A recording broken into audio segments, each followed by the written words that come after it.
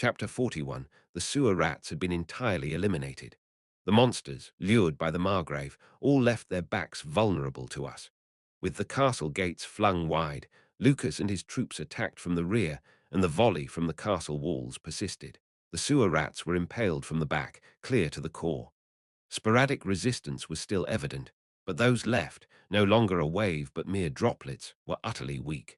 Facing the human swords and spears, the swarm of rats was hunted down. It took no time at all to exterminate the lingering rats.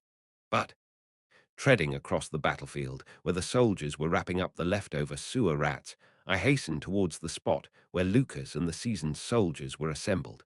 Damien, who had healing magic, was at my side. "Your Highness." As I neared, Lucas looked at me. Lucas' fresh armor and new sword were smeared with rat blood, but Lucas, devoid of any intention to clean it off, lowered his head heavily. "It appears we are too late." I pushed through the crowd and stepped into the center of the gathering. The crossroad Margrave was lying there. The condition of the veteran knight was ghastly. His armor, shredded by the swarm of rats, was unrecognizable, and his limbs were almost gone. Where the monsters had bitten into his body, his bones were visible. Damien rushed over and applied his healing magic to the Margrave, but "I apologize, Your Highness. This injury." Right after, Damien closed his eyes tightly and bowed his head. He must be implying that his healing magic was futile.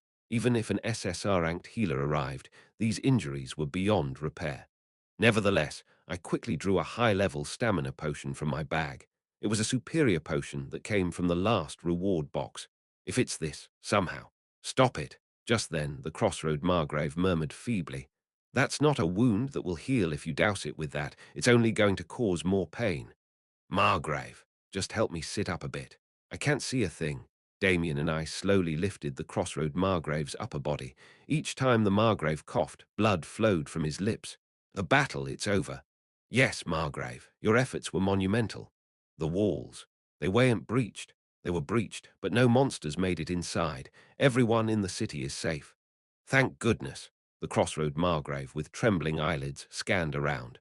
The veteran soldiers, who had defended this place with him their entire lives, were standing around him with stern expressions. A faint smile rested on the Margrave's lips. "Don't look so glum, everyone. This is the monster frontline. It's only natural for someone to die here. It's just my turn. Do not mourn each death. Instead, rejoice in our victory, in our survival." The retiring lord, with an expression of calm, looked at me. "This city is a city on a grave. It's a moniker earned from the many fallen warriors, but it also means that even if it's on a grave, life continues." I strained my ears to catch his words. "A city halts if we only dwell in sorrow and loss. Young lord, while it's important to mourn, grant an equal measure of joy to all. Ill bear that in mind, because hope is what keeps us alive." The Margrave, with remarkable effort, gently shut his eyes. "So if someone has to die, it might as well be me who has no more hope to lose." The bleeding, which had been momentarily stalled by Damien's healing magic, started anew. Blood gushed like a river from the old knight's body. Damien looked at me, shaking his head sorrowfully. The Margrave murmured with a pallid face, "Promise me one thing, Prince Ash." "Speak, Margrave. I'll do my utmost if it's within my power. If my daughter ever comes here, tell her father is sorry. Please live freely, live as you wish." I nodded. "I'll ensure your message is conveyed." "Good, that's sufficient." The shadow of death flashed across his face. With his dimming eyes, the Margrave muttered as he stared into the emptiness. "I am sorry, my love." He was expressing his regrets to his departed wife. "I couldn't safeguard anything. Not the orchard, not you, not our daughter. Nothing. No, Margrave." I gently held his hand that barely retained its shape. "You saved the world, not just this once, but over your entire life. You defended all humanity on the front lines. The world is heavily indebted to you."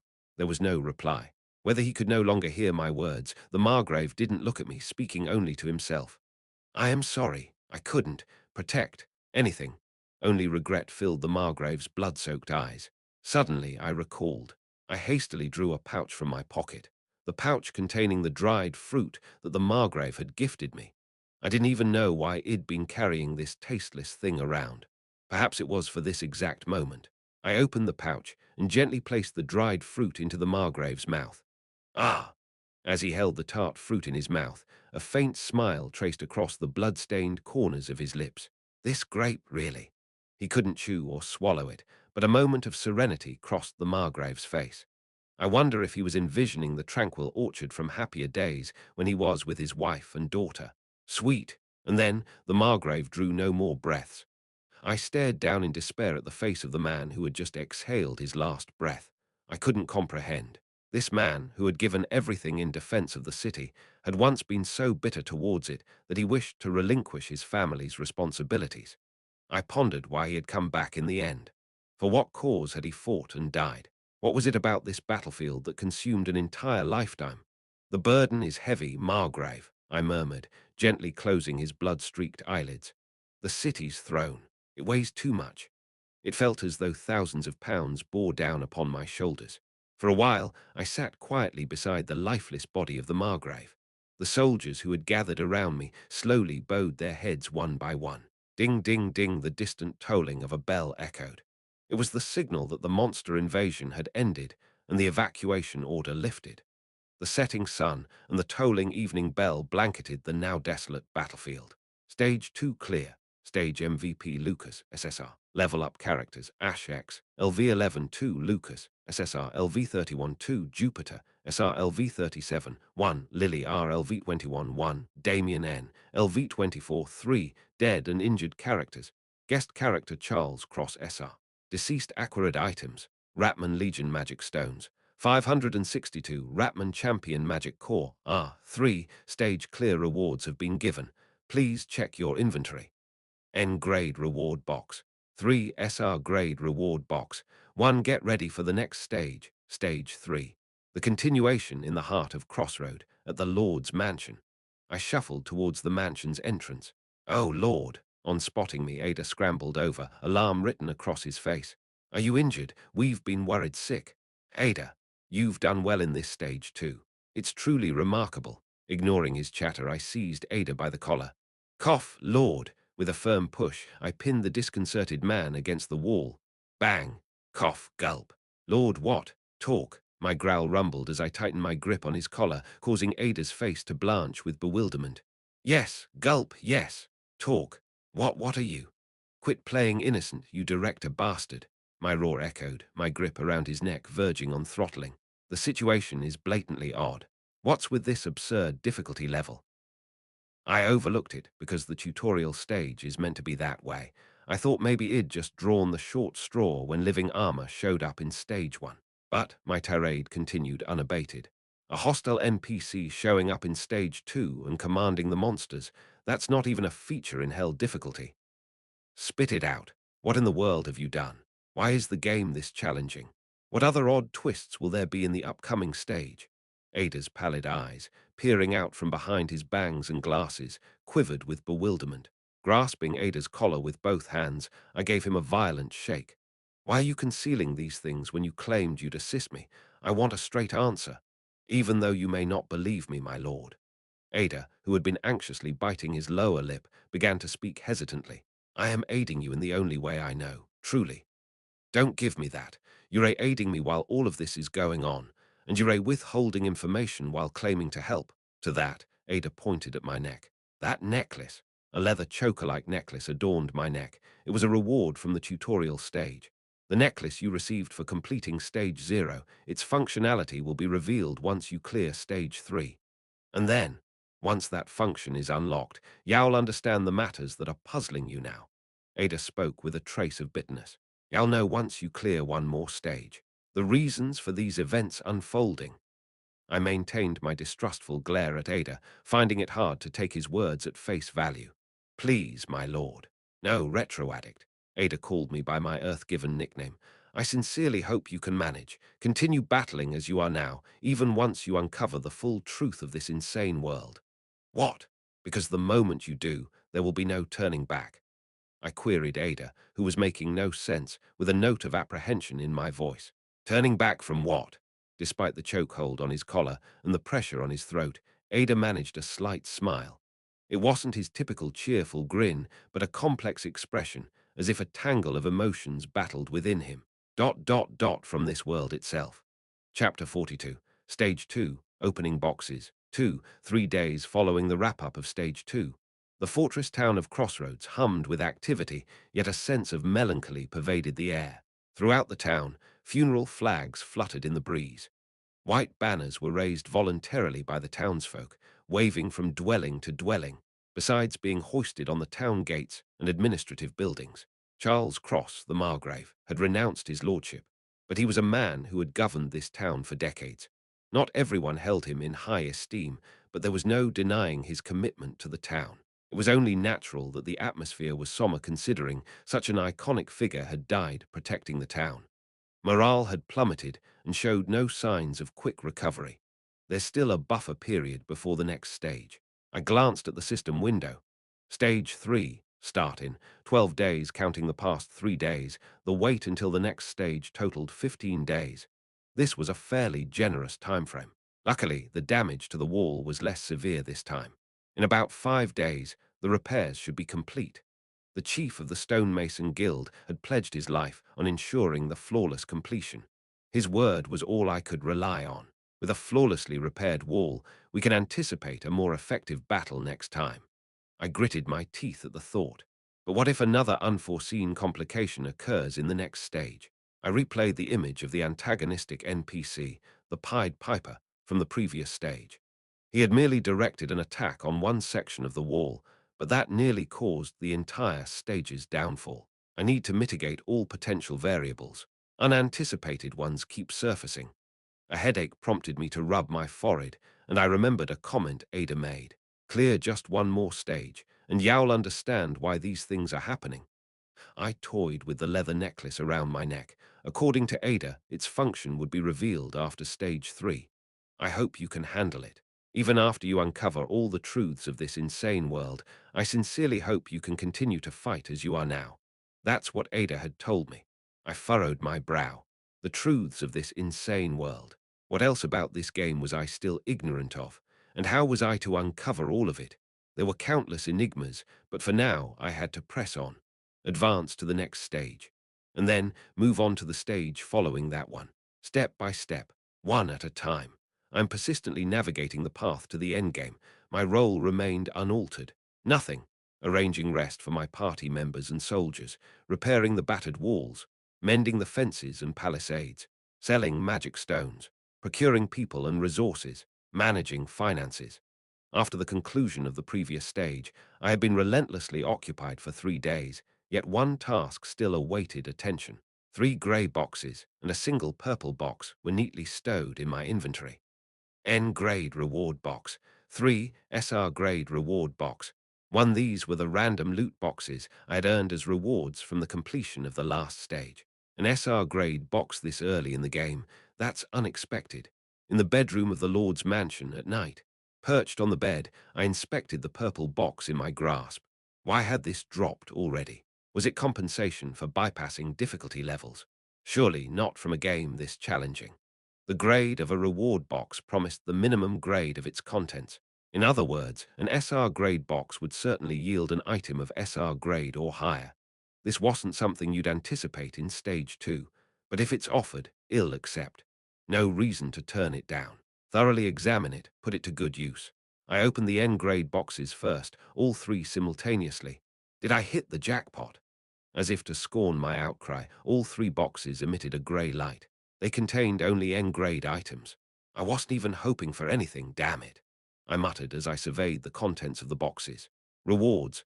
Status abnormality recovery potion, status abnormality recovery potion, standard low-grade magic core. N, 2 status abnormality recovery potions, and 1 N-grade magic core. All useful, but hardly thrilling. I threw the unremarkable rewards into my inventory, my lips twisted in dissatisfaction. Now for the main event. I held the SR grade box in my hand and swallowed hard. Please, one more jackpot, please. Last time, I got a lucky item akin to comic relief, so this time, just one outrageously overpowered cheat item. I burst the box open. Did I hit the jackpot? And the light that sprang from the box was purple. Damn. So an SSR grade was off the table, but an SR grade was still not too shabby. I picked up the reward from the box. I could sense its significant weight and texture. Could it be a jackpot? Rewards. Magic Gun Hunter's Retribution, SR, a real jackpot. From the box emerged a lengthy rifle. I quickly checked its features. Hunter's Retribution, SR LV25, category, Magic Gun Attack Power, 50-75 durability, 5/5 magazine, 10/10. When attacking an enemy's rear, armor penetration increases by 10%. When attacking an enemy's rear, critical hit chance increases by 10%.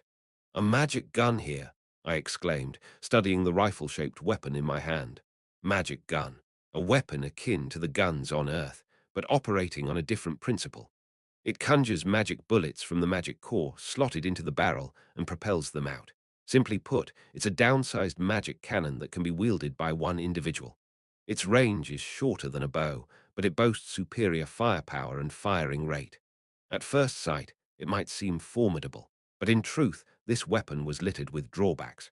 To start with, its essentially shrunk cannon-like design made it absurdly challenging to maneuver. The aim was strenuous, the recoil overwhelming. It was a weapon that turned accurate hitting into a laborious task. For similar reasons, its reduced size made it unstable. Breakdowns were frequent, and should the magic core overheat, the equipment could be rendered completely useless. However, the most critical issue was its ammunition capacity. The number of magic bullets a magic core could create was set. Once all the bullets were spent, there was no recourse during the several hours of generation cooldown time. This caused most players to steer clear of it, making it a phased-out weapon type. With the widespread use of dependable bows and crossbows, there was no rationale to employ a faulty magic gun. I swear they always hand me some crap items. Why do they do this? I groaned. Where to use this? Hold on a second. Just as I contemplated stripping it for parts, an idea struck my mind like a flash of lightning. What if Damien wields this? A magic gun inflicted the highest damage among personal firearms. For Damien, devoid of any attack skills, a magic gun could be a very appealing alternative. The primary downsides of a magic gun are threefold. It's hard to aim, it lacks stability, and its ammunition is scarce. Out of these, aiming wouldn't be a concern. After all, Damien possessed farsight. If I could just manage the remaining two issues, it could notably enhance Damien's combat effectiveness. Okay. After briefly closing my eyes in thought, I leaped from my chair. Exiting my room, I made my way towards the mansion's entrance, hollering, "Lucas, get the carriage ready. We're heading out." Despite the late hour, I boarded the carriage Lucas prepared and darted into the city. I beelined for the blacksmith's. "Your Highness, what brings you here?" The blacksmith, tidying up his shop alone, welcomed me with a shocked expression. "What brings you at this hour?" "I am here because I have urgent matters." Without pausing to explain, I dashed into the blacksmith's and set the item I carried onto the table. "Do you know what this is?" The recently procured SR-grade magic gun, Hunter's Retribution it was. The blacksmith, cautiously picking up the magic gun, admired it with a ho-ho. "This is a magic gun. You're well informed." "Indeed, it's a weapon type that was developed around 100 years ago and was studied but later discontinued. It's difficult to handle, unstable." It seemed that this understanding was not only in the game, but in reality as well. "So it's not practical." "Haha, it's pricey and inefficient. You're better off using a cannon. It has some value as an antique, though." I drummed on the magic gun id laid on the table with my fingertips. "Anyway, judging by this, you could craft a new one." "Ha! Well, indeed. It is a part of the Imperial Army's standard gear, after all, and its design is much like that of a magic cannon." The guild leader of the blacksmiths quickly chimed in. "However, it's closer to a relic than a personal weapon, so an alchemist is needed for its construction. I'll discuss this with the alchemist workshop. We'll collaborate on its creation." "Understood. As long as you supply the magic cores that will be at the heart of the equipment, we can initiate production promptly." Before the guild leader could finish his sentence, I emptied out the magic cores id brought in my pouch onto the table. 5 magic cores, clinking together, rolled out. 1 standard low-grade magic core N, 3 Ratman Champion magic cores R, and 1 Black Spider Queen magic core SSR. These were all the magic cores I had gathered so far. Looking at the magic cores with his mouth wide open, I gave a nod to the Blacksmith Guild's leader. "Craft 5 of them. Are you short on materials? Is it unstable?" "Well, we can overwhelm it with sheer numbers." In the game, a character could only utilize one weapon, but this was the real world. No one would label it as unfair and confiscate them for carrying multiple guns. Don't be confined by the game's rules. The monster creeps didn't move according to the game's rules. I needed to think more flexibly too. I'll certainly beat it, this damned game. I bit my lip tightly. I'll achieve it, whether it's the true ending or whatever. On my journey back to the mansion after a night out, as I sat in the carriage, deep in thought, I was outlining the forthcoming schedule in my mind. Then Lucas, positioned on the coachman's seat, tentatively struck up a conversation. Your Highness. You must have thought this through, of course. But magic cores are extremely scarce and are a top-level strategic asset. Maybe it would have been wiser to save some, rather than using them all like this. Indeed, magic cores are costly. They're crucial for crafting high-tier equipment or artifacts. The automated defense turret I assembled a few days ago also runs on an R-grade magic core, and I've used them all at once. More so, I plan to equip one person with several pieces of high-grade gear being created. It's decidedly inefficient. But if that user is Damien, it's a different matter. Damien's Farsight, which identifies the enemy's weakness as soon as it's activated. If used correctly, it's not wasteful to use several magic cores. Thank you for the advice, Lucas, but we can't predict what will occur in the next defensive battle. I offered Lucas a wide smile. We can't afford to save something like magic cores right now. Besides, we should be able to collect more cores soon. This was also a fact, because in the second exploration area we were about to delve into, magic cores were assured drops, and there would be quite a few of them. It's not about recklessly using up everything. Rather than hoarding and saving, let's put them into circulation promptly. Hmm, I admit that might have been a bit rash, but it's not an issue. Lucas said nothing further and continued to guide the carriage. I appreciated his forthright advice. We hadn't traveled much further when the mansion came into view. Suddenly, fatigue washed over me. I yawned broadly. Phew! Today, I resolved, I won't accomplish anything more. I'll just get plenty of sleep. With that thought, I turned my gaze towards the mansion. Ha! Something peculiar caught my eye. At the mansion's entrance, a small girl was standing there.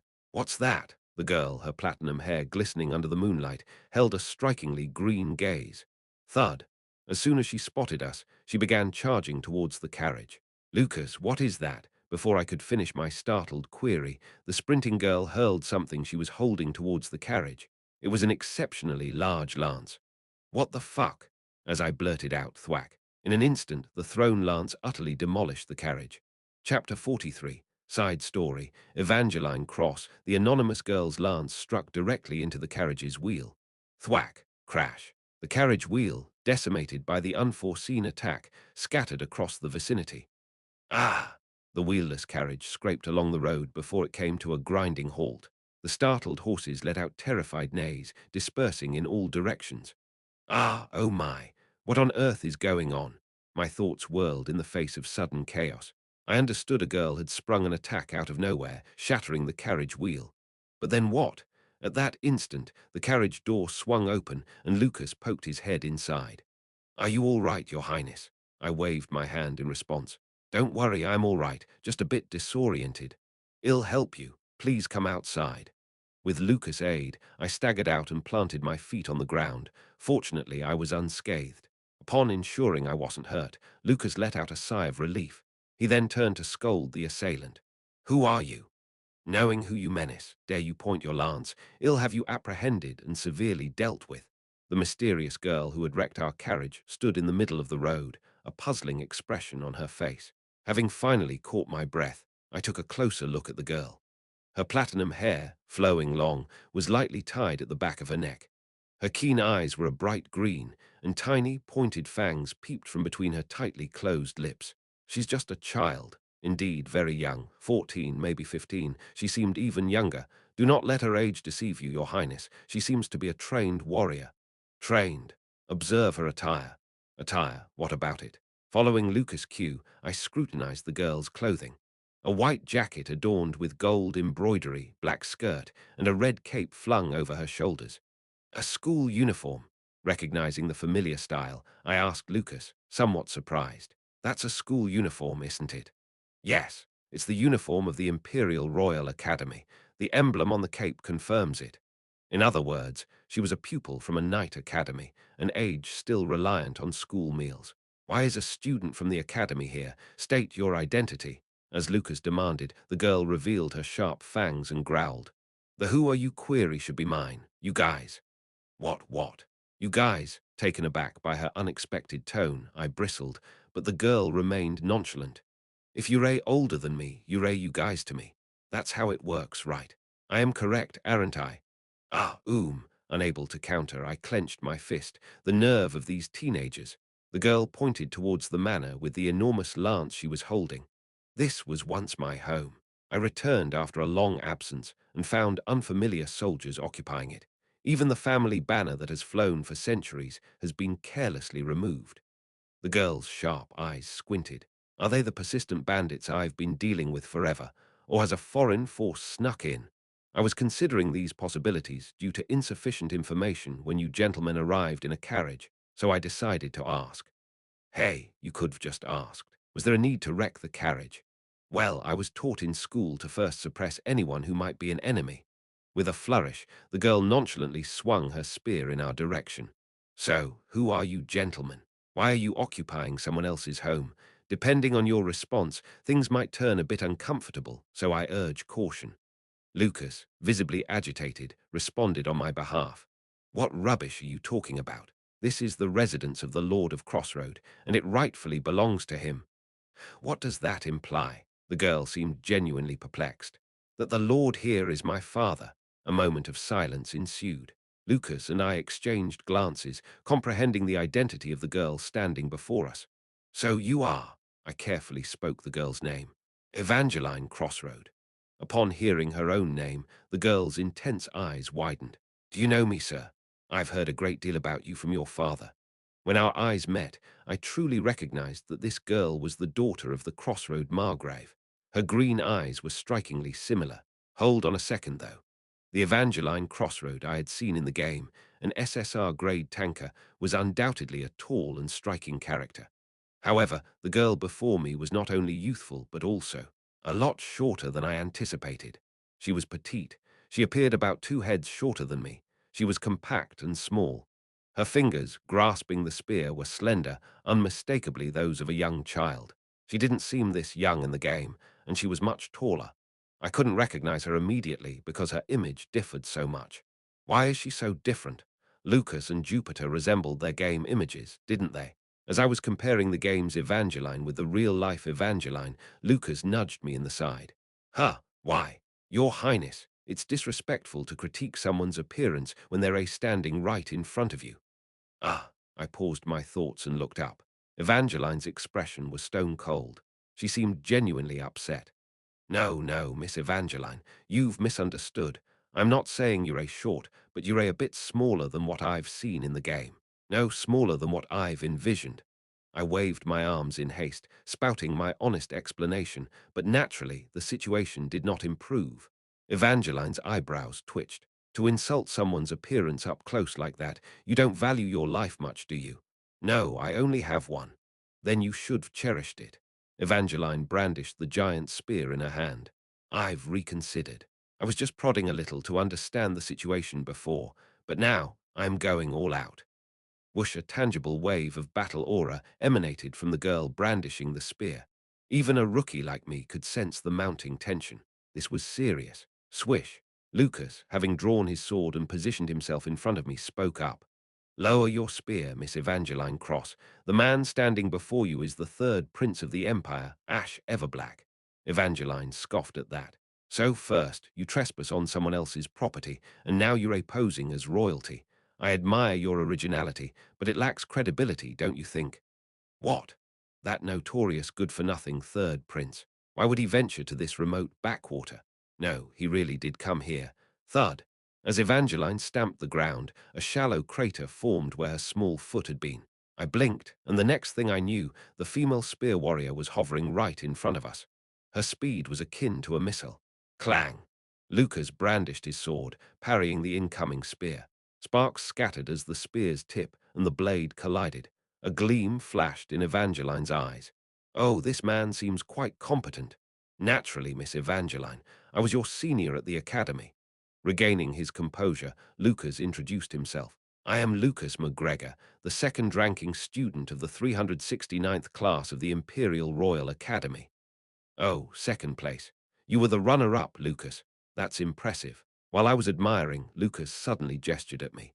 And His Highness, Ash Everblack, standing behind me, is also your senior from the academy. Really? Was I also an alumnus? Among the 369th class students, he is truly legendary. What? I was a legend. What kind of legend? What kind of legend was I, Lucas? Huh? Ah, well. However, after merely uttering the word legend, Lucas didn't provide any further details. Furthermore, he seemed to be avoiding my gaze. Feeling somewhat uneasy, I cautiously asked, Lucas, can I ask you something? Of course, Your Highness, anything. Well, what was my rank when I graduated? After a pause, Lucas, now visibly sweating, reluctantly responded, You were. First, ... from the bottom. Yes, I rubbed my forehead, which was now throbbing. So that's why I was a legend. Yes, well, it's not entirely incorrect, since you indeed carry the Emperor's blood. You were so passionate and confident that you disregarded your studies, and your aim was indeed to be first. From the bottom. Well, such audacity, truly audacious. You're right if you're going to slack, do it spectacularly, to the point of being last in the entire school. Good on you, Ash Everblack. And now, pretending to be our school seniors, you gentlemen certainly have a range. Evangeline, who had been listening to our sincere, yet not quite sincere, jests, shifted her stance. Her spear-carrying hand remained steady while the other reached out, then drew towards her chest as she inclined her body. One foot was withdrawn, both knees subtly flexed. Her curtsy was flawless and graceful, if only she weren't brandishing a massive spear. Understood. Then, from the 375th early graduate class, Evangeline Cross extends her regards to our senior classmates. Immediately afterward, her emerald eyes flashed brightly. Greetings, she surged forward. Lucas sprang into action without hesitation. Clang, cling, screech. The two knights locked in battle, their spear and sword crossing paths. Their skills were evenly matched. A true stalemate. This was to be expected, as they were both SSR-rated characters. Exceptional martial prodigies in this realm. Their talent could be considered equal. Ting! Crash! However, the battle started to subtly tilt in Lucas' favor.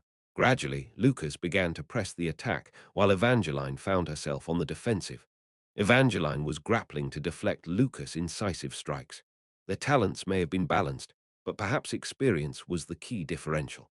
Lucas, who had honed his skills through numerous real battles to protect me, possessed a shrewdness that the still young Evangeline lacked.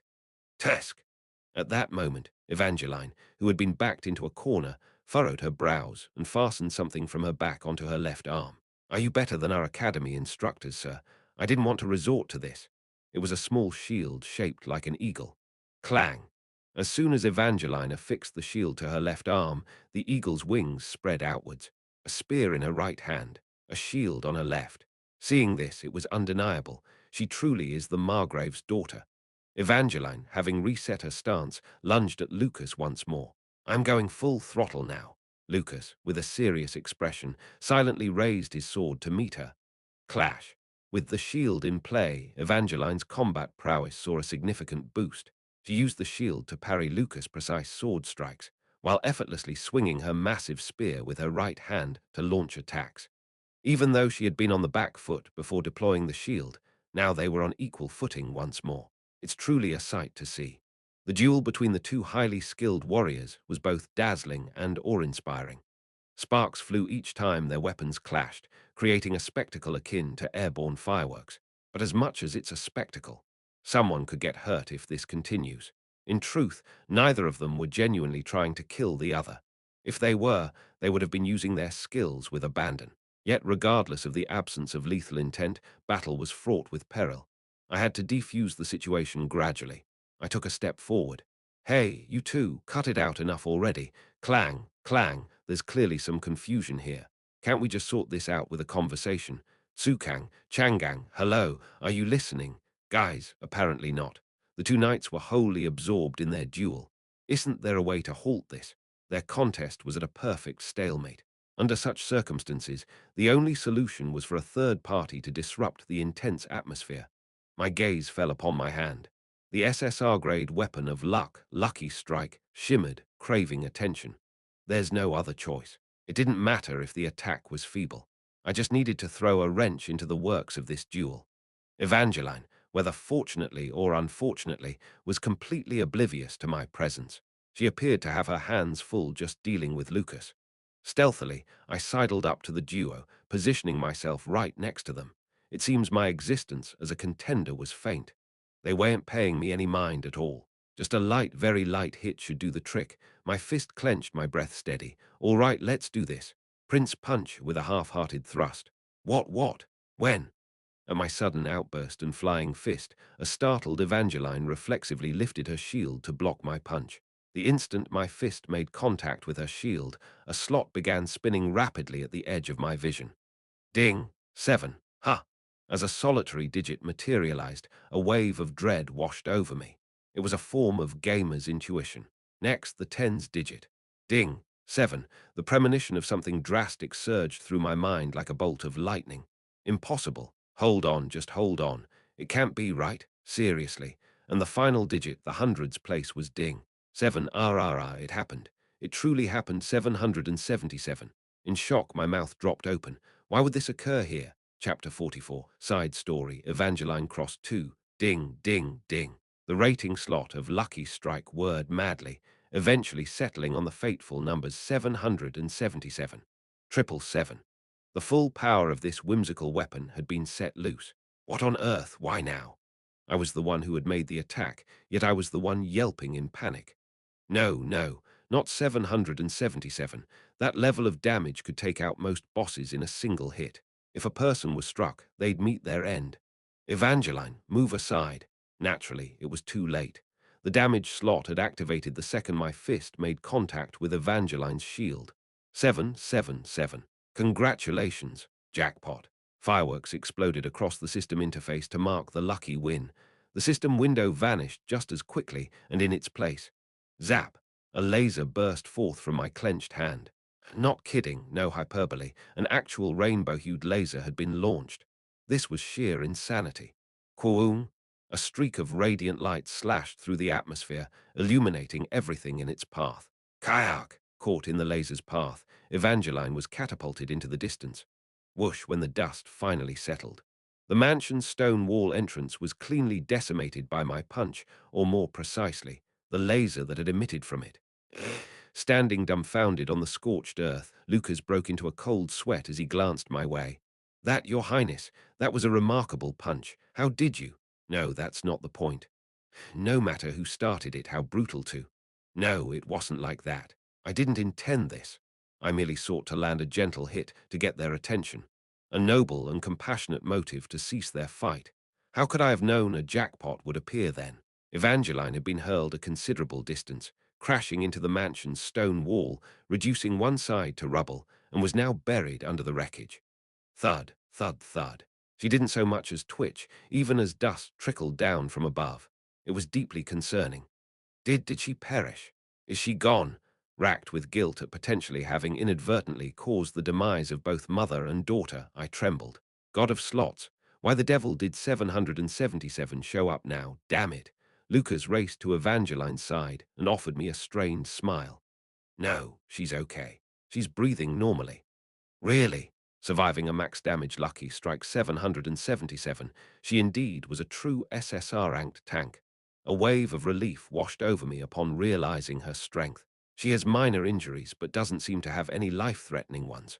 However, Lucas trailed off, his gaze drifting to one side. I followed his line of sight. There lay the fragmented eagle shield and the broken cavalry lance. They were all parts of Evangeline's gear. My fortuitous punch had shattered her armaments while safeguarding its owner. That looks expensive. Right. It was evident that this had been an SR-grade weapon, at least. Well, it was a weapon, but now, I sighed, holding the remnants of the shattered eagle wing. What do I do now? Can this be repaired? Lucas gently lifted the unconscious Evangeline from the wreckage of the stone wall. In any case, Your Majesty, that was remarkable. To take down an opponent I've struggled with in one hit.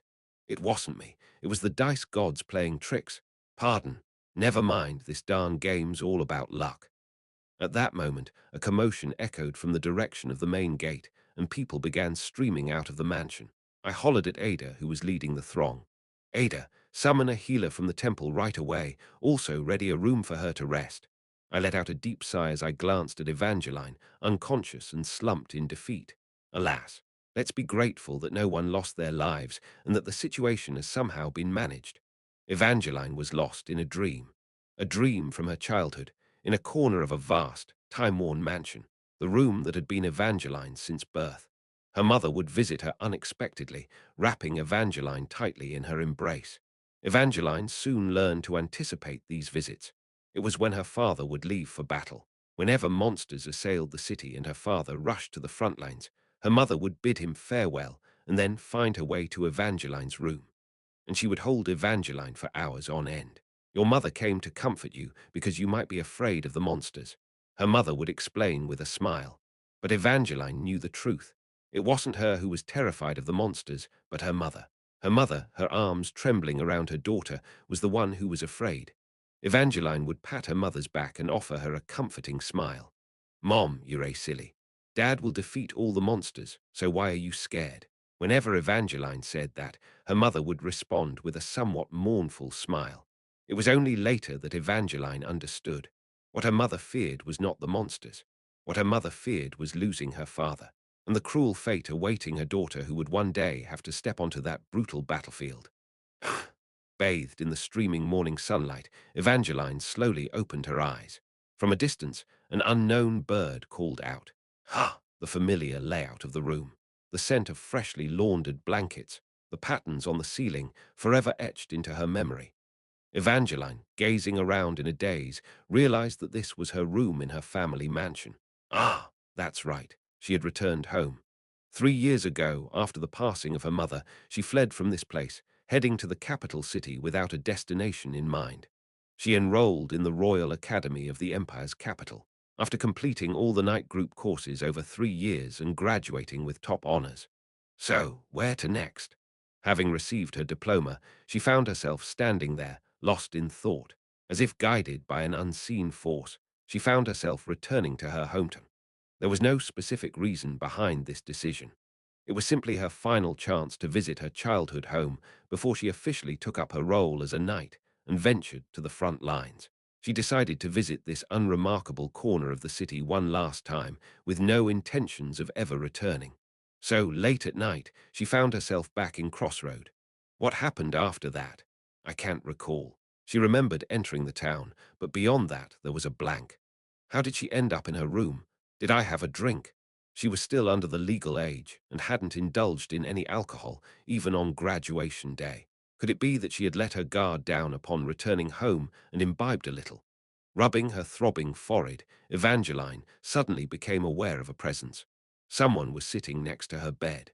Mom, she mumbled involuntarily, but then the harsh reality hit her. Her mother was no more. She had left them 3 years ago. Her eyes began to sting. Evangeline quickly covered them with her hand, her voice hoarse. No, it was Dad. It's been 3 years since we last saw each other. How have you been? Well, I need not ask. You must have been content, battling monsters every day, right? Ah, she hadn't intended to speak so harshly, but the bitter words just slipped out of her.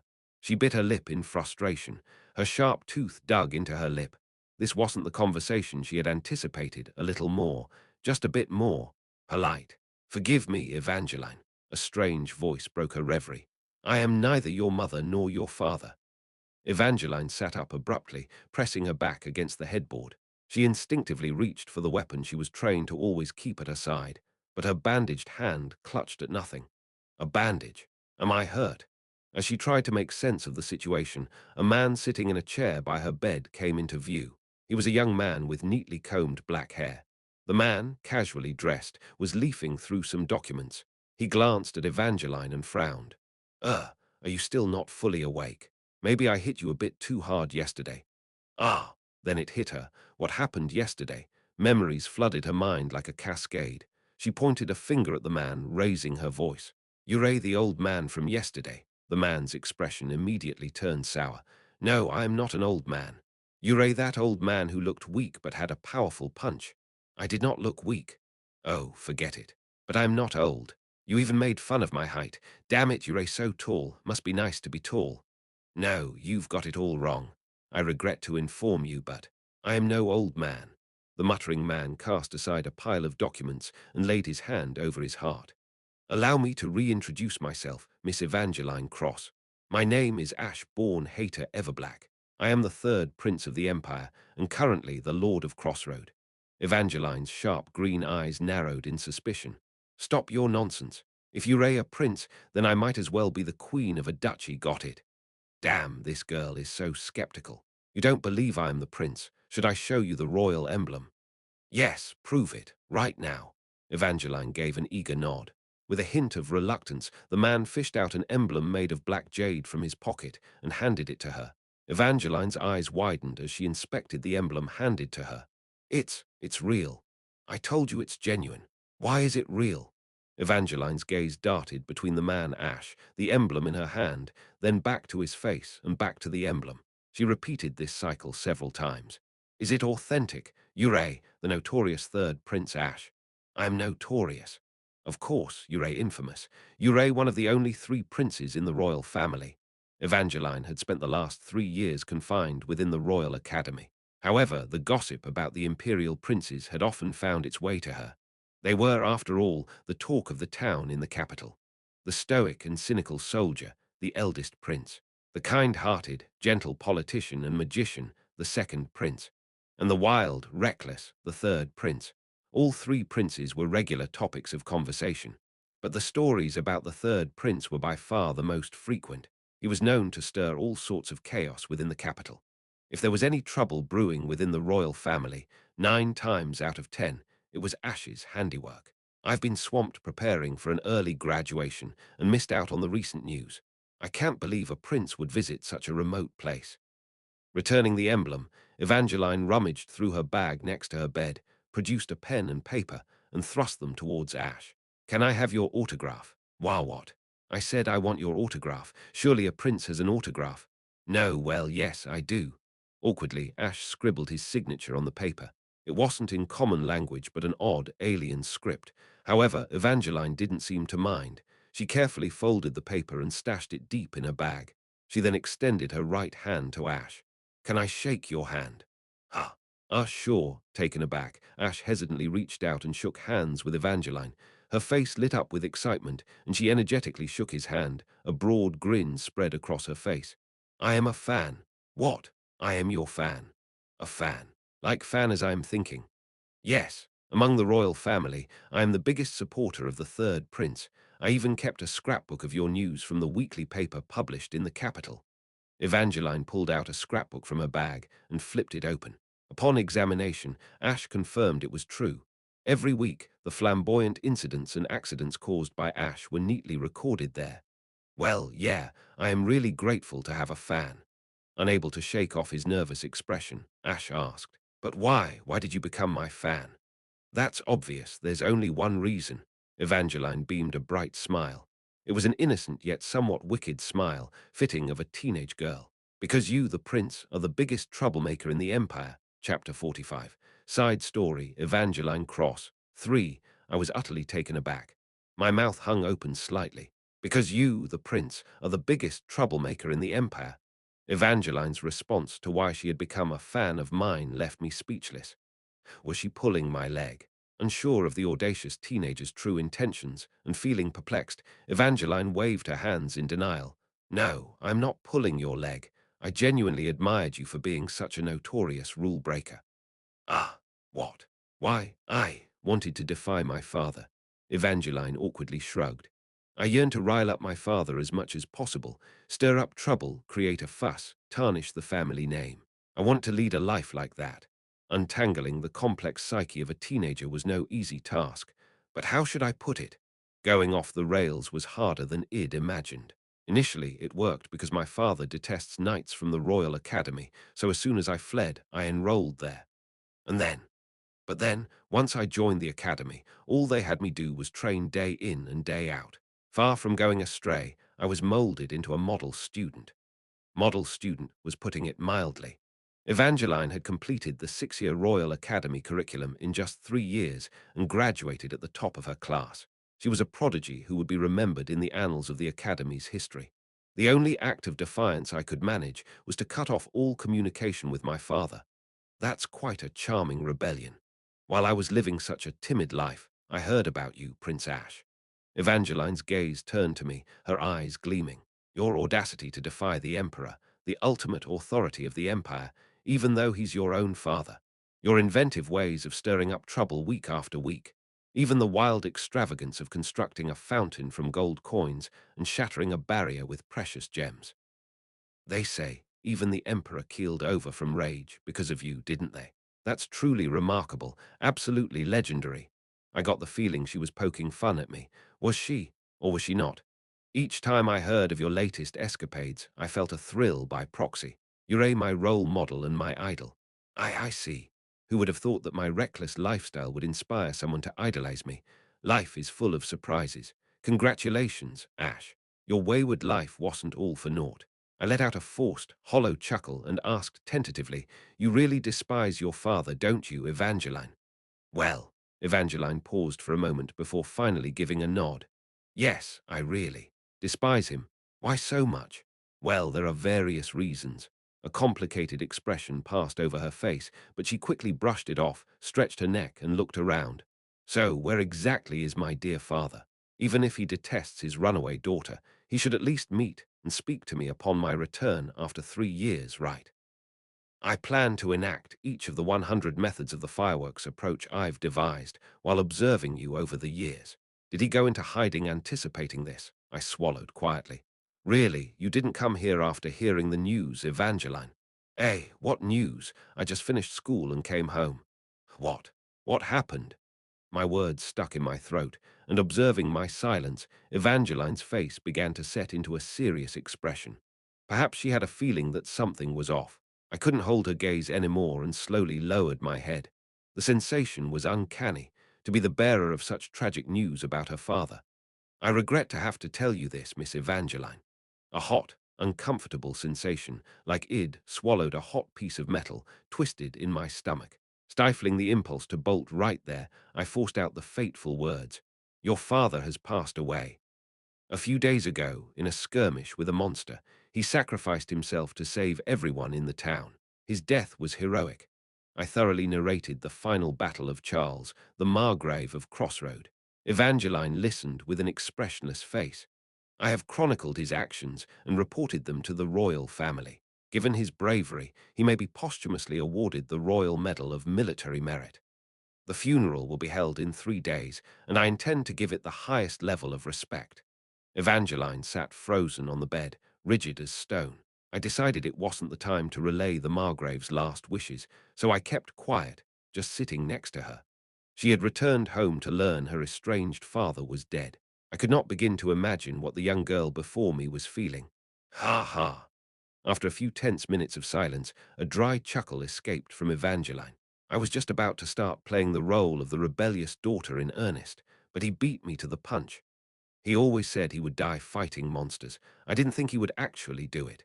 Evangeline's face was ashen as she gave a hollow laugh. He left without facing the brunt of my resentment. "I am sorry." Evangeline looked at me, confusion etched on her face. "Why is the prince apologizing? As it stands, I am the lord of this place, and I command the front line. Your father's death falls on my shoulders." I bowed deeply to Evangeline. "So you can blame me." "I am sorry." Evangeline, who had been quietly observing me, slowly found her voice. "Sir, are you really Prince Ash?" "What? No, it's just. The Prince Ash I've heard of was, let's say, much more." Evangeline rolled her eyes momentarily, seeking the right word, then blurted it out. "He was a self-absorbed, reckless brute who treated those around him poorly. But you seem far too considerate. Quit calling me a madman to my face." "But it's true, right? Remember what you did in the capital." "Even if it is true, I am still the prince, for heaven's sake. Ever heard of the crime of disrespecting royalty? Keep this up, and there'll be consequences." Well, it's somewhat ironic hearing that from someone who's been banished to this backwater. Damn, she has a point. The young girl in front of me was the successor of the Cross family, who had governed this region for many generations. Meanwhile, I was virtually banished from the royal family and landed here. In a nutshell, in this southernmost part of the Empire, Evangeline might wield more power than me. Anyway, thanks for your consideration, Prince. Evangeline nestled under the covers. But it doesn't feel real. It all feels fake, like a dream. I need some alone time. I slowly rose from my chair. A servant will be standing by outside the door. If you need anything, just ask. Get some rest.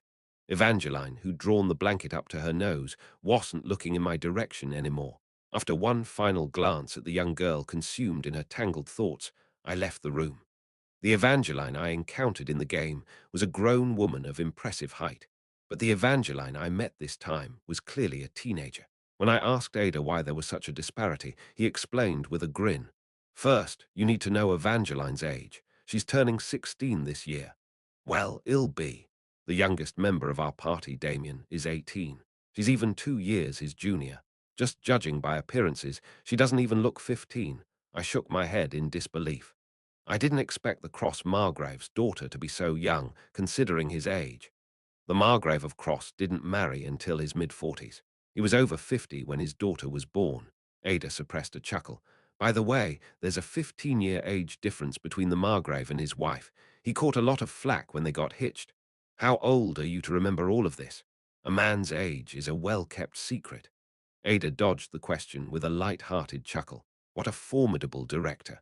Anyway, as you know, Evangeline doesn't appear in the game until the latter half of the second year or the beginning of the third year. Ah, the realization dawned on me. That is, the time when Evangeline makes her appearance in the game is about 2 years from now. It's not surprising for that young girl to blossom into a woman in 2 years. Kids grow up quickly these days. However, due to various circumstances in this game, she made her entrance much earlier than expected. I see. I pulled up the system window. Evangeline's data appeared. Evangeline, SSR, guest character, level, 35, title, inexperienced successor profession, advanced spear knight strength, 35 agility, 30 intelligence, 20 stamina, 35 magic power, 20 wow and SSR. Just a quick glance at these stats sends waves of exhilaration through me. A pure tank, a shield and spear knight, boasting such impressive agility it's simply astounding. She's fit to tank through evasion. Yet what truly sets Evangeline apart as the greatest tank in this game is not solely her stats, but a synergistic blend of skills. Possessed skills, passive. Battle cry skill 1, damage save skill 2, damage payback ultimate. Unlocked after third job advancement. The passive skill, battle cry, is the very essence of shield knights. It agitates enemies and bolsters allies. Such common skills can greatly vary in their impact depending on the character's rank and level. Given that Evangeline is of SSR grade, her skill effectiveness should be exceptional. A single roar on the battlefield, and the entire situation shifts. However, the true game changers are the active skills. Skill 1, damage save. Skill 2, damage payback. Their effects are astonishingly straightforward. Damage save accumulates the damage absorbed by the shield, and damage payback repels the amassed damage back onto the enemy. The real kicker is, even when damage is dealt, she doesn't suffer the blow, she just stores it, and then reflects the banked damage to the enemy. Sure, the storage capacity has its limits, and the second skill can't be used at whim. If the damage exceeds the storage capacity, the blow has to be taken directly. Like my barrage of 777 punches yesterday. If a potent attack lands all at once, the hit has to be taken, and the second skill can only be triggered when the storage capacity is filled up to a certain extent. If the enemy's attacks aren't potent, there's no damage storage, rendering the second skill essentially useless. Despite these minor caveats, it doesn't diminish the fact that she's outrageously powerful. The best part is that while being a pure tank, she can contribute to attacks more than an average dealer. If she's part of a team, she'll manage both tanking and dealing damage solo. She's nearly the epitome of a self-contained offense and defense tank, so players in the game were clamoring to recruit her. That's not all there is. Evangeline's equipped traits are also on another level. Equipped traits, 2/3, unstoppable, error-prone, cannot be removed, unstoppable. It's exactly what the word implies. Evangeline is unstoppable.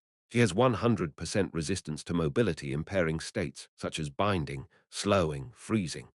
Regardless of what hindrance the enemy attempts, she can disregard it all, navigating like a tank, smashing everything in her path. This is an incredibly subtly powerful passive. It's rare for a tank to have such an effective passive. She's indeed a cheat character, a cheat character. Wait, what? But the second trait is something I've never encountered before. Error-prone. Did Evangeline always have this trait? To investigate further, I called up the description. Error-prone. Given her youthful inexperience, she is prone to occasional errors. The likelihood of her committing both major and minor mistakes on the battlefield is elevated. This trait dissipates once a specific amount of experience is gained. This explanation popped up. Blast it! I thwacked my forehead. Sure, her earlier-than-expected appearance was a boon, but it came accompanied by this detrimental trait. Well, she's still quite young. At 16, she's merely a child. This is not her battlefield, but rather an age to be filled with laughter and carefree chatter with friends in a more ordinary setting. Brother, an unexpected tremor coursed through my fingertips. Ada came closer to me as I stayed silent. My lord, you plan on recruiting Miss Evangeline to our team, correct? Ah, well, I found myself unable to respond immediately. It was akin to having a nugget of gold tumbling before my eyes. Evangeline was, without a doubt, the preeminent tank in this game. It was a must to recruit her. However, just promise me one thing, Prince Ash. The echo of the Margrave's final plea, whispered into my ear mere days ago as he perished in my arms, still resonated vividly in my mind. Incapable of providing an immediate response to Ada's query, I merely pursed my lips tightly together. Chapter 46, Side Story, Main Party, 2. Are you choosing not to invite Miss Evangeline to join our ranks? Ada pressed me further as I vacillated. Miss Evangeline could prove a crucial asset. To claim I'm not enticed would be a falsehood. Truthfully, I was hell-bent on recruiting her. The desire was overwhelming, to possess two SSR tier frontliners at stage 3. Moreover, those being Lucas and Evangeline. Regardless of how much the game tweaks the difficulty, having those two on my side would make for smooth sailing. However, I yearn for my daughter to escape this accursed place, this accursed duty, and to live a serene and joyful life. I had given my word. Please live freely, as your heart desires. It was the final wish of the departed Margrave. His dying plea was to free his daughter from the family's burden. I must uphold my promise. I'll let her choose her own path. Aren't you concerned about potential regret from missing this opportunity, my lord? Isn't it prudent to keep her with us, even if by force? I refuse to disregard basic human decency merely for the purpose of game completion. Ada cocked his head, perplexed. But wasn't your success in overcoming Hell Iron Man due to your indifference towards such considerations? That's accurate. I had crammed countless characters into every corner of the game, treated them as expendable pawns. For subquests, treasure chests, challenges, innumerable lives I traded. I sacrificed lives for efficiency. That's how I managed to conquer Hell Iron Man. However, if I were to employ the same methods this time around, it would mean I haven't evolved. I grinned faintly. My aim is to be a better version of myself than I was yesterday. Ada regarded me with a complex look. Such a constraint may end up being your downfall someday, my lord. I can live with that. I have no intentions of feigning sainthood, nor am I inclined to morph into a monster. Even in a realm where life is taken lightly, I yearn to remain human. That's the crux of it. Anyway, Ada, please take good care of Evangeline. She's a teenager undergoing the tumultuous phase of puberty. She must be bewildered. As you command, my lord. At my words, Ada nodded respectfully, pausing before changing the topic. Speaking of which, my lord. There's the matter of Miss Evangeline's spear and shield that you demolished recently. Oh, that. I had shattered Evangeline's equipment with my 777 punch and had yet to address it. Ada, who had been hemming and hawing, finally spoke up. Upon inspection, it turns out both the spear and the shield were of SSR grade. They're irreparable, beyond the point of salvaging any materials. How do you propose to compensate for this? I momentarily felt light-headed. SSR-grade items, both of them. That signified they were not only pricey, but exceedingly rare as well. Should I be in awe of the potent force of my punch that obliterated them in a single blow? Could I craft replacements? To fabricate top-tier gear, I require magic cores. Blast it. I had exhausted all the remaining magic cores in the production of magic cannons. Could my stroke of luck rectify this situation? Could we call it even? I don't think that's feasible. Blast. A headache began to blossom, prompting me to massage the bridge of my nose while releasing a wearied sigh. Summon the party. The time was ripe for our expedition into the dungeon. With sleep-deprived eyes wide open, I rose briskly from my seat. Time to hunt for some magic cause. Regarding the equipment, we could simply craft new ones right. Thus, several hours later, as evening draped itself over the mansion grounds, it seems like a while since we last gathered. I addressed my assembled comrades.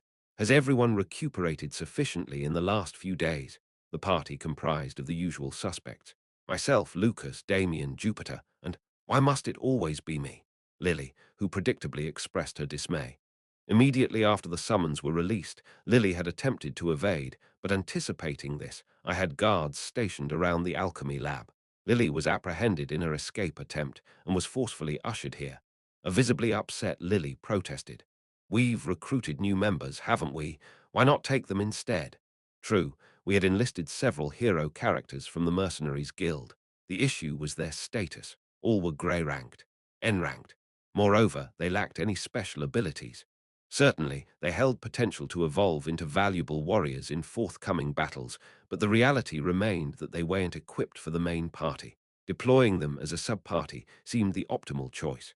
Therefore, after the filtering process, our ranked fire mage Lily found herself once again summoned by the main party. Furthermore, Lily, having surpassed level 20 in previous battles and completed the first-class transfer, had acquired a new skill dubbed Fire Cannon. Though it's essentially a powerful fireball, given she's a mage, she guarantees more firepower than an average mercenary. The items you commissioned at the blacksmith also require coordination with the alchemist's workshop. I'll supervise it diligently. Isn't that right, Your Highness? Lily pleaded, clinging to my leg. I grumbled, facing a quandary. I had no intention to perpetually exploit Lily in the main party. Bringing a companion hampered by a leg injury into a hazardous dungeon was unquestionably reckless. However, the harsh truth was that I lacked a suitable replacement. If only I could enlist a competent R-ranked, no, even a respectable N-ranked hero character to take Lily's place. The recruitment of hero characters was a sluggish process. The influx of newcomers to the Mercenary Guild remained scant. I've been recruiting them as they trickle in. It would be fortuitous if I could enlist a competent NPC in the dungeon, but that's entirely dependent on luck. I grumbled to myself, resting my chin in thought. What should be my next move? Your Majesty, please be merciful. Lily had resorted to the formal courtly vernacular in her desperate plea. Just then, where are you all heading? A youthful female voice broke the silence. All eyes turned in its direction. Evangeline, a perplexed expression adorning her face, was ambling towards us from the mansion. Without any armor, she appeared even more petite and out of place. Ha! Lily, recognizing the surge of SSR-grade energy radiating from Evangeline, hastily questioned me, her eyes wide with astonishment. Your Majesty, who is she? There are some among us who haven't met her yet. Everyone, greet her. With some reluctance, I introduced her. This is Evangeline Cross, the only offspring of the Cross Margrave. Upon learning she was the Margrave's daughter, Lily and Damien swiftly bowed their heads in respect. Jupiter, who had just finished her cigarette, presented a crisp salute. Condolences on the loss of your father, Miss Evangeline. Evangeline reciprocated with a flawless salute, so polished it was as if she had been trained in a military academy. Thank you for your sympathy, but I am managing. Next, Evangeline's gaze met mine. So where exactly are you heading? Despite my hesitation to share, I responded truthfully. The dungeon. The dungeon. But where in this? She halted mid-sentence, her eyes wide with surprise. You don't mean the dungeon beneath the lake? So you were aware of it too. The lake is merely a cesspool for monsters. The dungeon beneath it is nothing more than an inflated myth. Evangeline shrugged, her arms crossed. Numerous naive adventurers have flocked to the lake, lured by the promise of treasure, but none ever returned. Not exactly. We have ventured there and returned safely. Evangeline narrowed her keen eyes, clearly incredulous. I shrugged in response. And we are set to journey there again. So what you're implying, Evangeline raised a finger, seeking confirmation, is that there's a dungeon that our Cross family, who has presided over this land for generations, is unaware of, and you have traversed it. Is that what you're claiming? The latter part is correct, Evangeline. However, as for the former, your family might have known about it. You're simply the one left uninformed. Evangeline bit her lip. She hadn't been groomed as the successor of the Cross family, as would have been customary. Instead, she had chosen the path of an elite officer at the Royal Academy. Even if the Cross family had been privy to the secret of the lake's subterranean dungeon, she wouldn't have been enlightened. Whether you believe it or not is inconsequential. We're proceeding nonetheless. The loss of weapons necessitated our trip. As I casually waved off her skepticism, Evangeline took a decisive step forward. I wish to accompany you. What in the world? Even though it may not appear so, I'm a top graduate from the Royal Academy. I can confidently say I'll be more useful in a battle than anyone else. Senpai, Evangeline stressed the word senpai, seeming to put in extra effort. It seems like she wants to make it clear that she, too, graduated from the prestigious academy and can hold her own. I interpreted. I sighed deeply. I get that, Junior, but please, I implore you to bring me along. If there truly is something beneath the lake, I need to witness it firsthand. Well, as the last surviving member of the Cross family, both of my parents fell victim to the monsters of the lake. I believe I have every right to investigate. I chose to remain silent. That was precisely the issue. My intent was to keep her from facing the monstrous dangers lurking beneath the lake. Your father wished the same. Suppressing my thoughts, I simply nodded. Are you physically up to it? Instead of responding verbally, Evangeline unraveled the bandage on her arm. Minor cuts and scrapes were all impeccably healed. Indeed, her healing ability was befitting of an SSR-grade tanker. What about mentally? Excuse me. Have you regained your composure?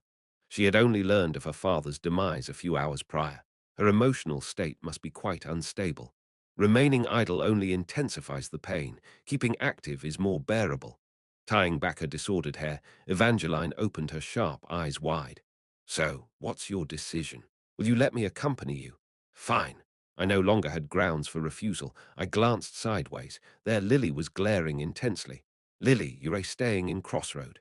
Yay! Lily erupted into a joyous dance, arms swinging wildly. She seemed genuinely ecstatic. By the way, have you seen my lance and shield? Observing the rest of the party fully equipped, Evangeline inquired. I distinctly remember having them before I fainted yesterday. Ahem, ahem. They were slightly damaged, so I dropped them off with the blacksmith for repairs. I quickly motioned to Ada. He immediately dashed off to the warehouse. For now, you can borrow some of the spare equipment we have. Well, I suppose that'll do. Ada returned from the warehouse with a lance and a shield in just a few minutes. Heh, I just grabbed the first ones I saw. They were, of course, a sizable cavalry lance and shield. Although smaller than Evangeline's previous gear, they were still fairly large. Evangeline happily donned both pieces of equipment. It's the same gear I used when I was younger. It's been quite some time. Boom, vroom. Evangeline spun the massive cavalry lance as if twirling a baton, then gave a nod of approval. It's slightly lighter than what I am accustomed to, but I think it'll suffice. To me, it seemed like a massive chunk of iron. That's considered light. Of course, her strength stat is 35. Even with 5 of me, she'd probably still beat me in an arm wrestle. All right, I am set. Evangeline, having secured her lance with a leather strap to her waist, sought confirmation once again. So you're letting me join the team? Yes, yes. It's best I pay heed to my junior. I opened the system window and added Evangeline to the group, leaving Lily out. Main party 5/5. Ash X, LV11 Lucas, SSR, LV31 Jupiter, SR, LV37 Damien, N, LV24 Evangeline, SSR. LV35 guest character, a chime signaled the application of a new party synergy. The formation was Commander 1, Knight 2, Healer 1, Mage 1. Active party synergy. Commander 1, Battlefield Imperial Guard. The morale of this party never wavers. Knight 2, Dual Knights. Physical defense of all party members enhances by 20%. A knight-related synergy was activated. Our team had become quite solid. Why are you looking at me like that? No, it's nothing. I shrugged off Evangeline's perplexed expression. I was reminded of the dying Margrave in my arms, which made me feel uneasy. But honestly, having an SSR-grade tank in the team made me feel a lot safer. I smirked. I am relying on you, Evangeline, my junior. At this, Evangeline furrowed her eyebrows. By the way, how long do you plan on calling me your junior? Chapter 47. How long do you plan on calling me junior? Evangeline queried, a crease appearing between her brows. I answered with a nonchalant shrug. What's wrong? Don't like being referred to as junior. It sounds like you're poking fun at me. Well, you can always call me senior in return. Ha! Refer to me as senior. I am from the 369th batch of the Royal Academy, and you, Ray, from the 375th. We are indeed senior and junior, aren't we? On hearing my earnest request, Evangeline seemed slightly taken aback. Am I allowed to call you that? Why not? Feel free to address me as such, Junior. After a moment of hesitation, Evangeline took a deep breath. Fine. It's not common to address a royal this way. She inhaled sharply, then spoke. From this point on, I'll refer to you as Senior. I am relying on you. See, Senior. She managed to get the words out, her tiny fists balled up as if she were grappling with embarrassment. I let out a soft chuckle. If my actions could provide even a modicum of comfort to her, it would be worth it. Let's tread lightly and build a friendship. Just then, Lucas, who had been trembling slightly behind me, piped up. Hold on, Your Highness. What's up now? Was it because the term senior seemed too casual? Was Lucas throwing a fit? That's not fair. That wasn't it. I held my throbbing head.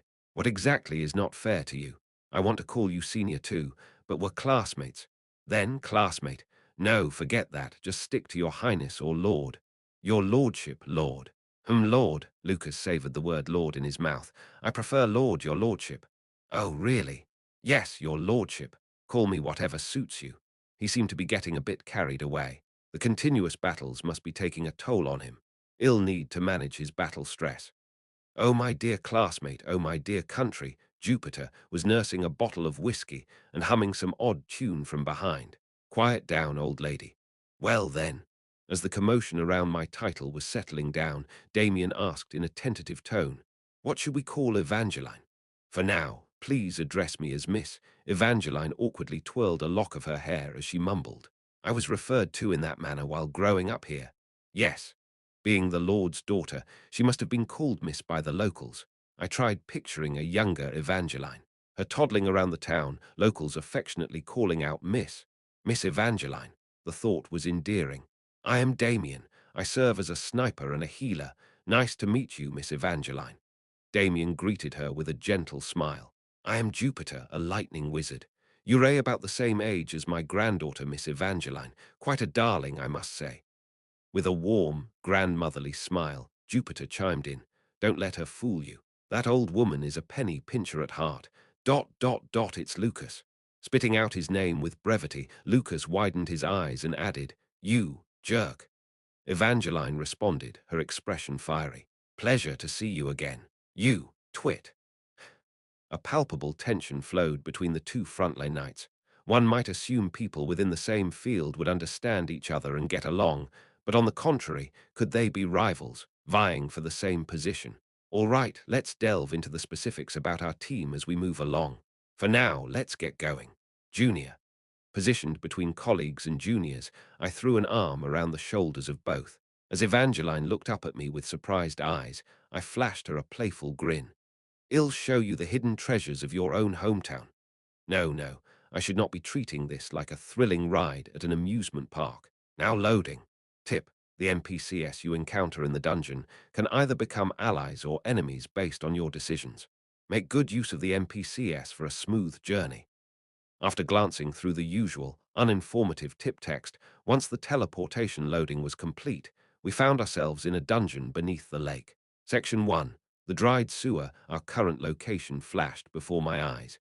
Section 1. An area I had already navigated. A dried-up sewer. The familiar scene of the sewer stretched out before us. Your Highness, Lucas, seeming perplexed, queried. Isn't this a zone we've already explored? Why revisit? We could proceed directly to Section 2, but with new members joining our party, I thought it best to familiarize ourselves in a less challenging environment. Do you mean to suggest monsters have reappeared here? Indeed. Every time we fend off a defense battle, this dungeon fills back up with fresh monsters. Monsters accumulate in the dungeon beneath the lake. As time passes, they completely fill the dungeon and eventually overflow beyond the lake's confines. The purpose of a defense stage is to repel these overflowing monsters. Once the dungeon is emptied like this, the next wave of monsters begins to populate the dungeon. The dungeon goes through this cycle of monster infestation and expulsion continuously. In simple terms, after a defense battle, monsters respawn in the dungeon. Thanks to the respawning monsters, leveling up and item farming can be perpetuated. Particularly in the initial sections, the threat posed by the monsters is minimal, making it a great spot to consistently deploy sub-parties for leveling. The main party serves as the strategy group. They explore the dungeon, carve paths to deeper sections, eliminate bosses, and advance events. The sub-party functions as the farming group. They revisit already explored areas, increase their levels, and collect items dropped by monsters. The fundamental approach to exploration involved role division and careful navigation of the dungeon, even though we're the main party. To acclimate ourselves with the new party dynamic and provide Evangeline time to adjust to the dungeon, we decided to revisit Zone 1, the simplest of them all. And so we returned. Ugh! Evangeline was leaning against the wall, retching. "Oh dear, miss, are you all right?" Jupiter gently patted Evangeline's back. "I didn't realize one could get motion sickness from teleporting." Upon hearing my groan, Lucas coldly mumbled, "I've never witnessed anyone actually suffer from it before." Well, naturally, this was my first time experiencing teleportation after all. I am. Okay. Evangeline, her face a ghastly pale, wiped her lips. No, she didn't seem okay in the slightest. But to think such a place truly exists. Evangeline looked around. Structures, starkly contrasting the architecture on the surface, spread out in every direction. Do you think I would lie to you? I spread my arms wide, welcoming them cheerfully, akin to a tour guide. Welcome to the dungeon beneath the lake, the remnants of an ancient magical kingdom. How did you come to know of this place, Senior? Even I, a member of the Cross family, was oblivious to it. Ah, I expected you would ask. I had my explanation ready. I can't divulge everything, but do you think the Emperor would dispatch me to the front line here without reason? Evangeline and the rest of the party looked shocked, yet they seemed to accept the explanation. In truth, it bears no connection to the Emperor. I found myself momentarily thankful for Ash's father, whom I had never met. The Emperor's name holds immense sway in this empire. It serves as a rational justification wherever it's invoked. If the Emperor decreed, they believe even if red beans were to be transformed into soybean paste. Now, if the Emperor indeed declared that the Empire would genuinely commence research on how to transform red beans into soybean paste and eventually produce it. Regardless, I managed to scrape through with a vague explanation. After briefly elucidating the dungeon's structure and its connection to defensive battles to Evangeline. Once her motion sickness somewhat eased, we began to progress forward. Everyone lights on. As we exited the safe zone, an oppressive darkness engulfed us. Hiss! While the others adeptly ignited their torches or lanterns to ward off the darkness, Evangeline recoiled in surprise. Ah, what is this darkness? You best get accustomed to it, Junior. This entire dungeon is shrouded in such darkness. I grinned at Evangeline, who hesitantly retreated. If the darkness unnerves you, would you like to turn back now? Don't mock me. This is nothing. Evangeline hoisted her torch high. She was petite, so it flickered at my eye level. Nonetheless, it appeared she was ready. We made our way into the desiccated sewer. Section 1. The dried sewer. Progress to clear. Normal room 0/4. There was no boss room to conquer, the previous raid having already taken care of that. We had also secured all the treasure chests at that time. All we had to do now was deal with the monsters that regenerated inside the dungeon. Lucas, take point. Damien, Uray up next, watching our front. Jupiter, Uray in the middle, casting magic. I am fourth, with Evangeline holding up the rear. As I issued these orders, the party members promptly fell into line, all except for Evangeline. Wait a minute, I am a shield knight. I should be at the front. Evangeline, I interrupted her, my tone chilly. There's one rule I neglected to mention. In the field, the chain of command rests solely with me. This is the den of these monsters. One misstep could mean the end. If you want to defy or dispute, leave. Otherwise, obey my orders without question. So, what's your decision? Ill follow. Evangeline raised her bowed head. Her small face regained its composure. Once childlike, now there was a trace of the night about her. I apologize for my previous childishness. I thought maybe I was being underestimated due to my youth and stature, so the rear guard is just as crucial a role as the front. In this gloom, we can't predict where the enemies might emerge. You're tasked with safeguarding our rear. Don't minimize the significance of your role. Yes, more importantly, I don't gauge your value by your looks. This might seem odd, but my attention is always fixated on the system window. What I trust is not your physical appearance, but your stats displayed on the system window. It's incredibly amazing. Whether you're tall or short, old or young, it's irrelevant. I trust in your proven abilities. With her lips tightly sealed, murmuring something under her breath, Evangeline quietly nodded. So, as long as you're a part of my party, I'll position you where you're most needed. Follow my lead without complaint. Yes, senior. Great, let's move. Evangeline took her place at the tail of our formation. At long last, the five of us began our forward march. We navigated a twisting passage and arrived at the threshold of the first room. I took a deep breath and charged into the room, throwing caution to the wind. What will be this season's monster? Thud, thud, thud, thud. As we infiltrated the room, colossal forms detached from the four walls and began to lumber towards us, their feet reverberating with each step. A massive creature comprised of earth and minerals, a magic core emitting a faint glow from its chest. It's a golem. A system window promptly materialized before me. Dried sewer room 1, wipe out all the enemies. LV6 rock golem. 4 units the monster we must vanquish in this dungeon exploration, and the monster horde we must confront in the subsequent defense stage, is indeed the golems. What a damn mess we've stumbled into now. Golems fell under the category of large monsters. These huge bastards were charging at us in a pack. I cursed under my breath, even as my party members formed a defensive circle around me. It seemed that each of us would have to take on one golem. I clapped my hands together in approval. All right, everyone. Shall we show them what we're made of? Lucas drew his sword, and Damien took aim with his crossbow. Jupiter conjured lightning in her hands, and Evangeline. Gulp. She positioned her shield forward, swallowing loudly enough for all to hear. She seemed unaccustomed to real combat. A hint of nervousness showed on her face. Observing the young prodigy's side profile, I couldn't help but chuckle. Let's mine these rocks. Take them down gently. At my shout, the 4 members of the party and the 4 golems launched into attacks against each other. Chapter 48, to be honest. For a team of our caliber, these low-tier golems were hardly a challenge. Who would have thought we'd clear the entire area in under an hour? In no time at all, we found ourselves in the final room of Zone 1. I nudged the scattered remnants of the defeated golems with my boot, a hint of disappointment in my heart. Each member of our quartet had dealt with the golems in their own distinctive style. Flash. Each time Jupiter snapped his fingers, a bolt of lightning reduced a golem to molten rubble. Thwack. Thud. Damien's arrows found their mark, piercing the magical cores of the golems with unerring precision. Chop. With a single, powerful stroke, Lucas cleaved a golem's magic core, splitting the creature in twain. And then there was Evangeline. Smash. She simply laid waste to them.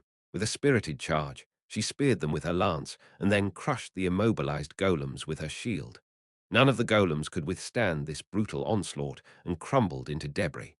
Yip, yippee, Evangeline hopped around, her petite form a blur as she alternated between her lance and shield. Her expression might have been a bit eccentric, but she resembled a sprightly squirrel foraging for food. Crash. Yaha! With the final golem reduced to rubble under her shield, Evangeline roared triumphantly, her face flushed from the exertion. She seemed more invigorated than ever. Is there another one? Isn't there anyone else? That was the last one, Junior. Zone 1, the parched sewer, clear progress. Normal room 4/4 across the span of 4 rooms, we'd laid low about 20 stone golems, and not a scratch on any of us. This is too easy. The difficulty was so low, it hardly felt like we were engaging in coordinated team play. Each of them could just bulldoze through with their individual skills. Since these were low-tier golems, the materials we could salvage from them were fairly average. Given that we needed to destroy the magic power cores to neutralize them, all the cores ended up shattered beyond use. We all seem to be warmed up. Let's take a short breather and then head to Zone 2. Strolling through the final corridor of the sewer, I raised my voice. Zone 2 will pose more of a challenge, so stay on your toes. In all honesty, Zone 2 would likely be a breeze for our current team as well. I wished for a slight uptick in difficulty. It's only a learning experience when there's a challenge involved. Soon enough, the sewer gave way to an open expanse. Zone 2, hidden alley. A lone lamppost flickered in the dim back alley, casting long, dancing shadows. This was a safe point we'd secured during our last foray.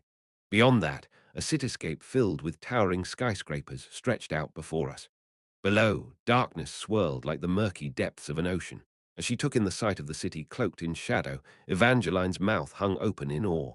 What is this? Our destination for today's exploration.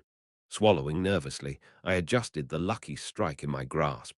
It was finally time to undertake a proper exploration of this place, this subaqueous hell. I need to gather a plethora of magic power cores. The serious item farming was about to commence. Before stepping foot into the second zone, we concluded a brief rest was in order. While the combat hadn't been particularly challenging, we had, after all, been in battle with monsters. A certain level of fatigue was inevitable. Moreover, there were tasks to attend to during our respite. With the declaration of a break, our party members settled down in the designated safe area, each finding their own way to relax. Clank, clank. Evangeline and Lucas were heartily consuming their food rations, retrieved from their supply bags. Quite the typical behavior for those heavily physical nights. Lucas was renowned for his sizable appetite, but Evangeline was not far behind him. With his cheeks puffed out in the manner of a squirrel, Lucas voraciously devoured the contents of his food pack. Good meal, Evangeline, having made short work of a full lunch box, shook her now empty food pack with an air akin to a gusty breeze. Is there no more? You've already finished. With a face that discontent, does this stuff even fill you up? Evangeline promptly started rummaging through her supply bag for more sustenance. Indeed, her insatiable hunger might be a byproduct of her adolescence. Lucas, not to be outdone, hastily began to stuff the remaining food pack into his mouth. No, Lucas, there was no need to compete in such a trivial thing with a child. Phew, in a distant corner, Jupiter was engrossed in her own world. She held a cigar between her lips, exhaling plumes of smoke. Her total disregard for the presence of a minor in our midst was fitting for a hardened veteran. As I strode by, I found the urge to chide her too overwhelming to ignore. Quit smoking, Jupiter. We need you around for the long haul, grandmother. You're a vital component in more battles than one. In response, Jupiter simply flashed a grin, remaining silent. Indeed, if she were the type to heed advice, she'd have quit drinking and smoking ages ago, leading a more wholesome life. She might have even hung up her mercenary boots and settled into a tranquil retirement. Continuing my stroll, I moved towards Damien. Ah, Your Highness. As Damien sipped from his water bottle, he glanced up at me. I offered him a nod of acknowledgement. Damien, how are you holding up? I am fine. I didn't overexert myself. Handing over the bag I'd been carrying to a somewhat bashful Damien, I addressed him. Take this. Ha, what's this? It's a magic gun. Specifically, it was the SR-grade magic gun, Hunter's Retribution, a prize from our most recent loot box. As Damien unwrapped the package, a long, classically designed rifle was unveiled. The magic core lodged in the heart of the gun barrel cast an eerie purple light. It's substantially more potent than the crossbow, though the weapon itself is quite unpredictable, and its ammo is limited. Damien carefully lifted the rifle and scrutinized it, his anticipation barely veiled. There was no need for an in-depth tutorial. Thanks to his farsight, Damien would grasp the operation as soon as he held the weapon. For now, try incorporating it as a secondary weapon. It's hefty, a lot heavier than the crossbow. It's a bit weighty then. But soon enough, you'll be lugging around half a dozen of these guns. You'll have to work on boosting your endurance. A hesitant Damien kept casting sidelong glances my way. Is it really okay for me to use this? It looks extraordinarily valuable. Absolutely. It's yours now, so use it as you please. Toss it around, break it, whatever you like. But I couldn't possibly do that. A flustered Damien cradled the magic gun tightly, a wide grin slowly spreading across his face. Thank you, Your Highness. I promise to handle it with care. Well, the thanks should be mine, you lucky character. Matching his grin, I turned to the rest of our companions. Evangeline and Lucas were busy gnawing on biscuits they'd brought along as snacks, were they some sort of bottomless pits, while Jupiter was stubbing out a cigar. I clapped my hands together. Did everyone manage to rest up? Should we head out? Without uttering a single word, the group got up and readied themselves for battle. After ensuring everyone's torches and lanterns were in order, I gave an approving nod. Let's get moving. And so we ventured forth into the second district of this dungeon labyrinth. The moment we set foot in the labyrinth's backstreets, traversing the neatly arranged multicolored tiles underfoot, ding! A system window flickered into existence, displaying the specifics of the dungeon area. Second district, hidden back alleys, clear progress, normal room 0/4, boss room 0/1, treasure chests acquired. 0/5, an impressive 5 treasure chests were up for grabs in this second district. It's high time we seriously upgraded our party gear. With thoughts of potential item upgrades dancing in my head, I nodded in resolution. Let's wipe them all out. Navigating a linear path hemmed in by decrepit brick walls on either side, devoid of any significant structures, our party progressed cautiously. The dark alley oozed an unsettling aura. Back alleys are eerie even in Korea, where every corner is illuminated by street lamps. Yet here in the Lake Kingdom's backstreets, the darkness was all-encompassing, devoid of any trace of light. It was as black as pitch. More than just eerie, every step we took, guided by the glow of our torches, was fraught with tension. This is literally a monster's den. Not just ethereal specters or spirits, all manner of hostile creatures lurked in this submerged city. Thankfully, only one type would emerge at any given time. In our case, it was golems. But even knowing that, it's still terrifying when a golem abruptly lunges out of the shadows. Imagine a house-sized golem unexpectedly leaping out at the end of the alleyway. The mere thought sent shivers down my spine. And then, kaboom! Just as I contemplated the possibility, the thought became a reality. From the right-hand side of the alley where we'd been carefully advancing, a colossal golem erupted through the brick wall. Ah, shit! Caught off guard, I cursed reflexively, recoiling in surprise. It seemed we'd already entered the first dungeon room. It's nothing but pitch-black alleys. How are we to know?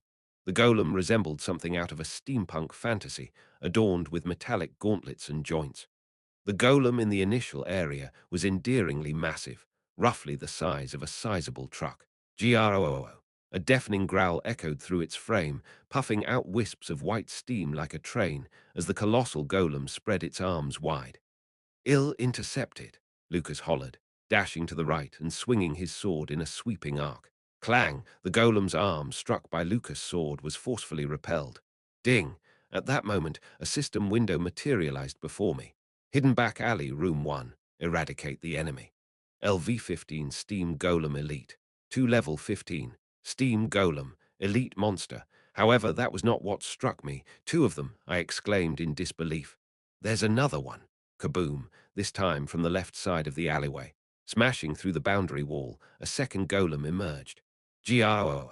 With a fierce operational roar and steam billowing from its body, the golem hurtled straight towards us. It was as if a freight train was barreling down on us. Thud. Evangeline halted its charge with her sturdy shield. Evangeline's delicate legs skidded backwards.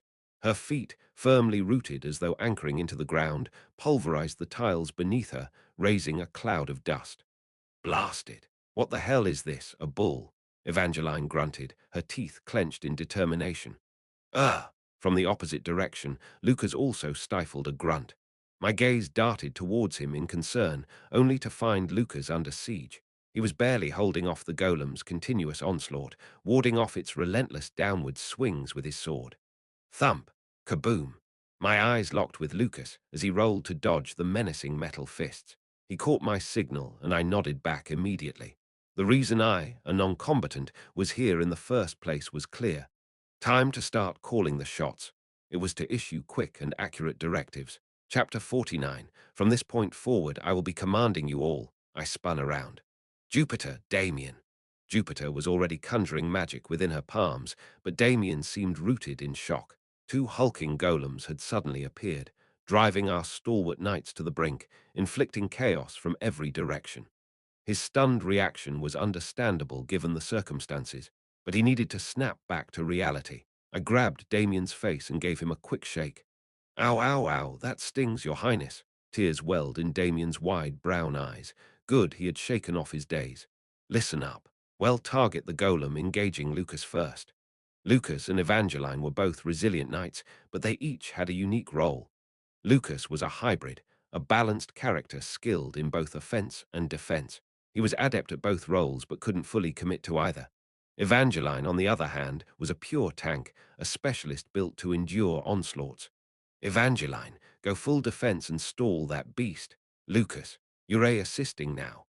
As Evangeline single-handedly thwarted one golem, the rest of the party could concentrate on taking down the other, a tried-and-true strategy. As expected, Evangeline skillfully blocked attacks with her sturdy shield.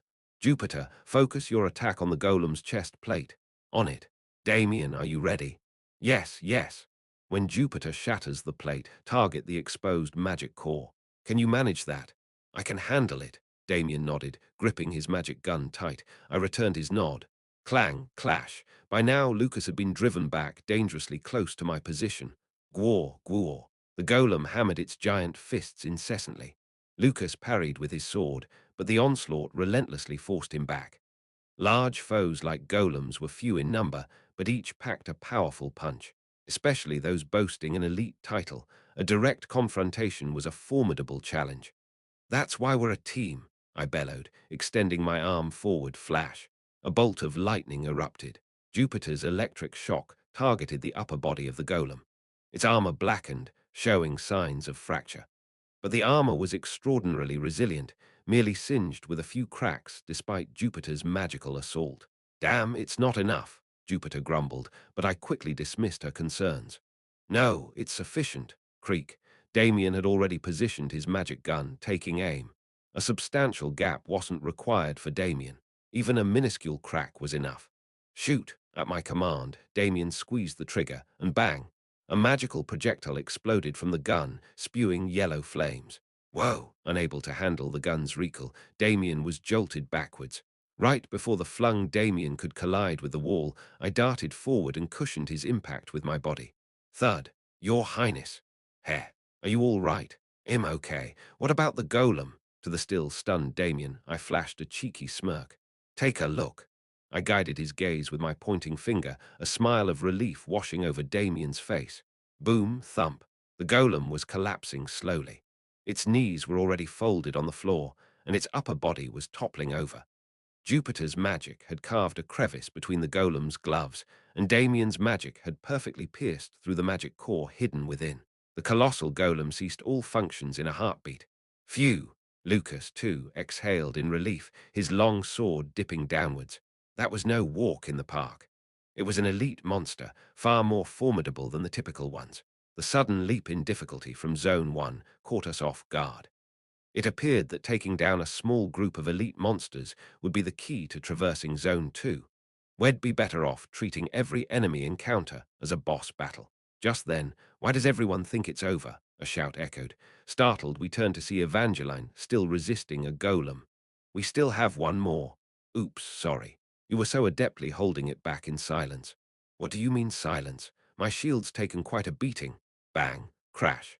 Evangeline's shield, under the onslaught, began to glow a radiant white. Evangeline's first skill, damage save, was at work. All of the golem's attacks were fully absorbed by it. Damn it, have at you! The glow from Evangeline's shield transferred to her spear. With all her might, Evangeline thrust the luminous spear forward. Evangeline's second skill, damage payback. Launch.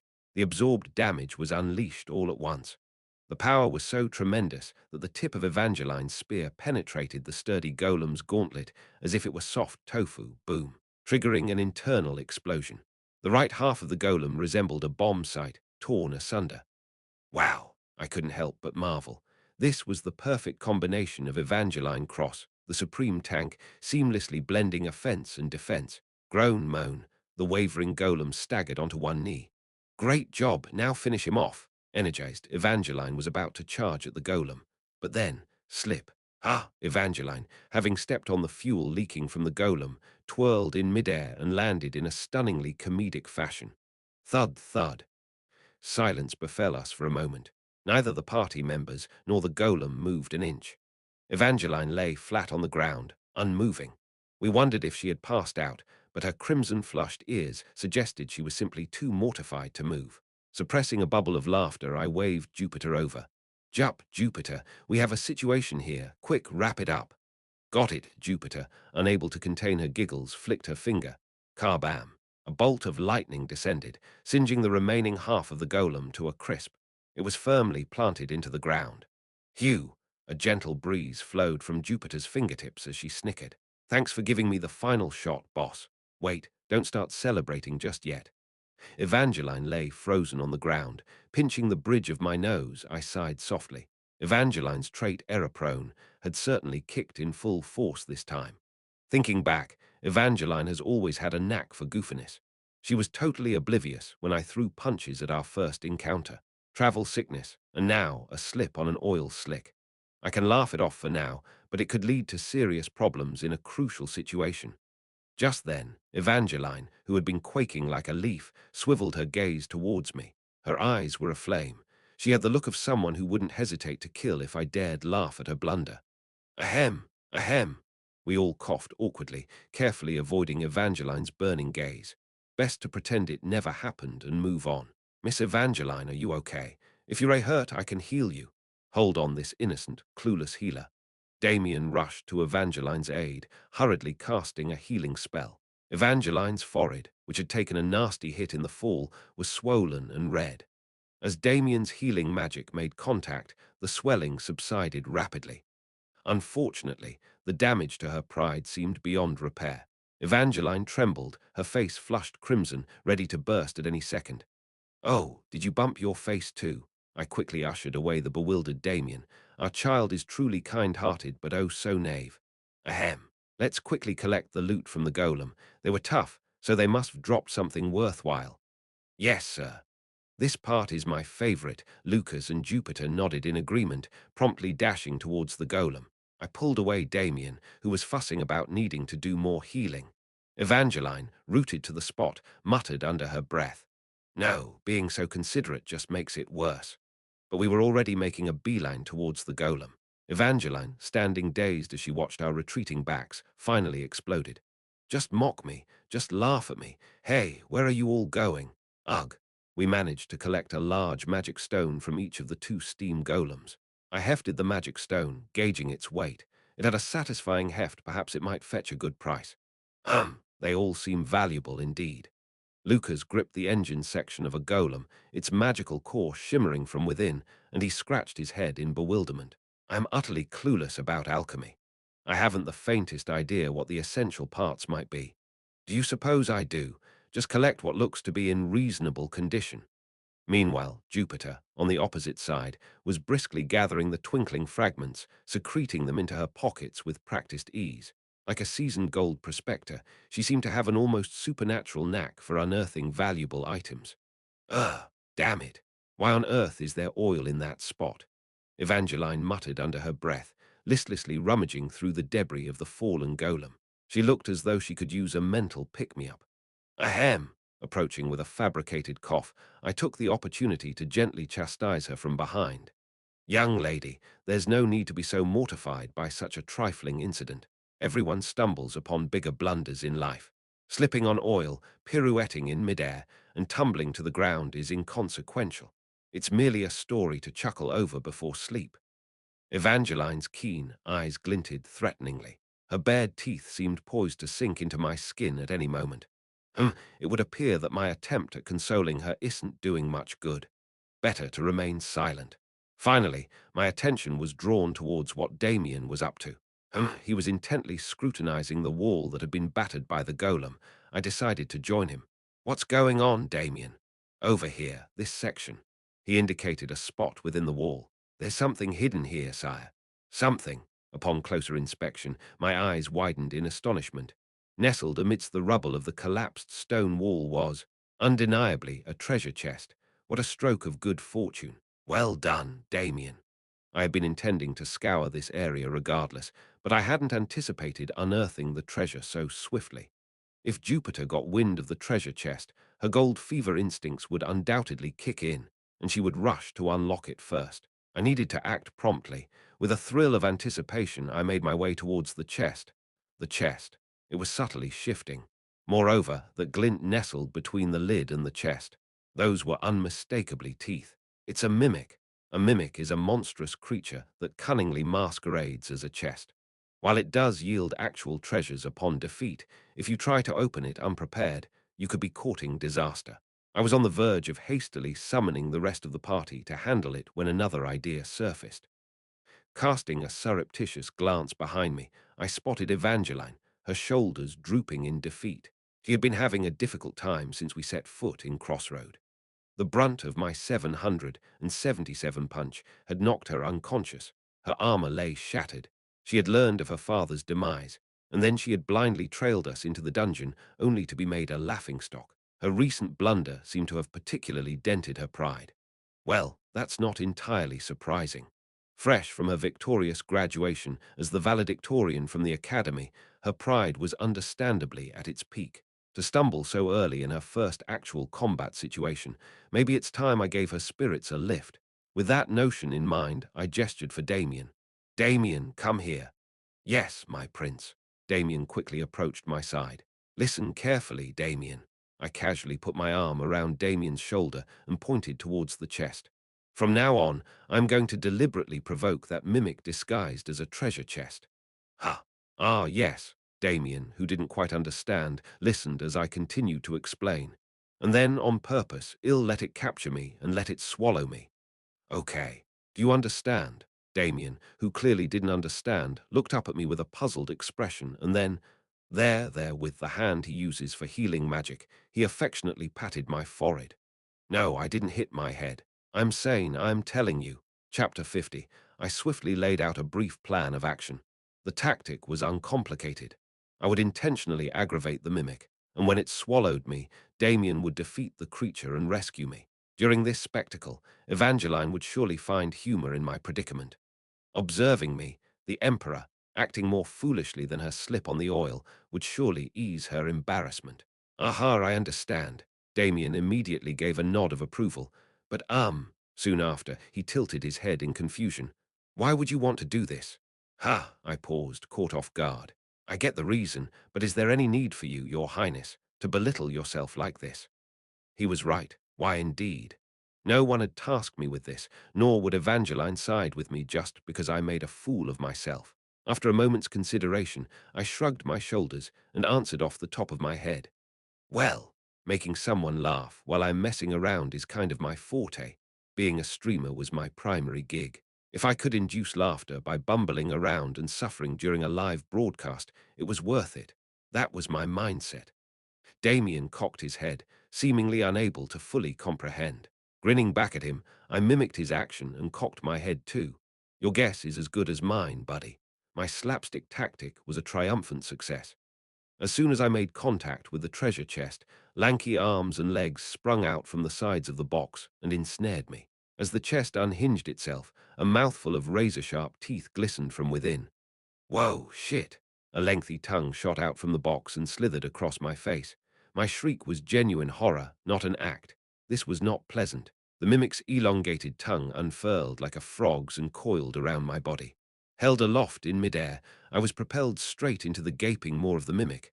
Taokang, Taokang. But not quite. Damien squeezed the trigger in rapid succession. The initial shot struck the mimic's tongue, the subsequent one lodged in the creature's body. Kiek. The dying mimic let out a final screech and fell silent. My plummeting body was intercepted by Damien. Thud. Ah. Evidently, Damien wasn't a brute force type but a nimble sniper. Unable to support my weight from the fall, he collapsed under me, rolling onto the ground. Your Highness.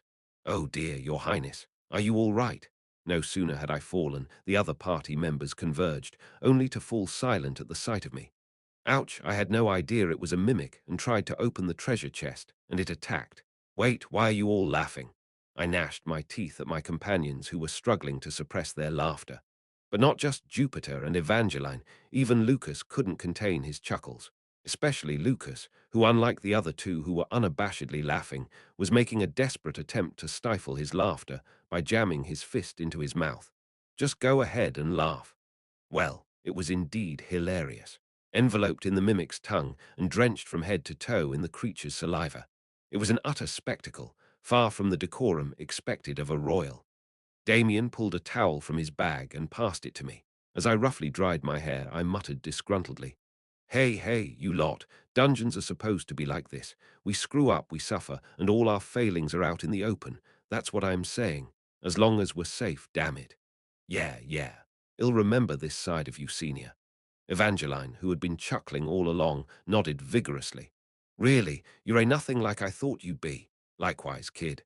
You're a far cry from the impeccable tank Evangeline I had pictured, but it's comforting to see her smile. As I rubbed my damp hair with the towel, I exhaled a quiet sigh of relief. If you, Evangeline, had been upset, guilt would have gnawed at me. Keep living with joy, for your father's sake, if nothing else. The incident eventually came to a close, and from the gullet of the mimic, we retrieved a standard high-grade magic power core. Ah, we opted to take a brief pause to gather the remaining items and for me to recover from the shambles I had found myself in. Perhaps feeling a sense of relief, Evangeline hummed softly as she gathered items from the golem's remains. After toweling off and reaching for a water bottle, I felt a piercing gaze. Turning, I found it was Damien. I returned a small smile. "What is it, Damien?" Still puzzled by me. "Yes, I truly can't grasp what goes on in your mind, your highness." Damien erupted in hearty laughter. "But I can see that you're a good person." I awkwardly took a swig from the water bottle. Just like that, one joke turned me into the good guy. Incredible. We pressed on. The city's back alleys, engulfed in shadows, were a labyrinth of confusion. But we had only one way to go. The various alleys branching off the main path all led to dead ends. Lucas even attempted to scale the towering stone walls blocking the alleys. Damn it! But the darkness wasn't having it. The thick, gelatinous darkness retreated in the face of our light, but balked when we tried to veer off the designated path. Beyond the stone barrier, everything was shrouded in this darkness. It seems we can't deviate from the given route. We'll have to follow this alley quietly. Lucas, having just climbed down after trying to penetrate the darkness above the stone wall, concluded. Out of sheer curiosity, I inquired, "Did you touch that darkness? What did it feel like?" "Well, if I had to describe it," Lucas responded with a grimaced expression, "it felt a lot like when I was a squire and got swallowed whole by a giant sandworm monster. The sensation of being trapped in the monster's belly was pretty much the same." Evangeline shook her head in disbelief. "I can't quite place it. Yet, for some reason, it felt familiar, maybe because it'd just been wrapped in a mimic's tongue. Sticky, thick, and heavy, right?" "Exactly, your highness. That's spot on. We should keep moving then."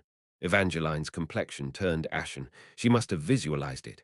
Along the cobblestone path, scattered worn-out buildings stood. A striking contrast to the dazzling city in the distance, most of these structures were time-worn and crumbling shacks, but we couldn't enter any of them. "The door," Damien mumbled in front of the first shack we approached. "The door. It's sealed." Both the door and windows were tightly fastened with iron plates and planks. Lucas attempted to rip off the iron plate, but it didn't move an inch. "It appears to have been treated with magic. Mere strength won't be able to open this door," Jupiter noted, peering into the sealed window. Damien tilted his head. "Did they lock it to shield the house from something outside? What could it be?" "No, Damien." I pointed at the nails, holding the iron plate, and shook my head. "This seal was put in place from the outside. They're trying to keep something inside from getting out." Damien, swallowing hard, questioned me with a shaky voice. "Then what might be inside this shack?" "Well, we don't need to concern ourselves with that now." I turned from the shack and marched towards the path that lay ahead. "Let's press on." One by one, the party members followed suit. Damien, who had been peering into the shack until the very end, hastily caught up. Zone 2, Hidden Alley, clear progress. Normal room 3/4, boss room 0/1, acquired treasure chest. 4/5, the strategy that unfolded was simple. Each time the narrow alley seemed to broaden slightly, steam golems would charge. But having discerned their pattern, they proved easy adversaries. Evangeline blocked, Lucas restrained, Jupiter stripped the armor, and Damien took the shots. The initially disjointed teamwork began to fall into place. By the third encounter, even when 4 steam golems sprang out, the party members managed to take them down without a single injury. "Let's check the loot we've gathered." I opened my bag and peered inside. 3 grade R magic cores, several magic stones, and several metal gloves of unknown origin. The durability of the gloves far surpassed ordinary iron. I had collected a few to request analysis at the blacksmith's. Not bad, but somewhat underwhelming. The grade R magic cores were decent, but it was somewhat tedious for someone like me who had hoped for a more sensational reward. Maybe the boss room reward is something to look forward to. As I mulled this over, the alley suddenly opened up into a small plaza. Next room. Bracing myself for an imminent monster encounter, I readied my stance. The rest of the party members also prepared themselves, stepping into the plaza with guarded strides. At the heart of the plaza stood a barren fountain, at its center a statue of three individuals. Each statue stood side by side. For some strange reason, the figures to the left and right were missing their heads, leaving only the statue of the man in the center intact. The man at the center, donning a crown, appeared to be the king of the Lake Kingdom. Why were the two statues at the sides damaged? While contemplating this trivial puzzle, "Ah!" a startled cry escaped Damien. Everyone turned their surprised glances towards Damien. He gestured towards the other side of the plaza. "Look, over there." Following Damien's finger, my eyes widened. The only sources of light in this place came from our torches and lanterns. But where Damien pointed at the far end of the plaza, a soft glow flickered. That meant, there's someone there. As the party members expressed their astonishment, I kept my vigilance high. Let's move carefully. Ready your weapons. In a city swarming with monsters, there's something even more terrifying than the creatures themselves. People.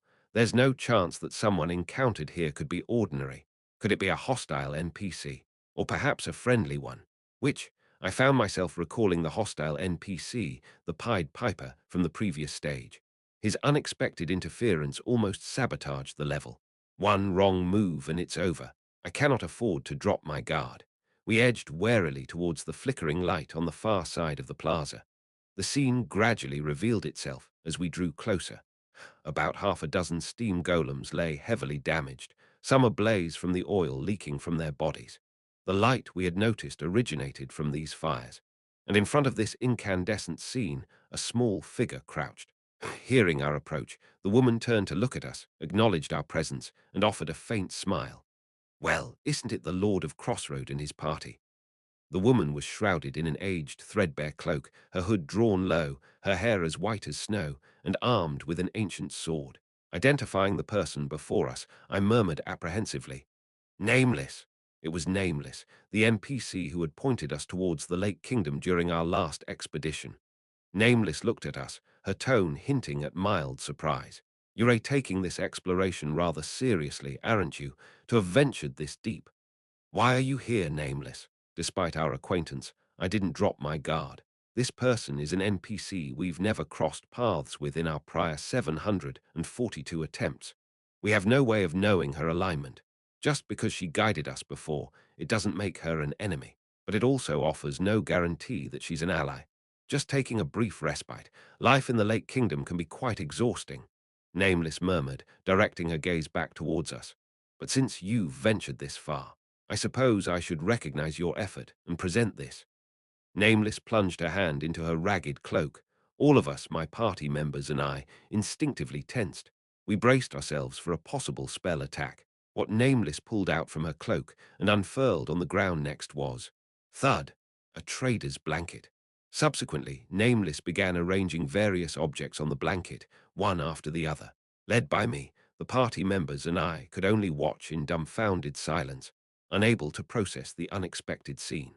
Having displayed her goods, Nameless casually spread her arms and announced, "Why not take advantage of your visit and make a purchase?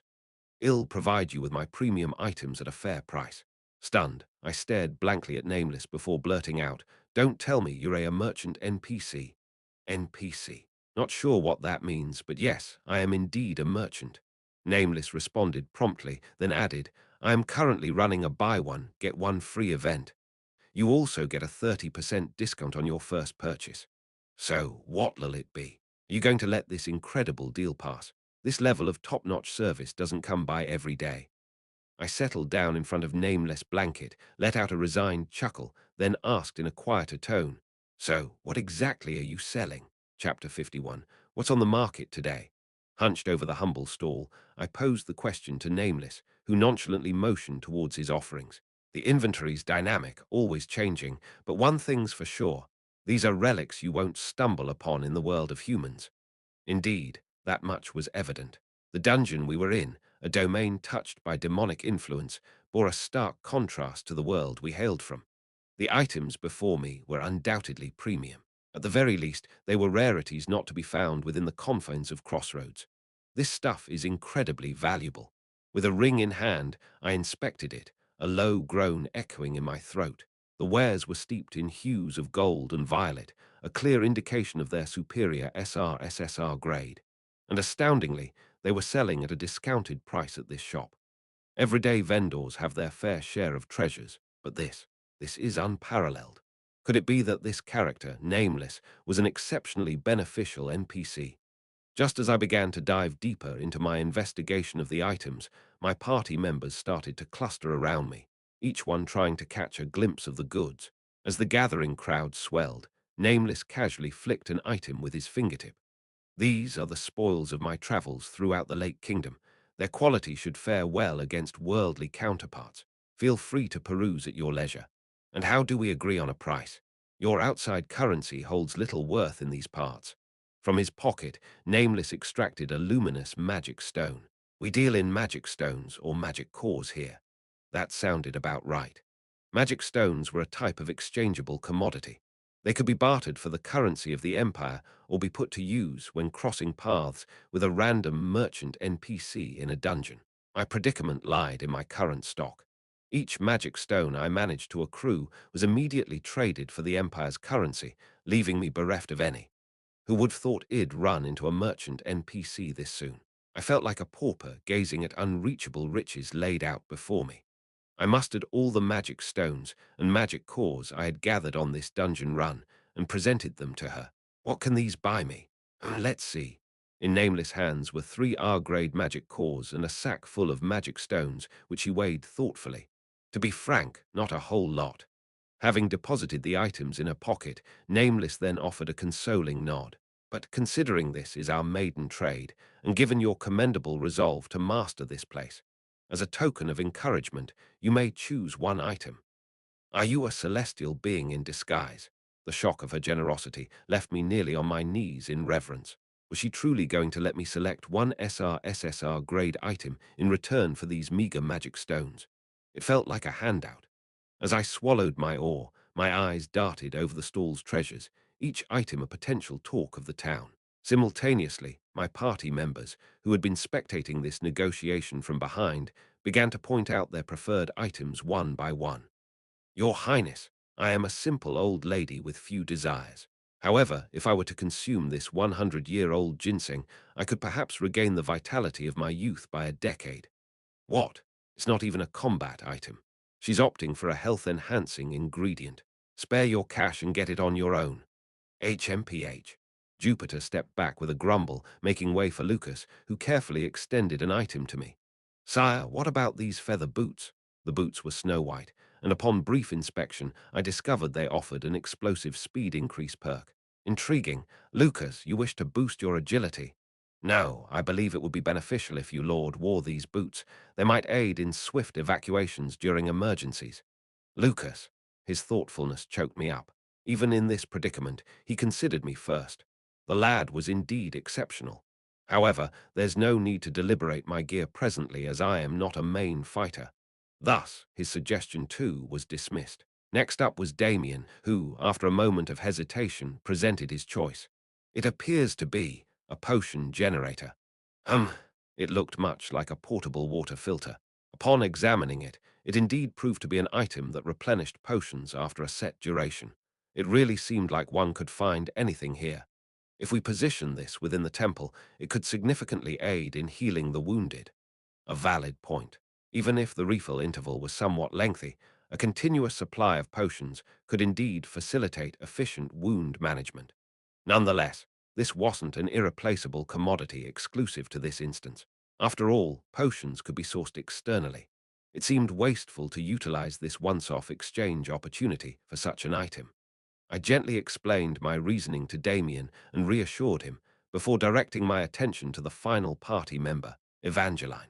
She stood at a distance from the panel, surveying the surroundings. I motioned her over with a nod. You're not selecting anything. I am merely a temporary addition to this party. Evangeline shrugged. Besides, I don't particularly care for gear. Upon my graduation, the principal bequeathed me a superior grade lance and shield. Ah, you are having them repaired at the blacksmith's shop at the moment, right? That's sufficient for me. I stood there, dumbstruck. Lucas, adjacent to me, also began to perspire anxiously. Right. I shattered her lance and shield, and she joined us here to grind for magic cores to cover the repair costs. In my greed-fueled haze, I had overlooked that fact. Damn it. After gulping down my apprehension, I inquired in a low voice to Nameless. Hey, Nameless, any chance you've got a lance or shield available?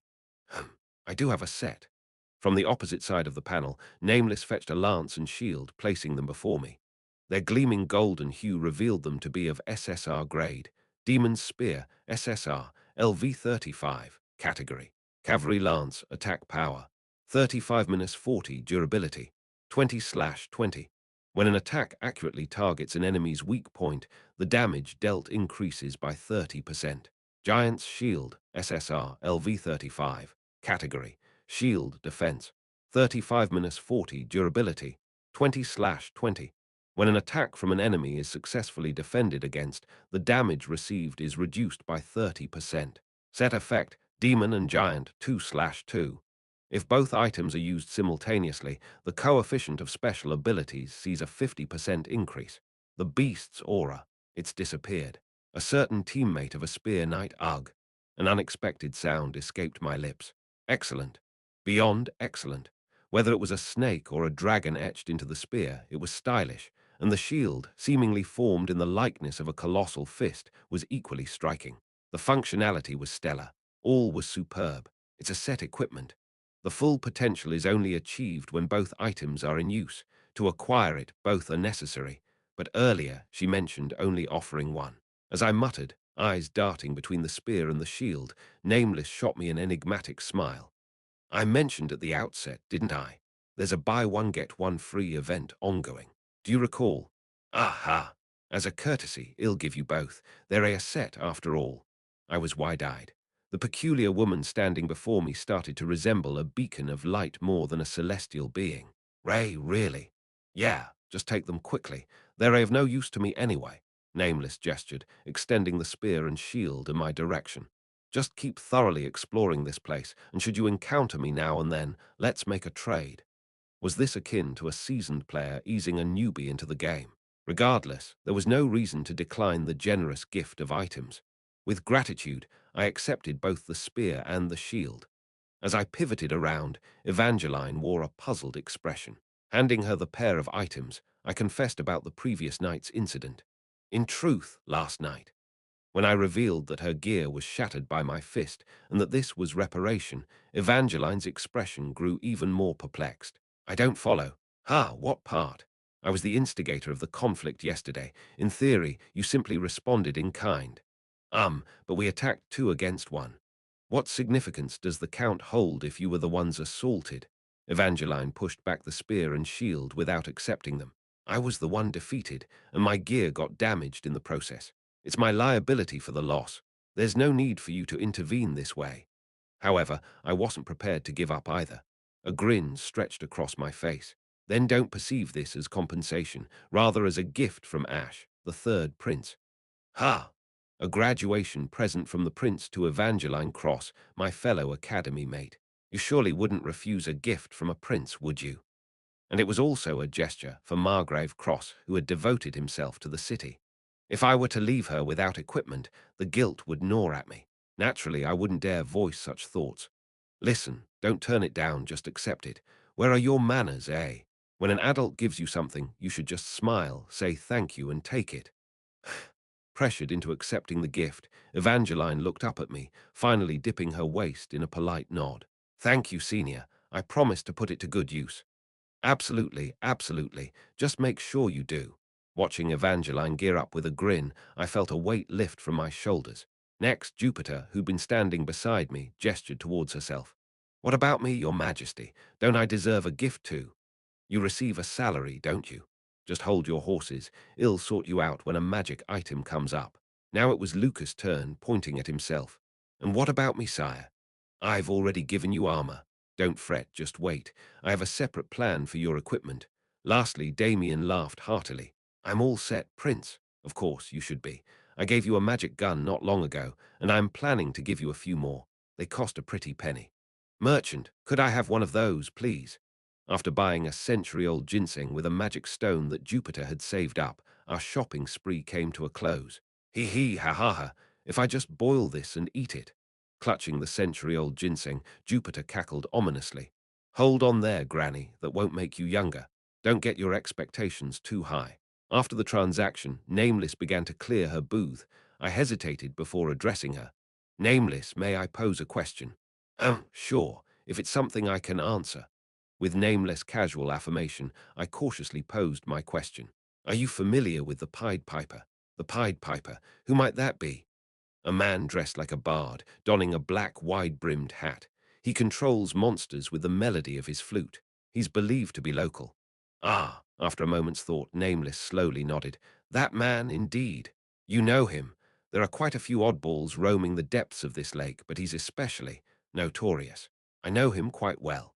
I cast my mind back to the bard who had intruded on the last stage, nearly wreaking havoc. In the game, he was just an inconspicuous NPC. So, he's a notable figure here. If you proceed, there's a somewhat large safe area between zones 3 and 4. Nameless gestured to the path ahead. It's a common ground for those who've kept their sanity in the dungeon beneath this lake. Locals often refer to it as the base camp. Base camp, I know it.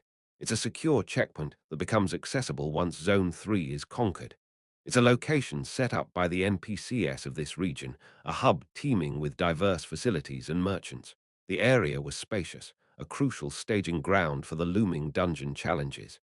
To find the man you seek, your best bet is there. Even if he isn't present, others could provide you with information. Naturally, you've got a bit of distance to cover before you get there, Nameless affirmed with a nod. I reckon you folks should make it there without any hiccups. Having packed all his wares, Nameless threw us a quick wink.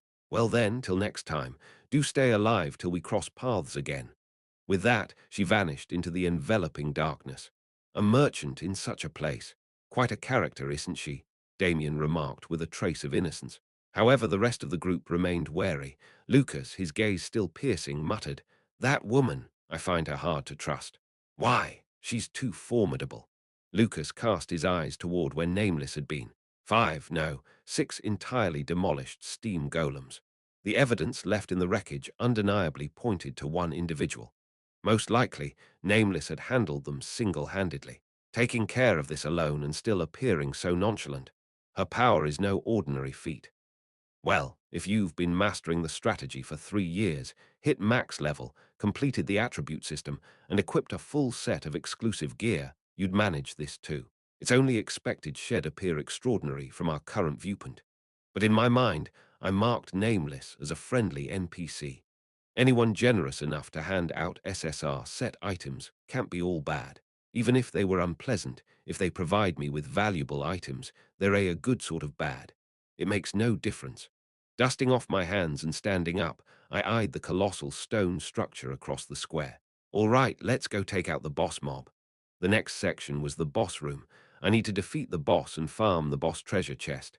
Needless to say, the best part is grabbing the loot. Chapter 52. Free exploration. Stay keen on the part destruction. Our group assembled at the threshold of the boss room. The building, tucked away in this side street, was unlike any we'd encountered before. An imposing edifice of stone that, judging by its size, might have once served as a warehouse. Like the decrepit structures we'd passed earlier, this stone building's entrance was blocked by a hefty iron plate. Or rather, it had been. Something appears to have broken the seal and burst out. Lucas carefully examined the gaping breach in the iron plate. Quite literally, the iron plate sealing the entrance had been blown open from the inside. Clearly, the seal hadn't been particularly effective. I gestured towards the building's gloomy interior. This appears to be our path. We need to venture inside. Immediately, the faces of our party members whitened. Specifically, Damien and Evangeline appeared none too pleased with this plan. Do we have to? Let's, perhaps, retreat. Silence, youngsters. We can't come this far and not even catch a glimpse of the boss monster. I gave Lucas a reassuring pat on the back. Onward, all right. Lucas, swallowing hard, moved towards the entrance of the stone building and pushed against the door. Screech, the rusted hinges creaked unpleasantly. The broken, half-hanging door reluctantly gave way. We maintained formation as we ventured inside. Contrary to the foreboding atmosphere outside, the interior was surprisingly unspoiled. Of course, unspoiled was relative. It was still a disaster. It's expansive and towering. Inside was a vast, warehouse-like space. The breadth was striking, and the ceiling reached astonishing heights. It appeared to be roughly the height of a three-story building, yet there were no goods in sight that one would expect to find in a warehouse. The wooden shelves that likely once housed stored goods had mostly rotted away, with only a few standing defiantly intact. Lucas, examining a grotesquely warped shelf on the ground, narrowed his eyes. The floor, walls, and furniture show evidence of water damage. It appears this place was submerged for some time. After that, it was abandoned. Was there a flood? Well, we're beneath a lake. It's hardly a surprise it's waterlogged. I responded dismissively, shedding light on our surroundings with the lantern in my grasp. But more importantly, we're already in the boss room. Don't delay inspecting the area. Prince over there. Damien clutched at my sleeve. I glanced down at him, perplexed. What is it, Damien? Over there. It's there. What is? With a trembling hand, Damien pointed into the warehouse depths.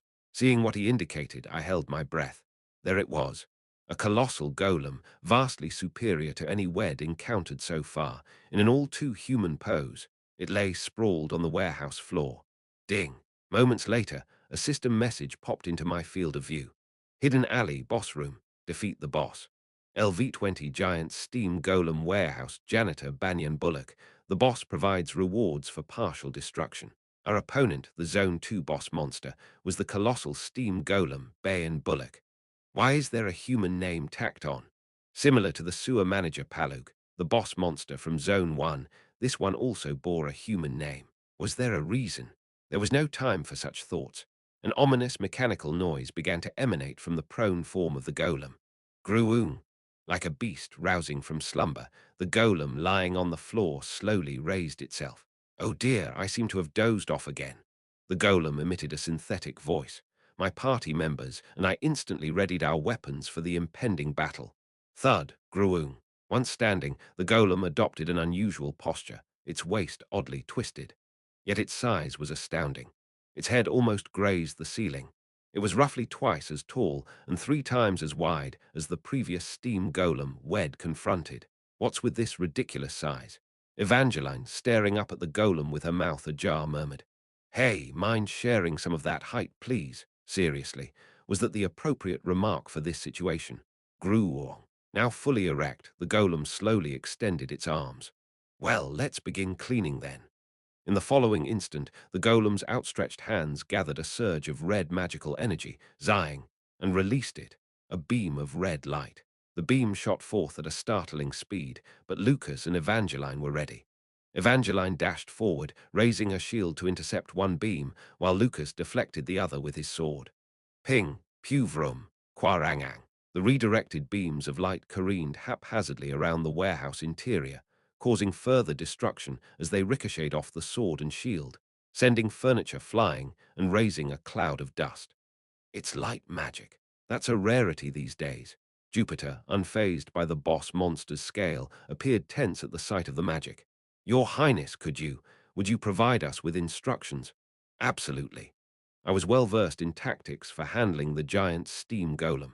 Is there any monster in this game that I don't know how to defeat? Id battled this monster so frequently it was becoming a bore. There was no reason to lose our cool. The golem in front of us may be gigantic, but the key to defeating it remains the same as with others. We must destroy its magic core. Naturally, it wasn't quite that simple. I raised my voice so everyone could hear. But this behemoth has multiple magic cores spread throughout its body due to its immense size. Both hands, both arms, both feet, both legs, chest, and head. It houses a total of 10 magic cores. 10 cores. So we just keep dodging like this until we destroy all 10. Evangeline and Lucas, barely able to deflect the continuous barrage of light beams, were taken aback. I smirked. To bring it down completely, we must do this. However, I gestured towards the glowing magic power core nestled in the golem's palm. When you shatter a magic power core, that part of it becomes paralyzed. Aha. First, we should target the hands casting the magic. Rumble. Even before I finished my sentence, Jupiter had summoned a thunderbolt. Understood. Then this old man will make the first move. Flash. The cascading yellow lightning blasted the golem's right hand. The entire right hand was charred, and the magic power core in the right hand, which was exposed while casting magic, instantly disintegrated into fragments. Bang! Following that, it was Damien's turn to snipe. Without needing directions, he aimed at the magic power core in the left hand. The bullet accurately hit the magic power core in the left hand, and with its remaining momentum, it burrowed through the palm. The right hand was charred, and the left hand bore a large hole. With its hands in tatters, the golem was no longer capable of casting magic. Thud, thud, thud. Next, the golem began to lumber towards us. Its pace was sluggish, but its stride was long, and it would reach us shortly. We needed to disable it before then. Next, we target the feet. We strip it of its mobility. Lucas. Evangeline. Yes. Roger that. Once the magical assault had ceased, Evangeline, who had lowered her shield, was the first to charge forward, with Lucas trailing closely behind. The golem sluggishly swung its lengthy arms at the two approaching knights. Crash. Despite the clumsy posture, the strength was formidable. The warehouse floor, grazed by the sweep of its arm, caved in, and the entire warehouse shook from the resultant air pressure.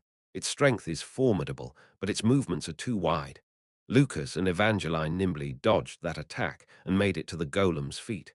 Lately, my back has been giving me troubles. Is it because I've spent a lifetime sweeping?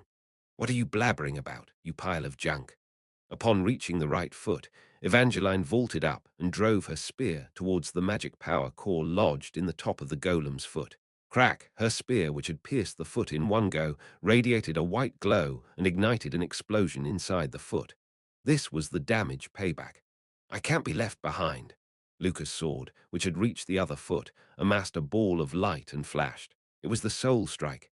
Chop! Lucas' powerful sword swing fractured the armor on the golem's foot, and the following strike obliterated the magic power core.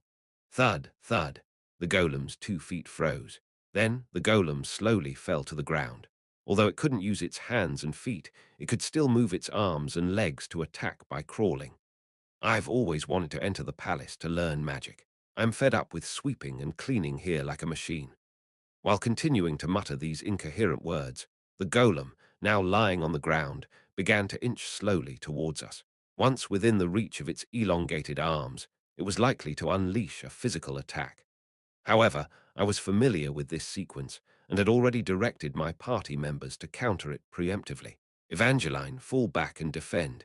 Lucas, hold your ground and disable the golem's leg magic power core. It should be lodged within the joint. At my command, Evangeline scampered backward like a startled rabbit. Lucas, in response, nodded from his position and clutched his sword tightly. Jupiter, Damien, focus your attacks on one of the encroaching arms first. There's a magic power core nestled within its joint too. Scarcely had I issued the command than the golem unfurled its arm. Its enormous size immediately put us within its striking distance. Without wasting a single moment, Jupiter and Damien launched their magic and missiles. Jupiter's lightning charred the golem's gauntlet, while Damien's sniper shot punctured the exposed magic power core. Boom, bang. Even after the explosion and disintegration, the golem's massive arm managed to tumble overhead. Evangeline's shield took the brunt of the attack. Bang! Uac! Evangeline teetered, letting out a peculiar yell. Gazing at the fiercely glowing shield, it appeared the assault was too potent to be wholly absorbed by the damage save. Are you all right, Evangeline? Yeah, I'm good. Totally fine, you know. With a robust cry of Ayat, Evangeline heaved the golem's arm she had trapped and flung it aside. Thud, devoid of its power, the golem's arm crashed into the ground, stirring up a dust cloud. Evangeline swiveled towards me, her face beaming triumphantly. How's that? Damn impressive. I silently offered her a thumbs up. Evangeline, who had sought praise, scratched the back of her head awkwardly, apparently feeling a tad shy. A trickle of blood was seeping from her small nose, but let's ignore that for now. Thud, thud. The golem attempted another assault with its remaining arm, but it could no longer maintain its balance. In the meantime, Lucas had demolished the magic power cores in both of the golem's legs. With only its arm still functioning, it was unable to maneuver efficiently enough to launch an attack. Someday I will develop cleaning magic and make it easier for my fellow cleaners. Nonetheless, the golem still strived to swivel its arm to strike us, but Evangeline's spear punctured the joint of that arm. Crash! She retaliated with the damage she had saved earlier in full. The golem's last arm was obliterated. Lucas then dismantled the magic power core in the now immobile golem's chest. He pried open the backplate and casually drove his sword into it, rendering the chest's magic power core useless. But even in this condition, the golem refused to surrender. Grumble. The golem swung its barely operational head, attempting to crush us. As its massive head scraped the ground and hurtled towards us, I could hear Jupiter and Damien swallowing hard. I, who was prepared to evade, could easily sidestep it, but Jupiter and Damien, who were relatively slower, risked being swept away. But damn it, I just wanted to give commands from the back. Clasping my lucky strikes tightly in both hands, I stepped forward. Lucas and Evangeline were too far away, and like it or not, I had to step in. I want to sit back, enjoy a good beating, and let you guys carry me. With my true feelings shouted aloud, I swung my fist forward. The moment my fist met the golem's head, ding, ding, ding. On one side of my vision, the damage slot started to spin rapidly. Just how much is it this time? Chapter 53. Ding, ding, ding. The damage slot began to whirl with a vengeance. A wave of unease swept over me as I observed the frenziedly spinning numbers. I surely wouldn't falter here. Right. I won't be greeted by any unsavory figures, will I? I intervened because Jupiter and Damien cannot risk injury. Better for me to shoulder potential harm than them. Even if I ended up a little worse for wear, I could still issue commands. On the other hand, Jupiter and Damien had to engage in the upcoming defense stage immediately. They absolutely could not endure any harm. So went my logic for stepping in, but in all honesty, the sight of the golem's colossal face thrusting toward me was rather unnerving. Surely I am not about to roll a zero, am I? You've got my back, god of dice, right? CHRRR. Thank heavens. Ding. 125. Decent figures. 125 damage. That was not merely sufficient. It was a surplus. A robust wind enveloped my fist. I swung my fist upward from a lower position. Boom. With a wind explosion, the golem's head, which had been barreling towards me, joyously reeled backward. Thud, thud, thud. The sound of something shattering echoed as its neck contorted in an impossible direction for a human. Ha! The golem's head, momentarily airborne, soon nosedived onto the ground. Ku-gu-gung. Who? I dusted off my hands. The game should ideally be played by eliminating uncertainties and not depending on such gambles. Yet, circumstances keep thrusting me into such predicaments. As the residual dust dissipated, the broken golem's head was revealed, its mana core in plain sight. The golem remained stationary. The solitary light, resembling a lighthouse beacon at the center of its head, flickered weakly. The rain is falling. Lucas, having approached me, extended his hand. Boss, finish it. Aha! Defeating the boss entailed a significant experience bonus. As my level was currently the lowest, I willingly embraced this guaranteed kill opportunity. Lucas, lend me your sword. Yes, here you go. Lucas promptly handed me his sword. The lucky strike's damage was unpredictable, and you never knew when some absurd figure might surface. Therefore, I chose to borrow a sword, just to play it safe. I lifted the sword high towards the golem's face. The singular light in the golem's face dimmed gradually. The rain, it's pouring heavily. What on earth was this creature babbling about? With all my strength, I drove the sword downward. Following the boss' defeat, while the other party members gathered items from the boss' remains, I was examining the clear status on the system window. Hidden alleyway, boss room, defeat the boss. Achieved. LV20 Giant Steam Golem Warehouse Janitor Banyan Bullock. You have achieved complete destruction of all parts of this boss. Perfect defeat. I even bagged the perfect defeat bonus. With a gentle whistle, I rallied my forces. In reality, these golems could be effortlessly toppled by demolishing the magic power cores nestled in their heads. Once destroyed, the remaining cores would trigger a chain of explosions. Yet I refrained from disclosing this fact to my comrades. I chose to dismantle each golem independently. Besides, there are extra points to be won for obliterating each part separately. Of course, I have to pulverize them all. Moreover, I secured the last hit experience points. A level advancement was within reach. This quest is turning out to be quite a goldmine. I successfully harvested all the rewards inside the dungeon. To add to my fortune, I bumped into a merchant NPC and secured a pair of SSR-ranked items. Naturally, I had to promptly bestow them upon Evangeline under the guise of compensation. I was ready for this expense. Quite a bargain, really. Things were progressing too seamlessly, almost suspiciously so. But a blessing is a blessing. At that moment, as I was rummaging through the boss room, Damien hailed me. "Prince, we've found a treasure chest and a path here." "On my way." And Lucas, calling Lucas' name, I motioned towards Jupiter. "Catch, Roger that." Lucas swiftly apprehended Jupiter, who was virtually salivating over the sight of the treasure chest. Jupiter wriggled and cried out, "No, ill behave. How can you mistrust this helpless old man? He'll just observe, okay? Your Highness, I promise, just observing." As if she would merely observe. It's like entrusting a fish to a cat. In the remotest corner of the warehouse, a massive treasure chest and a door leading to the opposite side were situated. Positioned before the chest, I flung it open. Let the goodies roll in. A purple radiance emanated from the chest. It's an SR-ranked item. Plunging my hand into the chest, I retrieved the item.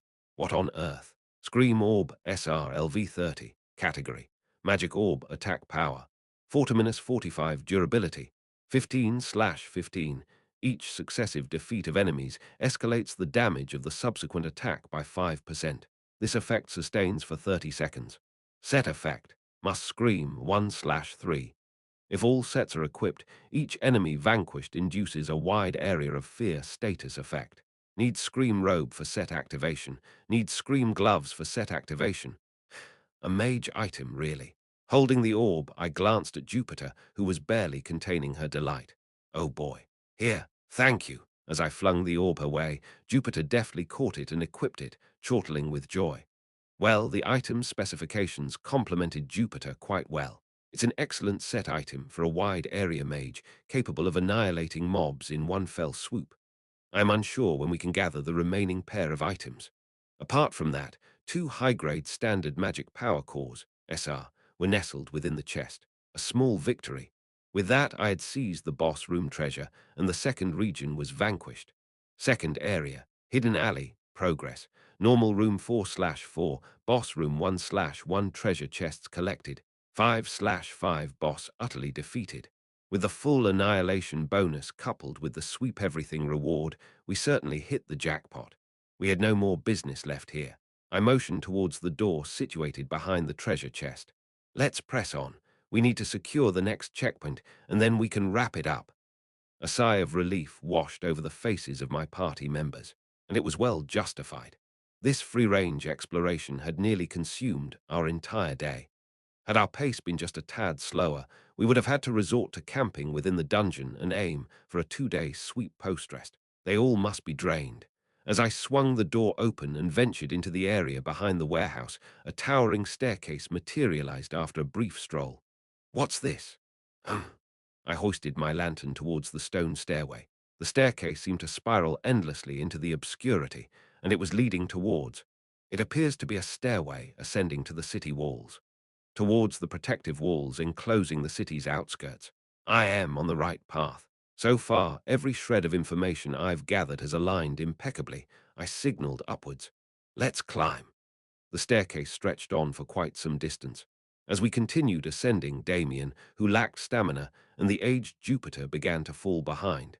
"Heyok, Heyok, Your Highness, this old woman's knees are on the brink of collapsing. How much farther do we need to ascend?" "Just a bit more. We're nearly there." Despite my words, I was soaked in sweat. Why is this so tall? Wouldn't it be reasonable to trim it down for the sake of gameplay? But this was our reality, and we finally summited the staircase about 10 minutes later. "Ah, Your Highness, my back is shot." "Ah," I crumbled onto the frigid stone floor, worn out. Damien quietly slumped beside me, while Jupiter parked herself next to him and lit up a cigarette. "Hiok, hiok, I feel like I'm going to drop dead from heart failure. I'll light up one before that." "If you smoke now, old woman, you're gonna drop dead for real." Lucas and Evangeline also seemed exhausted, pulling water bottles from their bags and chugging them down in unison. It was as if they had coordinated their drinking, each emptying a bottle. Aren't you two oddly in sync? Good job, everyone, but we've made it. I pointed forward. The staircase led us to a watchtower, and nestled within the spacious watchtower was a luminescent magic stone and a familiar heap of rocks. A teleportation gate. Hurrah! Let's head back quickly. If not, I fear this old body will develop arthritis. Jupiter, who seemed to have regained her vigor, leaped to her feet and bolted towards the teleportation gate. Got a sudden burst of energy there. What happened to the imminent heart failure? The moment we return, I'll draw a hot bath to soak in, a glass of whiskey with ice in one hand and a cigar in the other. Jupiter's heartfelt wish was abruptly interrupted. Jupiter, positioned at the brink of the watchtower, was rigidly gazing at something afar. Intrigued, the rest of the party members trailed behind Jupiter to catch a glimpse of what had transfixed her, and then each one of them was rooted to the spot. This is, I too gradually trailed behind, a vast fortress wall unfurled in front of us. Twice as thick as Crossroads, its scale was nothing short of monumental, and within those fortress walls was the Lake Kingdom. What we had seen from the back streets before was merely a tiny portion. The staggering scope of the Lake Kingdom truly sank in as we surveyed it from the towering fortress walls. It's so expansive it won't fit in a single view. It brought back memories of the time I scaled a skyscraper's observation deck in Seoul and looked down upon the city. The Lake Kingdom was as vast as Seoul. The problem was, it was completely lifeless. Under normal circumstances, the entire city would be shrouded in darkness, rendering everything invisible. But there was one reason why we could vaguely discern the city's layout. Light, Damien whispered, his voice shaking. Light can be seen throughout the city. Like stars peppering a cloudy night sky, the points lights sprinkled around the city shone brightly. Someone had stationed permanent magic stones and undying fires at intersections and hubs across the city. Thanks to this, a few surviving humans could find their way here, and that wasn't the sole source of light. What's that? A lighthouse? Evangeline pointed towards the city's heart. A faint flame flickered from the spire jutting out of the city's center. Despite being weak amidst the dense darkness, it was unmistakably a light. That light was illuminating the tallest and most resplendent tower situated smack in the middle of this city, Lake Kingdom's royal castle. I fixed my gaze on the castle, shimmering like a mirage in the remote darkness. That place was destined to be our final exploration zone, and it would be the battleground where the ultimate boss confrontation would unfold. There's a long way to go to get there. As I overlooked the entire city, I silently swallowed. Given the sheer distance from here to there, it was enough to make one feel faint. The city was designed so that the center was the highest point and the outskirts were the lowest, and our current position was precisely Zone 3, outer northern fortress here, the most distant and northernmost section of the city. We entered through the sewers, meandered through the back alleys, and wound up near the city's northern gate. After recapping our journey so far, I turned to face the party members with a small grin. Well, we'll ponder over our next move later. I started to massage my aching lower back. Let's hurry home. It appears I've inherited the prince's backache. Free exploration concluded. Characters that leveled up. Ash X, LV15 4 Lucas, SSR LV33 2 Jupiter, SR LV38 1 Damien N, LV27 3 Evangeline, SSR LV36 1 Guest Character Acquired Equipment, Cavalry Lance, Demon Spear, SSR Guest Transfer Shield, Giant Shield, SSR Guest Transfer, Magic Orb Scream Orb, SR Acquired Items, Standard Highest Grade Magic Core, SR, 2 Golem Legion Magic Stones, 120 Golem Legion Gauntlet Fragments, 32 Blue Flame Torch, Summon Scroll, Massive Steam Golem Player Skill Complete Destruction Bonus, Chapter 54. Side Story. Late night snack time. Their expedition had started in the afternoon, and by the time they returned, it was approaching lunchtime. They had been moving continuously through the day and night. The tension of the dungeon had masked their fatigue, but the moment they set foot outside, their bodies felt heavy almost instantly. Today is a rest. Everyone did well. As the group disbanded, each party member dispersed, exhausted and limber like jellyfish. Lucas and Evangeline had lodgings in this mansion. Damien resided at the temple, and Jupiter stayed at the mercenary guild.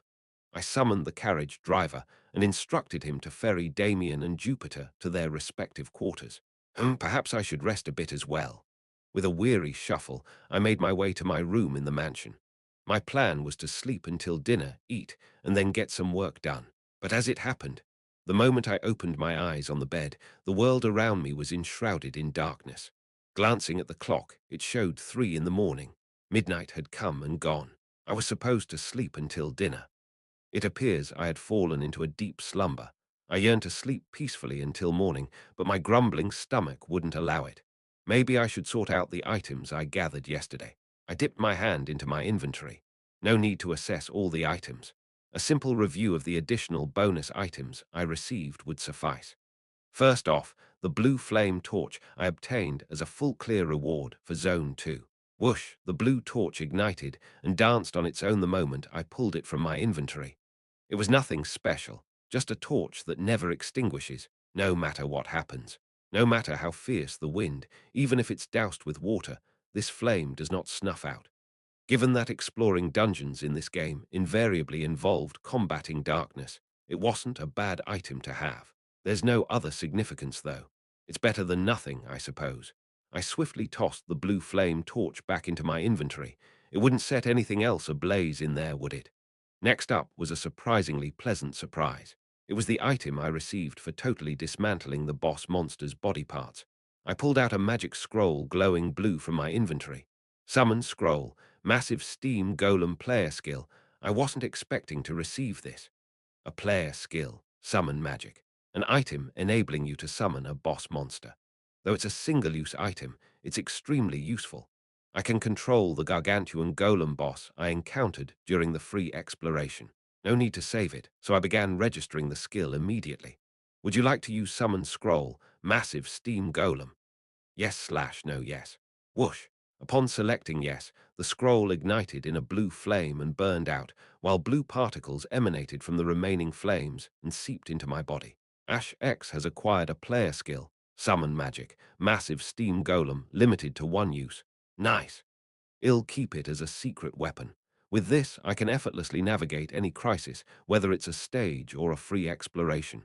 Comforted by an inexplicable sense of reassurance, I patted my belly. Gurgle. I am famished. While my spirit felt revitalized, my stomach was a cavernous void. After a brief period of restlessness, I rose from my spot, driven by the need to either eat or engage in some work. Yawn, lazily stretching with a yawn, I staggered towards the kitchen. A tense standoff ensued, with the duo, Lucas and Evangeline, who were rummaging through the kitchen like bandits. Lucas was gnawing on a bone. Is he some kind of canine? While Evangeline was nibbling on a cracked chestnut, which she held in her dainty mouth. Is she a rodent? Her large green eyes darting around nervously. Gulp, gulp. Hick. After a moment of uncomfortable silence, Lucas began to swallow audibly, and a faint hiccup escaped from Evangeline. What on earth are you two doing?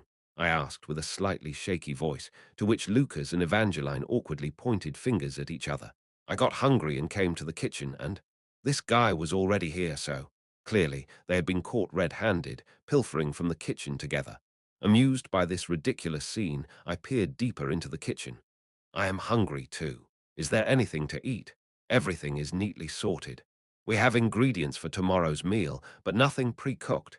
Both knights wore distinctly crestfallen expressions.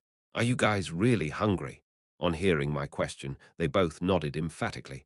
Suppressing a chuckle, I rolled up my sleeves and stepped into the kitchen. Go sit at the table. I'll whip up something quick. Upon hearing this, Lucas and Evangeline's eyes widened. Sir, you can cook? Well, a bit. Even though you're a royal, you cook for yourself. Why not? Is it illegal? Even if it was, wouldn't it not matter since I am a royal? On Earth, years of living alone had blessed me with some rudimentary cooking skills. Given that I was also hungry, I decided to prepare something. What's in the pantry? A hot bowl of ramen sprinkled with green onions and eggs, accompanied by kimchi, would hit the spot. But that was a pipe dream in this realm. I started to rummage through the pantry. The pantry of this noble mansion was surprisingly well stocked. Butter, milk, eggs, spices, smoked ham. Lucas and Evangeline, now seated uncomfortably at the table, watched me with apprehensive eyes. Hey, don't look so worried. You think he'd serve you something inedible? Spotting a large loaf of bread tucked away in a corner of the pantry, an idea sprang to mind. Maybe some street toast. but the oven was cold. Come to think of it, this world didn't even have gas stoves. Wasn't there something akin to a fire spirit for such tasks? Is there nothing like that in a fantasy world? Well, I do have this. I retrieved the blue flame torch Id recently added to my inventory and shoved it into the oven. Before long, the pan atop the oven began to sizzle hotly. Sporting a sly grin, I tossed a generous chunk of butter into the heated frying pan. Sizzle, the savory aroma rapidly filled the air. I heard Lucas and Evangeline gulp audibly. These little rascals, they couldn't hide their appetites, could they?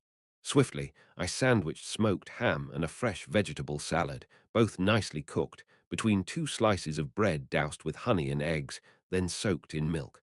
Let's quickly munch on this and head to bed. It's a prince's specialty toast. Though the pantry lacked ketchup, mustard, or mayonnaise, it was still quite satisfying.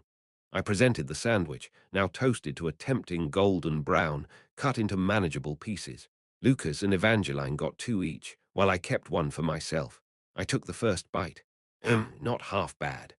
The flavor was slightly different from what I was used to on Earth, but it was definitely palatable. When Lucas and Evangeline followed suit and bit into their sandwiches, their faces lit up with surprise. Especially Lucas, who looked incredibly moved. "This is amazing, sir. You could easily be a royal chef. I'm honored to taste your cooking." "Don't exaggerate. Just eat." I was well aware of his loyalty, but he didn't need to butter me up so. Next to Lucas, who was wolfing down his meal as if he hadn't eaten in days, Evangeline gave me a nod of approval. "But it is truly tasty. It tastes like something one would buy at a festival." Ah, a fitting description indeed. After all, this was a street toast recipe, so her comment was spot on. It brings back memories. Evangeline, who had been quietly enjoying her toast, murmured, "When I was a little girl, I'd often wake up to the sound of clattering in the kitchen at dawn, and when I'd go downstairs, my father would be busy preparing something." She was talking about the Margrave. I paused, the half-eaten toast still in my hand. Monsters didn't care about time. They'd attack whenever they pleased. After defeating them and returning at dawn, he'd be famished and would whip up a quick meal. Evangeline, lost in her childhood memories, wore a wistful look in her eyes. He'd throw together whatever leftovers were available in the kitchen, and if our eyes met, he'd always invite me to join. "Want a bite?" I chuckled. "So, did you join him?" "I'd always accept whatever he offered me back then. That's why my cheeks are still so chubby." Evangeline grasped the pinch of baby fat on her cheeks and gave it a shake. It was both adorable and a bit sad. Then, my mother, who was a late riser, would eventually join us and scold him for feeding me so early in the morning. Evangeline's smile gradually faded as she remembered. Just being here late at night, it suddenly jogged my memory. Slowly, Evangeline looked around the Lord's mansion kitchen, where every corner bore the deep-seated marks of time. This place, once filled with her father and mother's presence, was now empty. I remembered those mornings. "The Margrave's funeral is tomorrow." My statement made Evangeline swallow hard. While we'd been lost in the dungeon's depths, time had relentlessly marched on. The Margrave's farewell was now merely a day away. Crossroads doesn't really have set customs for funerals, so I've taken it upon myself to arrange everything. But if you'd rather, you can handle the preparations. "No, please continue as you were." Evangeline's voice was strained as she forced down the remaining piece of her toast. "I admired my father. I thought of him as a noble man who dedicated his life to protecting the people here. But—" She took a couple of large swallows of her milk. Evangeline, having washed down her food, roughly wiped her mouth. "I still can't forgive him." "Senior, do you know how my mother died?" How was I to respond? After a moment's pause, I gave a slow nod. Evangeline's face fell. "My father left my mother to die to protect the city." Emotionally, I can't accept his decision, but logically I understand. Guarding the city is the first duty of a Margrave, and father was just fulfilling his duty. Evangeline bit her lower lip. "But on the day we laid mother's coffin to rest in the orchard, father wasn't there. He had departed for the southern front, to ready for the next onslaught, because that's the duty of a Margrave of Crossroads, because it was of greater importance." Evangeline's small hand clenched into a tight fist in her lap.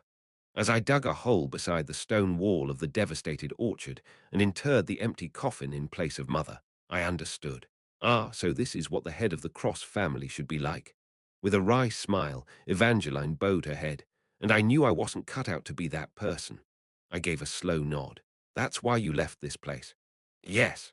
Evangeline raised her intense green eyes to meet mine. I appreciate you organizing Father's funeral in my place, Senior. Yet even if I respect Charles Cross Margrave as a public figure, Evangeline's words were heavy. As a daughter, I can't forgive him. I enjoyed the late-night meal. It's truly an honor to dine on food prepared by the Crown Prince himself. After rising from her chair and giving a slight bow, Evangeline briskly exited the kitchen. As I watched her retreating form, I let out a soft sigh. Families are complicated, aren't they? Lucas sat quietly by my side. I slowly put the remaining piece of toast in my mouth. Personal matters aren't things others can meddle with. It's something Evangeline has to resolve and accept herself. Having finished the last piece of toast, I brushed off my hands and stood up. It's getting late. Shall we head to bed? Indeed, my lord. Lucas began to assist with the cleanup. Watching this sloppy behemoth clean up the dishes and tidy the kitchen was amusing. I covered my mouth and laughed. After the cleanup, we started to head back to our own rooms. Are you okay, my lord? Lucas, who was walking ahead, suddenly spoke up. I widened my eyes in surprise. Ha, what do you mean? My lord, you have a complicated family history as well, don't you? That's why you're helping Miss Evangeline. What? Is that so? Am I complicated? No, was Ash's family history complicated? Wasn't I just a wastrel? I was taken aback. I had no way of knowing about Ash's family history. You're reflecting on your past through Miss Evangeline. I may be obtuse, but I can see at least that much. Lucas, who had turned around, beamed at me with twinkling eyes. Isn't it? I wasn't sure whether he was genuinely worried and asking about me, or testing whether I was the real Ash. Unable to discern his intentions, I momentarily froze on the spot. Chapter 55. Side story, the funeral Lucas' eyes were a vibrant blue, a deep, brilliant, emerald-tinged azure. Typically, his gaze was tender, much like a large dog gazing up at its master. But in this moment, I couldn't quite gauge the temperature of his stare. Did he ask his question out of genuine concern for me, or was it a test to determine if I truly was the real Ash? Ah, well, I faltered, breaking into a sweat. How was I expected to know the intricate details of Ash's familial history? I'd assumed that, as the Emperor's son, his past wouldn't be straightforward, but this sudden and unexpected line of inquiry had caught me off guard, and I fumbled to respond. After silently watching me for a beat, Lucas finally spoke. I apologize. I broached a topic you're uncomfortable with. He lowered his head in apology. I quickly waved my hands to deny his claim. No, it's not that. I was caught off guard, and I spaced out for a moment. Ha ha. Your family history, as well as Miss Evangeline's, will all sort itself out. Lucas beamed, his usual radiant golden retriever smile. Had I been overreacting? Was Lucas simply expressing concern? Thanks, good night. See you tomorrow. I hastily waved goodbye and hurried off to my bedroom. Did Ash have family problems? He was a prince after all, the Emperor's own son. Naturally, there'd be plenty of dark and messy secrets. The issue was that I was entirely in the dark. What else is he hiding about his past? I would need to dig around for more information later. Sigh. Once again, the stark reality that I was inhabiting someone else's body struck me. Living as another person was proving to be no small task. The day after we returned from the dungeon, I tackled the backlog of work and fortified our defenses for the next stage. Enemy information, Stage 3, LV. 5 units, LV-20 Steam Golem. 152 units, LV-15 Rock Golem. 103 units, especially considering that this time we'd be fending off a battalion of golems. I needed to adapt the defense installations accordingly. Large monsters, a handful of elites, tailor the strategy to them. Just over a week remained until the next stage. This time I would be fully prepared to be able to handle any curveball. No, so that I can chew up and spit out any curveball with even greater firepower. I ramped up my preparations for the next stage, ceaselessly placing orders and fine-tuning all the production guild facilities in the city. Then another day passed. Early in the morning, to the west of Crossroad, in the barren wasteland, the graveyard, I stood silently amidst the bustling funeral preparations. While several had been injured during Stage 2, only one had fallen. Margrave. I clenched my jaw as I glanced over the list of names for the funeral. Charles' cross name was the only one that stood out, etched in solitary isolation. Your Majesty, the procession has begun. Hum, Lucas murmured in my ear. I responded with a nod. The casket, initiated at the temple, meandered through the city's main arteries, ultimately breaching the western gate. Unbeknownst to me, a lengthy stream of citizens trailed the procession. The lord who had presided over this place for decades had passed. Even in a city as unfeeling to death as this one, many were expressing their grief. Ultimately, the casket halted before the graveyard. The funeral would occur here, with the casket destined for burial in the orchard where Margrave Charles Cross had lived his life. His wife's tomb was there, too. Thud. The casket, gently placed on the ground, was draped with the banner of the Ash Everblack Empire. Priests, forming a circle around the casket, initiated their prayers, with a choir chiming in with a funeral hymn. Once the procession reached its conclusion, it was time for me to deliver my concise eulogy. I ascended the stage, now familiar with the scrutiny of many eyes. Ha! I drew a deep breath, arranging my thoughts. Then I began. I've said it before, your deaths come at a high price, and that wasn't a metaphor. I meant it literally in terms of money. From funeral costs to compensation. Without hyperbole, death in this city bore a high price tag. But the death of Margrave Charles Cross surpasses mere monetary loss. It stings deep within. I pressed my hand firmly against my chest.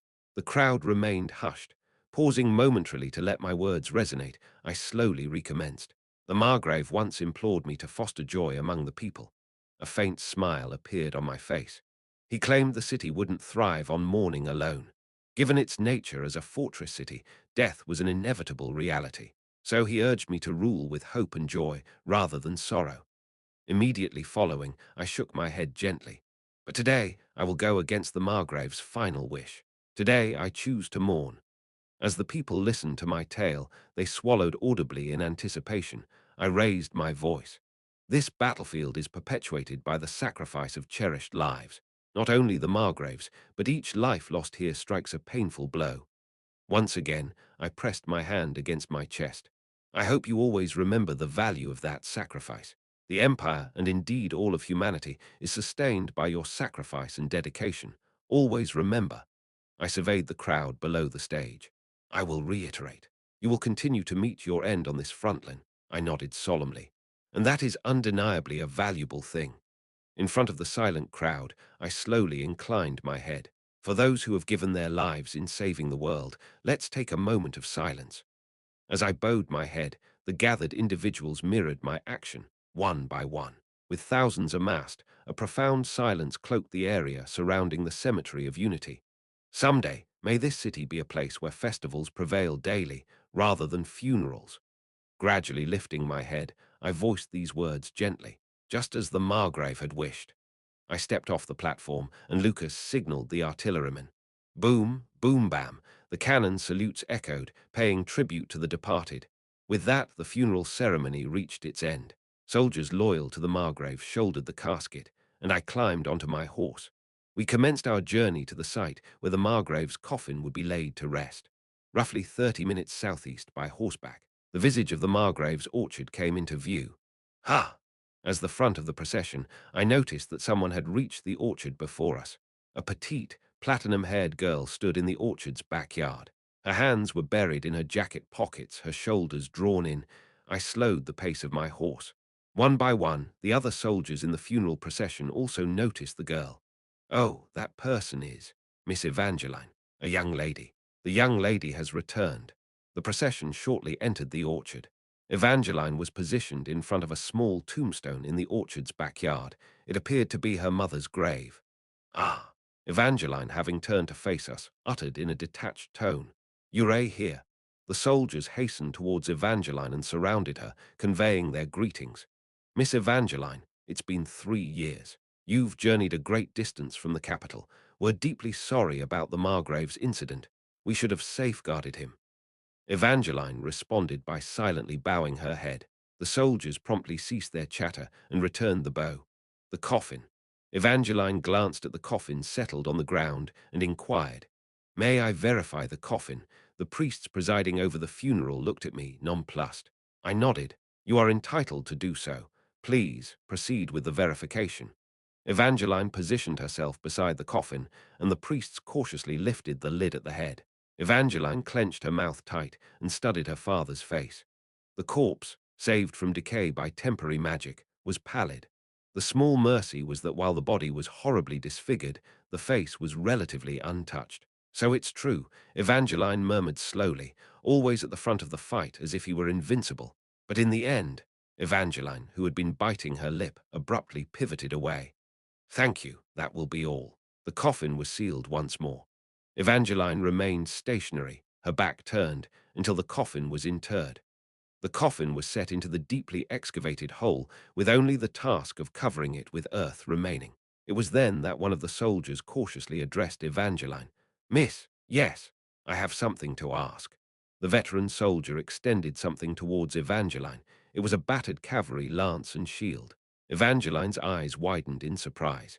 This weapon was passed down through the Cross family, wielded by the Margrave himself. I originally intended to lay it to rest with him, but I thought it best to consult with you first. Though it's a bit worn and damaged, it could be restored to use. Bury it." Evangeline lowered her head. "Please lay it to rest alongside my father." "Your wish is my command, miss." The soldiers carved out a separate niche beside the grave, inserted a box, and filled it with the lance and shield. The two weapons, loyal companions to the head of the Cross family for generations, were subsumed by the dirt mound. I observed the scene, a twinge of regret flickering within me. At last, the dirt blanketed the coffin. The priests offered their closing blessings, marking the end of the funeral. Ah, my shoulders. I needed my sore shoulders. Despite the event lasting merely a few hours, I was profoundly drained. "Everyone, enjoy a refreshing drink." Lucas handed out drinks to all in recognition of their diligent work. As everyone accepted and sipped their drinks, I stood before the grave, my gaze fixed on the tombstone. More deaths will follow in the days to come. I remembered all those who had given their lives on the battlefield thus far. Their deaths, in retrospect, felt so vivid and real. How many more? How many more? Suddenly, one of the Margrave's remarks echoed in my mind. "A time will come when you must surrender what you hold most dear to safeguard this city." What would I have to relinquish? Could I still maintain my sense of self after such a loss? Immersed in these thoughts, I softly began to recite a poem. "Built from ice and snow, here lies the surface, the path of a compassionate life." It was a line from a poem I held dear on earth. I originally planned to recite it as a tribute at the funeral, feeling it was fitting for the Margrave, but it felt out of place for the ceremony, so I refrained. Lost in contemplation, my gaze locked onto the tombstone. Just then, "I didn't realize you enjoyed the cultured pastime of reciting poetry." A young girl's voice drifted from my side. I turned and found, as anticipated, Evangeline. Chapter 56. Side story. The funeral, too. "I didn't realize you enjoyed the cultured pastime of reciting poetry." Evangeline's words drew an awkward smile from me. I felt it didn't suit the moment, so I shared it quietly. "Seems I've been discovered." "You've got a pleasing voice. How about sharing aloud next time?" Her face held no expression, her thoughts unreadable. I ventured to ask, "Would that be all right?" "Certainly, why wouldn't it be? This day was inevitable." Evangeline shrugged her shoulders nonchalantly. After all, had I been appointed as a knight elsewhere, returning to this place wouldn't have been possible. Missing my father's final moments was a likely outcome. I count myself lucky to have been here for the funeral.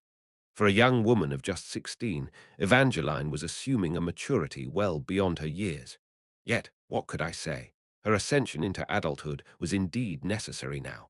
"So, you plan to leave for another posting?" "Indeed." "Do you believe I would linger in this rural Margrave simply for its peaceful setting?" Evangeline cast a glance at the distant crossroads. "My plan is to deal with the inheritance, dispose of the family mansion, lands, wealth, and then leave." Evangeline had made her decision from the onset. I assumed then that the family's ancestral sword had been interred this day as well. "I'll assist you with settling the inheritance." At my offer, Evangeline squinted at me. I grinned back. "It's a hefty task for someone so young. Allow an adult to help." Despite my appearance, I am an academy graduate. I possess basic legal understanding. "Well then, think of it as a favor from a fellow academy grad, your senior. Wouldn't it be easier with the support of the current lord?" After examining me for a moment, Evangeline looked down. "You won't judge. Why would I?" I am about to neglect the duties of the Cross family and leave. I am doing it for my own ease, out of selfishness. I chuckled softly. You speak of duty, but your family has been burdened with this obligation without choice. The Cross family has given more than enough. I don't know if I can match that, but from here on, I'll do my utmost to guard this front. I struck my chest confidently. Don't fret and go as you wish, my junior. I'll make sure the sacrifices your family has borne won't be in vain. I'll give it everything I've got. Evangeline, who had been studying me with a furrowed brow, tilted her head. You're quite unlike the rumors, senior. Oh, really? I assumed you'd be plotting a return, given your demotion to such a place. I felt a bit embarrassed. If I were the real Ash, I would have done just that. It's surprising you're taking your role as this place's lord more seriously than I anticipated. Ha ha. As I laughed off the awkwardness, I answered her honestly. If you defend this place well, it's said that someone will grant you a wish. That's why I am giving it my all. This was the condition proposed by the entity calling itself the director of this game.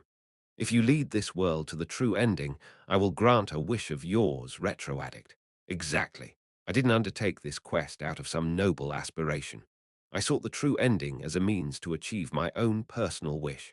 But Evangeline, having listened to my words, rubbed her chin and pondered.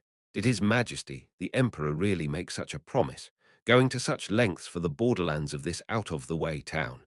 No, it wasn't a promise made by the Emperor. Explaining that would only muddle the situation, so I let her misconception stand.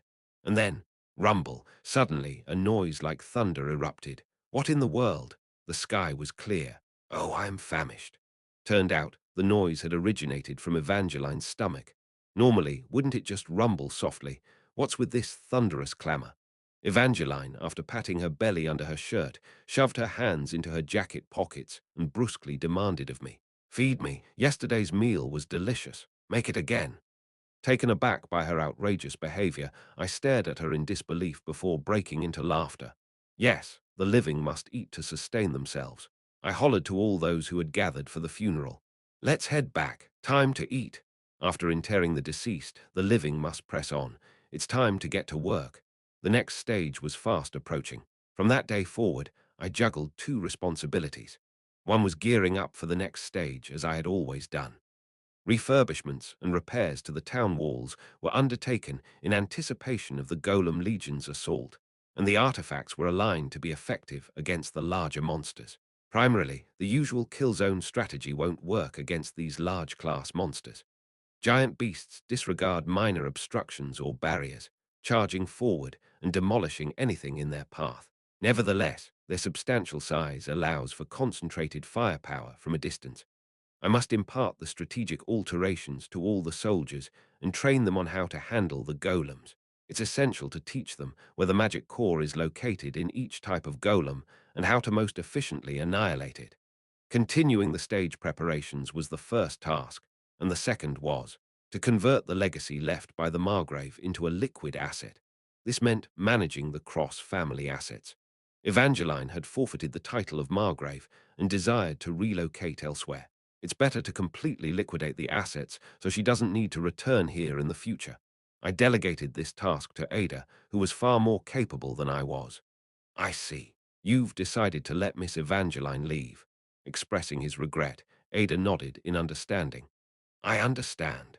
I'll convert all the assets of the Cross estate into a liquid form and transfer them to Miss Evangeline. I'll also handle all the legal documentation and procedures related to the inheritance. I am trusting you with this, Ada. Keep me in the loop. Do you doubt it? However, Ada readily accepted the responsibility, but appeared uneasy about the terms I had put forward. It'll be a challenge to liquidate everything within a week. The deadline I had proposed was 1 week, one day before the next stage kicks off. Most of the Cross family's wealth is intangible assets, land and buildings. I'm not sure if we can find buyers in such a short span. In that case, purchase them under my name first. Set a reasonable price. I nodded gravely. I aim to finish the liquidation process within a week and bid Evangeline farewell. My plan was to wrap up this matter before the next stage commenced and get Evangeline away from this front line. I can't let Evangeline get caught up in the next conflict. If Evangeline fails to leave here before the next stage commences, Monsters will swarm in, combat will ensue, and depending on the situation, Evangeline could inadvertently be drawn into the fray. No one can predict the aftermath of that. The image of the deceased Margrave of the Cross in my arms continually haunted me. I bit down hard on my lip. Every member of the Cross family met their end on this front line. Evangeline is the final successor of that lineage. In other words, the lone survivor. Evangeline, at least, should escape this battlefield unharmed. That was the dying wish and the legacy of the Margrave of Cross. I was resolute to honor it faithfully. Seeing my determination, Ada seemed to discern my thoughts and quickly broke into a sly grin. Understood. Just place your trust in me, Lord. Despite his questionable aspects as the director of this game, Ada proves invaluable as an aid to the Lord. He'll manage it competently. I opened the stage information window. Stage 3, start in. 8 days' time advances relentlessly, and the subsequent defensive battle is inevitable. I tightened my fists. Ill demonstrated.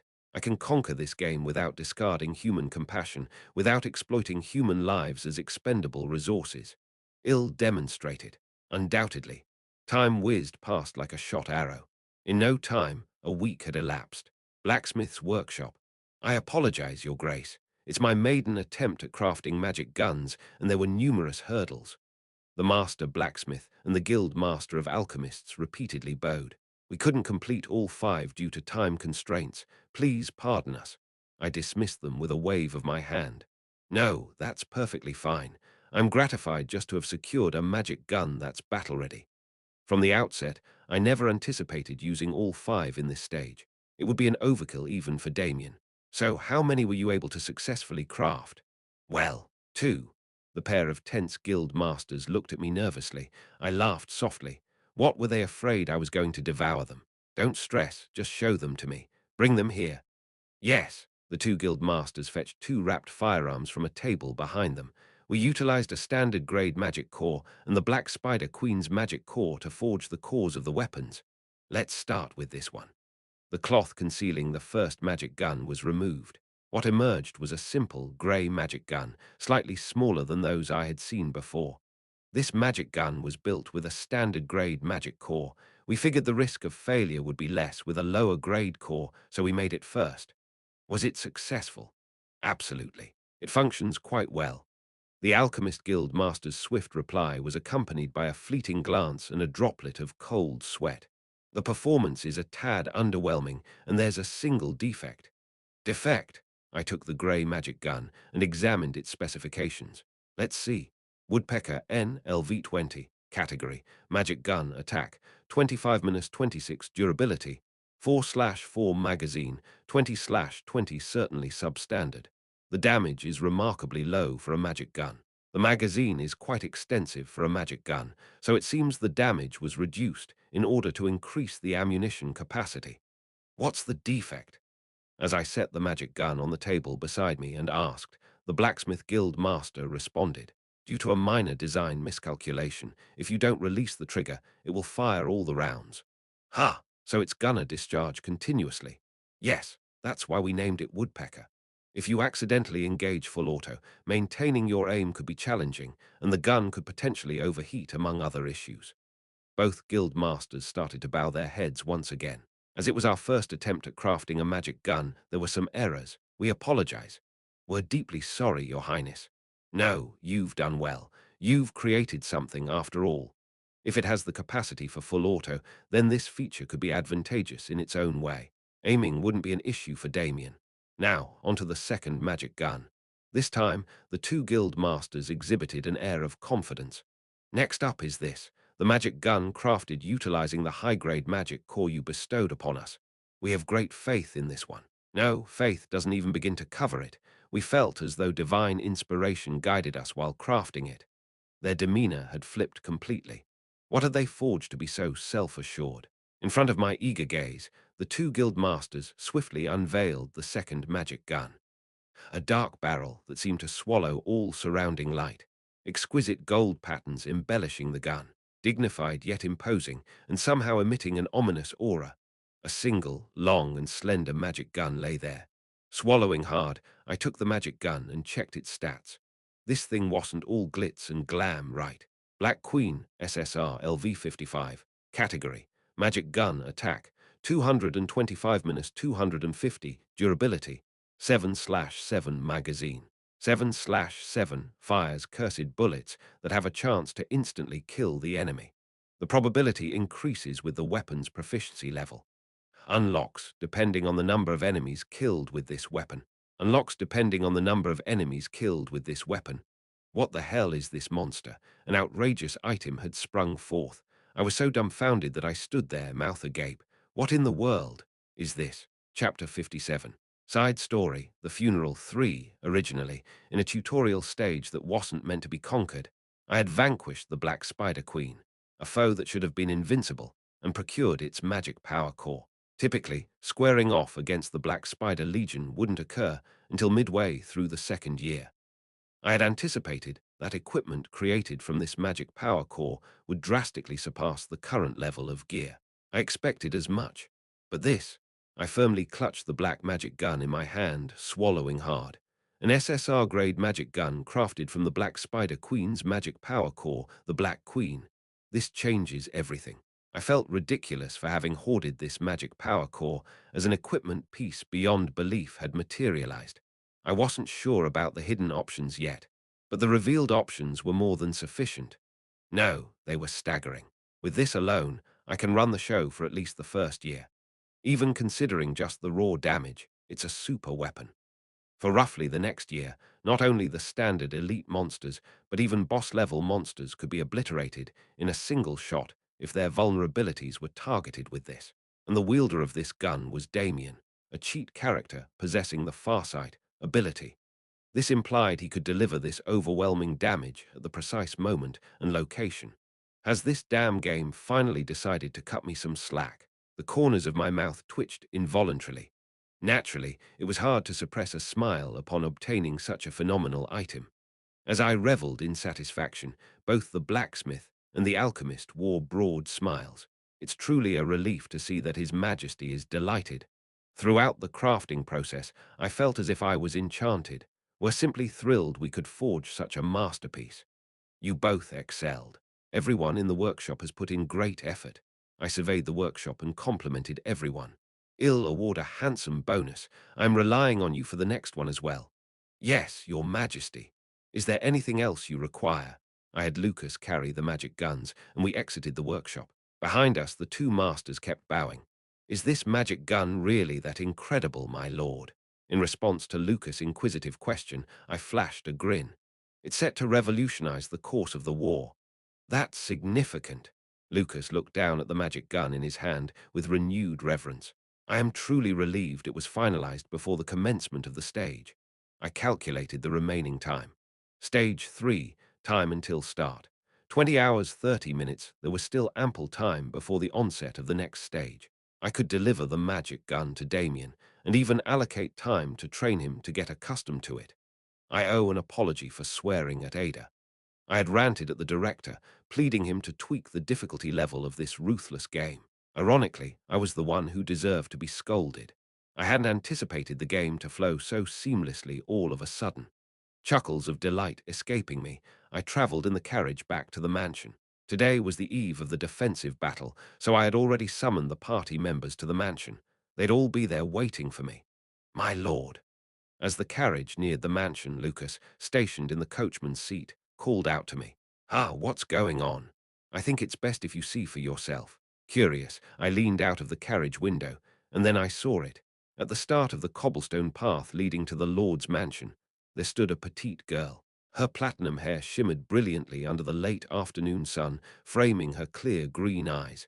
A large bag was strapped to her back, as if she were ready for an extended journey. Evangeline Cross was waiting for us. Clatter. I disembarked from the carriage and moved toward Evangeline. Evangeline. Evangeline looked up at me with her uniquely sharp eyes, and finally she sighed. Today, the Lord's aid gave this to me.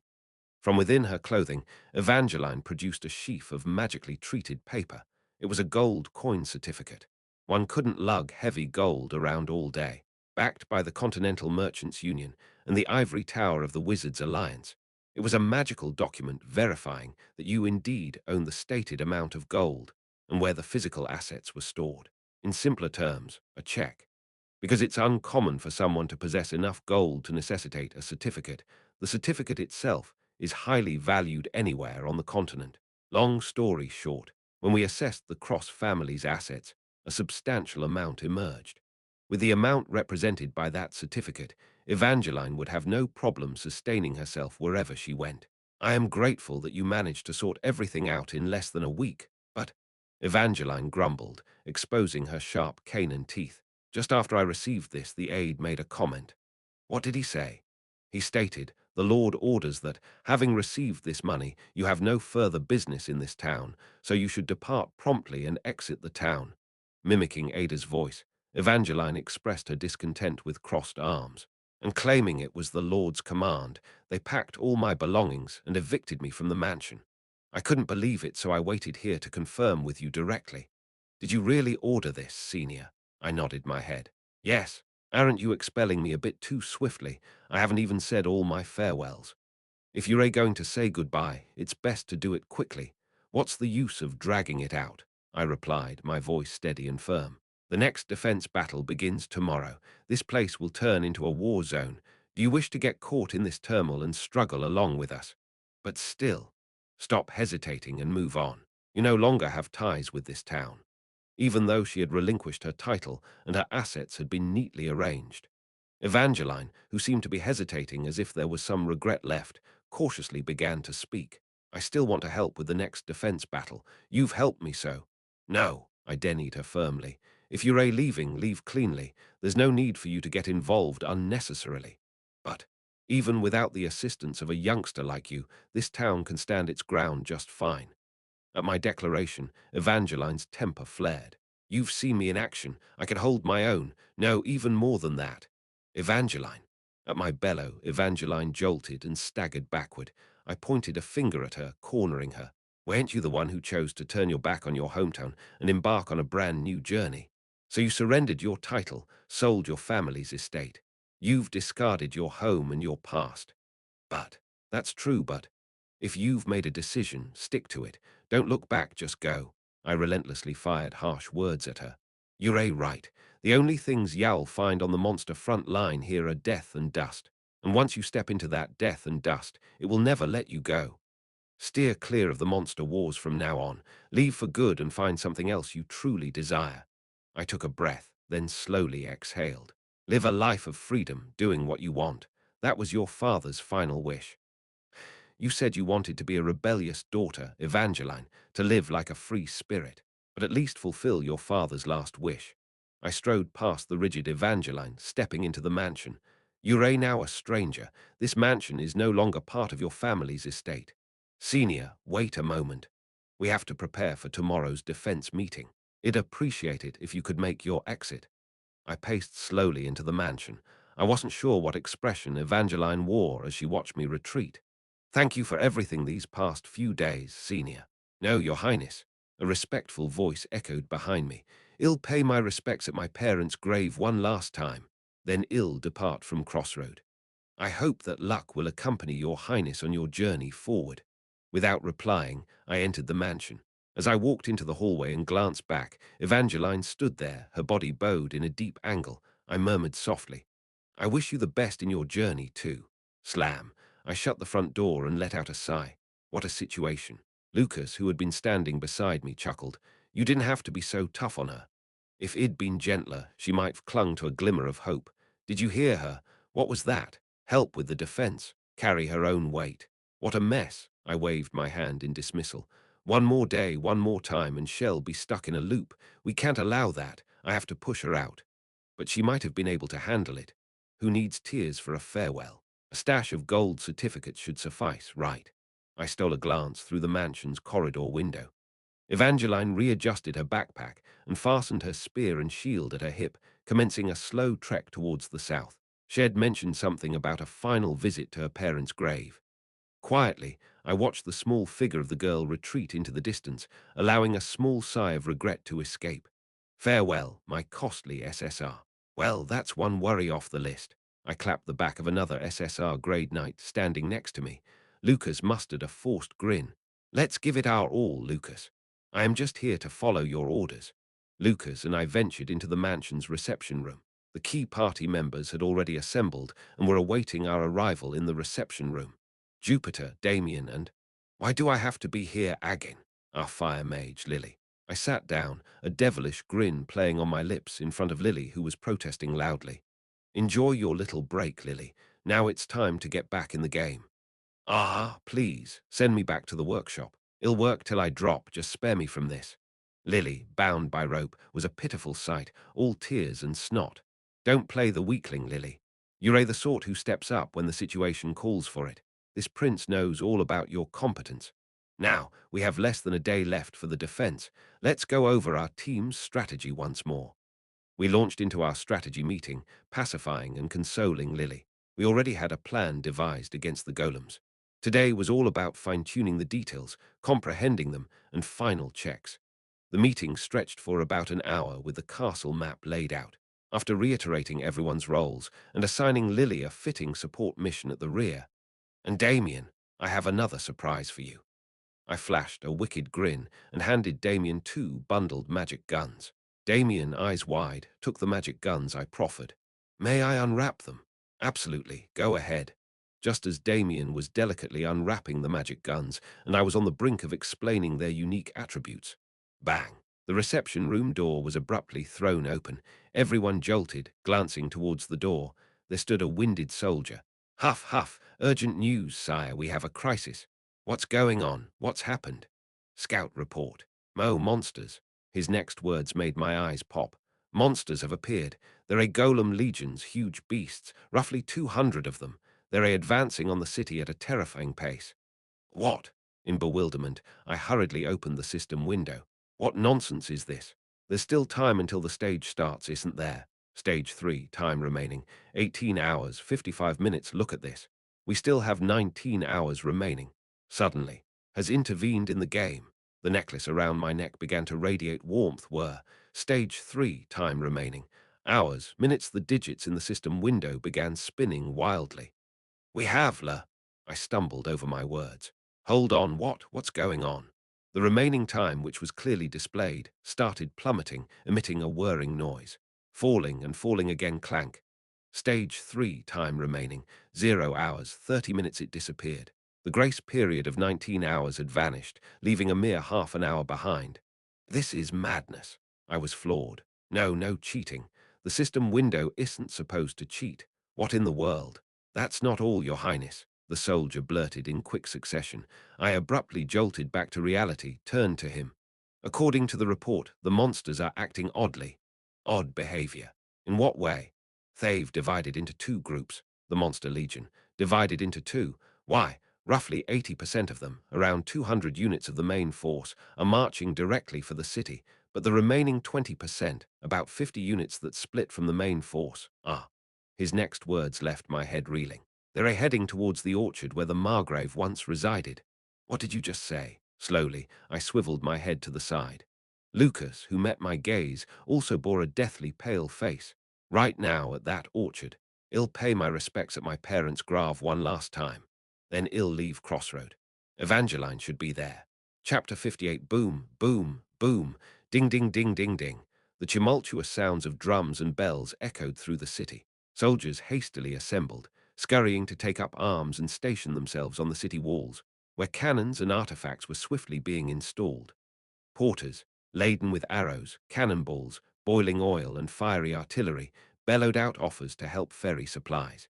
War was always a frantic affair, but a surprise attack without warning threw the front lines into even greater chaos. Amidst this mayhem, I and my party members arrived. As soon as we ascended the city wall, I shouted, "Scouts, where are they now?" "They're in sight over there." Looking where the scout pointed, a cloud of dust was visible in the far south. The monsters cut through this dust cloud, creating new ones as they advanced. Thump, thump, thump. The massive forms of golems trudged in unison. They were approaching us, neatly arranged in formation. We had encountered them in dungeons, but the pressure was different, with hundreds of them charging all at once. It felt like a gigantic wall was advancing towards us. When will they be within cannon range? If they maintain this speed, less than 15 minutes. Before then, we need everything in place and ready to fire. Hurry. Yes, sir. The soldiers sweated profusely as they worked to ready the cannons. They loaded cannonballs, lined up their targets, and packed in the gunpowder. While watching this unfold, Lucas approached from behind. "Lord, are you going to leave her alone?"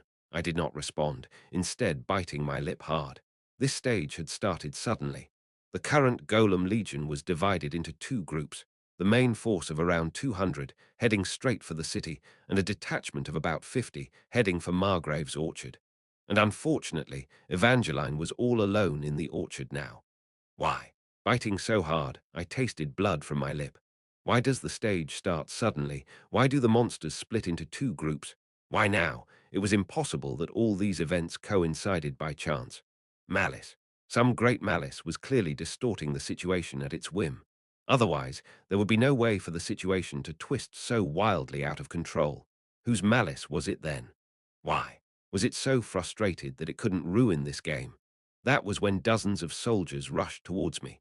Looking back, they were the Twilight Brigade, veterans under the Cross family banner. "Your Majesty," the veterans saluted in unison, and the captain of the Twilight Brigade stepped forward. "We've heard the news. Please let us go." "What?" "The defense of the current front line is solid. We can hold out well enough even without us old folks. Send us to the orchard. We can save Miss Evangeline." "We're running out of time, Your Highness. The monsters are approaching fast. We don't have much time left to send a rescue team to the south gate." Listening to the soldiers, I let out a weary sigh. "Your words have two errors." "Pardon." "The first error is that our current frontline defense is sturdy." "Does this frontline look sturdy to you now?" I pointed at the walls. Soldiers were hurrying to install the yet-to-be-completed artifact, shouting at the top of their lungs. The sudden appearance of those bastards has not only disrupted the artifact, but even the cannon arrangement is unfinished. All the defensive equipment can be ready before they arrive. Even if, hypothetically, the equipment is ready. If you guys leave this frontline, the remaining soldiers will be mostly novices. Do you think they can fully withstand the attacks of those massive monsters? The soldiers remained silent.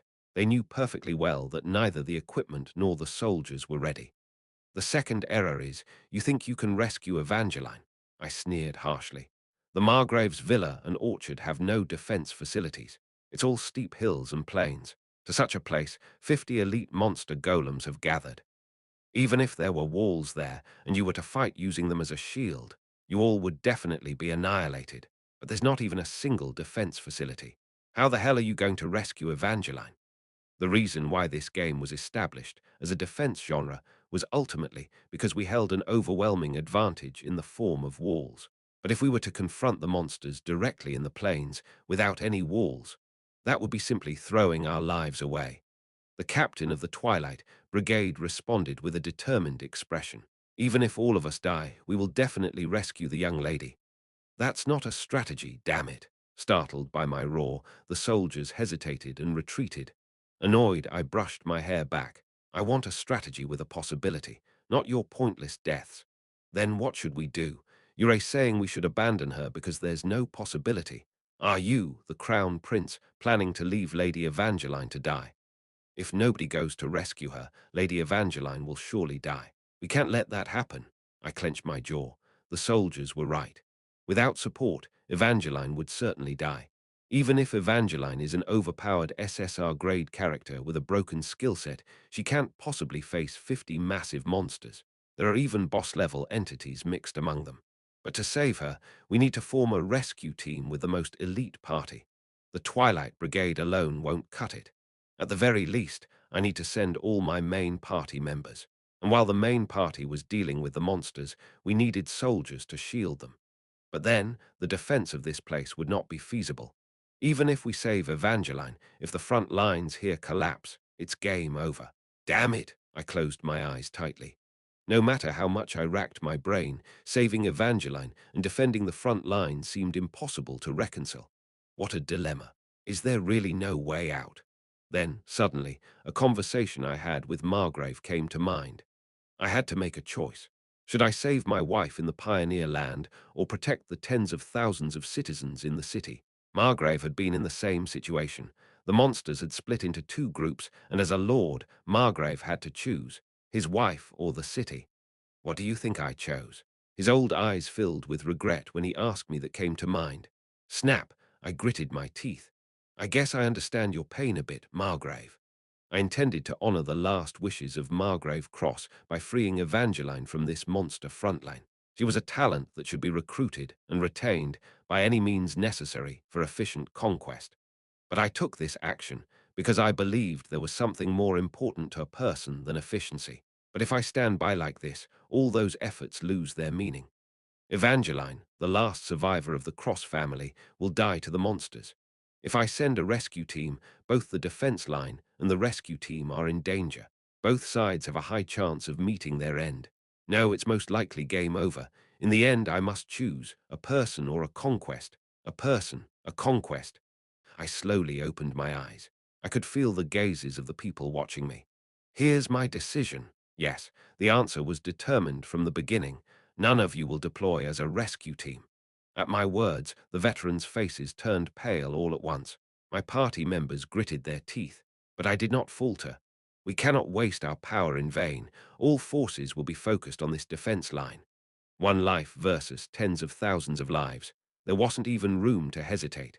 It's a shameful weight difference to even put on the scale. If these walls fall, tens of thousands of citizens in Crossroad will die. Moreover, all cities and villages above the front line will be in danger, and in the end, the human world itself will be at risk. No matter what happens, the front line must be maintained. No matter what happens, we have to keep going. What's the use of saving an SSR-grade character when the game itself is over? Let me say this clearly one more time. None of you will deploy as a rescue team. With a firm resolve, I shouted loudly. Finish prepping for the defense battle. What are you doing? Can't you see those monster bastards swarming in? I snapped sharply at the soldiers, frozen in their spots. Get ready for battle, ready for battle. Hurry, southeast of Crossroad. There's an old mansion erected atop a hill where far off one could see an oak forest.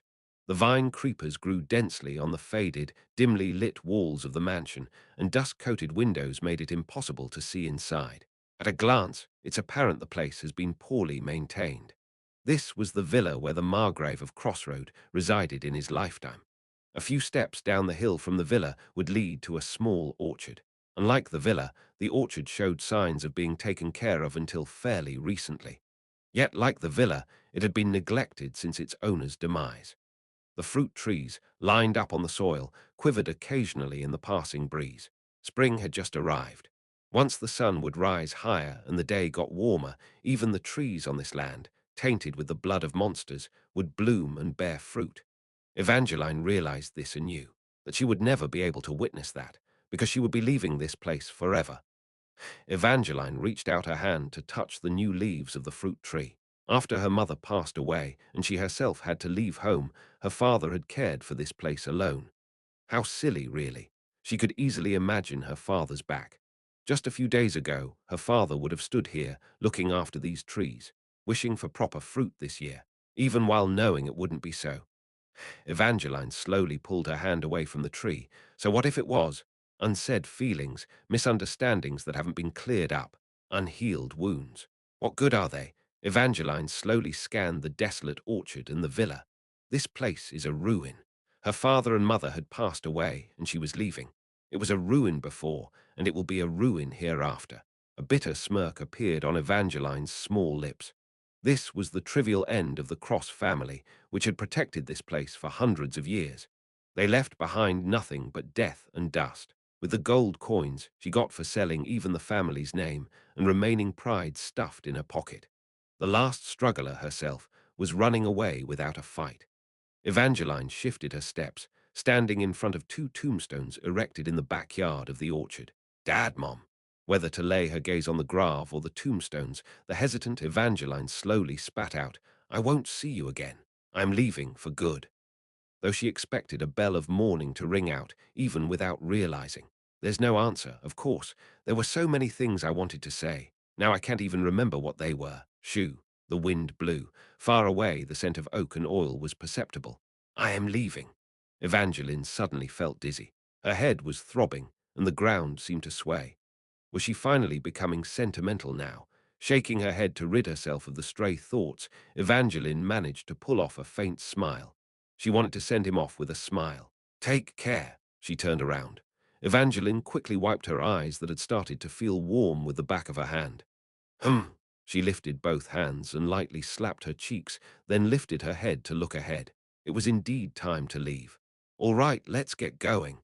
And when Evangeline looked straight ahead, boom, the stone wall fence in front had exploded from the ground up.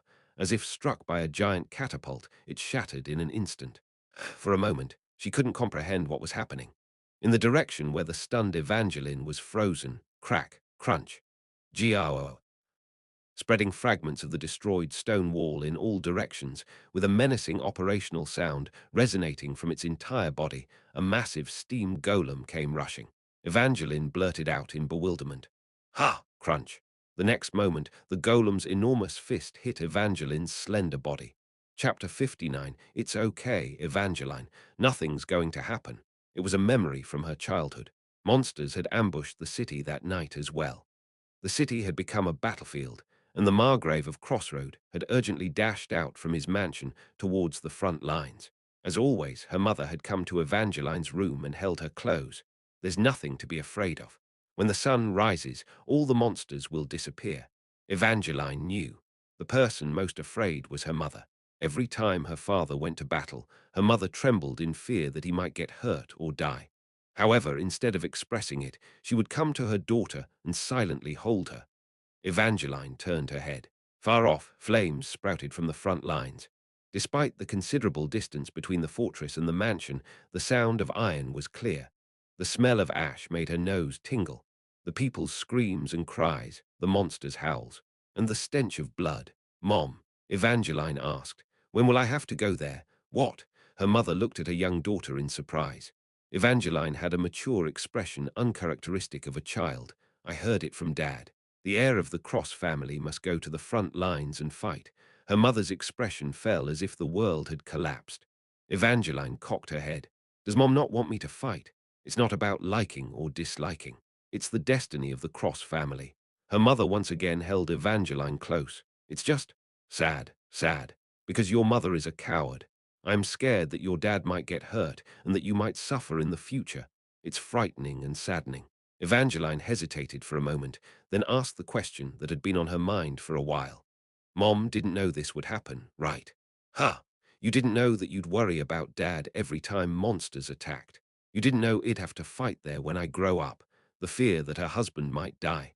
The sadness engulfing her as she worried about her daughter's future. Every night the monsters attacked, her mother trembled in such a way. If you knew this would happen, would you have not married Dad?" Her mother, who had been silently looking at her daughter, answered, "No, I knew." Slowly, a soft smile spread across her lips. "I knew that if I married your father, every time monsters attacked, I'd spend the night in tears." Her mother's rough yet warm hand stroked Evangeline's hair. "I knew that if I gave birth to you, you too would eventually face the destiny to fight. I knew I'd be saddened by that destiny. I knew everything. But why? Why did you marry Dad?" Unable to understand, Evangeline asked again. "Why did you give birth to me? Why did she choose this path, knowing it would bring suffering and sadness, even though she knew what lay ahead was pain? Why? I wonder why." With her voice trailing off, her mother finally offered a faint smile. "Maybe because of what continues." "What continues? What's that?" Cradling a blinking Evangeline in her arms, her mother slowly replied, "You'll understand when you grow up, Evangeline." "When I grow up?" "Yes, you'll surely understand then." Her mother's large, warm hand gently stroked Evangeline's back. "You'll understand why your mother did what she did, why she moved towards a future steeped in fear and sorrow."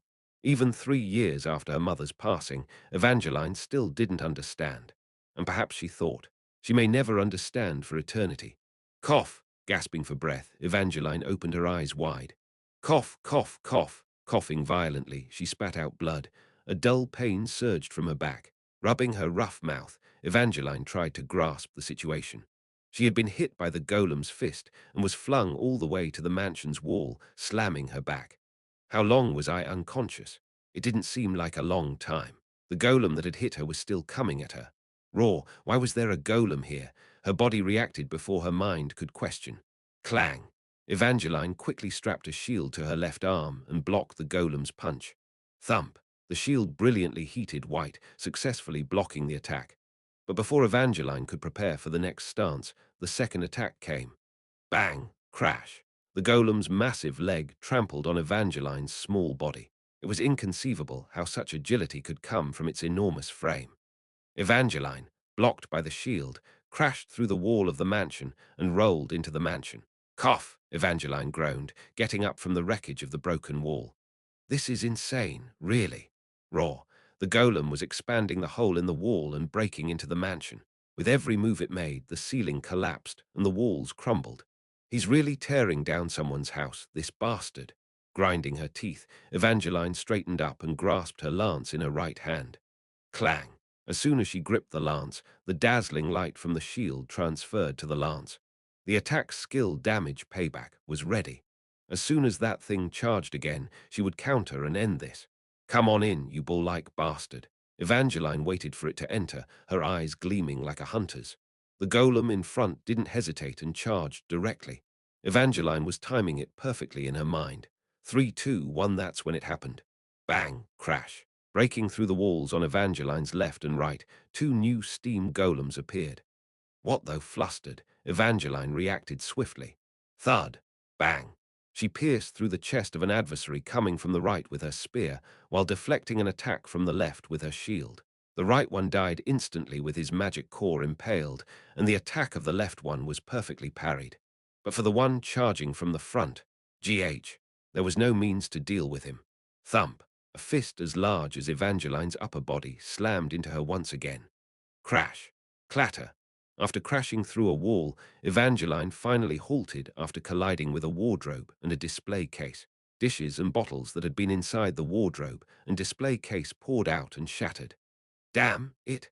Evangeline wiped blood from her nose while being showered with shards of glass like rain. Two steam golems charged at Evangeline with rumbling noises. Narrowing her eyes, Evangeline shouted out, "Ease up, you monster bastards." Kicking off her crouched position, Evangeline shot forward. She parried the fist of the first golem with her shield, and with her spear in the other hand, she pierced through the golem's chest. Thunk! The second golem charged in succession. Evangeline used the body of the first golem she had impaled with her spear to take the blow from the second golem.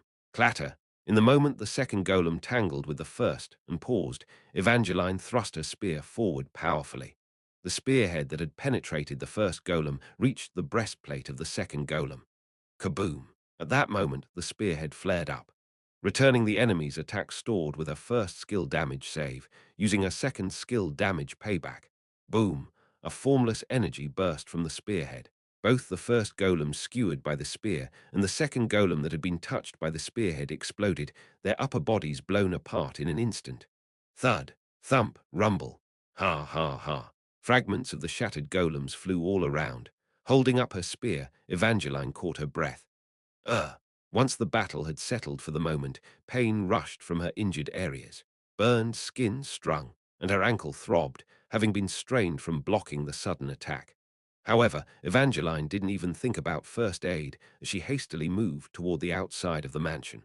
The Golem Legion ambushed us, a day earlier than expected in Crossroad. If things continued like this, even Crossroad wouldn't be safe. I need to get back and alert them of the attack. With a limping stride, Evangeline barely emerged from the ruined mansion building. Just at that moment, boom, the area shook. It was a large tremor, enough to lift Evangeline's petite body into the air. Ha! Letting out a surprised sound, Evangeline turned her eyes toward the source of the tremor. And then they spotted them. Boom, boom, boom. A massive horde of golems, over 50 strong, was advancing towards her directly. With each synchronized step the golems took, the ground quivered intensely. Already shattered, the walls of the mansion further crumbled, sending bricks and debris flying as if an earthquake had struck. What the heck is this? It was then that Evangeline realized. The three steam golems from before were merely the scout vanguard. These behemoths were the real threat. I have to escape. There was no other option. Evangeline knew instinctively. If she tried to confront them head-on, she'd be killed. Where's my horse? Evangeline scanned her surroundings for her horse, but it had long since fled. Should I run all the way to Crossroad? Evangeline looked down at her limping leg. Could she possibly run with this injury? It's not a matter of can or cannot.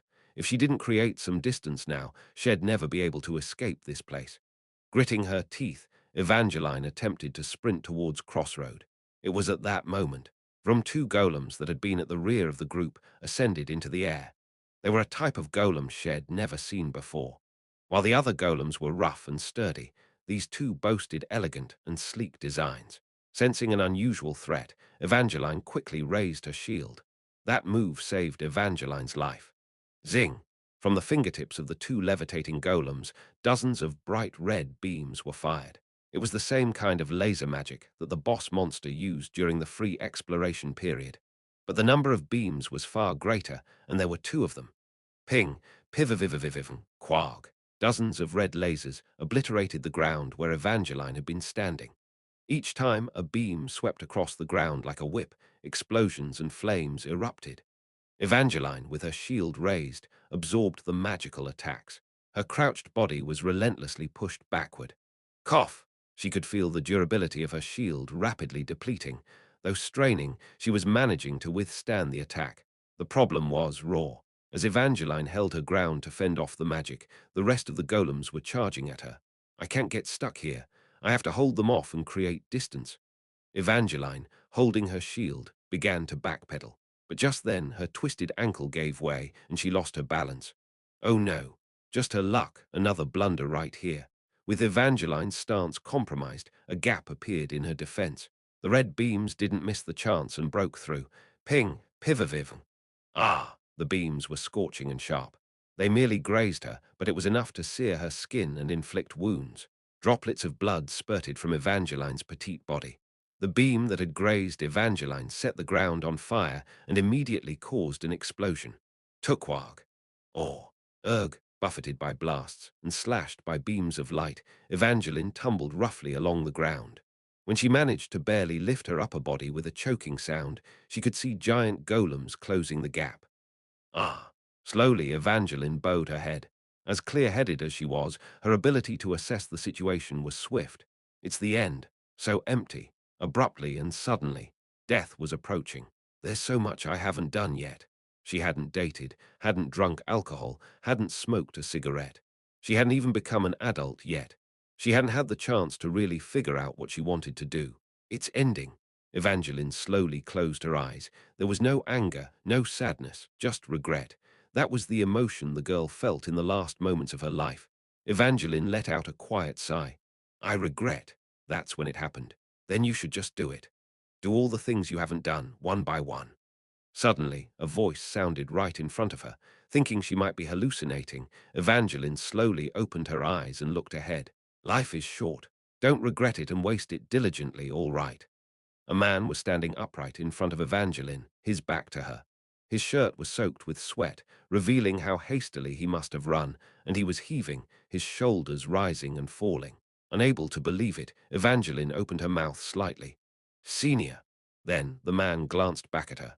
The third prince of the Everblack Empire, Ash-born Hater Everblack, was grinning, revealing his teeth. I came to rescue you, cute junior. Chapter 60 30 minutes ago, atop the southern walls of Crossroad. I am going alone. Everyone looked at me as if they didn't understand. Lucas, standing in front of me, stammered. Excuse me. The rescue party consists of me and me alone. I will rescue Evangeline myself. I told them, none of you are joining the rescue party. Exactly that. You're not going. Instead, I am going alone. What the? Lucas, struggling to find words, finally burst out yelling. What nonsense are you spouting, my lord? Damn my ears, you brute, speak gently. Are your ears made of stone? You've been the one pointing out the inefficacy of this rescue mission, and now you're saying y'all go alone. Lucas looked genuinely angry. His normally mild face was horribly contorted. Are you intending to commit suicide, my lord? I absolutely cannot allow it. Even if it means I, Lucas, have to break your arms and legs, I won't let you go. Lucas stretched out his large hand and grabbed my arm.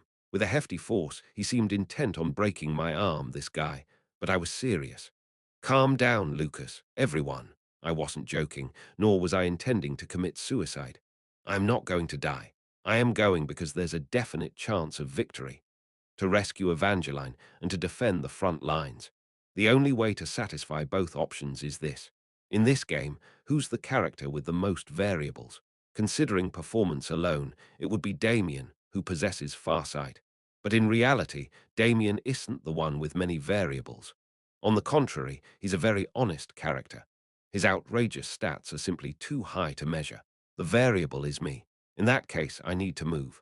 No, it's better if only I move. Taking additional people might only result in unnecessary casualties. Fortunately, I've prepared a few secret measures. I was saving them for later, but if I pour all of them into this, it's entirely possible to save Evangeline. From the beginning, I am not a combatant in the defense. I am merely a commander, and that's a role Lucas can replace. All forces defend the front lines, and I, a bundle of variables, alone rescue Evangeline.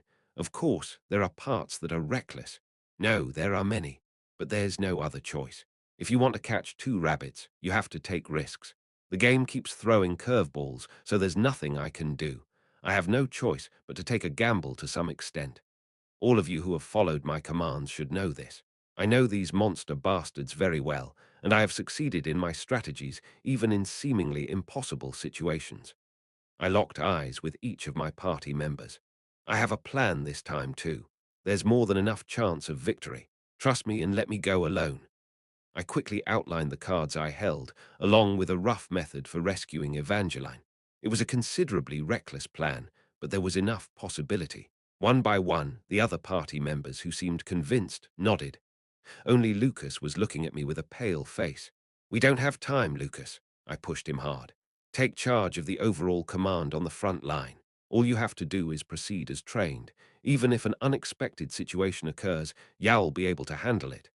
I'd rather go and save Evangeline myself. Please take command of this front line, my lord." "No, we each have roles more suited to us. This front line needs you." "But for us," Lucas spat out with a suppressed voice, "we need you." "Lucas, why? Why would you even use your life as a chess piece?" I put my hand on Lucas' shoulder. "Trust my judgment, the judgment of your lord me. Promise me, I will definitely return in one piece." Lucas bowed his head slightly. "You don't have to do this, my lord. I don't need to. But if I give up on Evangeline here, I will abandon the value I cherished in this strategy. I will abandon it myself. It's no different from the previous strategy where I used lives like bullets. If you can save someone, you must save them. And according to my calculations, even though it's a bit dangerous, I can save Evangeline."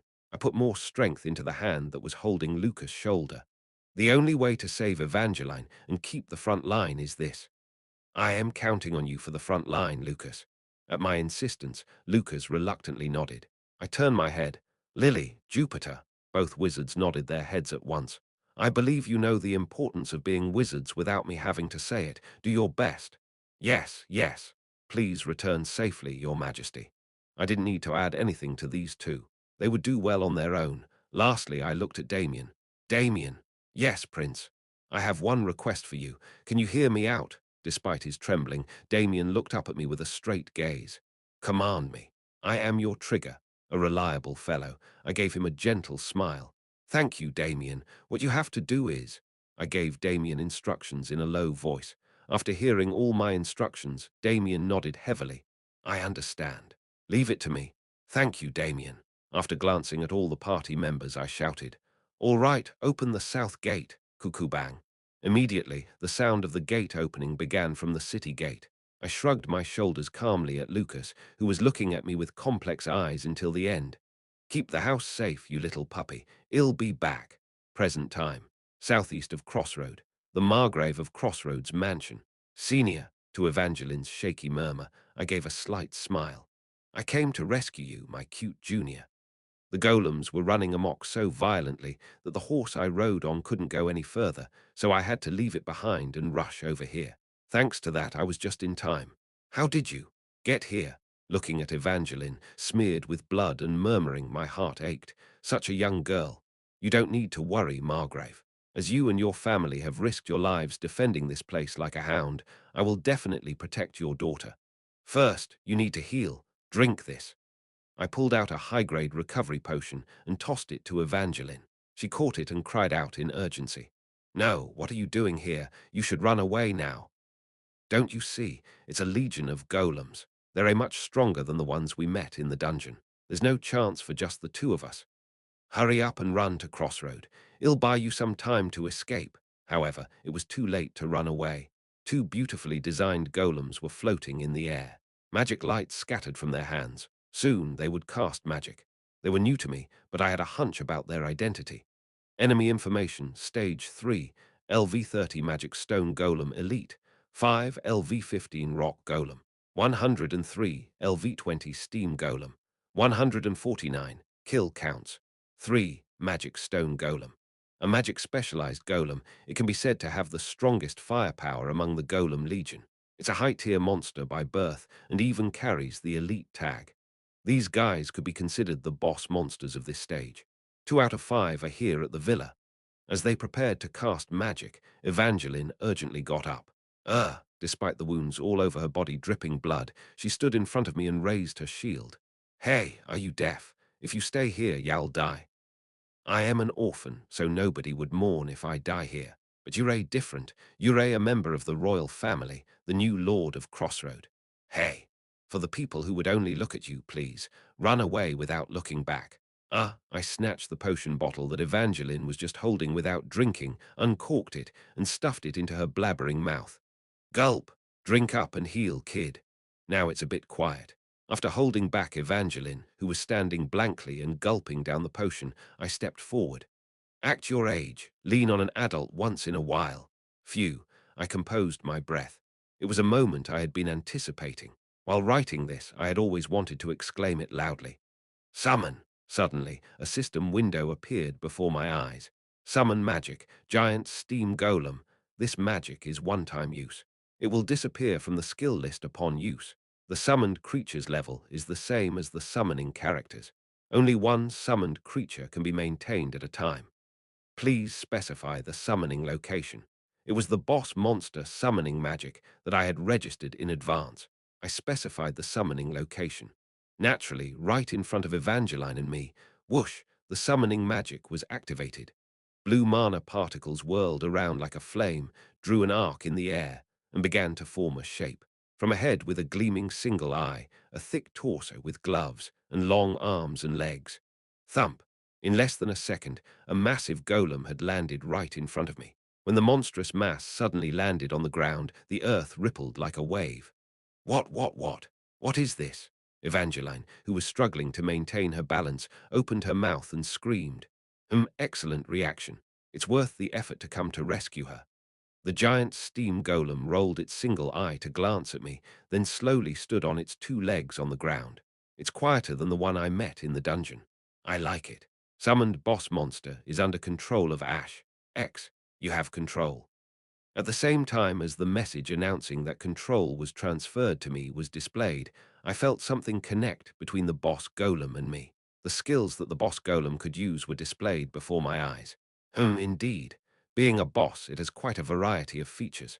At the same time, ziang, ping, beep beep, a red beam of light poured from the direction of the Golem Legion. It was their attack magic. I reached out my hand. Block it. With the sound of the magic core operating, the boss golem extended one arm forward, as if it was mirroring my action. Magic gathered at the tip of the boss golem's hand and formed a rectangular shield. Boom, boom, boom. The Golem Legion's magic hit the shield, causing a grand explosion. But not a single one got past. Evangeline, who had been blankly watching the sparks bursting beyond the magic shield, muttered with a tremble. What is this exactly? What do you think? I grumbled in a deep voice. It's the lottery I won this time. I didn't expect to spend it all right after winning. The magic bombardment then stopped. It seemed that they too had realized the futility of long-range fire. The two stone golems slowly landed on the ground. Thump, thump, thump. Simultaneously, the remaining golem legion started to charge toward us, pounding the ground with each step. They planned to overcome us with numbers. I swung my arm forward, commanding boldly, counterstrike. The boss golem roared like a lion, a tremendous mechanical rumble. Then, pushing off the ground, it charged headlong to meet them face to face. Chapter 61, the monsters in this game were generally divided into three categories. First, the common monsters. They made up more than 90% of all monsters. Almost all the monsters belonged to this category. They were pretty much fiendish beasts, obsessed with killing humans. Second, the elite monsters. Also known as elites, these creatures were selected from the general monsters. In the lore, they had survived for a long time and accumulated experience, making them significantly stronger than their counterparts. Their levels were adjusted to a higher scale, and they received various stat bonuses. Some of them even evolved into semi-boss level entities, also known as named. In cases where the boss monster did not appear, these creatures took on the role of the stage boss. And lastly, the third category, the boss monsters. These were the real monsters, quite different from the previous two categories. They were typically the commanders leading their respective monster legions, often high-intelligence entities with leadership abilities. But more than their high intelligence, their overwhelming power posed the bigger problem. As the pinnacle of a legion, they possessed an immense power that was impossible to fathom for a single entity. Therefore, Roar, the spell to summon a boss monster, although one-time use, was treated like a cheat key. The boss monster I summoned, a giant steam golem, let out a ferocious rumble. Thump, thump, thump. Subsequently, it single-handedly started charging towards the approaching golems, about 50 in number. If the approach of the 50 golems felt like a high wall closing in, then this creature's charge felt like an island cleaving through stormy seas. Monsters are typically programmed with the primary directive to kill humans, but they are unusually sensitive to traitors. The gaze of the golem legion turned all at once to the boss golem. Roar, roar. The sight of these massive golems charging at each other was beyond surreal. Was this a super golem showdown? In an instant, they approached each other just before the point of collision. Bam! They clashed abruptly. Glove fragments and broken parts scattered into the air. The boss golem rampaged like a lion who had rushed into a pack of hyenas.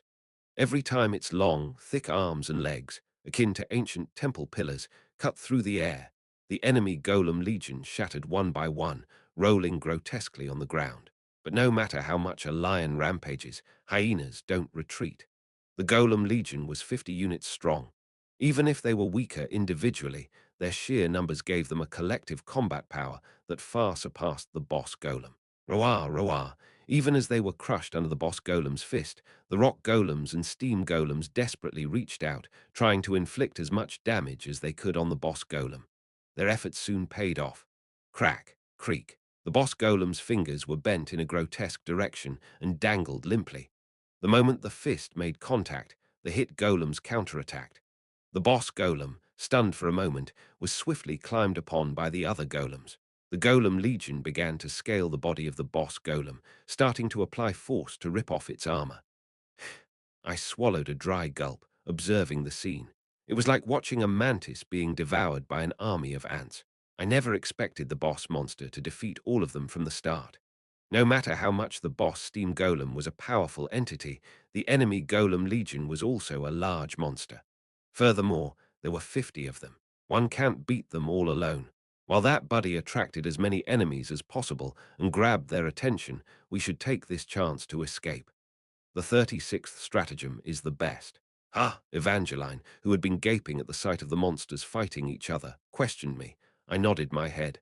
That guy is a one-use tool anyway. While it's buying time, we need to escape. I didn't come here to win. I came here to survive with her. I pointed at Evangeline's leg. How's the leg? I can walk. It's still difficult to run at full speed, though. Then let's run. Eek. A broken leg can be fixed, but there's no remedy for a lost life. I took another standard potion from the batch I brought and poured it onto Evangeline's leg. SSSSS, a cloudy steam rose from the bandage and the sprained area. Evangeline gritted her teeth and bore the pain. Let's go. Yes, I led the way, and Evangeline closely followed me. The direction was north. That's where the horse I had tied up was. But before we could even take a few steps, Evangeline turned around, gasping for breath. I looked back as well. VRRRR magic stone golems. Two magic specialized golems were floating in midair, aiming their arms at us. It seems they are targeting us since magic attacks do not work well on the boss golem. Thump, thump, thump, that was not all. About 10 golems, scattered widely to avoid the boss golem, were running towards us. Damn it, I clicked my tongue. They're not letting us off easily. Magic attack incoming. With a flash of light, the red beams shot out by the magic stone golems headed towards us. Evangeline put her arm around my shoulder, lowered my posture, and then raised her shield to deflect all the flying beams. Bang! Boom! The light beams that were deflected off the shield's surface exploded in the surrounding ground. I grumbled. Lowering the posture is a good thing, but does it have to match your height? My back already hurts. Well, who's that tall? Then stand up straight and take all those hits. Arguing is fun, but the magic bombardment is a threat. I hurriedly issued a new command to the boss golem. Attack the magic stone golems as a priority, Ruwa. The golem boss, surrounded by the golem legion, was battered, a glint flickering in its cyclopean eye. Its gold-tarnished arms rose, aiming at the floating magic stone golems in midair, and it fired a beam of magical light from its fingertips. The two magic stone golems that had noticed the anomaly changed their target to the golem boss as well. Ping, beeping, boom, soon, beams of magical light showered each other like a storm in the distant sky. I whistled sharply. Good, no more magical attacks coming this way. However, my speed had significantly decreased while dodging the attacks, and in that brief moment, the pursuing golems almost caught up with us. Grrrrrrr. A rock golem that had chased us all the way to our back roared hideously and charged. Damn it! Evangeline, who had clicked her tongue, leaped into the air while running, spun halfway in midair, and thrust her spear backwards. Thud! The shining tip of the spear precisely pierced the chest of the rock golem, and upon contact with the magic core, a huge explosion occurred.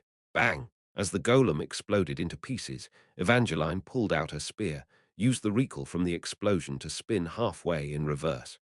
Evangeline, who landed facing forward, continued to run by my side, as if nothing had happened. Her fluttering hair following the trajectory of her body was the only proof that her previous maneuver was real. I clapped spontaneously. Wow, that was incredible. Don't suddenly compliment me. Evangeline, weak against compliments, blushed. I would have liked to keep teasing her, but there was no time for that.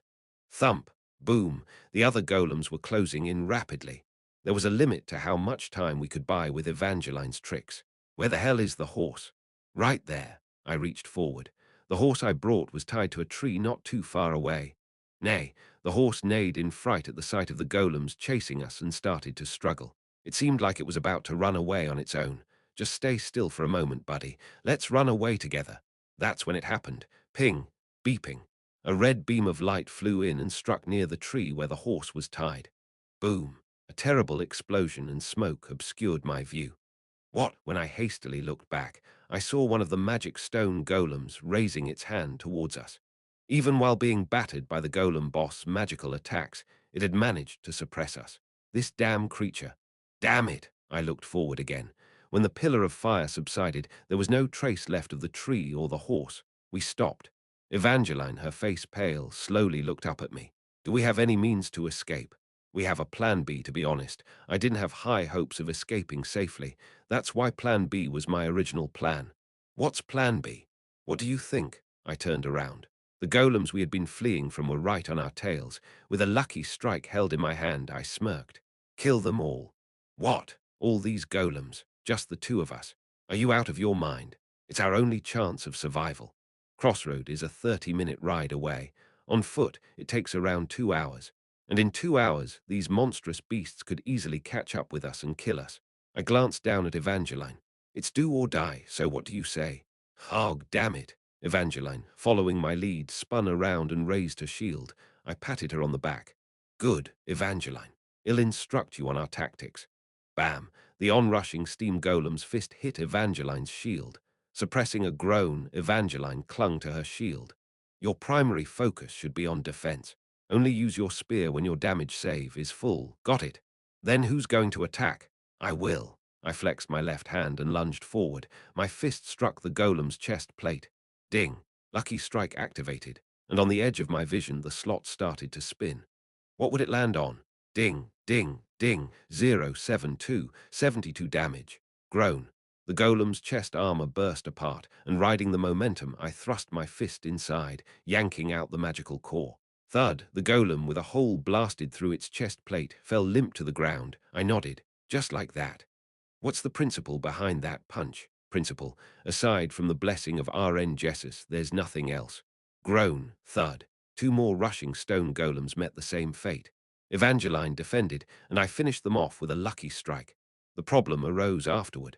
ROOOA. Two steam golems, one from each side, attacked simultaneously. In a hurry, I gave directions. Kill the one on the right with damage payback, and block the attack from the left. Got it. Evangeline followed my instructions faithfully. A glowing spear pierced through the golem on the right in an instant. Simultaneously, her shield took the blow from the left. I swung my left fist at the chest plate of the blocked golem. The slot started spinning again. Ding, 0. Units place 0. At that moment I had a bad feeling. Ding, 0. Tens place 0. It was the same sensation as during the 777 punch. My gamer instincts were screaming. Something was off. I should run away without looking back. But the slot was already spinning. And finally the hundreds place number. Ding, 0. 0. So it finally happens. Damn. Chapter 62. When strategizing for this type of game, there's one unchanging rule. Depending entirely on luck will inevitably lead to failure at some point. Let's consider an example. Suppose there's a magic spell that strikes an enemy with a hit rate of 50%. If you proceed in the game relying solely on the effectiveness of this magic spell, can you really make it to the end? For a while, you might be lucky, with the magic hitting continually, making the game easy to unravel. But eventually, you're bound to slip. And at that moment, the game could end. Whether it's 1% or 99%, probability never fails to betray the player. Those who aim to strategize must not depend on luck. Strategy must be conducted in the realm of certainty. Even though I knew this well, I continued to swing for a lucky strike. I thought it was the best tactic to pull the pre-opened cards to the limit. And this was the result. 000, you are doomed. Rest in peace. Fumble, it seemed like it would come up at some point, and it finally did. 0, the worst hand. A fumble, thud. Just after the slot stopped, my left hand was shattered. I gritted my teeth and bore the pain. My entire left arm was literally in pieces. The bones that pierced through the flesh were gushing blood. The pain was so severe that I hallucinated sparks flying before my eyes. This is the price of a fumble. The attacker, myself, receives a substantial amount of damage. Sensing something strange, Evangeline, who had been blocking the golem, flung it far away and looked at me. Her face quickly drained of color. Senior, your left hand. Don't make a fuss. I was prepared for this. I took out a high-level healing potion with my right hand, bit off the cork, and poured it on my left arm. Hiss, arg. Steam rose from my left arm. The wound was healing. The bone was knitting together, accompanied by a terrible pain. Damn, it really hurts. The emergency treatment is done, but I won't be able to use my left arm for a while. Catching my breath, I signaled to Evangeline. Buy me some time, just 10 seconds. Can you do it in just 10 seconds? You need more rest. We're fighting for our lives here. There's no time for rest and whatnot because of a mere injury like this. Here they come, rumble. The 5 pursuing golems charged at us. Damn, back off, you stone brutes. Gritting her teeth, Evangeline stood in front of me and blocked all the attacks. Evangeline must be running out of strength too, but there's no choice. Just buy me a little time. I reached behind with my right hand, grabbing the long load I had been carrying on my back. Relying on luck will inevitably lead to failure in strategy. I know this well. But the reason I swung for a lucky strike despite knowing this is simple. I had insurance in case my luck failed. F-whip, I unwrapped my pack. A long, thin, beautiful black rifle was revealed. There's a reason why I, a right-handed person, had to inevitably use lucky strike with my left hand. Holding the barrel with my broken left hand, I grabbed the handle of the magic gun with my right. The butt of the gun was firmly against my right shoulder, aligning the sight with my line of vision, crouching my posture, taking a breath. I pulled the trigger. Bang! With the tremendous firing sound, I was jolted backward. Flames burst out from the muzzle like a firecracker, and the magic bullet shot within that blaze blew away the body of the golem, standing at the very front without leaving a trace. The magic bullet didn't stop there. It penetrated the upper body of the guy behind him, then exploded from the chest to the head of the one behind him. 1 shot, 3 kills. It was because they were lucky enough to stand in a straight line, but it made a spectacular scene. Evangeline, who didn't understand what was happening, was gaping. Even the remaining golems were stunned by the current situation. They stopped for a moment. What is that? It was a few seconds later when Evangeline yelled out. I responded nonchalantly. It's my second lottery ticket. The SSR-grade magic gun, cast from the magic core of the Black Spider Queen. Black Queen. It was Damien's, but I took it in a hurry, because I have to use all the cheating I can at this point. Use the variable of lucky strike as much as possible with my expendable left hand, and if my luck runs out, decisively strike with this gun. That was my strategy. The magic gun is a difficult weapon to handle.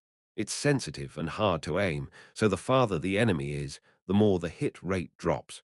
But if you shoot at close range, especially if the opponent is a golem or something of that size, even for a character like me with pitiful stats and absolutely no aptitude for shooting, you can obviously hit.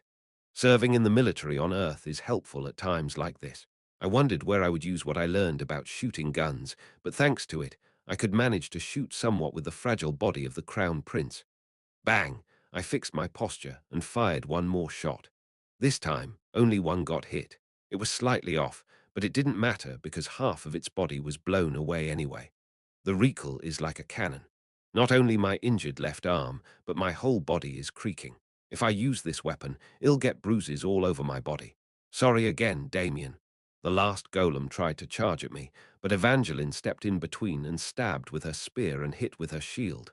Clank. When the last one fell, I let out a long sigh. Phew! Absorbing the recoil of the gun with my body. My left arm felt completely numb, as if paralyzed, void of sensation beyond the pain. There's a mountain of things I'd like to ask, but I'll just ask one. Evangeline approached me, asking with an exhausted face, "What are you going to do now?" I told you. I'm going to kill them all. I gestured towards their main base. I am heading back to the mansion. There are a few more insurances I can use in that mansion. That ruined mansion. Evangeline followed my gaze towards the mansion. It wasn't too far. The problem was the remaining golems swarming on the other side. The boss golem I had summoned was already neutralized. Enemy golems stood atop the fallen boss golem. They were tearing off the remaining armor of the boss golem, destroying its magic cores one by one. If we want to survive, we have to kill all of them here. If those creatures were to pursue us, we would die before reaching Crossroad. We have to end it here. As if sensing our gaze, the golems began to look in our direction one by one. Upon seeing this, Evangeline shivered, her shoulders trembling. I checked the remaining ammo of Black Queen. It was a 7-shot magic gun, and I had used 2 shots, so I had 5 bullets left. Enough. Nodding, I began to take step by step forward towards the mansion of Margrave, swarming with them. Oh. I don't know any more. Evangeline, with a tearful face, clung to my side. Now the Golem Legion began to slowly approach us, leaving the neutralized boss Golem behind.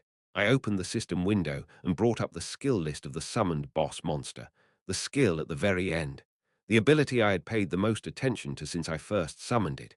You did well, my summon. I calmly gave the command. Now self-destruct. As my words fell, the single eye of the fallen boss golem dyed red. Goo! The Golem Legion seemed to sense the unusual atmosphere and quickly turned to look at the boss golem, but it was already too late. Quang, bang, booming. A grand explosion erupted, accompanied by a deafening noise that made my ears ring. I calmly watched the massive pillar of fire rising, while Evangeline, seemingly without the energy to be surprised, just widened her eyes. Well done, giant steam golem. You've fulfilled your role. I silently praised the boss monster. Goodbye. I hope they all died with that. I activated the map drafting feature. With a sensation like scanning the surroundings, a dotted map appeared at the corner of my vision. The number of remaining enemies, let's see. 17 left. I couldn't see due to the smoke from the explosion, but the map doesn't lie. I quickly counted the remaining foes and swiftly took Evangeline's arm to lead her. Let's go. We need to get inside the mansion before they regain their senses. We started sprinting towards the mansion. We were both nearing our limits, but the mansion was soon within our reach. That's when it happened. Buzzing, flash. A streak of red light whizzed past us, cutting through the dense smoke. Evangeline, who was shielding me, deflected the attack with her shield. Ping, the most troublesome one is still alive. That's always the case. The damn ones always live long. A stone golem revealed itself amidst the billowing smoke. Despite being smothered in the suicide blast of the boss golem, the stone golem was functioning just fine, its strength truly befitting a sub-boss. It seems his friend is dead, though. That's some good news. Another stone golem was rolling on the ground, shattered into pieces. It was the one that killed our horse earlier. It seemed to have been hit hard by the suicide blast. Serves it right. Ping, beep beep, boom. As we sprinted towards the mansion, we had to deal with the magical bombardment unleashed by the stone golem. It was now within arm's reach. Crack just then, Evangeline's shield got a large crack, sounding like breaking glass. It had taken too many hits, and its durability had been completely exhausted, and it shattered when she kept using it to defend us. No way! Following that, a single streak of red light flew towards us. Evangeline blocked it with her cracked shield, and the shield burst into golden particles and fragments right after. Clatter! Ugh! Evangeline brushed off the fragments from her left arm while lifting her cavalry spear with both hands above her head. Red streaks of light rained down on her. Ping, beep beep, boom. If there's no shield, you use a weapon to defend. It was a sensible decision. If you don't block, you die. Her cavalry spear deflected the magic attacks splendidly. But the cavalry spear is a weapon. It's not equipment for defense. If it keeps taking attacks like this crack, it inevitably gets damaged. Clatter! Soon, even her cavalry spear shattered into pieces. The streaks of light that followed were all blocked by Evangeline, who wrapped herself around me. Ugh! Evangeline! It's fine, hurry to the mansion. The mansion was right before our eyes. Supporting the almost collapsing Evangeline, who had taken the hit, I dashed and threw ourselves against the back door of the mansion. Thud! As we rolled into the building, we pressed ourselves against the wall immediately. Smash! Ping! Beep beep! Bursts of light continued to pour in, shattering the windows. Although the wall was offering temporary cover, we couldn't hold out for long in this situation. So, as you instructed, we've arrived at the mansion now. As she pressed her hand against her injury to stem the bleeding, a pale-faced Evangeline asked with difficulty, "Do we have a good plan to overcome this situation, Senior? Just trust me, Junior." With a wry smile, I dug my hand into my pocket. I may not be a prince on a white horse, but my pocket was linked to my inventory, and I pulled out what I had been searching for. I am a not-so-bad trickster. In my hand was a magic core.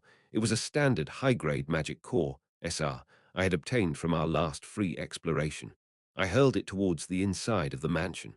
Then I cried out, "Summon!" Summoning magic, automatic defense tower. All required materials are prepared. The level of the summoned entity matches the level of the summoner. You can only maintain one summon at a time. Please designate the summoning location. I was going to use everything I could. I curled the corners of my mouth into a smug grin. Do you think it'll go down here, you monsters? Chapter 63. The materials to summon an automatic defense turret were a magic power core of R rank or higher, and construction materials such as stone and wood. I had an SR-ranked magic power core, and as for construction materials, I have a lot of them. The golems were kind enough to smash my mansion to pieces. Bricks and wooden planks were scattered everywhere. I tossed the magic power core into the mansion and shouted, "Summon! Gia gia gia gia gia." Immediately, the debris from the surrounding buildings shot up into the air. Clang, rumble, clunk. The soaring stones and woods broke apart and started to form a structure, falling like Tetris blocks onto the gaping hole in the roof. Sensing something strange, the stone golem began to cast magic at the turret under construction. Boom, brrr and bmbm. Yet, despite the constant barrage of light beams, the automatic defense turret was completed through sheer determination. Particularly, the barrel was completed first. Clunk. The gigantic cannon-like barrel aimed at the stone golem, and the next moment, boom boom boom, the muzzle belched fire. The stone golem dodged swiftly, but the ensuing magic bullet severed its right arm and leg. Groan, ooh. With a scream-like operating sound, the stone golem plummeted, crashing relentlessly. Next, the automatic defense turret swiveled its barrel. It aimed at the golems approaching from the opposite direction. Boom, boom, boom, boom. Dozens of azure magic bullets poured out. The golem that was in the lead turned into a honeycomb and immediately exploded. Kaboom! The remaining golems ceased their advance and hastily retreated. It seemed they realized that continuing on would result in their destruction. I've been feeling it for a while, but why are these creatures so intelligent? The basic intelligence of the monsters in this game should be to relentlessly charge the shortest path to kill humans. Such movement in a situation where there's no significant commanding entity. Still, I finally got a breather. As I confirmed the retreat of the creatures, I exhaled a long sigh. It seems we've finally entered a lull. You really have all sorts of strange tactics, senior. Ugh. Evangeline let out a pained groan. I quickly went to her side and sprayed a standard potion on her injuries from my inventory. It feels like I'm going to drink all the potions I'd have for my life today. As I handed her the remaining potion, Evangeline, who gulped it down in one go, asked with a worn-out face, "What's next?" "Wait, until sunset," I muttered, watching the sun still hanging above the horizon. "When the sun sets, I can use my other insurance." It was already late afternoon. Although the sun set late in the land situated at the southernmost point of the continent, night was imminent. All I had to do was wait until then. And then, arg! At that moment, Evangeline clutched the wound on her shoulder, groaning in pain. It was the part that took the most damage during the earlier attack. Even with the potion applied, blood was still flowing. "I'll look for something like a bandage. Wait here." I got up and surveyed the interior of the building. It was a total wreck, but there were some usable items around. This place used to be the kitchen of a villa. Shattered liquor bottles lay all over the place as the cupboards and display shelves had collapsed. The sharp smell of alcohol permeated the air. I found a clean cloth from a drawer and used it to bandage Evangeline's arm. Evangeline, who had been struggling for breath, scrunched her brows. "By the way, why is there so much alcohol around? The smell is intense." "Well, because the Margrave of Crossroad was a hardcore alcoholic." "What?" Evangeline's sharp eyes widened, and I blinked back at her. "You didn't know? Your father was no joke. He practically lived drowning in alcohol." "There's no way." The father, I remember, hadn't even touched alcohol all his life. Evangeline muttered with an uneasy voice. "He said he must always be on full alert, as monsters could invade anytime. He never took a single sip." I let out a bitter laugh. "A lot seems to have changed in the 3 years since you left." He was terribly tormented. He couldn't last a day without alcohol. Evangeline's pale lips tightened. Feeling pity for the little girl, I asked cautiously, "Do you still hate your father, even after all this?" "Yes," she replied immediately. "I still can't forgive him. If your father had chosen to save your mother instead of protecting the city 3 years ago, would you have forgiven him? I probably wouldn't hate him as much as I do now. But you were in the city at that time." Evangeline's eyebrows twitched. "If your father had left to save your mother, then you would have been in danger instead. He could only defend one side with Crossroads troops at the time. Your father didn't abandon your mother. He chose to protect you. You know that." "Yes, I know." Evangeline bit her lips slightly and mumbled, "I know my father did his best. He always did, I know that. But still." Evangeline slowly bowed her head. "Then who am I supposed to blame?" I blinked in surprise. "What? My mother was torn apart by monsters, and I am so angry and sad that I am going insane. But there's no point in hating the monsters. They're just accidents, disasters. So who am I supposed to blame?" Evangeline covered her face with her hands. "I know, it's cowardly. To look for someone to blame instead of hating the monster that killed my mother. It's cowardly. But if I don't blame someone, it feels like my heart will burst from." It was not unlike a natural disaster, an uncontrollable monster. They resent the living human who would take responsibility before their eyes, because it's easier to hate someone than to forget sorrow. My father was willing to take the blame for not going to save my mother. It was his fault, his responsibility, so I hated him freely. And now I'm supposed to forgive my father because he really did his best, because he did it to protect me. Evangeline's small fist pounded the ground. "So if it's not my father's fault, then whose fault is all this?" "No one is at fault," I said calmly. "We're all just trying to survive. No one has evil intentions. Everyone's just desperately trying to live their best lives. But monsters attack and people die. Families die, friends die, comrades die. We can't help it. Humans are weak. To survive, we need someone tangible to blame. Not to hate, but to live. The people here need someone to blame. Someone to take responsibility for all this hell. So now," I knelt in front of Evangeline and gently stroked her head. "Blame me." Evangeline, who had been looking at the ground, looked up at me with wide green eyes. "Pardon, let me take over the blame from your father. I am now the Lord of Crossroad." I tapped my chest with my right hand. I am the one responsible for this place. There's no need for you, senior. There's no need. But if this is also the burden that the Cross family has carried all this time, it is only right that I, the new lord, take it on. I'll be the one to blame. So, try to understand your father a little. He only wished for your happiness. I ruffled Evangeline's hair roughly. Seeing the ashen face of the girl, I let out a quiet laugh. So, I'm also going through all this trouble to save you. Evangeline stared at me for a while with a speechless look in her eyes, then opened her mouth. Aye, just then, Guo, a mechanical noise echoed in the distance. Evangeline and I turned our gaze towards it at once. The golems were moving between the collapsed buildings. They were surrounding the mansion broadly. Evangeline quickly stood up. They're surrounding us. If only we had a bit more time. The automatic defense turret has a fixed amount of ammunition, and the directions it can fire at one time are also limited. If they surround us and come in all at once, the automatic defense turret will be powerless against attacks from the blind spots. Having realized this, the golems had surrounded us. These bastards, they're really smart, huh? If they rush us all at once, we're done for. Then what should we? We strike first. The remaining number of the bastards was a mere 16. No, 13, since one died from the automatic turret earlier. Even if they surround the villa in a full circle, their encirclement would inevitably be thin.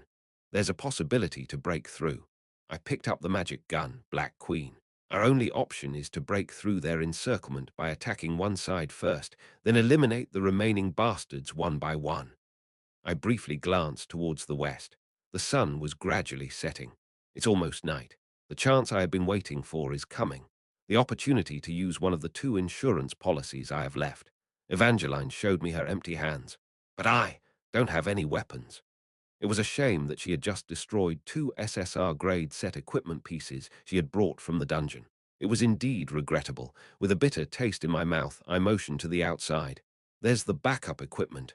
Ha, I don't carry backup equipment. Not you, it's here. Really?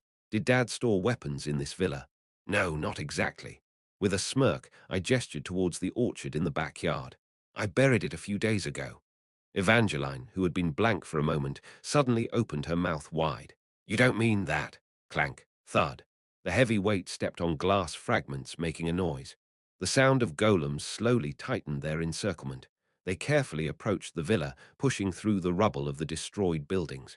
Woong, the automatic defense turret placed in the center of the villa, emitted a threatening mechanical sound as it rotated its barrel. If an enemy enters its range, it will fire without a 0.1-second delay. The golem's encirclement gradually tightened, and the moment the range of the automatic defense turret and the golem's encirclement overlapped. Thew-doo-doo-dum. The cannon of the automatic defense turret spewed fire first. The leading golem was turned into a rag doll under the shower of magical bullets, but there were still 12 more golems left. Thew-doo-dum. Thew-doo-doo-dum. The golems charged all at once towards the automatic defense turret that was incessantly showering them with magical bullets. The automatic defense turret managed to turn 2 more golems into honeycombs in an instant, but that was it. By the time it rotated its barrel to find the next target, the remaining golems had already clung to the defense turret. Crack, creak, groan. The golem's violent punches quickly tore the armor apart, and the cannon that was vomiting magical bullets to the end was ripped out in an instant. Quagwang. The magic core shattered into pieces, and the automatic defense turret exploded. Taking down a single golem caught in the blast was the last accomplishment of the automatic defense turret. That's enough. It worked. Charge! I watched until the last moment as the golem bastards tore apart the automated defense turret. Tyrant, Evangeline and I dashed out of the villa building simultaneously. Guo! The golems disassembling the automated defense turret all turned towards us at once. Without hesitation, they rushed after us. Keep running, Evangeline. Don't look back. Shouting to Evangeline, who was running ahead, I aimed the barrel of my magic gun behind us. The golems had quickly caught up, almost on my heels. Two-quang. Black Queen spewed fire. A golem, torn apart from head to chest, fell backward. Without wasting a moment, I fired another shot to the side. Tukuk. My aim was off, hitting the lower half of a golem this time. It collapsed to the ground, looking grotesque, with everything below its thigh blown off.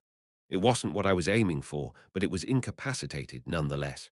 Just a bit more. I have my last insurance policy up ahead. Two cuck, two cuck, two quang. I fired relentlessly, not sparing any bullets. I managed to take down two more, but one shot completely missed. It didn't matter. I only needed to buy a little more time. Soon enough, we reached the backyard orchard. The tombstones of the Margrave couple were erected there. Evangeline, who had run ahead of me, kneeled beside her father's grave. GH. She started digging into the earth with her hands. Desperately, Evangeline began to excavate a space right beside the grave. In no time, a wooden box appeared from the mound of dirt. She quickly opened the box. Inside, there was an old cavalry spear and a shield, the weapons used by generations of the Cross family. And on the day of her father's funeral, at Evangeline's request, these were buried together with the Margrave.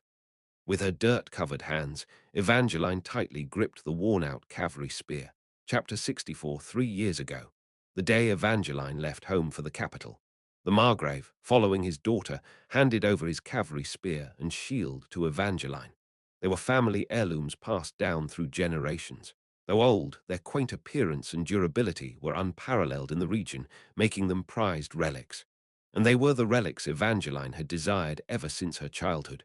Take them, the Margrave tersely uttered. They'll serve you well. Clang. However, Evangeline threw the spear and shield her father offered onto the ground. I don't need them. I won't take such a thing. After casting a sidelong glance at her father, a stern-faced Evangeline boarded the carriage. The Margrave, looking at his spear and shield rolling on the ground, slowly opened his mouth. Evangeline. Evangeline thought her father would yell at her in anger. The north is cold, especially the capital where the winter is harsh. But he didn't. Don't catch a cold and keep yourself warm. Whenever you want, you can come back. His voice trembled. Evangeline didn't respond, simply closing the carriage door. Soon the carriage set off, and Evangeline, sinking into the seat, briefly looked back. Her father stood there, alone. He continued to stand until his daughter disappeared from sight, right to the end of the road.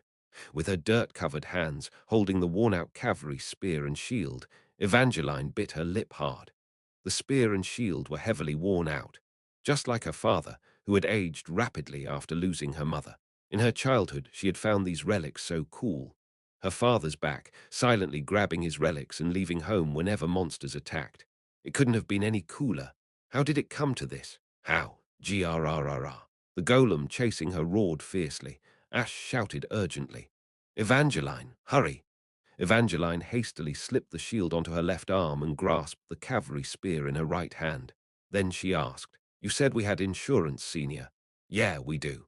Then get it out quickly. I am at my limit. I can't hold on much longer. I've already used it.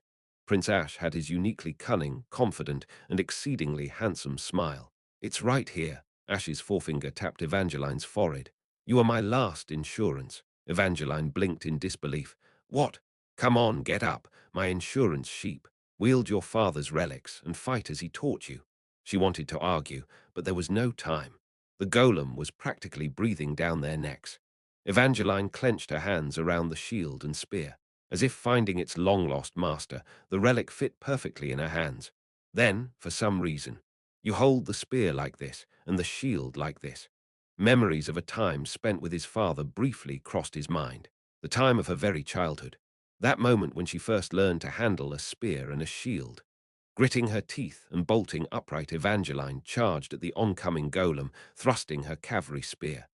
Boom! The golems, battered from the ongoing battle, weren't in perfect condition.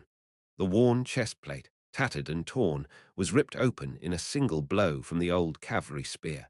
Evangeline struck the now exposed magic core with her shield. The golem crumpled like crumpled paper, falling at once. After that, 4 more charged at her. Evangeline's green eyes sparkled, holding a flash of light. Was she mistaken? The enemy's movement seemed to slow down. She saw the glaring weakness in the enemy. She instinctively knew how to step, how to match the tempo. Boom, bang, crack, flash. It felt as if a path had unfolded before her eyes. Thunk, thud, wham, bang. Block, stab, block, stab, block, stab, block, stab. In an instant, she blocked 4 times and stabbed 4 times.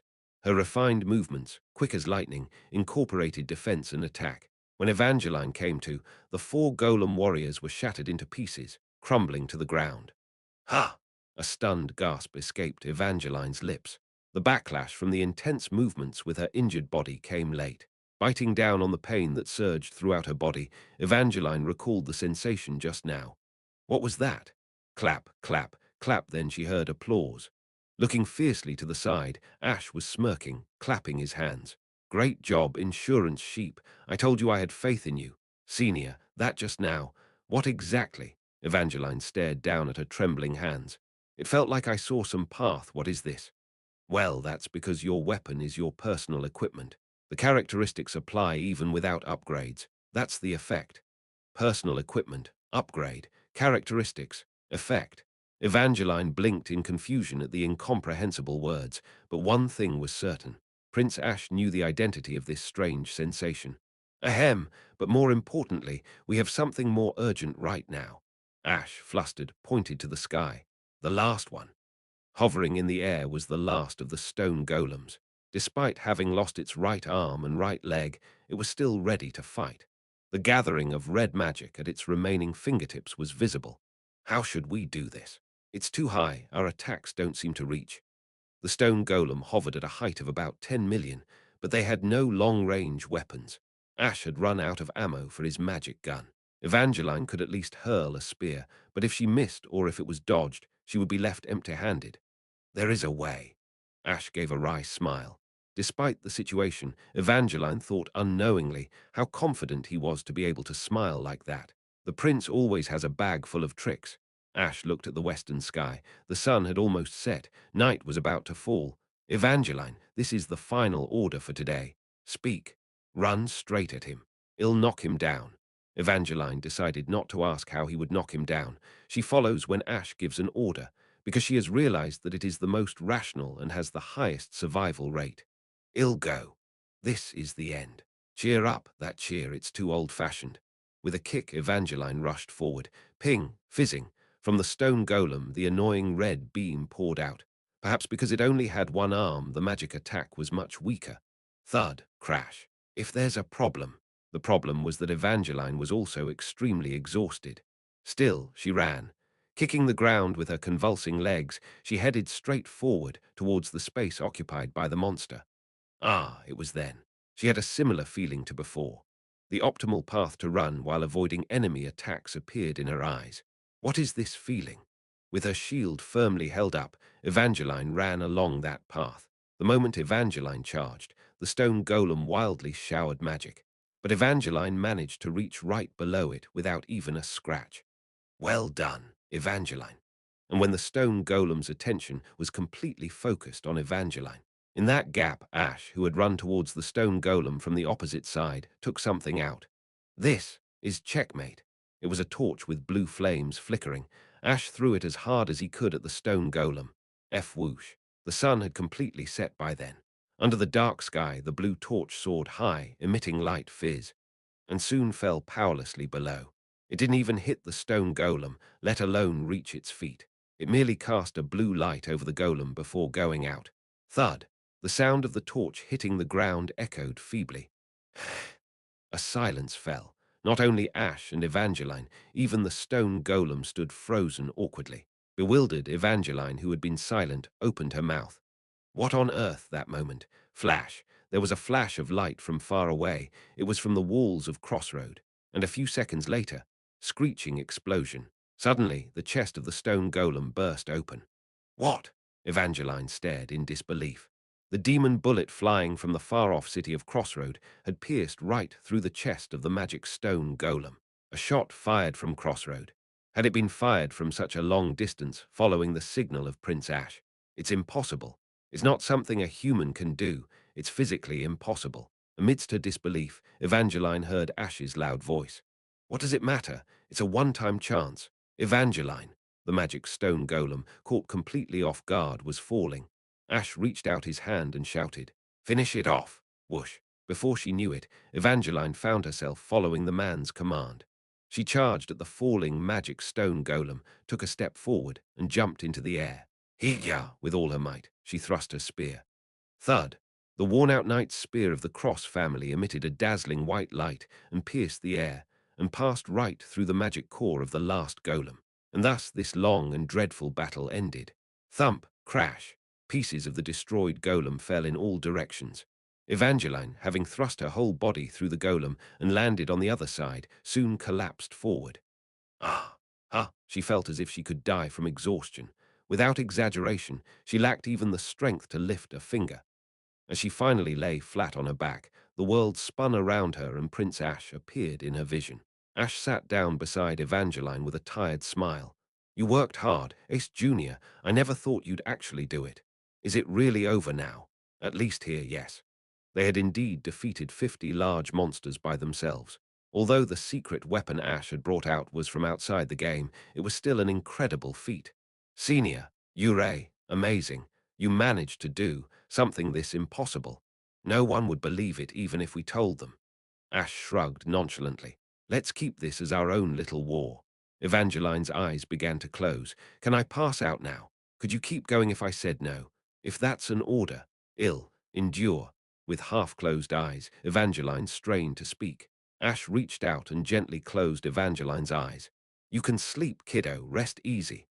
Good night, good night. With her energy drained, Evangeline closed her eyes. Soon, everything was swallowed by darkness. Chapter 65. Evangeline had fainted, fallen to the ground. Can't blame her. She had fought despite being injured all over her body. It was impressive that she hadn't passed out sooner. I took off my cloak and draped it over Evangeline's body. It was getting colder. I would need to start a fire soon. Where did my torch go? Across the way, I spotted the fallen torch with its blue flame. It hadn't gone out. Good. I picked up the torch and drew a few big circles above my head. It was a signal that we were safe. Damien would understand if he saw it. Then, a moment later, flash. A light twinkled from the direction of the fortress. It meant they'd received our signal. And the subsequent signal that came, flash, flash, flash, 3 flashes. It was a signal that they had successfully defended. It seemed like they managed well on their side too. Phew! Only then was I able to breathe a little easier. Relief drained the strength from my body. I stood, legs shaking, barely holding myself upright. It seemed like this situation was finally coming to an end. I really scraped the bottom of the barrel. I had 2 insurance policies left at the last moment. One was Damien's covering fire. From here to Crossroad was about 12 km along the road, roughly 10 km as the crow flies. Considering that the longest confirmed sniper kill on Earth was 3.5 km, asking for covering fire at 10 km was insane. Even if he could see the target, the bullet wouldn't physically reach that far. But if Damien can see it, he can shoot it. The far side, adjustment transcends common sense. Even so, I can't ask him to do something like this often. This one shot alone must have been a tremendous strain on Damien. But I had asked anyway. It was that urgent, just one shot. We had agreed to signal with a blue torch after sunset so Damien could recognize it. The result? Excellent. It'd have to give him a lot of praise when I return. And my last insurance was, gathering firewood and lighting it with the torch, I glanced to my side. Evangeline, having lost consciousness, was snoring softly in her sleep. She was my last insurance. To be exact, the set of equipment designed specifically for Evangeline, which Id stashed here, was my insurance. From the hands of the unconscious Evangeline, I carefully removed the spear and shield.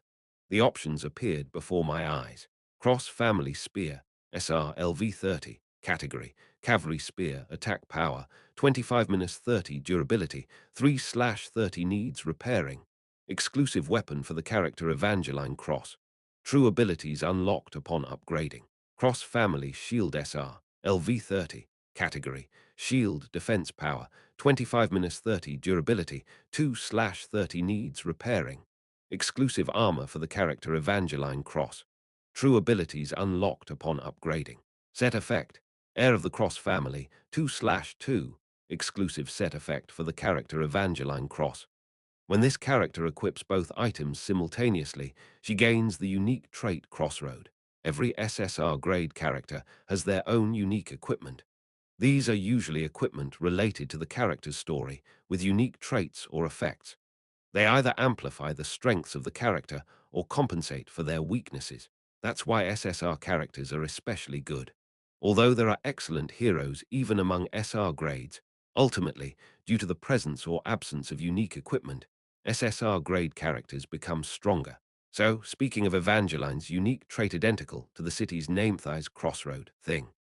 Crossroad exclusive for Evangeline Cross, a trait blossoming from the karma accumulated by the Cross family who protected people by killing monsters. In any combat environment, you can find the optimal path and move accordingly. Activating this continually consumes MP, the path tread by the Cross family, the accumulated experiences of all ancestors of the Cross family. This is the crystallization that blossomed during Evangeline's generation. In any combat environment, she can always make the best move. Evangeline said she could see the path ahead. Although the description is complicated, it's simply a self-buff. When this mode is activated, combat efficiency increases by about 2 times. Evangeline isn't a character with a large mana pool, so she can't maintain it for long. In the game, once you got Evangeline and increased her loyalty, Shed automatically find this set equipment. I didn't expect they'd bury it in her father's grave this time. I was taken aback when I first saw them burying it. Well, we were planning to forever remove her from this front line, so I left it alone. Now that the situation has come to this, there's no other choice but to make full use of it. Thanks to that, we managed to finish the battle. I glanced at the grave of Margrave Cross, next to the tombstone, horribly dug up. It's for saving your daughter, so you won't be angry, right? Oh dear, my back. Fatigue swept over my body, and a subtle pain started spreading from my shattered left arm. If it gets treated later, it's going to hurt really bad. I wonder if the city is unscathed. In the distance, flames were visible on the city walls. They said they handled the signals well, but it seems the battle isn't over yet. They must be dealing with the remnants of the golems. They'll manage. Objectively and coolly viewed, the city's forces are more than sufficient. There are Lucas, Jupiter, Lily, and Damien. We've prepared defensive equipment and artifacts with blood, sweat, and tears over the past 2 weeks. The condition of the city walls is also perfectly repaired. Even without me, they would have done fine.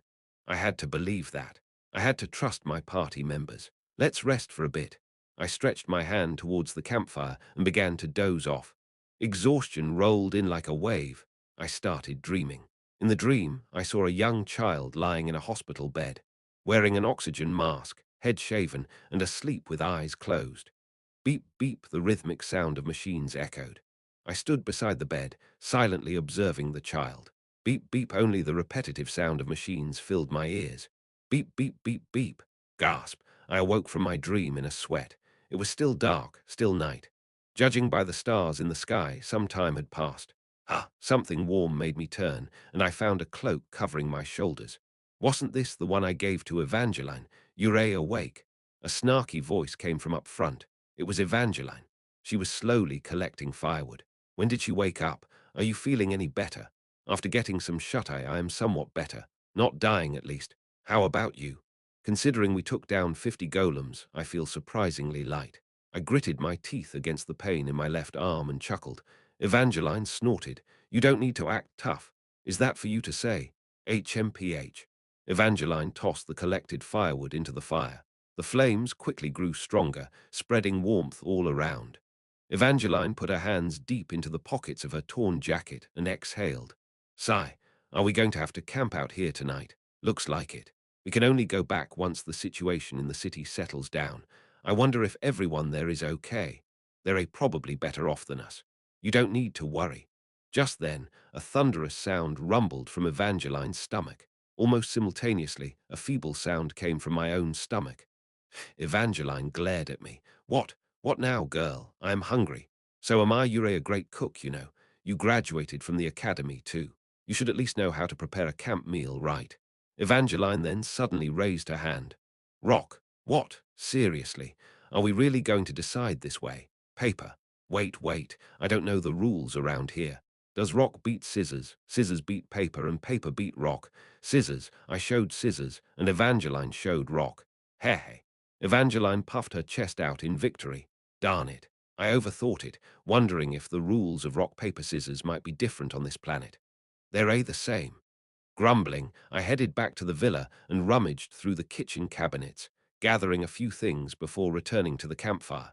Here, what I had brought was a glass and a bottle of whiskey and a bag of dried fruit. Evangeline didn't hide her disappointment. Is this all? We should be grateful we even have this in this mess. The liquor is mine, and the bag of dried fruit is for you. Evangeline, taking the bag of dried fruit, quickly popped one into her mouth. She then suddenly spat it out with a start.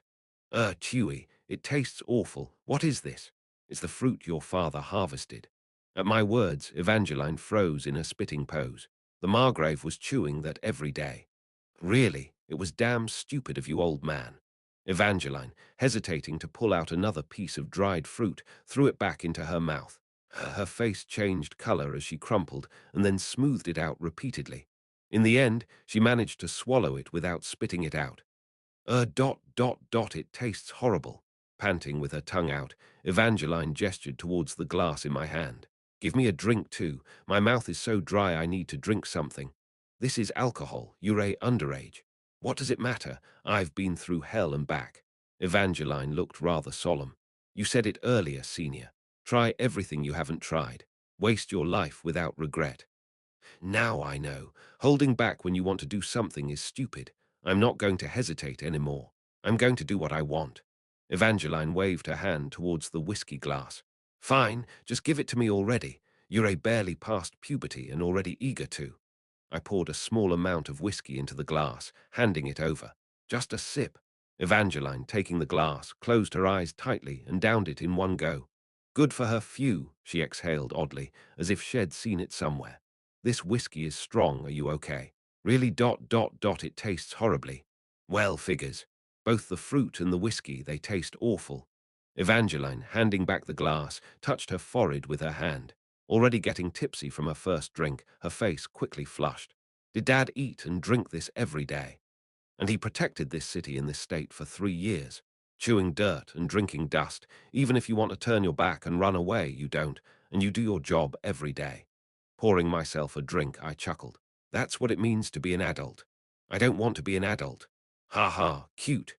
But there's no Neverland in this world, and every Peter Pan must let go of Tinkerbell. Everyone becomes an adult. I didn't utter such a harsh truth. It was something the girl before me had to realize on her own. With her heated cheeks cradled in her hands, Evangeline began to murmur in a softened voice. Yeah, it's true. I knew. What? I knew that my dad left the house secretly every night to spend his time here at my mom's grave. Evangeline slowly turned her head. The tombstones of the Margrave couple stood side by side. Even when he chose to inspect the advance base instead of attending the funeral, even when he didn't cry out loud, he was weeping in his heart. I knew that's how my dad was. The small hands of Evangeline slowly covered her young face.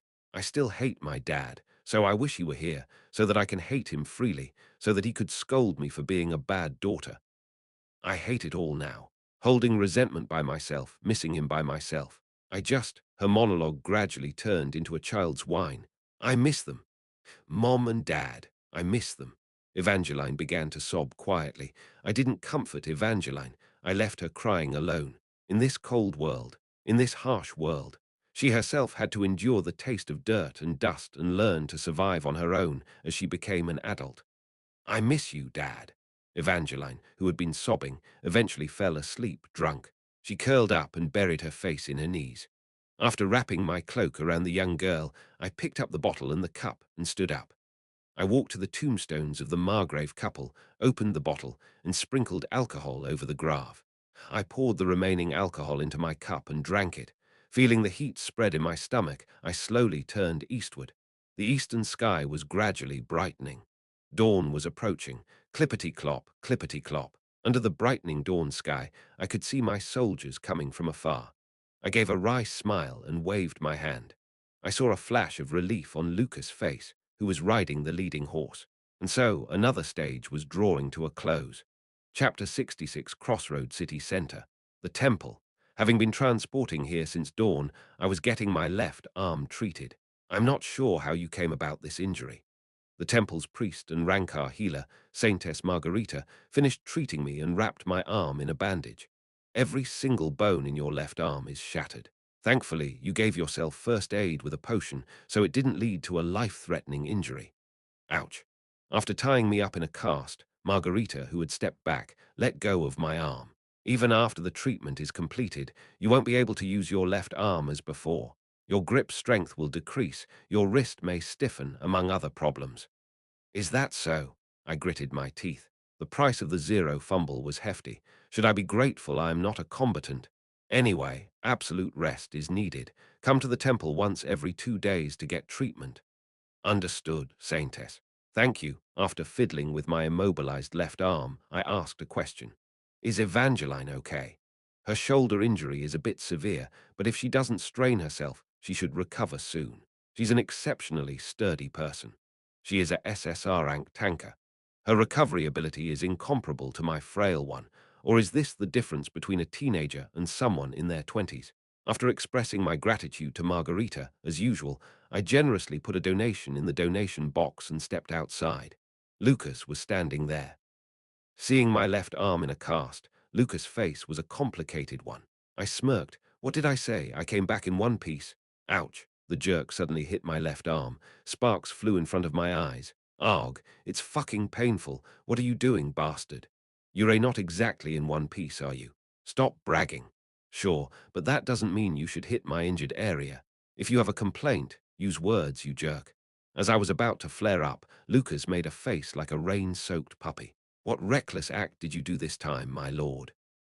Stop making that face. I haven't done anything wrong, but I am feeling guilty. Next time, absolutely do not do anything so reckless. All right, all right. After casually reassuring Lucas, I asked about the most important matter. Did the defense battle go smoothly? I hadn't received a detailed battle report yet. Lucas slowly nodded. As I could not cause any harm to you, my lord, I commanded to the best of my ability. Oh, you too. Lucas explained to me the general flow of the defense battle. He said that within 15 minutes of the start of the battle, Damien had sniped all 3 of the magic stone golems. He finished off the most troublesome foes so easily. Is this what they call a good matchup? For the next 6 hours, they systematically annihilated the remaining nearby entities. After completing the cleanup of the remaining golems, it seemed salvation had finally arrived at the mansion. Even the slightest carelessness in battle could result in unpredictable damage, hence why we concluded it meticulously. I apologize, my lord, for the delay in rescue. There's nothing to apologize for. You did a great job. I patted Lucas' shoulder and asked cautiously. Any casualties? Lucas glanced around the temple. He could see soldiers receiving treatment inside. There are 14 with serious injuries and 128 with minor ones. Any fatalities? None. I froze at his response. To my stiffened self, Lucas emphasized once more. There were no fatalities, my lord. Ha ha. For the first time. For the first time, we cleared a stage without any human casualties. Laughter flowed spontaneously from within me. I covered my mouth with my hand and gave Lucas a playful elbow jab. You did a great job, Lucas. No fatalities. Incredible. You might be better at this than me, buddy. Don't say things like that. Lucas maintained a serious expression. While you were gone, everyone was anxious. Ha, were they worried because I went alone? No. With downcast eyes, Lucas spat out his words with difficulty. Everyone who stayed here, without confidence, they trembled in anxiety. I blinked my eyes. What was he saying? When you ray with us, my lord, confusion disappears. We can follow your orders with confidence. But yesterday, as soon as you left, Lucas trailed off his words. Everyone didn't know what to do. Many thoughts raced through my mind. If it was because my commands were precise and efficient, that would be good. However, I thought about the possible side effects of my passive skill, the unyielding commander. My passive effect provides immunity to mental status abnormalities. I initially thought it simply protected against status abnormalities inflicted by the enemy during battle. But that wasn't the case. People around me not only didn't experience fear or confusion, they also remained mentally stable. Simply by being nearby, their minds seemed to find peace. What am I? Aromatherapy. However, looking at it from the other perspective, it meant they became unsettled when I wasn't around. Is this just fostering dependency on me? It was a pleasure to be relied upon. But the side effects were something to consider. I remained silent. And well, I don't know for now. But anyway, we've successfully cleared the stage. No fatalities. Evangeline and I returned alive. I shouted with gusto, giving Lucas back a hearty slap. Everything worked out just fine, Lucas. No need to worry. I won't be wandering off on my own from now on. Yes, my lord. Lucas gazed at me with eyes as deep as wells. I am your guard. From the moment we met until now, always. Ah, yes. Do not leave me behind, especially when you venture into dangerous places. In response, I patted Lucas' head. Oh, my faithful dog. He's so worried just because his master left once. How are the other party members? Are they all safe? Yes, everyone's okay. Damien bled a little from his eyes later in the battle, though. What, seriously? He said he was fine. He's getting treated at the temple right now. That's a relief. I should visit once his treatment is over. Everything seems to be wrapping up nicely. I cracked a smile. You did great, Lucas. You accomplished great things as well, my lord. Please rest today. Sighing, Lucas pointed towards the castle walls. I would prefer to stay by your side, but I must take care of post-battle arrangements so you can rest at ease. Ha ha, I'll leave it to you. Yes, my lord. I'll see you later. With a bow, Lucas headed for the castle walls. Watching Lucas grow distant, I eased myself into the carriage parked in front of the temple. Boy, I need to get home and lay down. We certainly won the battle, but the stage clear announcement hadn't appeared yet. There must still be some of the smashed golems crawling around in the mansion. Because they are not living creatures but stone brutes, this happened. The soldiers are searching and confirming kills.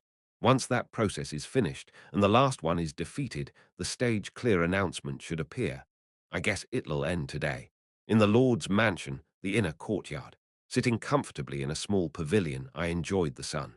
Spring is definitely nearing. The day was fairly warm. Tiredness had yet to fully fade, and I was nodding off in the sunlight when, why not take a nap inside instead of doing this here? A sulky voice reached my ears. Blinking my eyes open, I saw it was Evangeline. She stood in the courtyard, her body wrapped in bandages and leaning on a crutch. Considering your age, you might catch a chill and get arthritis. Hey, I'm not that old. You're in your teens and you're boasting about it. Unbelievable. Youngsters these days. Evangeline. Having crossed the garden, Evangeline plopped down next to me. Her platinum blonde hair, bathed in spring sunlight, sparkled like sand gold. The color of gold was the color of the SSR grade, so just seeing it sparkle unknowingly made my mood brighter. Could this be a case of gold fever? Surprised you made it to the dawn alive. Evangeline, who had been staring at the sun in the southern sky with sleepy eyes, shrugged her shoulders. I thought he'd never see this sunlight again. I apologize for making you go through all this just as you were preparing to leave. This stage had been one series of surprises after another. I couldn't have imagined it would cause so much trouble. After you have received all your treatments, take your time to recover. Rest as much as you want before leaving. I am not leaving. What? At this unexpected comment, my heart dropped. I looked squarely at Evangeline, but the young girl's face was resolute. I thought about it all night. I want to inherit the Margrave title. Do you understand what that means? I spoke hurriedly. It means you would be inheriting the duties of the Cross family. It means you would have to protect this place for the rest of your life.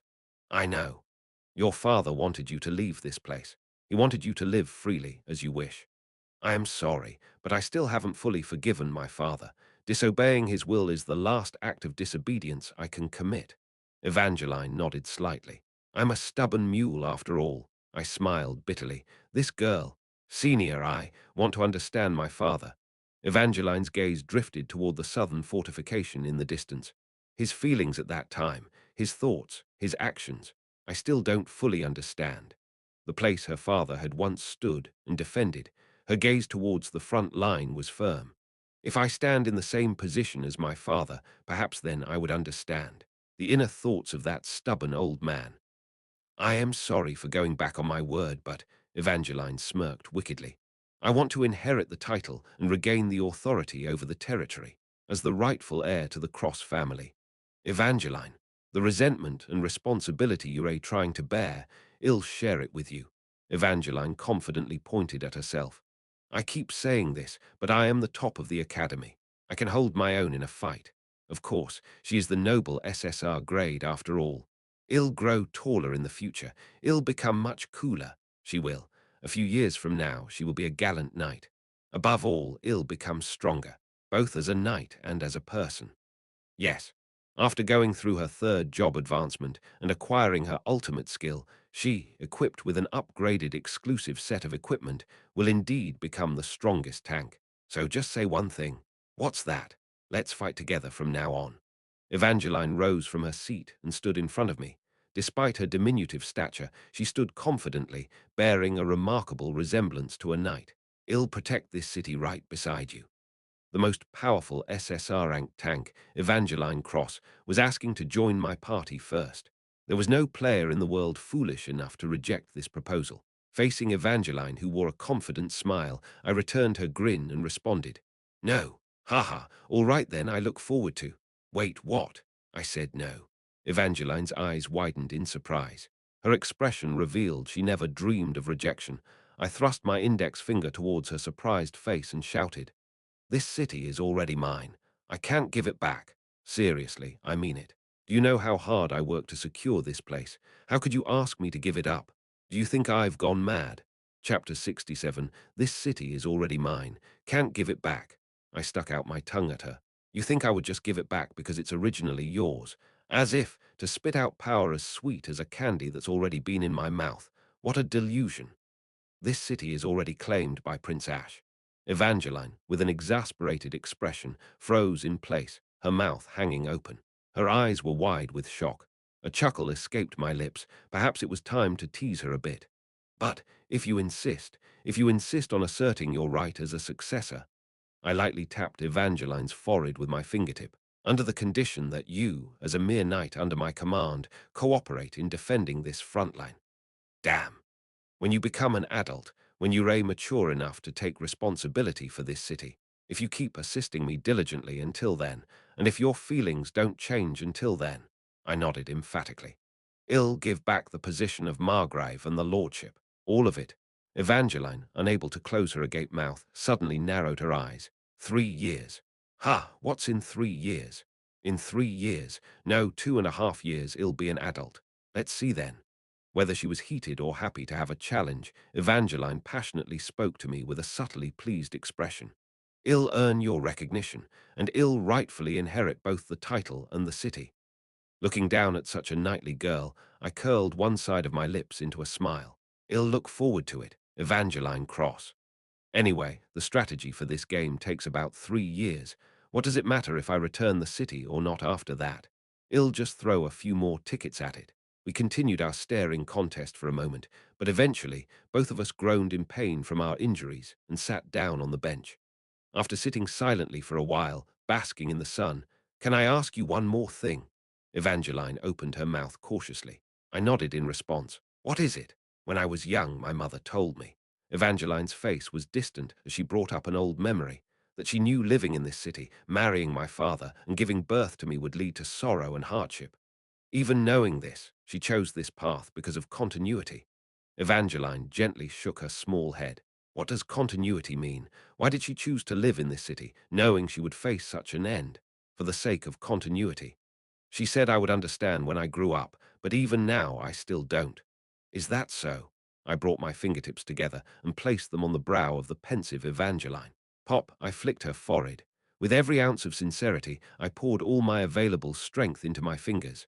"Arg!" Evangeline, belting out a monstrous scream, clutched her searing red forehead and squealed. What is it? Why are you hitting me? What's going on? Why are you hitting me? What's the thing that continues?" I lifted my index finger and pointed it straight at Evangeline. Stupefied, she stared at me and hissed violently. "Hey, what? You hit me and then quiz me. So what's this thing that continues?" "Ha!" My finger, pointing at Evangeline, did not waver. "Ha!" Only then did Evangeline's mouth slowly open as she realized the nature of the thing that continues. "That's right. The path your parents wish to continue, it's right here. That's you, Evangeline." Evangeline fell silent, frozen, as I gave her a sly smile and got up from my seat. "Welcome back to the monster front, Evangeline Cross. Rest well for now. From now on, you'll be at my mercy." Evangeline simply sat there, her hand on her forehead, with a blank expression on her face. Leaving the child to gather her thoughts, I stepped out into the courtyard. The sun was shining brightly. The weather was nice. Looking over the sprouting plants in the courtyard garden, I murmured to myself, "Spring is finally coming." Evangeline still sat in the courtyard pavilion, head bowed low. I think I understand a bit now. Evangeline could faintly grasp her mother's intentions. Her mother had made a resolute decision. despite knowing the pain of losing someone you love, perhaps knowing that she might die a horrible death as a result. Still, she chose to marry and give birth to a daughter. She loved with all her might, to bridge the gap between people, to pass on the thing that continues to the next generation. If there's a single reason humans fight against monsters, maybe that's it. Everyone in this city is living with the same resolution. Evangeline slowly raised her head and looked around. Detecting the onset of spring, sprouts were blossoming from the ground frozen over the winter. Though the stem might wither and the fruit might die, under the frost the flower will wilt and the leaves will decay beneath the permafrost. But spring will come again, and the sprouts will bloom once more from the buried soil, while everyone will die someday. The thing that continues is undoubtedly right here. The Cross family didn't just leave death and dust behind. Evangeline clenched her fist in front of her chest. Despite death and dust, in the end, the Cross family left their last heir, Evangeline Cross, here on this land. I think I understand a little, Mom. Dad. A faint smile crossed Evangeline's lips. I think I understand, just a little. Because there was something to continue. People lived on this front line, so Evangeline will not stop either. She will pave the path behind her, because that is what the Cross family has been doing. No, because that's what everyone living here has done every day. Evangeline, who had risen from her seat, left the courtyard, hobbling with the aid of her crutch. Her whole body ached from the injuries, but her spirit was utterly invigorated. It's spring. Finally, it's spring. Stage 3 clear. Stage MVP Ash X. Leveled up characters. Ash X LV25. First job change available. Lucas, SSR LV35 2. Second job change available. Evangeline, SSR LV38, 2, Jupiter, SR LV39, 1, Lily, RLV23, 2, Damien N, LV33, injured or deceased characters, Ash, X, severely injured, Evangeline, SSR, slightly injured, Damien N, severely injured, acquired items, Golem Legion Magic Stone, 110, Golem Legion Glove Fragment, 182, Magic Stone Golem Magic Core, SR, 5. The stage clear rewards have been given. Please check your inventory. N grade reward box. 3. SSR grade reward box. 1. Get ready for the next stage, stage 4. World on the chessboard. Upon returning to the room, the stage 3 settlement window appeared before my eyes. Ha! I am the stage MVP. My eyes widened at the unexpected result. It must have been because I monopolized the achievements in the orchard. I'm not even a combatant, but I got the MVP. Well, let's look at the other results one by one. Since I hadn't participated directly in the defense this time, I intended to carefully review the details. But then, zap, a silver spark flickered from my neck, and I felt a sharp pain in it. As I reflexively clutched my neck, a system window appeared before my eyes. Necklace unlocking function in progress. The item that had been marked as necklace, which I had received as a tutorial stage reward, the exact name of that necklace, was finally being displayed. Necklace of the Rebel X. Necklace of the player who rebels against fate. You can use the exclusive shop with the achievement points you have accumulated so far. In other words, it seems like it allows me to use the special shop with the achievement points I've accumulated. I don't know why it's called the Necklace of the Rebel, though.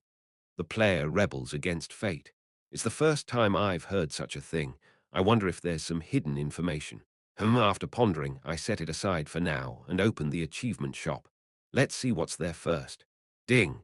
As I opened the achievement store, tutorial text flowed out.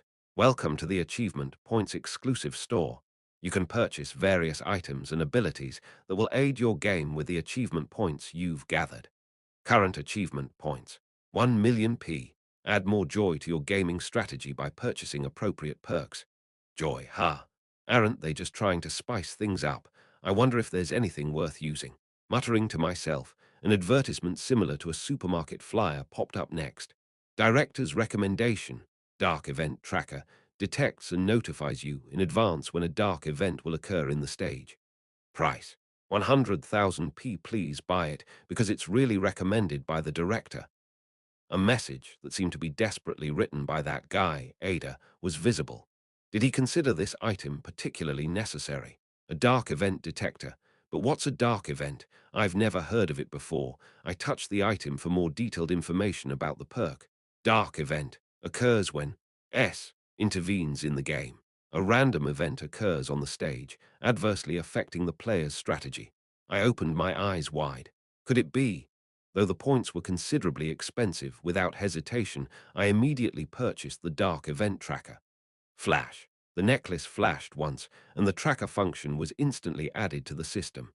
When I opened the system window and expanded the Dark Event logs, holy shit! Just as I suspected, every single stage thus far had activated a Dark Event. Stage 1 designated a horde of the worst starting monsters, living armor. Stage 2 involved the intrusion of hostile NPCs. Stage 3 saw the monsters behaving oddly. Precise, a feint alongside a swift attack. The worst parts of the stages so far had been due to these dark events. Now it's certain. I had thought that the game had suddenly gone insane and the difficulty had spiked, but that wasn't it. None of this is a coincidence. Someone is deliberately trying to ruin this game. The malice I felt was not a misunderstanding. But why? Why would they go to such lengths to ruin this game? Why? I glared into the empty void. Whose malice is it that's disrupting my strategy? Who on earth could it be? Chapter 68 from Crossroad, situated at the world's farthest south to the distant north, the central part of the continent. Here, one could say, lies the heart of the world. The capital of the Everblack Empire, New Terra, boasts its colossal magnificence. This city, embracing a vast harbor reaching the inner sea of the continent, is the global hub for trade and logistics. People pour in relentlessly, indifferent to the day-night cycle. The ever-expanding size of the city has already matched the territory of a small nation. In the heart of this most prosperous and colossal city, a corner of the Imperial Palace, also known as the Thornbush Castle due to its row of black spires. Inside the office located in the tallest tower on the west, a man was reviewing documents. Gleaming in his tantalizingly bound black hair was a faint red aura, and inside the frameless glasses perched on his nose, intellectual red eyes sparkled. He is the second son of the Emperor and the de facto leader of the Everblack Empire, entrusted with administering the Empire's affairs. Fernandez, Ember Keeper Everblack. His desk was piled high with various documents. Reports awaiting his seal were ceaselessly pouring in from every territory of the Empire. As he was engrossed in scrutinizing the mountain of pressing issues, an aide approached from behind. "Your Majesty, what is it?" Fernandez, without turning around, inquired. The aide carefully began. "Your younger sibling has requested reinforcements again." "Ash, yes. They say the monster invasion on the southern front is intensifying daily, and immediate reinforcement is needed." Fernandez, who was rubbing his weary brow after removing his glasses, asked, "How many times has a request for reinforcements been made now?" "This is the third time." Fernandez seemed lost in thought for a moment, but eventually shook his head. "Dismiss it. But Your Majesty, the situation on the southern front really doesn't seem ordinary." The aide unfurled another paper in his hand and read it. "According to our spy's report, the level of the monster invasion is unprecedented in recent decades, and it's getting worse." I said dismiss it, but Fernandez was unmoved. "We're currently concluding the war with the Bringer Duchy on the Western Front. We have no troops to spare for something like the Southern Front. Although that's true, the subjugation of the Duchy is our priority. If a real problem arises in the Southern Front, we can still handle it later." Immediately after, Fernandez grumbled quietly. "That Ash, always whining. Well, he always has been." "Pardon? Nothing. Instead, what's the situation on the Bringer Duchy front?" "Currently, our First Army is directly attacking the Duchy's capital. We expect to receive news of its fall within this week." After a moment's hesitation, Fernandez cautiously added a question. "And my elder brother, he's at the forefront. No matter how many times I tell him to break that habit." The Empire of Everblack's first prince, Lark Avalanche Everblack. As the commander-in-chief who holds the military power of the Empire, all the knights and soldiers under the Empire follow his orders. Lark, a born fighter and the first prince, enjoyed leading the front lines himself. The same was true in this war, which Fernandez did not appreciate. Regardless of how powerful one's own force is, he is the eldest prince after all. The role of the commander isn't at the forefront, but at the command center. "Both my brother and sister only give me heartburn." Quietly biting his lips, Fernandez asked his deputy one last question. "I am just curious, what about my father? He's still in seclusion." "I see." The sole emperor of the empire had been seclusion in for several years, being holed up in the deepest part of the imperial palace.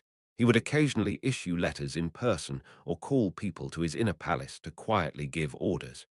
Hence, the first prince handled external affairs, and the second prince took care of the internal ones. As this situation continued, nasty rumors even started circulating that the emperor had fallen ill. This war with the Bringer Duchy was undoubtedly influenced by the emperor's absence. Having thought about his father for a moment, Fernandez waved his hand. "I understand. You may go now." "Ah, Your Majesty, there's one more thing that requires your approval." The deputy took out another paper from his pocket and handed it to Fernandez. Fernandez indifferently took it and read it. "Execution order." "Yes, it's about the execution of the treason prisoners in the underground dungeon. Do you approve?" "Of course I approve. These people all committed treason against the Empire, didn't they?" The criminals had committed the act of rebellion half a year ago. Of course, it was rarer for prisoners detained in the underground dungeon to be arrested for charges other than treason. How can there be a charge better than rebellion to make my blood boil?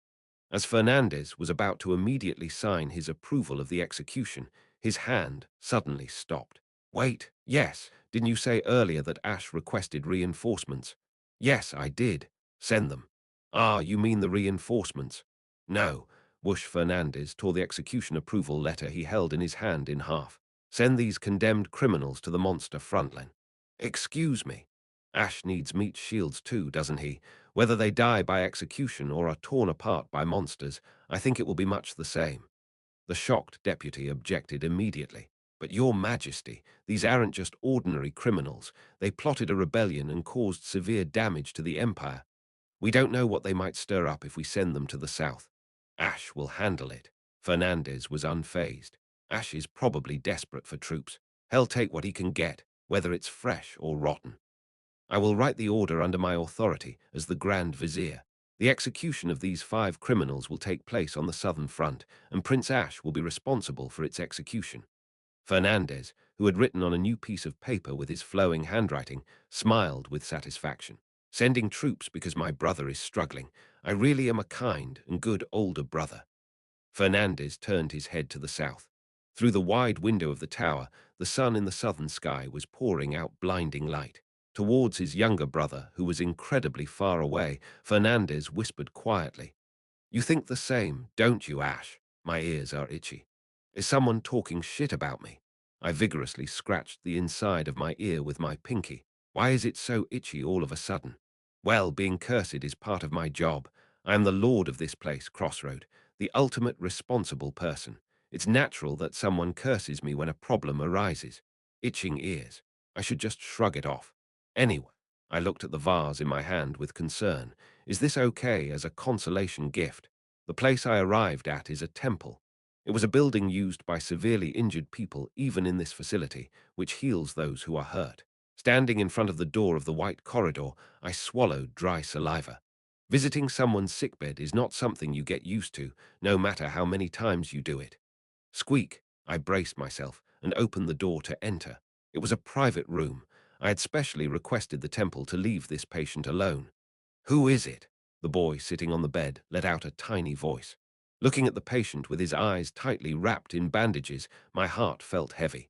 I put the vase on the table in the middle of the ward and spoke. "It's me, Damien." "Ah, Prince." The patient was none other than Damien. "How are you feeling?" I moved to the side of the bed and sat on the chair. Damien scratched the back of his head, looking awkward. His brown curly hair was a tangled mess. "It's not a major injury. There was no need for you to come. I know you're busy." "Don't talk like that. You got hurt because of me." Even though I was speaking in a light tone, my heart was heavy. In the last defensive battle, at my request, Damien performed a long-distance sniper attack. Immediately afterward, he was reportedly unable to see, bleeding from both eyes. It seems that the excessive use of farsight had eaten into his physical durability. I thought it was a temporary symptom, but even after a day, his vision did not recover. Even after receiving healing from the high priest, it was to no avail, so he ended up being admitted to the ICU. "Because of you, my lord." "No," at my words, Damien, taken aback, hurriedly waved his hands. "I acted recklessly on my own. You are not to blame, my lord." You fool! I tousled Damien's hair roughly. Being unable to see, Damien could only let out cries of protest like and stop it. As I removed my hand, Damien offered a weak smile. My vision should return after a few days of rest. You don't need to worry. How could I not worry? You are my cheat code, my lighthouse guiding me through this game of horrifying difficulty. No, not just because you're a cheat character. You trust and follow me. You sincerely try to help me. Aren't you a remarkable subordinate? I've pushed you to the point of injury. Feeling guilt, I heavily opened my mouth. From now on, don't overexert yourself. Ha! Well, of course, I'll still make use of you, but I won't make you work to such an extent. I promise. I extended my pinky finger as I spoke. However, Damien softly shook his head. I am your trigger, my lord. As long as I can, please use me however you need. Hey, if killing monsters helps us eventually vanquish them forever. Damien lifted his hand and pressed hard against the bandage wrapped over his eyes. Even if both my eyes burn out, I am more than willing to pull the trigger. So please, use me until I am worn out and broken, my lord. Damien still had a faint smile on his face. Because that's why I am on this battlefield. I couldn't bring myself to say that I wouldn't. As long as he has farsight, Damien will always be used to his limit. As I watched this loyal and pitiful boy, I slowly opened my mouth. Damien, yes. Do you remember the promise I first made to you? Damien tilted his head. Promise, what was it? That someday I would die to you. Ah, Damien closed his mouth. I continued. You said you hated me for causing the death of your friend. So I said I would die to you someday, but I asked you to help me just once. It was back during the tutorial stage.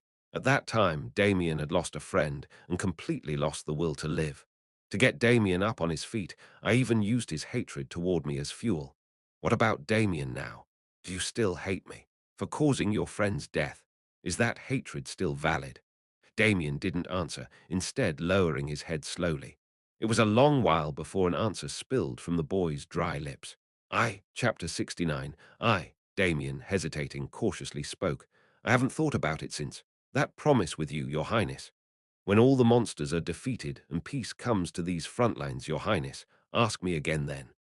Damien looked up at me with a face I couldn't tell was smiling or crying. I'll answer then, whether I still hate you. That day will surely come, Damien. 3 more years. Whatever form it takes, a conclusion will come after walking the entire path to the ending. And no matter what your answer is then, I will gladly accept it. I reached out and covered the bandaged eye of Damien. He remained motionless. Loyalty and hatred, grace and resentment, the player and the cheat character. It didn't matter what kind of relationship we had. I wished for this little boy who helped me to be happy someday. No matter what ending we met, I could only wish for that to happen. The stage ended, and a day had passed into the night. I returned to my room completely exhausted. Oh, my poor body, oh. I was already nursing a ruined left arm. My whole body creaked from harsh battles. But I couldn't afford to rest completely. I had to know the exact result of the defense I didn't attend. The real outcome, something I couldn't know from the system calculation window alone. So I went to look around everything, from the city walls to the artifact storage, all sorts of production facilities, and the soldiers at the shrine, and only now had returned. I am so tired, I could die. A victory feast was to be held tonight, but I was in no condition to attend, so I just gave a congratulatory speech and came back. Even without me, the others would entertain the soldiers well. Like Jupiter, Jupiter, Jupiter. I trust you, Jupiter. She was a sure talent when it came to alcohol, smoking, gambling, and wasteful spending.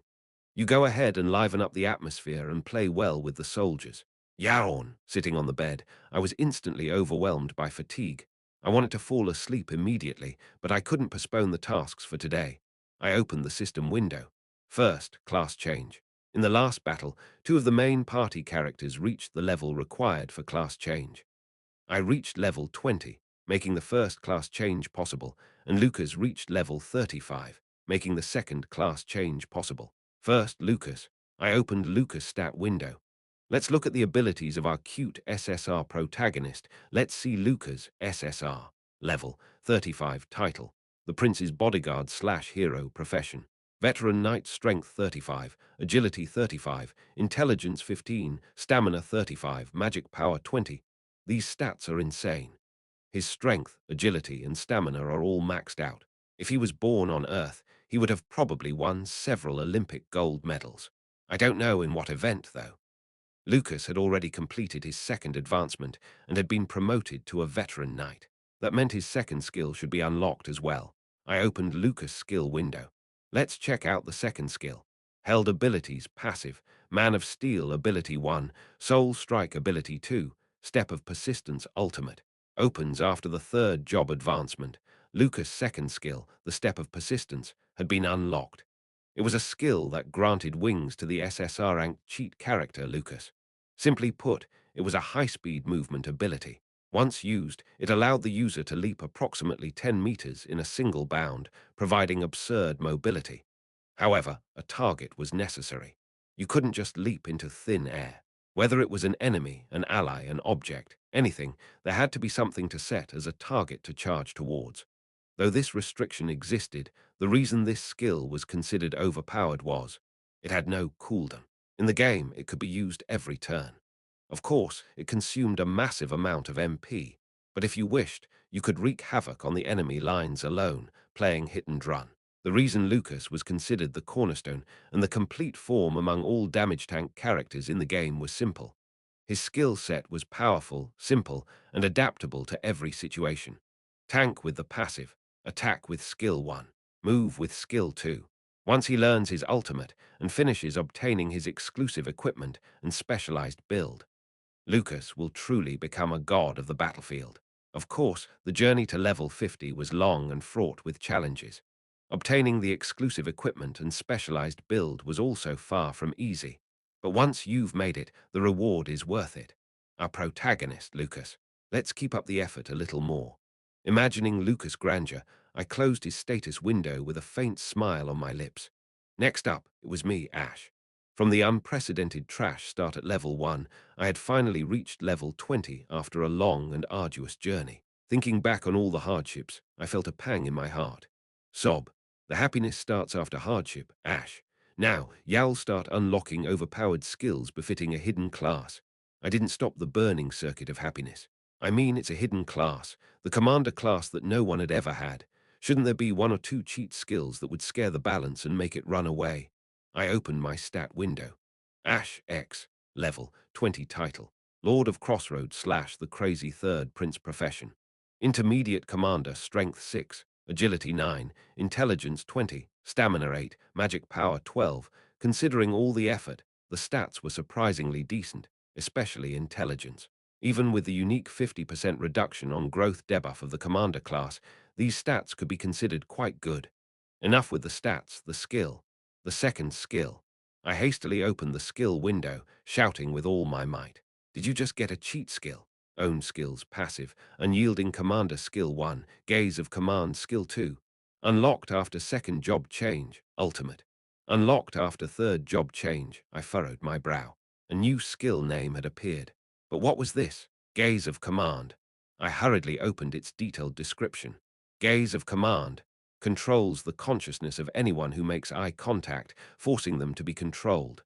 The lower the target's magic power stat, the higher the success rate of the skill and the longer its duration. The passive skill, Unyielding Commander, has no effect on allies it is already applied to. Essentially, it was a skill that sprayed mind control magic widely. Although its effect was weaker than persistent mind control magic that could last throughout a stage once applied. Nonetheless, it meant that I could freely control the movements of monsters just by making eye contact with them. I'll have to test how much MP it consumes, but this seems surprisingly sweet. Frankly, I was hoping for an explosive active skill. You know what I mean. Since I am a commander, I expected something big like summoning dozens of cannons for a volley of fire, or summoning hundreds of sand soldiers to control. I had anticipated something spectacular. Well, I still have my second skill and ultimate left. I should pray for an explosive skill to come then. Did they give me this passive skill because of this first skill? I took another look at my passive skill, Unyielding Commander. Unyielding Commander prevents mental status abnormalities in nearby allies. It seemed to block any malfunction of my first skill. There was no need to apply my first skill to my subordinates who follow my orders anyway. Anyway, it's a skill with infinite potential. All kinds of uses for it sprang to mind in an instant. Even though it's temporary and there's a chance of failure, it's still a mind control skill. Its versatility is virtually limitless as long as my creativity can back it up. I'll test it in real combat soon. It seems like I'll need to encounter an enemy to test it. I closed the status window. Next, I took out 4 boxes from my inventory. 3 of them were grey, and one shone with a brilliant gold, a rare SSR grade reward box. I received it as a reward for clearing the last stage. By the almighty God, an SSR grade box. I looked down at the golden box in my hand and swallowed hard. It's that rare box. The one that's difficult to acquire even 10 times from start to end of a round. And it appeared on the 3rd stage. I hope I get a weapon I can use.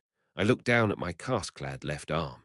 During the last battle, while I was swinging my lucky roulette weapon Lucky Strike, it fumbled, and my left arm got shattered. Even after the healing, it will impossible to wield it as before. Rather than relying on luck, I need a weapon that's reliable, practical, and with minimal variables. I'd love to just sit back and give orders, but reality isn't so kind. Moreover, now that I've confirmed the existence of the dark event designed to screw over my game strategy, the difficulty of the game is bound to fluctuate in the future. This means I'll constantly be involved in direct combat. Like the last battle, I might be able to fire magic guns. Last time, I made good use of the SSR-grade magic gun, Black Queen, but that was merely a makeshift solution. Even a single magic gun would be better off in Damien's hands, especially a cheat weapon like the Black Queen. There's already a rightful person who can bring out 200% of the magic gun's potential. Using a weapon that can one-shot key enemy units from a long distance like a shotgun is as foolish as putting a pearl necklace on a pig. I need to find a weapon that suits me. It might be wishful thinking to hope that it'll be here, but since I already have an SSR-grade reward box in my hand, I might as well stack one more greed. Right. First, I opened 3 N-grade boxes. I'm not expecting much, but who knows, maybe I'll get something amazing. Rewards: superior stamina potion, superior magic power potion, flame enchant scroll, and nothing special. All 3 are consumables. Well, potions are always useful, and the enchant scroll has a good effect. Come to think of it, I still have an ice enchant scroll I received as a reward before. I haven't used it yet. I've been saving it for when I face an enemy vulnerable to ice. Anyway, let's keep them all. Now, the main event. Holding the golden box in my hand, I took a deep breath. Phew, please. Dear loot god, please give me a perfect weapon just for me. I shouted and opened the golden box in one fell swoop. Flashing, a dazzling golden light scattered all around. The golden light eventually converged into one, forming the shape of a single item. Holding that item in my hand, I opened my mouth slightly. This is, Chapter 70, an item from an SSR grade reward box. It was a short staff, too short to be a regular magical staff, almost as if a miniature baton wielded by an orchestra conductor. Could it be? I cautiously held the staff in my hand, examining its stats. Maestro SSR LV35. Category: Staff Attack Power. 35-50 Durability. 10/10. Create and control blades of magic power in thin air. The attack power of the blades equals that of the staff. The number of blades increases with the amount of MP used. Direct attacks with this staff inflict fixed damage of 1% of the target's current HP and randomly apply a buff. Start the performance. Some cruel conductor, it's the real maestro. Whirling the staff in my hand, I whistled in awe. SSR-grade exclusive weapons came with all sorts of unique stats and performances, and among them, this staff had quite peculiar abilities. The base ability was the creation of magic blades. It generated multiple magic blades in thin air and allowed me to throw them at will. There was also an unstated feature. The attribute of the generated magic blades differed from character to character. If Lily used this staff, she would produce blades of flame, and if Jupiter used it, she would conjure blades of lightning. Since I had no magic attribute, my blades would be attributeless. Regardless, as long as I had enough MP, it was a great staff that enabled potent mid-range attacks. Even though I wasn't a magician, I could fight as if I were. But the most unique aspect of this weapon is the buff applied through attacks. When you hit directly with the staff, it not only inflicted fixed damage, but also granted a fairly high-performance buff. In the game, when it was the turn of the character equipped with this, they take a swing at their allies. Sure, 1% of current HP did sting a bit, but the returned buff was much more significant. Wait, so do I now have to hit my party members with this? An image momentarily flashed in my mind. A scene where I am smacking each of my party members with the small staff in my hand. In the game, there were no repercussions for hitting an ally. But this is very much real. There would be definite backlash if I suddenly started hitting the kids with a staff. It could even ruin the trust I had built with them. How can I convince them and still hit them with the staff? I stared down at the short staff in my hand, immersed in deep thought. Spank them when they've done wrong, hit their palms, make them prostrate themselves. No, can I really do that?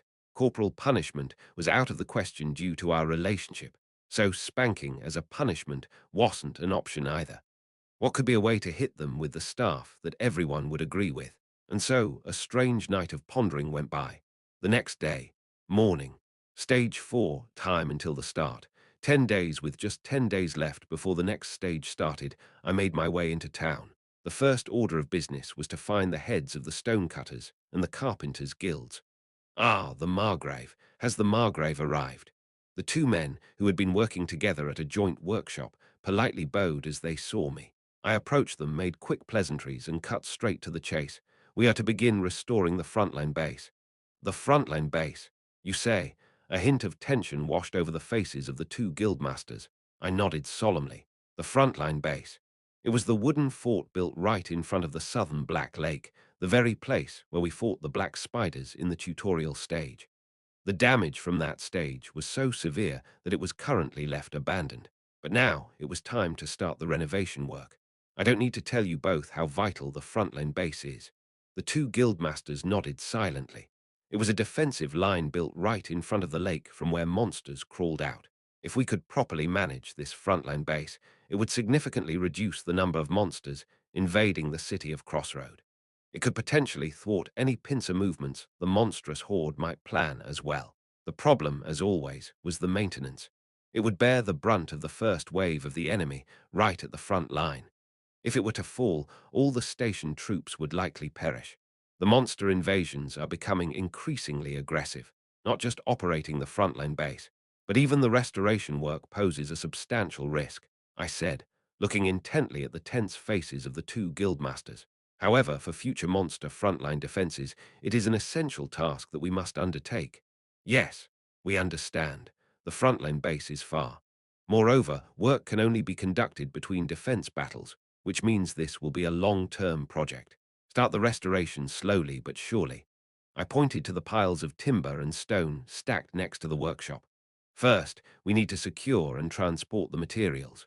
I will, of course, provide the necessary expenses for the materials and labor. You both need to identify what's required for the restoration and submit the approvals to me. Yes, my lord, we will faithfully fulfill your trust. This is a task for all of humanity. I count on you. I completed the payment for the restoration work right then and there. After all, whether it's machinery or human, a little lubricant helps get things moving. Next, I headed to the smithy. It was bustling with activity since morning. The moment I entered, the blacksmith guildmaster rushed over. "Welcome, my lord. Are you here to check on the cannon mold we're casting?" "No, there's no rush on that. The Black Queen was already completed a few days ago. I had no intention of rushing the remaining 3 pieces. I came today because of the equipment disassembly." I gestured to Lucas, standing behind me. Lucas piled equipment onto the workbench. It was a collection of damaged equipment from before, an SSR-grade cavalry spear and shield of Evangeline that I had smashed, by mistake, and also an SSR-grade cavalry spear and shield of Evangeline's from the last battle that got ruined. Together, 4 pieces of SSR-grade equipment were damaged. It was fortunate that no one had died, but with the loss of such high-grade items, it felt like a boiling stew in my gut, especially since 2 of them were broken due to my mistake. Could you extract magic cores from this equipment? Equipment disassembly involved melting the item to salvage the material components. For intact equipment, there was about a 50% chance of recovering a magic core of the same grade. The problem was with damaged equipment. Depending on the degree of damage, the probability of recovering a magic core sharply declined. If lucky, one could recover the magic core completely, but usually one only got little bits of other materials that went into making the equipment. Give me back the magic cores, please, please. While I was pleading internally, I stood solemnly on the outside, befitting a lord. The head of the blacksmith guild nodded with a grave face. I will do my best, your highness. I'll be waiting for the results. After watching the damaged equipment enter a large furnace, I left the blacksmith's workshop. Melting down the equipment and salvaging the materials would take a day or two. I hoped to salvage at least one magic core. I boarded the carriage parked at the entrance of the blacksmith's workshop, praying. The last workshop I needed to visit was the alchemist's workshop. We've been researching the golem's glove fragments you left with us last time. The alchemist's workshop. The guild master who had led me inside pointed to the interior of the workshop. The alchemists were analyzing the golem glove fragments I had partially recovered during the last free exploration, and a large quantity obtained from this stage. There's magic civilization technology from hundreds of years ago embedded in it. Once the analysis is finished, it will help increase the durability of our armor and walls. In this way, upgrading on our side is possible through research in the case of certain monster legions. Golem glove fragments, in general, increase the tier of armor. It should be helpful. I also came today for the aqua artifacts. I instructed while looking alternately at the guild master and Lily. We need to reinforce the anti-air artifacts. Do we have any in stock? Do you mean anti-air? To intercept enemies in the air? That's right. In Protect the Empire, there are several laws regarding the appearance of monster legions. One of them is that a flying monster appears at least once within every 5 stages. For instance, at least once among stages 1-5, and at least once among stages 6-10, and so on. One has to confront a flying monster at either stage 4 or 5. If it appeared at stage 4, then it was best to start preparing now. If it appeared at stage 5, things would become a bit more complicated. Stages that are multiples of 5 functioned as boss stages, where the quantity and quality of the monster hordes were vastly superior. If a flying monster showed up then, you had to be prepared anyway. So the aim was to begin stocking up on anti-air artifacts from now on. Sort out a list of all repairable artifacts that have anti-air capabilities. Understood, Your Highness. The alchemist guildmaster and Lily darted off towards the warehouse. As the two of them were busy rummaging through the warehouse, I fell deep into thought. Fighting against flying monsters is quite different from conventional defenses. Land obstacles or barricades became meaningless, and the height of the walls also lost their effectiveness. Even long-range sniping could not proceed smoothly. In such circumstances, monsters rapidly approached from the sky and forced a melee battle. In other words, a close-quarters combat was inevitable. The usual tactic of thinning the enemy ranks with long-range firepower is useless.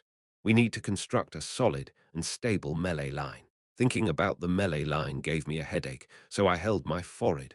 I always said it, but we lacked manpower. If only we had one more decent sub-party. It's not that I haven't recruited any additional characters. However, they were all N-grade, without any outstanding characteristics, and at low levels. They could be useful if nurtured, but they would never carry the same weight as the main party. Why are there so few useful ones? The main party consisted of 2 SSR-grade vanguards, an SR-grade area mage, and a cheat sniper, a luxurious composition. Starting from the sub-party, the talent pool had completely dried up. Even though Stage 4 was soon approaching, we were in a hurry. We need to recruit some good ones quickly. That's when Lily and the alchemist guildmaster returned to me. Here's the list of repairable anti-air artifacts. Let's see. I took the list and scanned through it.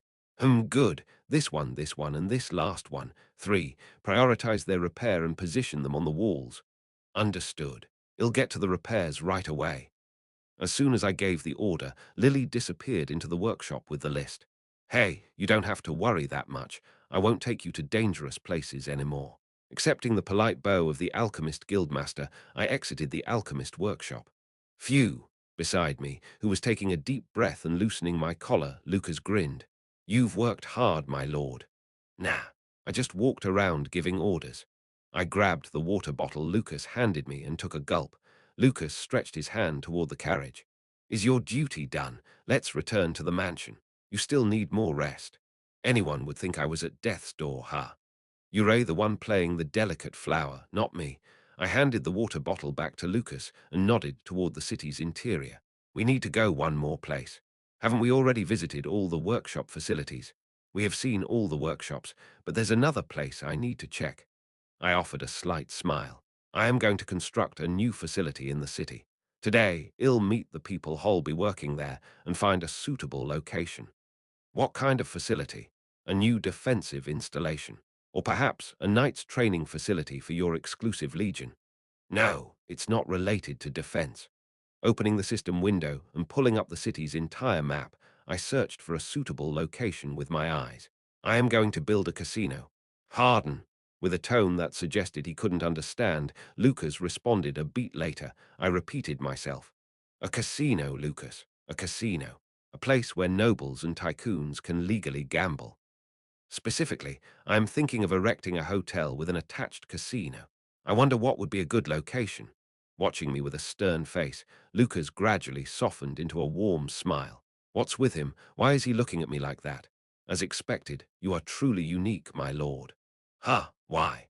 You can't get rid of your reckless tendencies, can't forget the taste of gambling, and now you're thinking of building a casino in this backwater town. I, Lucas, can only admire your consistency. I am going to hit you, you bastard. I almost hit Lucas with the magic wand I recently acquired. I should apply a buff to make it sting more, the cheek of him. That's not it, Lucas. Listen carefully. This is not for my amusement. I raised my index finger and declared earnestly. I plan to lure other hero characters with it. Chapter 71, Protect the Empire, also has the characteristics of a city management game. Primarily, it involves governing the city known as Crossroad. Over a period of 3 years, players need to develop the city in their own unique ways. As the city grows, so does its revenue. People flock to the city, and a positive cycle is created. There are various methods to do this.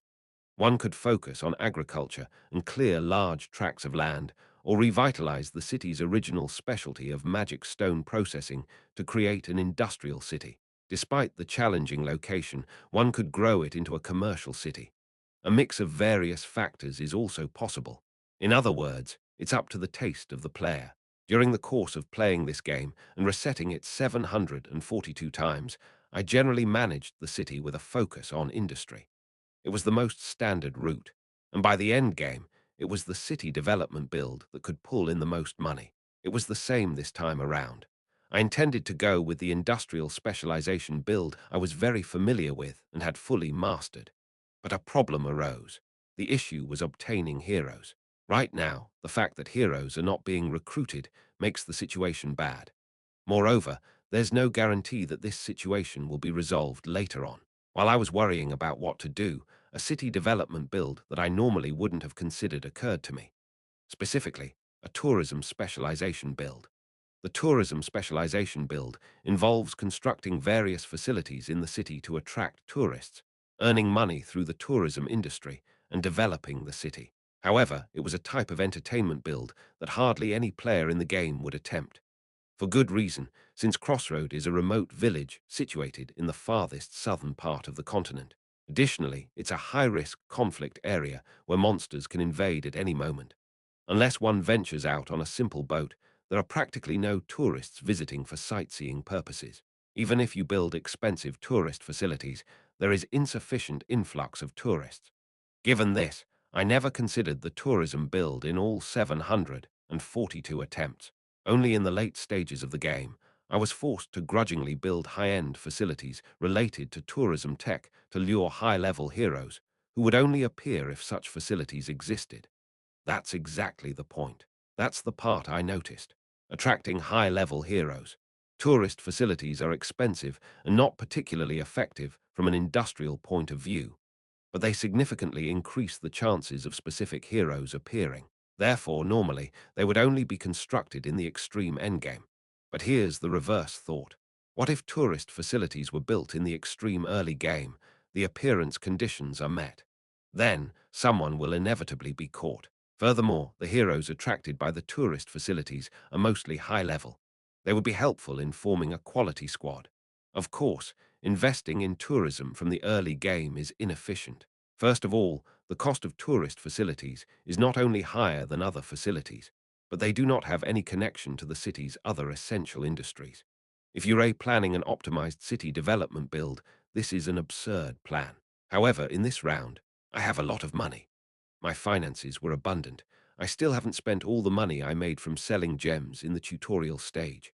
I've been pouring vast amounts of money into operating the city, and there's still a considerable amount left over. I am going to use this money to build tourist facilities. Facilities that meet the minimum hero attraction condition. After much consideration, I decided to build a hotel. A luxury hotel with a casino facility inside. In Korea, the perception of a casino might be quite gloomy, filled with gambling-addicted customers. But in other countries, there are quite a few casinos that are decent and exquisite social places. The hotel I want to build is in this direction. Now, Lucas.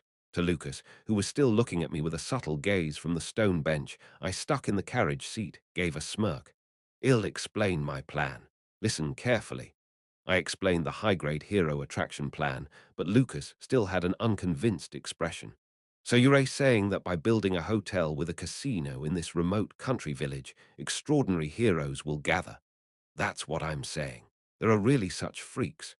That's why I set up this huge money-spending plan. Lord, if you need a real talent, why not establish a night training academy? Lucas opened his mouth while driving the carriage in the direction I directed. I believe that talents you raise from the start will be superior in quality compared to the scoundrels attracted by entertainment. That would be the right choice if we consider the long term. But the time given to me is only 3 years. It will take at least 10 years to build a night training academy, find talent, and finish nurturing them. That would be too late. What I need are ready-made warriors who can be deployed immediately. There's not enough time. Time? After remaining silent for a moment, Lucas slowly muttered, "If it really can't be helped, I will do it all." Ha! I'll take on the role of the other heroes. Lord, I alone am enough. Just give me any command. I let out a chuckle. Ha ha, you're making a strong statement, but we need to be realistic. We're at war, aren't we? There's a lot one can't do alone. We need more troops. Of course, Lucas is of the SSR grade. He's the most dignified protagonist. But there's a clear limit to what he can do alone. It's essential to augment our forces with quality troops, by any means necessary. Lucas drove the carriage without uttering another word. I sunk into the seat, lost in thought. Downtown Crossroad. In this provincial part of town was the only inn in the city, the busiest place around. The inn, named Etty's Honey, had been operating for over a century by 4 generations. Although small, it was famous for the innkeeper's warm hospitality and delicious breakfast. The taste is indeed acceptable. It wasn't breakfast time, but the surprised innkeeper served me a meal and coffee as I barged in. I did not refuse and quietly accepted the food. I was famished from wandering around, and it's not in my nature to reject offered goods. As I pushed the clean, empty plate away, the innkeeper smiled broadly. "I am relieved now. I am honored that it suited your taste, my lord." The innkeeper was a middle-aged woman in her 50s. Her chubby smile alone made her seem like a person with abundant kindness. "I was worried whether it would suit the taste of the royal family, so I am relieved that you ate well. It's all thanks to your good cooking skills. It might not have suited the tastes of Ash, the prince, but I was an average civilian in Korea. I prefer these rustic dishes. However, I wiped my mouth roughly with the napkin and added, I think you should pay more attention to hygiene. Pardon, starting with this napkin. I shook the napkin for her to see. It seems to have been used for quite some time. No matter how clean you wash it every time. If you don't replace it frequently, these stains remain, right? The napkin was clean, but it bore the signs of long use. To the flustered innkeeper, I deliberately used a more critical tone. Both the tableware and the tableware box are quite old. Are you cleaning them thoroughly every day? Especially the tableware box, there's quite a bit of contamination left. But and I brushed the window sill with my finger. A faint trail of dust came off. When was the last time you washed the tablecloth? Do you clean the inn every few days? Well, that's. I also want to check the import ledger and the guest list. This place is technically the front line of the empire. You're obligated to record all out-of-town guest names without fail. Have you been doing that? At my sudden interrogation, the innkeeper couldn't gather her thoughts. I clicked my tongue in disappointment. It seems the monopoly on honey made things too sweet, huh? Even with average management, customers had no choice but to stay here. The innkeeper, who had been gaping, attempted to excuse herself. We strive to welcome our guests in a family-like atmosphere to make them comfortable. Does a family-like atmosphere mean unsanitary and unprofessional management? I blew the dust off my finger. The innkeeper's face had turned pale. Anyway, I came here today to discuss something. I sat cross-legged, resting my chin in my hand adorned with a ring, turning my head slowly to the side. I intend to build a national hotel in this city. Pardon, a grand, magnificent one at that. It will not only accommodate ordinary tourists, but also be able to host guests of the royal family. A smug grin tugged at the corner of my lips as I gestured with my eyes. But that would inevitably bring about a loss for your inn, wouldn't it? Who would want to stay in such a shabby, run-down place when they could go to a national hotel instead? The innkeeper thumped his chest in response. My inn has enough competitive edge. That may be the case for a while, but wouldn't losing even half of your current customers be a critical loss, especially in a city like this with its already scarce visitors? The innkeeper, standing rigid and gritting his teeth, asked with a trembling voice, "What do you want from me, my lord? Are you trying to intimidate me to take something away? Are you trying to force me to quit the inn business and drive me out of this city?" "No, no, innkeeper. You've got it all wrong." I changed the tone of my voice, making it softer. "I came here to recruit you. Pardon. Let me make a proposal. How about considering taking the position of general manager at the newly built hotel?" The innkeeper's eyes widened. I nodded in response.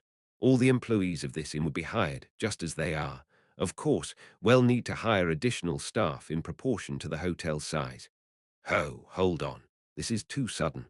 I can assure you that you'll make much more profit than you are making now. However, your responsibilities will also increase. Sanitation, cleanliness, customer service, management. I didn't make this offer because I particularly trusted him.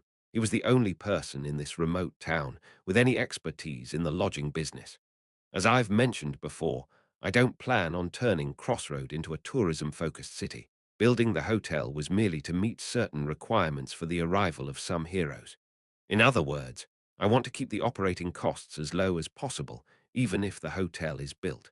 I could have hired a professional hotelier with proper training from the capital, but this would be cheaper.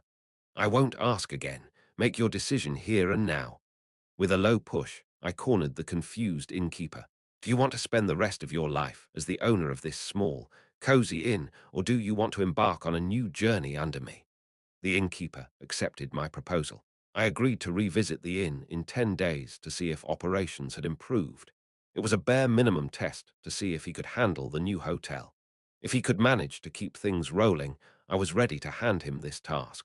After all, the completion of the hotel is still a long way off. Inside the carriage returning to the mansion, with my chin propped up, I continued to mull things over while gazing out the window. Even if we managed to steal the Lake Kingdom's magical architecture technology, it would take a considerable amount of time for the hotel to be completed. And it will be even longer before heroes are attracted to the place. I suppose it won't be less than 2 years. So the only immediate place to recruit heroes would be free exploration, I guess. Encounter NPCs in the dungeon beneath the lake, somehow manage to recruit them. Of course, the total number of NPCs living in the dungeon under the lake isn't even 100, and less than half of them are friendly. But there must be at least one, just one. I made up my mind. The primary objective of this free exploration is to encounter a friendly NPC and persuade them to join us. Once we've conquered all of the third exploration area, a safe zone known as the base camp appears. That place would serve as a foothold and base for subsequent dungeon explorations. It's also a gathering place for the scarce NPCs living in the dungeon under the lake. Surely one or two of them would be willing to listen to my proposal.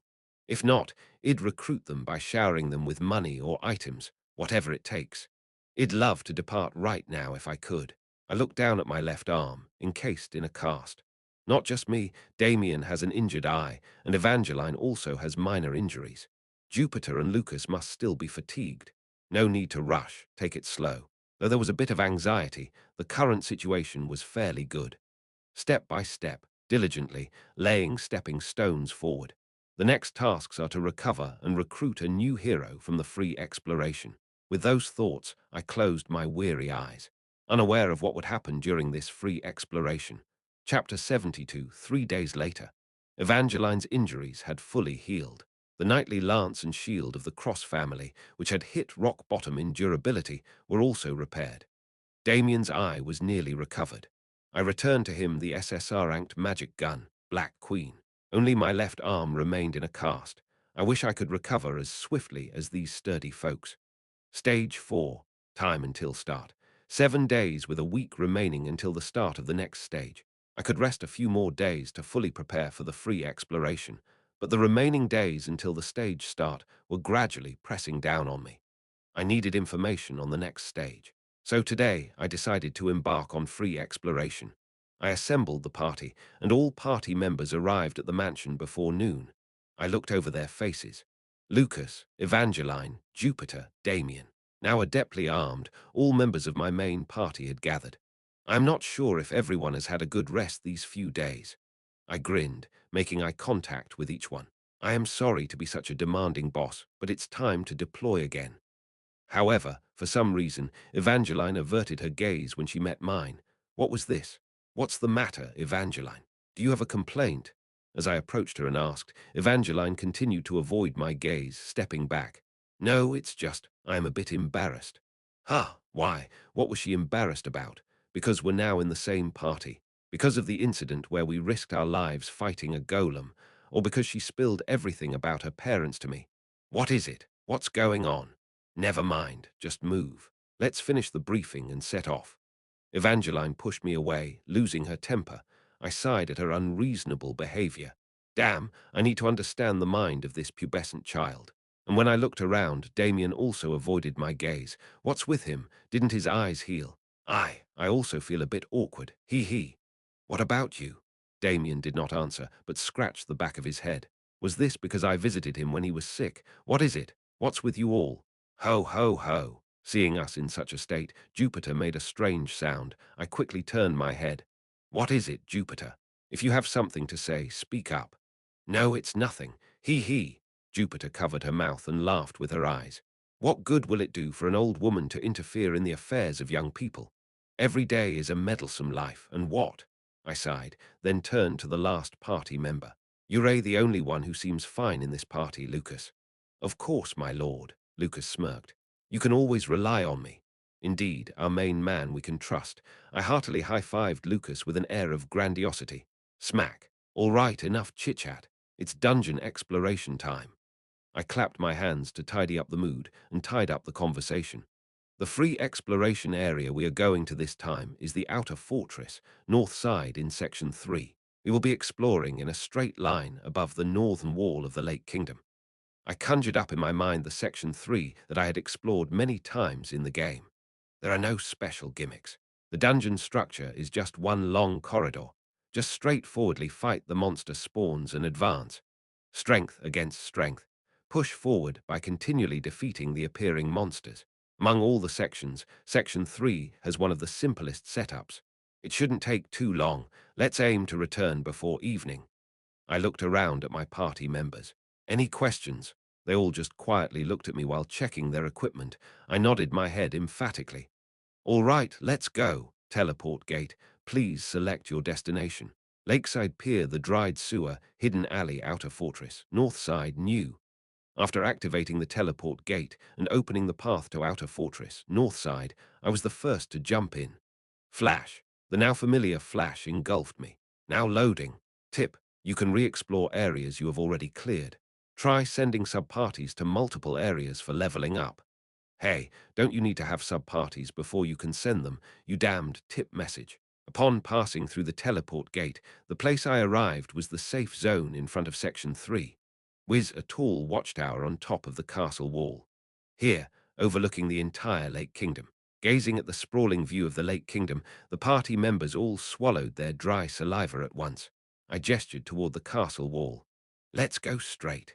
As soon as I stepped on the wall after coming down from the watchtower. Ding. Section 3. Outer Fortress, North Side. Clear progress. Normal Room 0/1, Boss Room 0/1, Acquired Treasure Chest. 0/2 information about the exploration area popped up in the system window. Compared to the previous dungeons, the layout was plain and simple. One regular monster room, one boss room, just two chests. There are no special tricks, so it's straightforwardly tough. Depending on the type of monster that appears, there might be some variation. But this is a dungeon that demands a lot from your body. As there is a long corridor in the form of a normal room, you have to push forward without rest. The monsters will pour out non-stop. So what kind of monster horde is it this time? Before me, swallowing dryly, large stone statues made of rock flew and settled. Kagagang, the huge stone statues that settled on both sides of the Great Wall, all lit up their red eyes at once. I shouted out their name. Gargles! Sure enough, just as predicted, flying monsters emerged. Northern Outpost Room 1. Eliminate all enemies. LV12 stone gargles. 8 since this was a map where monsters continuously appeared, wave numbers were displayed. All right, let's make this quick and clean. They'll keep coming, and the longer we take, the more we tire. As the creatures appeared, all the party members prepared for battle. Lucas lifted his longsword, Evangeline her cavalry lance and shield, and Damien his magic gun. Jupiter also floated her magic crystal ball above her shoulder. I pulled out a short magic wand from my pocket. This was my new piece of equipment, Maestro. Holding the Maestro out in front, I shouted. We break through at full speed. Roger that. Our party of 5 immediately rushed forward. There are 2 types of flying monsters that appear early in the game. The first is the Wyvern. It's a monster often referred to as a flying dragon. Despite having dragon in its name, it's not a real dragon species, but rather something closer to a degraded form of a dragon. It's not particularly intelligent, nor can it use the unique abilities of dragon species. However, it still has some merit. Perhaps due to being direct descendants of dragons, their magic resistance is quite high. The disappointment of having a party of carefully nurtured mages face a horde of wyverns. Moreover, it spits out fireballs from its mouth as if to mimic a dragon, a flying monster with the ability to attack from a distance. On the other hand, its physical defense is low. If you're well equipped with anti-air weapons like bows and ballistae, you could manage to defeat them, although it would be a bit challenging. Next, the second type of flying monster group, the gargles we encountered in this stage. These creatures have properties that are the exact opposite of wyverns. As they are made of stone or metal, their physical defense is quite high. However, their magic defense is practically non-existent. Also, they don't have any ranged attack abilities. They only engage in melee combat with the weapons they hold.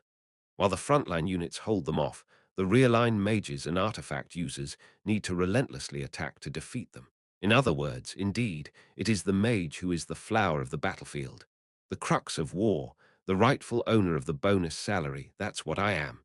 Jupiter is showing off again. Along with Jupiter's elated cry, lightning fell from the sky. Flash, boom, boom. Every time a bolt of lightning struck the air, the gargles crashed down and shattered. While the gargles were tough, Lucas and Evangeline could easily break them apart. However, Jupiter's efficiency as an area of effect mage was on a completely different level. While the 2 knights held back the charging gargles, Jupiter relentlessly unleashed lightning bolts, frying them to bits. Is this some sort of experience point event? Well, I guess that's why I've spent so much money to level up a wizard. In this world, a wizard is no less than a strategic weapon. It's definitely worth the high cost. I'm not too fond of the constant fuss, though.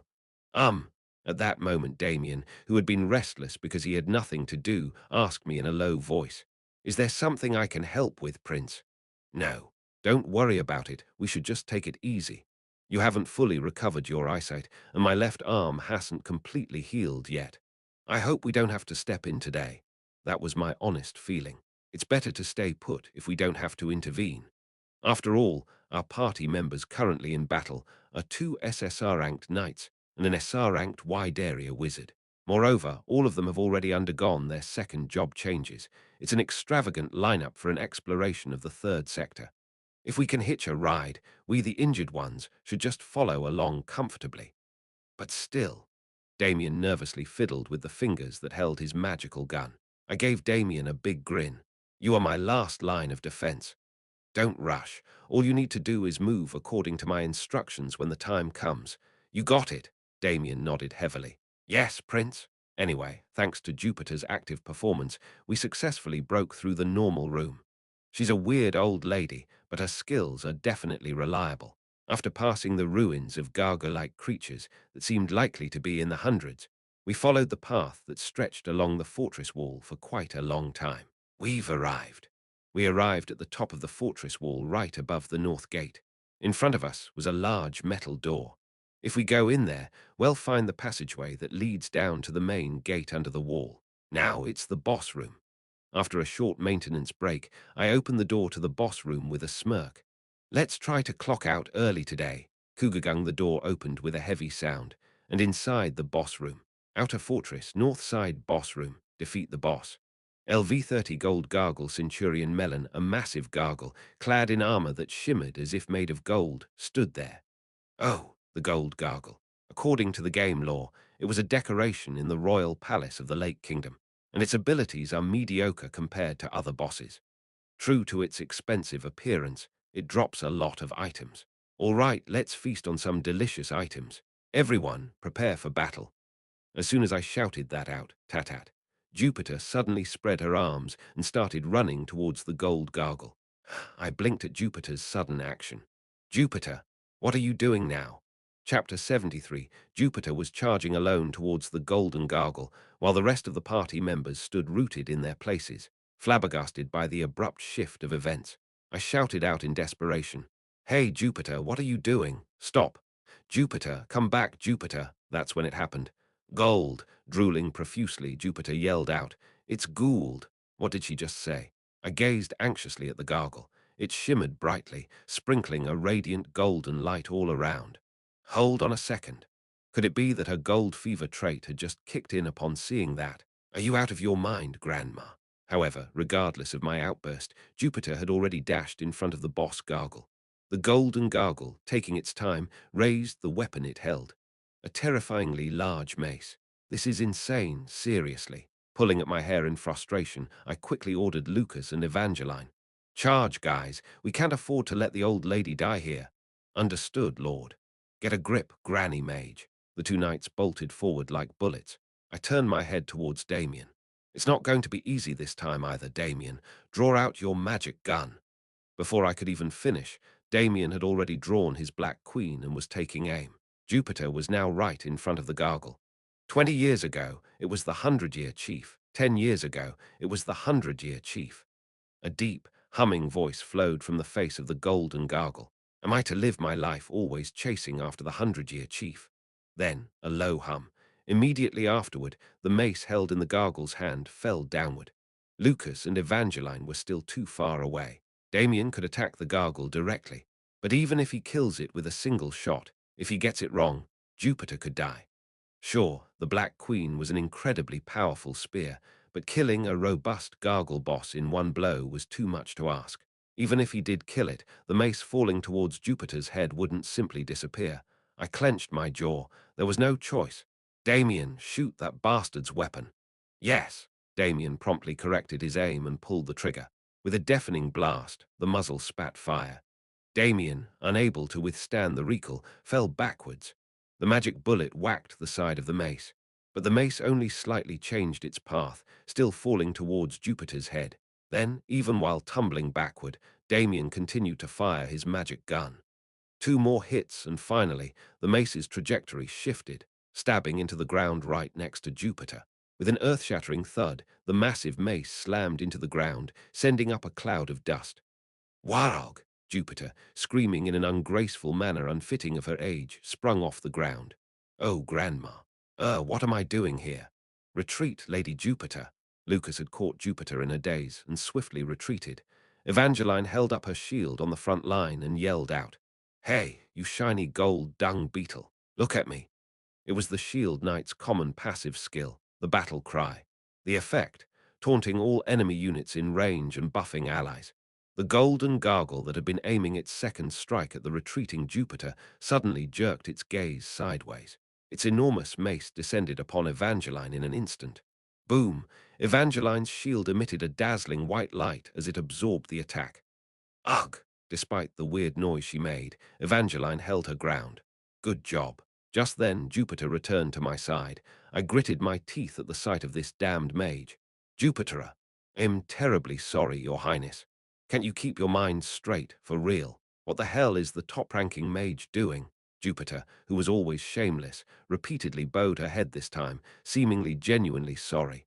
I've put everyone in danger because of my carelessness. At least you know it, you old fart. How can we solve this gold fever trait of that bastard? In the game, it only activated from the boxes, but in reality, it triggers even in the most absurd places. I looked over at the sparkling golden gargle. Will we have to go through this chaos every time we encounter a dual monster like this in the future? I'll join the front line. After bringing Jupiter next to me, Lucas dashed towards the golden gargle again. He probably wanted to help the increasingly exhausted Evangeline. Jupiter quickly reached out her hand forward. I will strike it down right. The electric current that was gathering at Jupiter's fingertips dissipated weakly. Jupiter tried to gather her magic power again, but she couldn't, possibly due to her recent injury. I waved my hand at Jupiter, who kept trying. Forget it, don't push yourself, recover first. I've lost so much face today. Since when did you care about face in front of us? I surveyed our surroundings. Lucas and Evangeline were taking turns blocking the golden gargle's attacks. Asking them to also attack the boss, who initially had high physical defense, was too much. Jupiter was grumbling, having lost her edge. Damien. He looked pale. Having fired 3 consecutive shots with his partially healed farsight, and forcefully withstanding the immense recoil of the Black Queen, he must be feeling awful. Ill. Finish it. I stopped Damien as he steadied himself, trying to aim his magic gun again. Forget it, step back. But then, this prince has to test his new product. Just wait and see. Having distanced Damien behind me, I took out a short magic wand from my bag. An SSR-rated wand, Maestro. This seemed like a good opportunity to test this new guy in real battle. Maestro, commence. As I uttered the startup word, I felt as if the wand was sucking magic power from my body.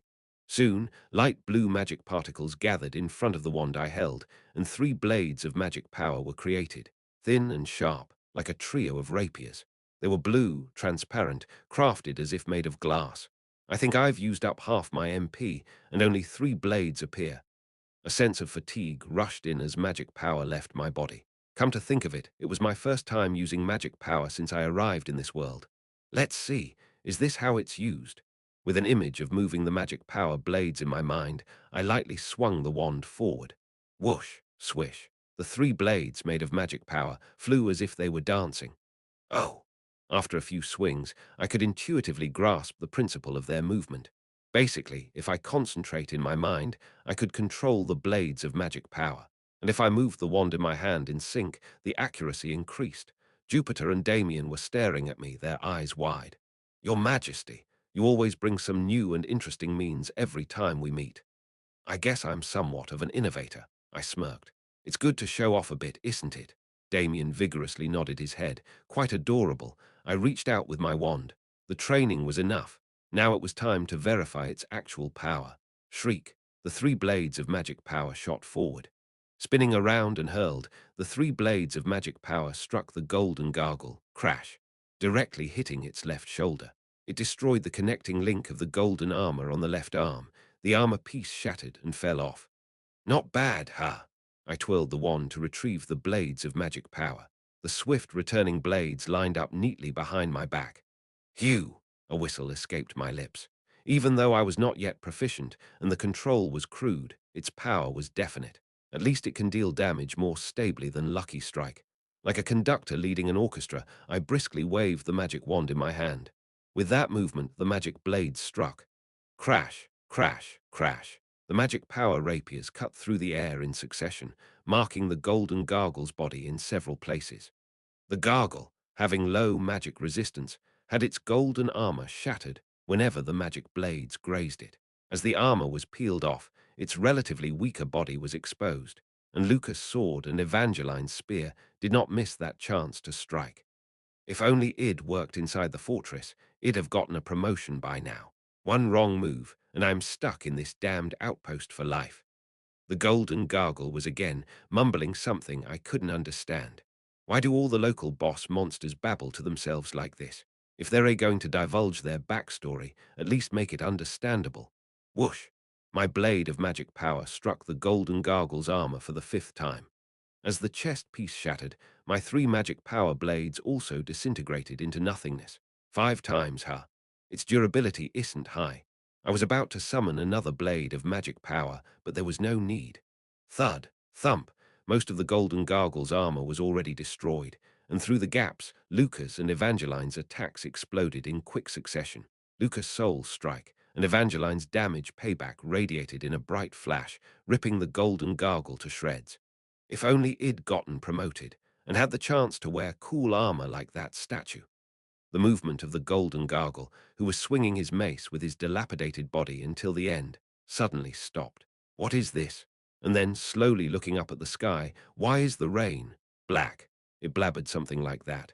Flash, Lucas' powerful strike cleanly severed the gargle's neck. The body of the headless gargle staggered forward and backward before collapsing awkwardly to the side. Thud, thud. The heavy gargle's body fell to the ground, stirring up a cloud of dust in all directions. Lucas, who was carefully examining the fallen gargle, turned to look at me, and then he nodded vigorously. We did it. Hua! I let out a long sigh of relief, and then I signaled to Jupiter, who was standing next to me at attention. Jupiter, write a report when we get back. Yes, and deduct a week's worth of wages from your salary. Put it into the city development fund. Wah! Your Majesty, that's two. When I glared at Jupiter as she tried to argue, she immediately bowed her head. That's a fair punishment. I'll do as you say. I didn't really want to rebuke Jupiter heavily. Everyone makes mistakes after all. But if the same mistake is repeated, it needs to be punished. As the leader of the army, rewards and punishments need to be strict, even if the person in question is a valuable mage. Jupiter, I don't understand why you lose your mind every time you see something shiny. I said quietly to Jupiter. Weren't you a soldier of the Everblack Empire before you were a mercenary living and dying for money? I hope you remember the pride within you before your greed. The trait gold fever was irremovable, impossible to fix artificially, and not the kind of abnormal state that my passive, unyielding commander could block. In the end, all I could do was hope that Jupiter could resist it herself. Jupiter stared pensively at her gloved hands. On the path that the young must tread, the old should not become a burden, let alone be of no help. Jupiter looked at me with a grim expression. If such an incident happens again, I'll take responsibility with my life. No need to go as far as your life. Then I'll take responsibility with a sum of money equivalent to my life. Ho, how much would that be? An amount equal to my weekly salary. I stared at the old money grubber for a moment, then smirked and nodded. Let's go. Lucas and Evangeline were retrieving the loot from the fallen golden gargle. That armor looks expensive. We should take a bit of it. I've been waiting to hear those words. As soon as I finished speaking, Jupiter dashed towards the golden gargle. Hey, were you even remorseful? Chapter 74, Zone 3, Outer Fortress, North Side. Clear progress. Normal room 1/1, boss room 1/1, treasure boxes obtained. 2/2, Zone 3, all cleared. There had been a minor mishap during the boss fight, but all things considered, the clearing was both swift and smooth. The golden gargle didn't drop any notable equipment items, but instead, a whole heap of gold conversion items fell. I scooped them up without much care, planning to sort them out later. And from the boss room treasure chest, Screaming Robe SR LV30, category, Cloth Armor Defense, 15-20 durability, 20/20, recovers 1% of lost MP each time an enemy is defeated. Set effect, must scream 1/3. Inflicts an area of effect fear status each time an enemy is defeated. Requires screaming gloves for set activation. Requires screaming orb for set activation, owned by Jupiter. SR. A screaming set has appeared. Since I had kept the magical orb, the screaming orb from last time, all I need now are the gloves to complete the set. Oh dear, everyone went through so much trouble because of this old one. I'm not sure I should be so shameless as to accept this. Jupiter, saying so, grabbed the robe with the speed of lightning. Well, she did troll during the boss fight, but she handled nearly all the regular gargles. Jupiter played a significant role in this defensive stage too. It wouldn't hurt to feed her good items. It feels a bit weird to reward someone who messed up. Anyway, the item collection ended, and the exploration of Zone 3 was wrapped up. There were stairs leading down inside the boss room. It was a passage that led below the fortress walls. There's a safe point just ahead. I informed the party members, who were resting briefly after cleaning up the battle. It's the biggest spot among all our stops so far. It's where the few people surviving in this dungeon often gather. It even has facilities like shops and blacksmiths. Like a base camp set up in the dungeon, it offers purchase of items that can't be obtained in the outside world and magical enhancements. But today, our goal is to scout for new members. I issued a reminder to the party members. If there's someone who seems friendly and capable, we're going to somehow convince them to come with us. Keep your eyes peeled and see if you find any promising person. Evangeline, who was eating preserved food, broke into a cold sweat. Do you think there'd be a person meeting those standards in such a gloomy underground cavern? Are there even people to begin with? Well, even if they fall a bit short, it doesn't matter. Anyway, let's keep an eye out. Even if it's not a person, even if it's a ghost, it wouldn't matter. As long as they can kill monsters well, be it a ghost, a demon, or a zombie, I am more than willing to take them in. Having concluded our brief respite, we descended the staircase. The spiral staircase seemed to uncoil endlessly. I sure could use an escalator. Considering the height of the wall we had climbed earlier, the way down seemed just as daunting. Still, being less exhausted than last time made the descent feel considerably lighter. Thud, we finally set foot on the ground, and right next to the staircase we descended, there was, wow, a massive door made of iron. Evangeline, seeing the door for the first time, couldn't help but utter words of admiration. The northern gate of the Lake Kingdom. The iron door, rusted red, stood firmly shut, still emanating an eerie aura. That's the same gate we saw when we first entered beneath the lake.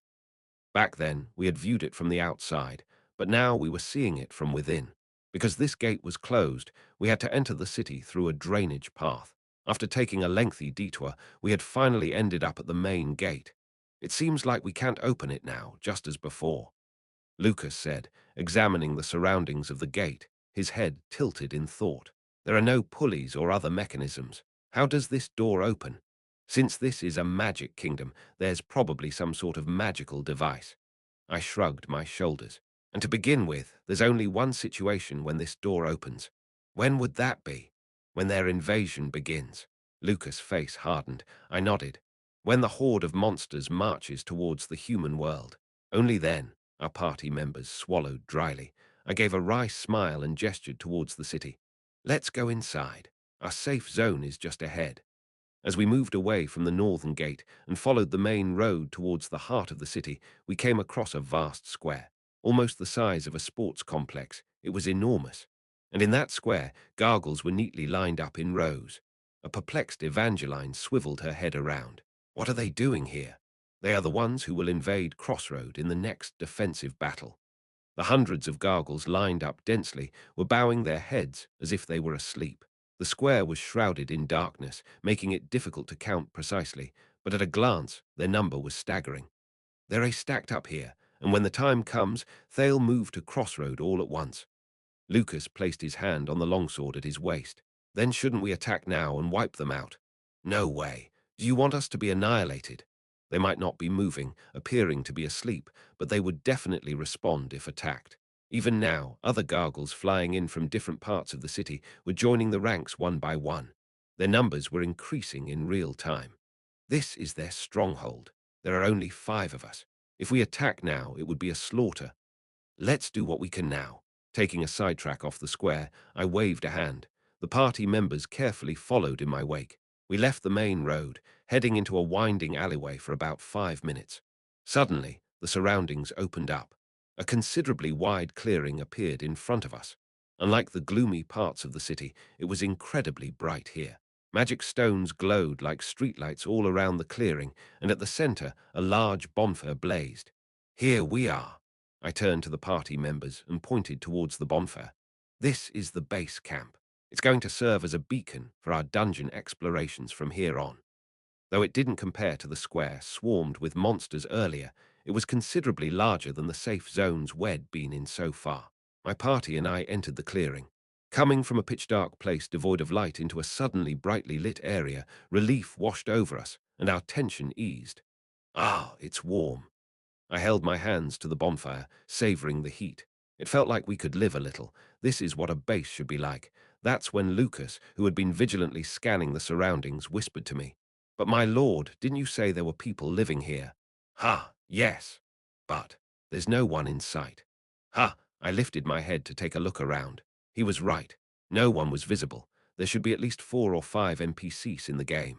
There were at least 4 or 5 permanent NPCs, with transient ones always around too.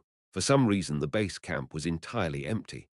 I narrowed my eyes. This was not a good sign. No way. Just then it happened. Clank, clank. From various points around the clearing, about a dozen NPCs charged out and aimed their weapons bows and crossbows at us. Hands up. Stand still. If you move, well, shoot. Lucas, already on high alert, swiftly unsheathed his sword, assuming a defensive stance. Evangeline donned her shield instantly, stepping forward, and Jupiter, with her usual unperturbed expression, held up her magic orb while chewing on her cigarette. Wah, wat, wah. Only Damien, dumbfounded, was flustered. I firmly gripped Damien's shoulder once and quickly scanned our surroundings. There were roughly a dozen of them surrounding us. However, they were dressed in unfamiliar outfits. All of them wore white masks that concealed their faces and were clad in seamless armor. Judging by the level of equipment they were carrying, they were clearly high-leveled at first glance. They even brought a cannon. I chuckled hollowly when I noticed a cannon targeting us from a hill on the other side. They were serious. Any escape routes? I looked around for an escape route, but the encirclement was perfect. Quietly slipping away seemed impossible. I bit my lip lightly. I let my guard down because it was a safe zone. In the game, there were places where monsters couldn't invade and battles didn't occur. But this place, it was as real as it could get, where humans could collide anywhere, anytime, kill or be killed without any constraints. But there wasn't any foreshadowing for this. A surprise attack as soon as we entered the safe zone. And who are these people? What in the world is this situation? Inside, my mind was a turmoil, but outwardly I remained composed. The welcome is a little fiery, isn't it? I maintained a leisurely smile, letting my voice carry it. Thanks for the warm welcome, but it would be nice if someone could explain the current situation. We're adventurers who just recently entered this dungeon, cute novices who you should be helping and leading. Despite my lightly sarcastic tone, none of them moved. They just looked at us through their masks with cold eyes, aiming their weapons. I let out a small sigh. Or what? Is this some sort of initiation to discipline the newbie adventurers? I didn't realize such an outdated practice was still in place in such an advanced society.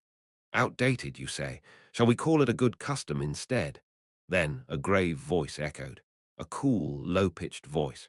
He could have been a professional singer.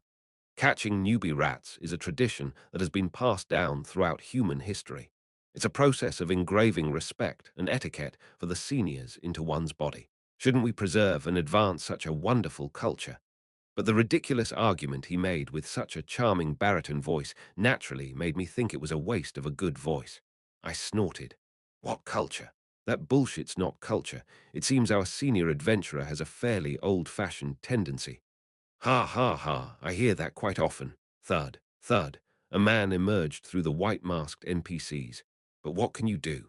You tend to stick to old things when you live for a long time. A tall, pointed hat and a black minstrel costume. The man's face was familiar. Of course, he was the one who ruined Stage 2. I glared at him, grinding my teeth. The Pied Piper. Ho, is that what you call me? As the man approached, his face, hidden under the shadow of his hat brim, appeared. He was also wearing a mask, a detachable chin type, so he could take it off when playing an instrument. Like a clown, only a smiling face was etched on, a white mask.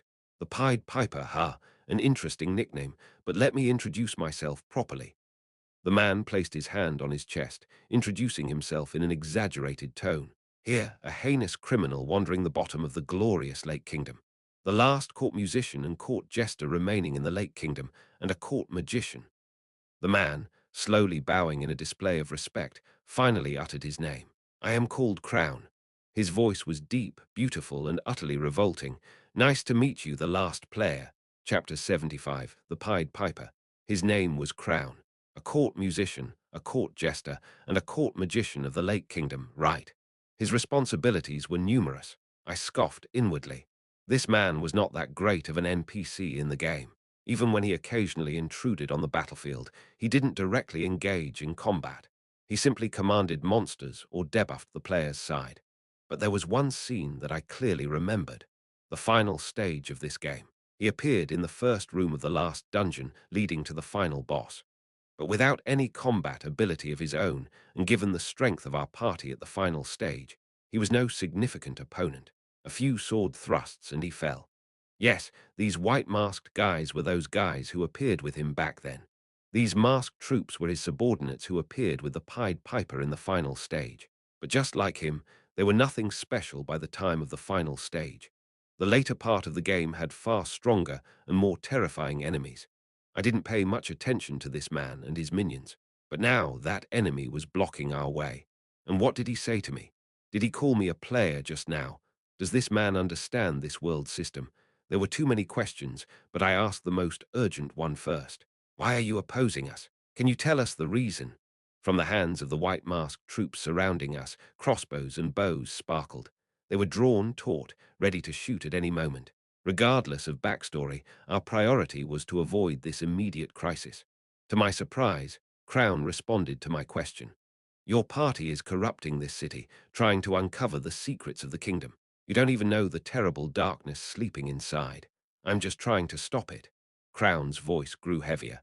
We are the last defense force protecting the kingdom, the remaining remnants of the Lake Kingdom. The men in white masks introduced themselves thusly. We are the night crawlers, creeping through the night, they said. Anyone who tries to touch the darkness of this city, we will purge. You are merely our next targets. As Crown raised his hand, the night crawlers pulled their ranged weapons even tighter. The moment that hand fell, a barrage of attacks would rain upon us. Dangerous, completely surrounded and outclassed in level and gear. If we take this volley, someone will die, or in the worst case, we could be wiped out. Time to play the cards I have. I widened my eyes. It was time to use the new skill I had obtained without sparing. I use Command's Eye. Please lock eyes with the skill target. The world around me slowed down for a moment. In the midst of the bluish interface unique to skill usage, I looked around, locking eyes with each of the foes pointing weapons at us. Target detected. 12 entities. Please state your command. The command shouldn't be too difficult. If it were, the skill's success rate would decrease. It also couldn't be something highly stressful, like telling them to kill each other. That would surely increase their chances of resistance. So, a simple command that could also help us escape. All of you, I stretched out my hand and shouted, turn around. Command difficulty. Very easy, comparing your intelligence stat with the target's magic power stat. Determining success rate. Rolling for resistance. Next moment, a bluish flash burst from my eyes. Judgment complete. Successful. 7 entities failed. 5 entities executing forced command. I coughed up blood. It felt as though my magic power had been completely drained, a heaviness settling in my chest. Such a powerful backlash for issuing such a simple command. But my adversaries were all high-level NPCs, over 10 of them. This level of recall was perhaps expected. 5 resisted, but the command successfully affected more than half, 7 in total. Snap! More than half of the encircling Nightcrawler squad members obediently turned around. Crown, who had just been about to give the firing command, grumbled in disbelief. What the hell is this? The rest of the Nightcrawler squad also showed confusion at their colleagues' strange behavior. Seizing this opportunity, I shouted, run! My startled party members seemed to regain their composure at my voice. I pointed towards the center of the open field. Escape to the teleport gate. Beyond the bonfire in the corner of the field. A familiar pile of stones. A teleport gate. If we could just get there, we could retreat safely outside the dungeon. It'll clear the way. Lucas was the first to charge. Thump. Bam. Lucas, swinging his fist and scabbard at the confused Nightcrawler squad member, opened up a path and ran. Damien, Jupiter, and I immediately followed, with Evangeline bringing up the rear. Mind control, huh? This is getting quite interesting, Crown shouted sharply. Fire, shoot. Don't let them get away. The ones unaffected by the command fired first, with the others regaining their senses a beat later, steadying themselves and raising their weapons. Thud, thud, thud. Arrows rained down like a storm. Watching the incoming volley of arrows, I shouted, Evangeline, leave it to me. With that, Evangeline hoisted her shield overhead and leaped into the air. Ping, ping, ping, ting. Evangeline managed to deflect the hail of arrows coming her way using her shield. If the shield wasn't enough, she swung her cavalry spear to clear the rest. Ha! Evangeline laughed triumphantly. Oh, she was good, our darling. Then I noticed a cannon aiming at us from afar, its fuse already lit. Desperation seized me, and I cried out, Damien. Yes. Instead of his magic gun, Damien took out his crossbow. In such a pressing situation, a crossbow with no recoil was far easier to handle than the powerful but unwieldy magic gun. Boom! The cannon fired, and almost simultaneously, Damien shot his crossbow skyward. Whoosh! Damien managed to snipe the flying cannonball. The arrow from his crossbow pierced the center of the cannonball with pinpoint accuracy, and crack! The cannonball exploded in midair. It was an impossible feat, but Damien pulled it off effortlessly. We've got plenty of cheat characters here. I twisted my lips into a half smile. The situation was still nerve-wracking, but I could see a clear path to break through. The teleport gate was now within reach. If we could activate it, we could safely retreat and prepare for a counterattack. Just then, that won't do. I heard Crown's faint murmur. Stop them. Yes. Turning around, I saw two NPCs standing by Crown's side, their hands outstretched. Raw, vast magic power swelled from their fingertips. I gritted my teeth. A wizard! The next moment, the magic fired from their hands raced toward us. One spell was wind, the other fire. These two elements, when combined, would cause an updraft, greatly increasing their destructive power. If hit directly, the combined spell would obliterate everything in its path, far more powerful than a mere cannonball. If we fall, we die. Damn it! Almost in sync with my exclamation. Who? Jupiter spun around, a spark jumping from her monocle. Flash, crack, lightning shot from Jupiter's hands. She used the lightning in her left hand to stop the fire and the one in her right to stop the wind. The two spells were neutralized by Jupiter's magic before they could combine and amplify each other's power. Cough, taking on the brunt of two wizard spells, Jupiter coughed up blood. My eyes widened in shock. Jupiter! Cough, I can't hold it much longer, Your Highness. Hurry! Whirl, whirl. As the whirlwind and flames intensified, Jupiter's lightning began to falter. Blood not only flowed from Jupiter's mouth, but also her eyes and nose. I shouted at the NPC guarding the teleport gate. Damn it, clear the path now. Yes, Lucas brandished his sword fiercely, driving away the NPC guarding the teleport gate. I rushed to place my hand on the teleport gate and activate it. Hurry, hurry, I thought desperately. A mound of rocks surged upwards, swirling into formation and ultimately creating a magic portal. Teleport gate, please select a destination. Backyard of the Lord's Mansion, Lakeside Pier, the dried sewer, hidden alley, Northern Fortress. In haste, I chose the backyard of the Lord's Mansion. Wheeing, with a magical sound of operation, the gate opened. Damien, supporting Jupiter, went into the gate first. Following behind, I pushed myself into the gate while glaring back. The Legion in white masks, the night crawlers, stopped attacking, as if realizing they could not stop us. They just stood still, watching us.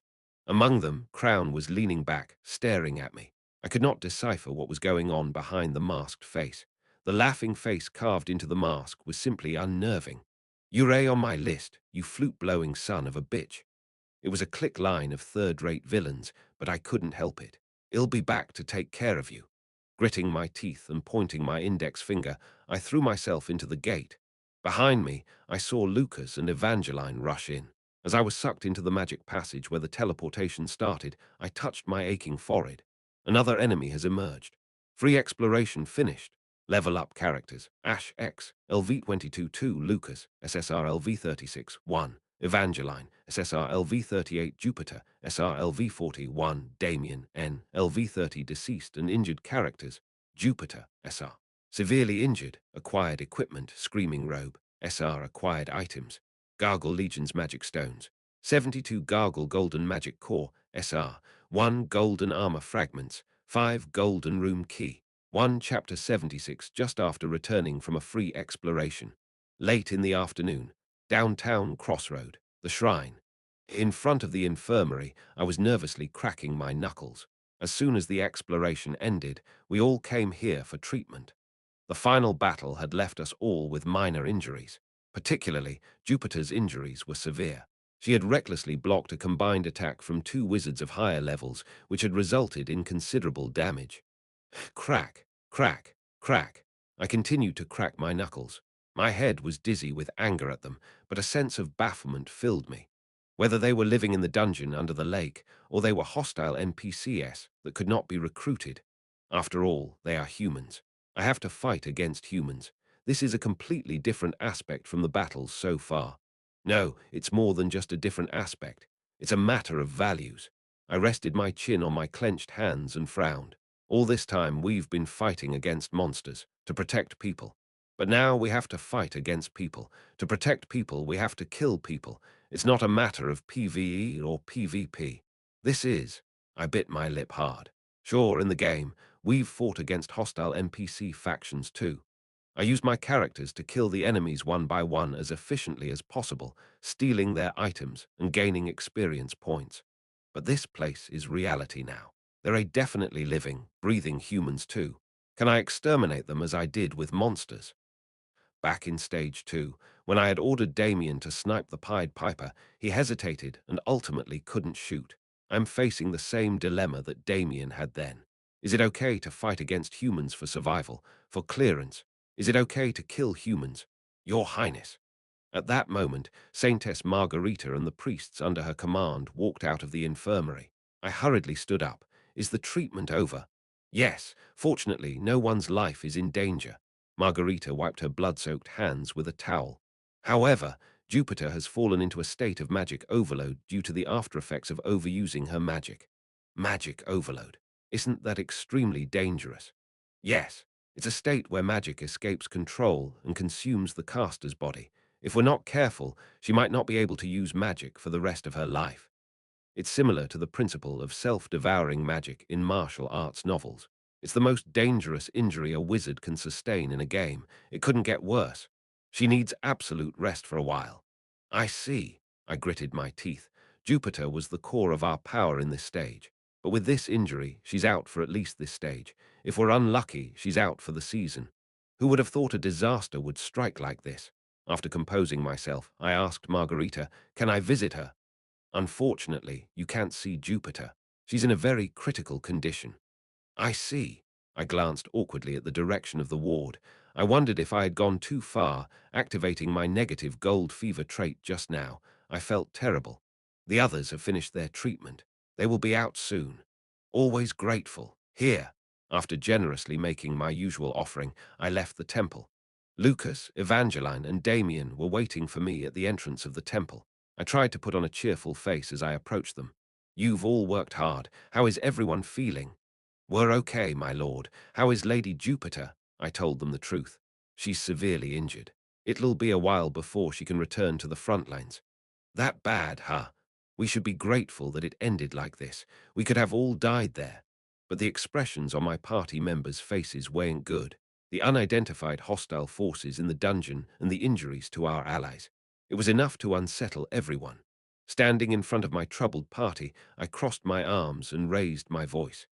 I'll make this clear, everyone. I'm going to make them taste their own medicine. My party members looked at me, their eyes wide open. I nodded. They dared to touch me, Ash, the Prince of the Empire, and my close associates.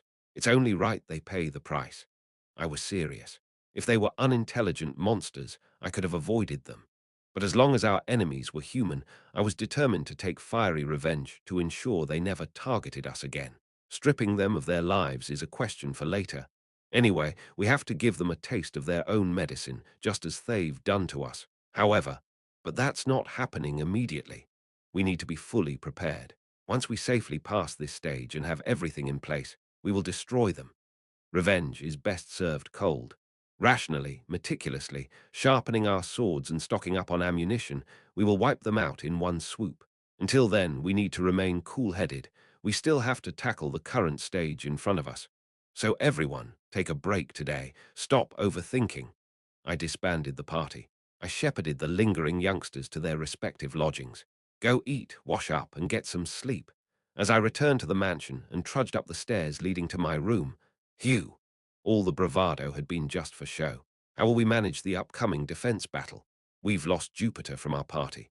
Filling the immediate gap in the main party with Lily would work, but it should be fine, right? An image of Lily clutching my pant leg, sobbing and pleading not to be taken out, was clear in my mind, but let's move past that for now. The real issue was the difference in combat power. Lily is a good mage, but she's not a powerful area dealer like Jupiter. Lily's skills were more effective against single entities rather than dealing mass damage. Above all, the issue was the efficiency of her MP. The number of common monsters she could knock out with a single magic attack was significantly different from that of Jupiter. There was a reason why Jupiter, the wide-ranging magician, was favored up until the later stages of the third year. The Gargle Legion has high physical defense and low magic defense. Their defensive situation is similar to those living armor creeps. Without Jupiter, I'll be in a situation where I have to fight without my main firepower. What should I? While puzzling over this, I climbed up to the second floor of the mansion. "My lord," Ada burst out. This is bad, really bad." I dodged the charging Ada and swiftly lifted my leg. Collision averted. Whoa! Stumbling, Ada unceremoniously rolled down the corridor. I kicked the groaning guy, sprawled out haphazardly in his butt. "Hey, Director, you've been pretty scarce lately. What have you been up to? Are you doing your job properly?" "Yes, of course. Just leave the city administration to me. But that's not the main issue. What could be more important to you than city administration?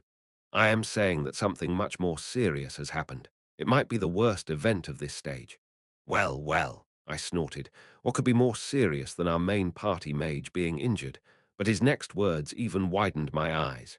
"The prisoners have escaped." This was news to me. "Prisoners?" I blinked in confusion before finally asking, "Who are these prisoners?" After hearing Ada's report, I massaged my temples, feeling a headache coming on. So, after repeatedly requesting reinforcements from the capital, yes, yes, ... Instead of sending reinforcements, they sent 5 convicts sentenced to death. That's exactly it. And these 5 extremely vicious criminals, former soldiers of the Empire, all sentenced to death, managed to overturn the carriage they were imprisoned in while being transporting to Crossroad. And they all escaped. I glanced at the glass window leading outside the mansion. It was already getting dark. And this happened around noon today, and up until now, they've not been captured. Is this what you're saying? That's exactly right, my lord. You're a summary genius. Is now the time for summaries, you damned fool. I grabbed Ada by the scruff of his neck and shook him violently. Ada let out a deflated balloon-like sound. Why did they send convicts instead of reinforcements from the capital? Why did the escort party let them escape midway? Why couldn't you prevent this from happening? You're supposed to be a director. I have no power in this world. I cannot foresee the future. Is incompetence your passive skill, you fool? Then start by helping where you can. Do you know anything else about this matter? The convict delivery event. This was a situation I had never encountered before. Would Ada have any information for me? I do not know how things in the capital led to this. I do not know the cause. As my gaze turned icy, Ada quickly added, but I can give you information on the 5 convicts. I have already entered their profiles into the system. Please check. You should have started with that. I opened the system window and started searching for the convicts' profiles. Let's see. And Ada then lowered his voice. Although they are convicts, they were still sent as reinforcements from the capital. Catching my glance, Ada seemed to grin slyly. If you can manage them well, who knows? They might become actual reinforcements. While looking for new talent to recruit, I had definitely said, it didn't matter if they weren't human. As long as they were good at killing monsters, I would be willing to recruit even ghosts, demons, or zombies. But convicts, aren't they much better than ghost demons or zombies? This thought solidified as I checked the profiles of the 5 convicts. Capture them.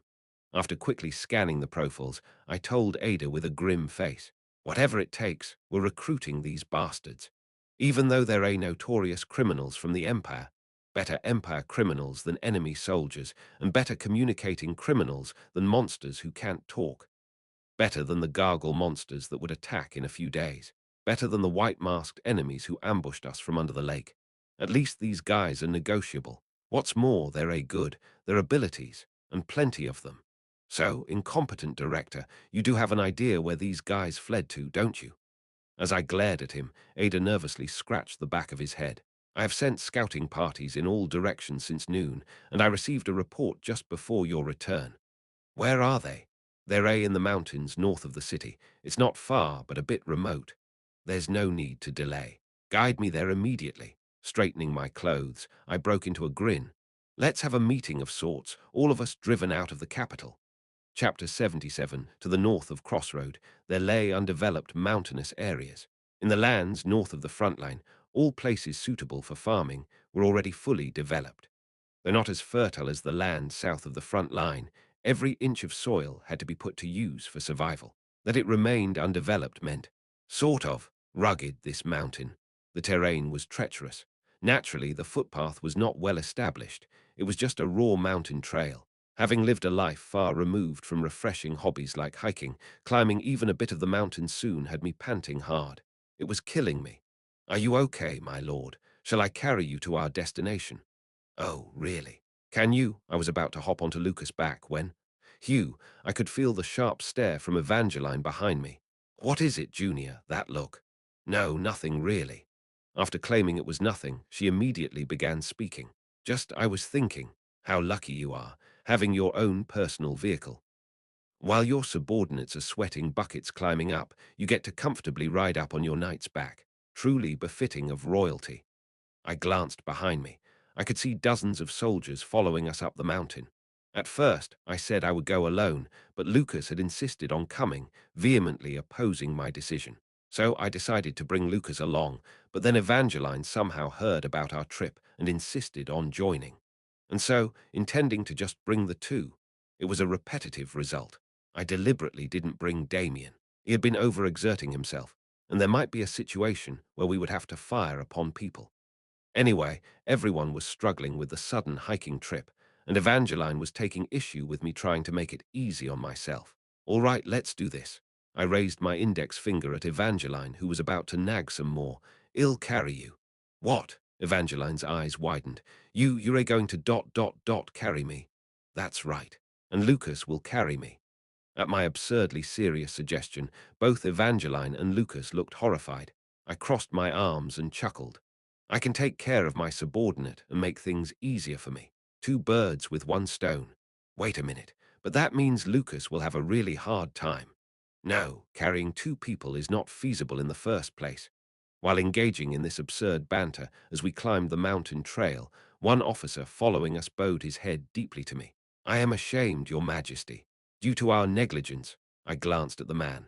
This officer was the leader of the prisoner escort squad. He had met with an accident while transferring 5 convicts to Crossroad. No. Thanks to you, I'm getting some unexpected exercise right. My back, Your Highness, I'm truly sorry. Please bestow mercy upon me. At my growl, the officer was almost on the verge of collapsing on the floor. Hey, it's a joke. A joke? Can't you take a joke? Are you afraid I'm going to eat you? Evangeline gave a shrug at my confusion. You have quite a reputation from the capital, Ash. Ah, right. The Ash before I inhabited him was no joke in the capital. These officers and the escort party must have come down from the capital as well. They must have thought I was that barbaric and mad Prince Ash. No wonder they are terrified. So the escaped convicts ran straight to these mountains, correct?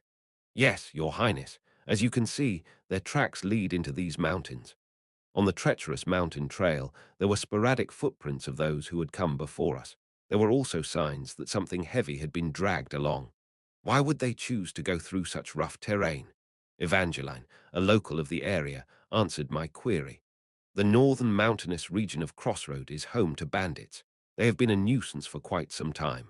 Bandits? Yes, they attack merchants and war refugees. They're villains.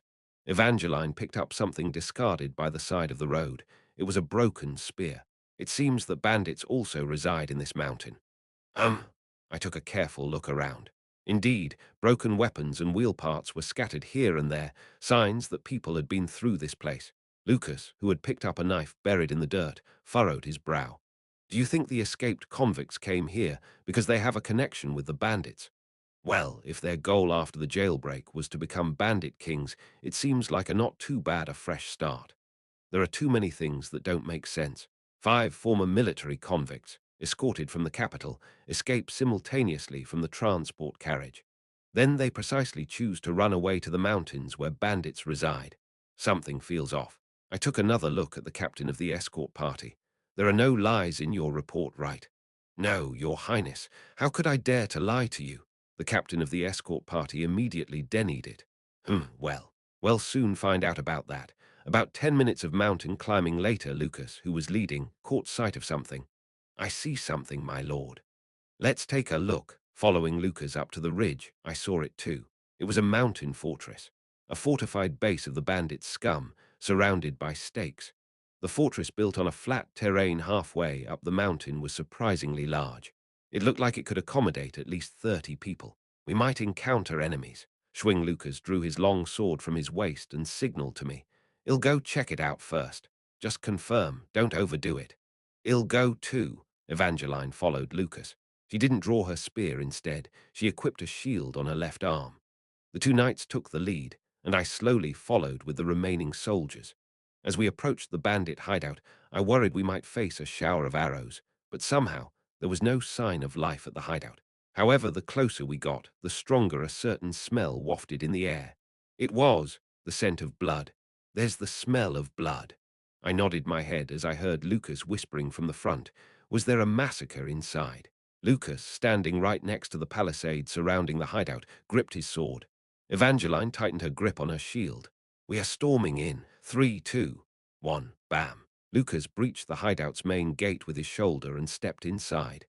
Evangeline and the soldiers stormed in behind him. I leisurely walked in after them. The inside of the hideout was a mess. Bodies that appeared to be bandits were scattered everywhere, and the whole place was chaotic with blood and broken weapons. There were bandits.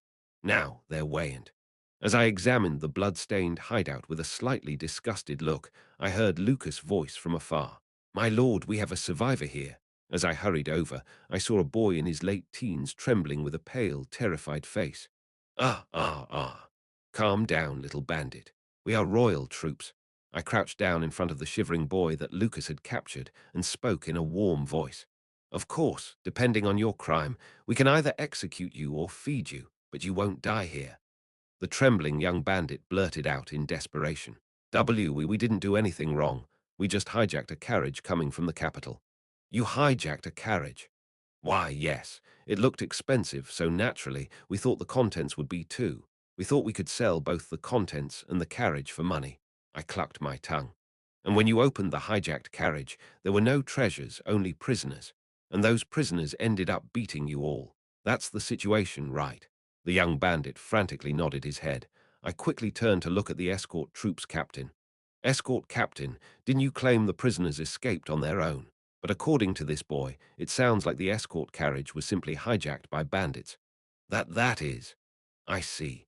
You're supposed to be a prisoner escort from the capital, but you'd lose face if you admit you were robbed by mere peripheral bandits." I I am sorry. I never meant to lie," I growled ominously. "But captain of the escort, I can forgive the error of letting the prisoner be stolen by the bandits, but I cannot forgive being lied to." Yo, your majesty. I've committed a sin worthy of death.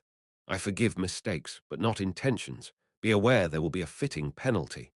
The escort captain trembled and fell to the ground. Why would he lie when it could easily be found out?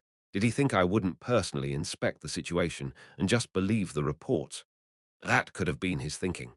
Anyway, now the whole picture is becoming clear. The escort squad was attacked by bandits while transporting 5 condemned prisoners in a carriage to Crossroad.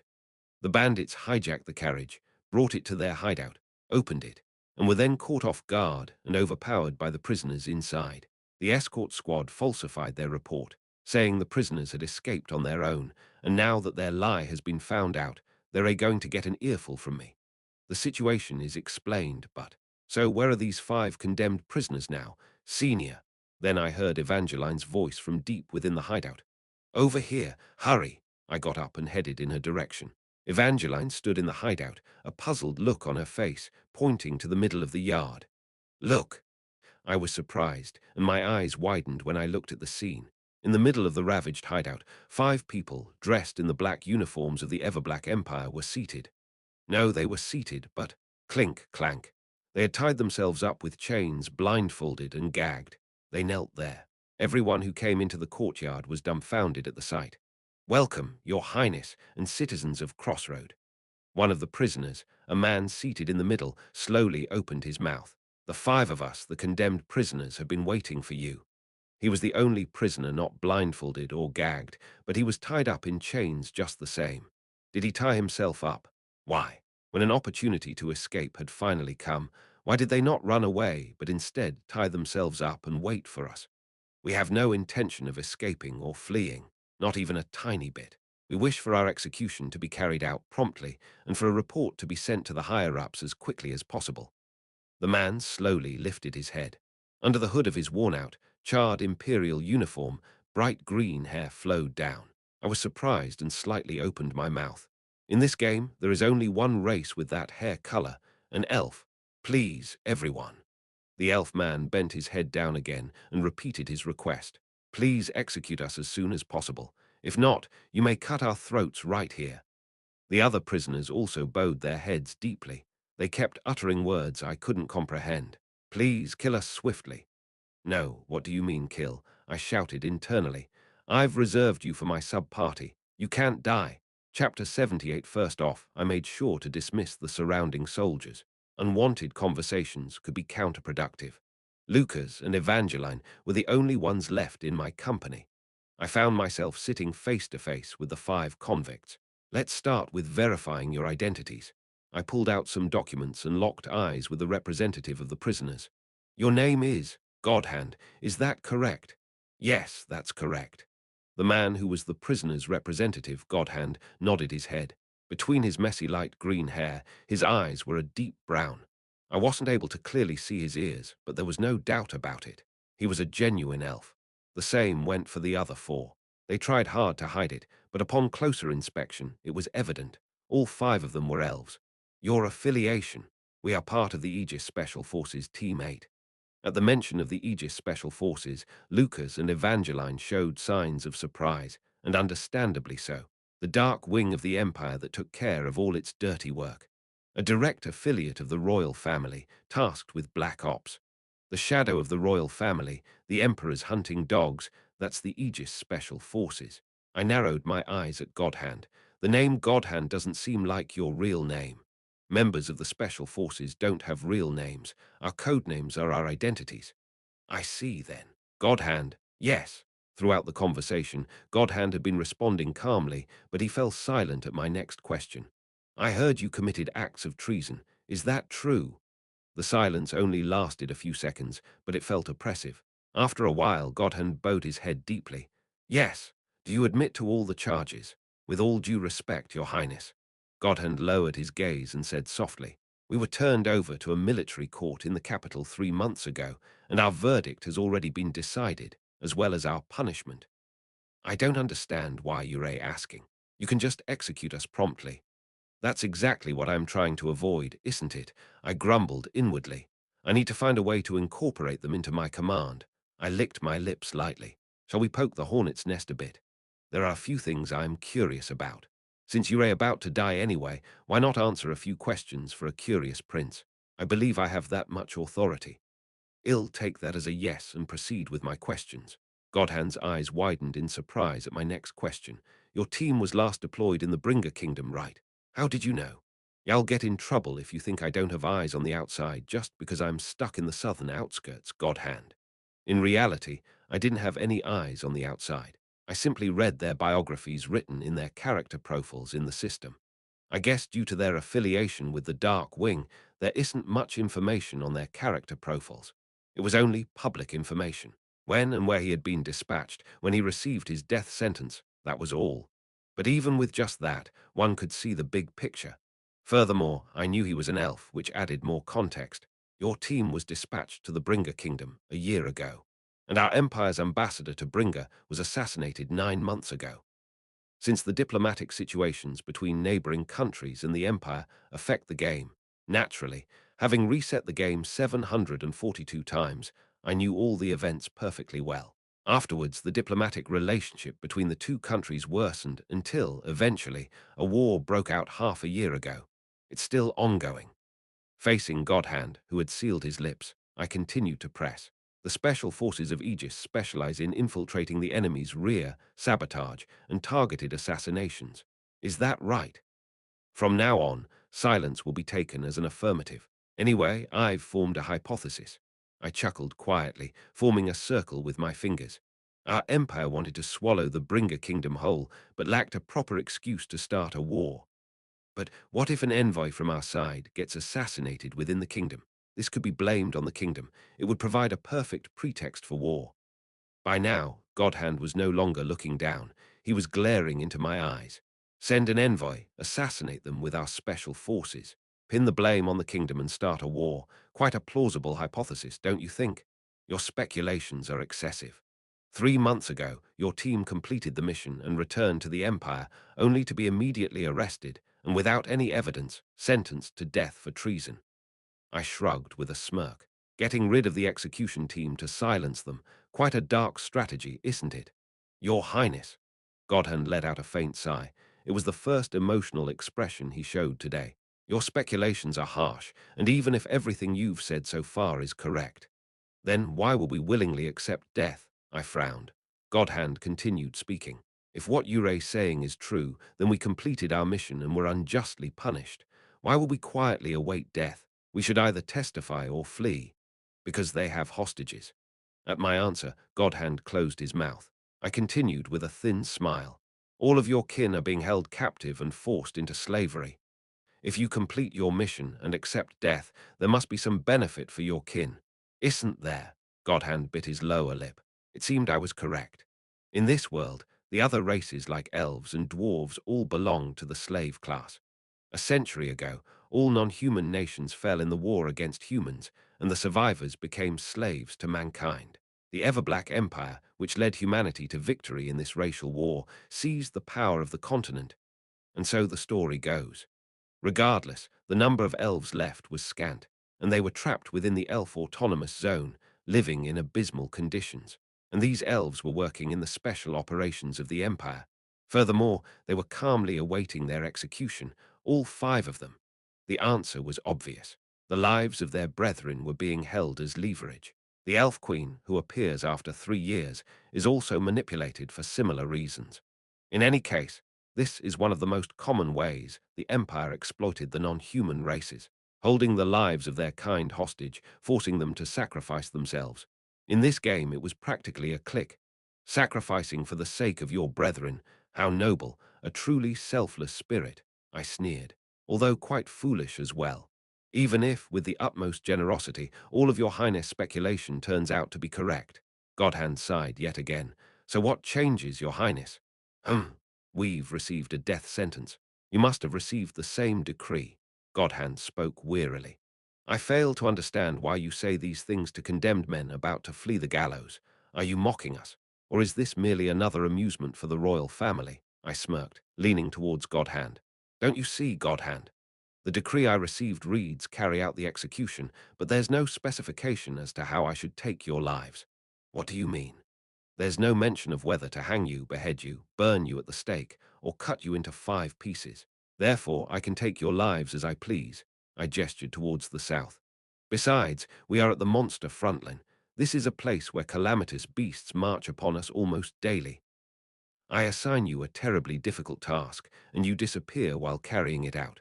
I report to the superiors that the execution was carried out. It's a possible scenario. I do have that amount of discretion. The monster frontline is a southern border of the Everblack Empire. It's one of the many borderlines within the Empire. The commander in charge of this area has full control over life and death. Well, that's the case in name only. I don't have as much power as the other commanders.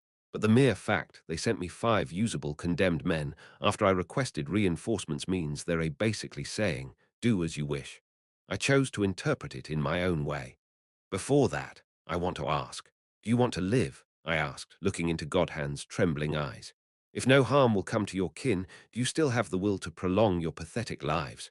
What good will come from our survival? Anything at all. As long as you're alive, you can accomplish anything eventually.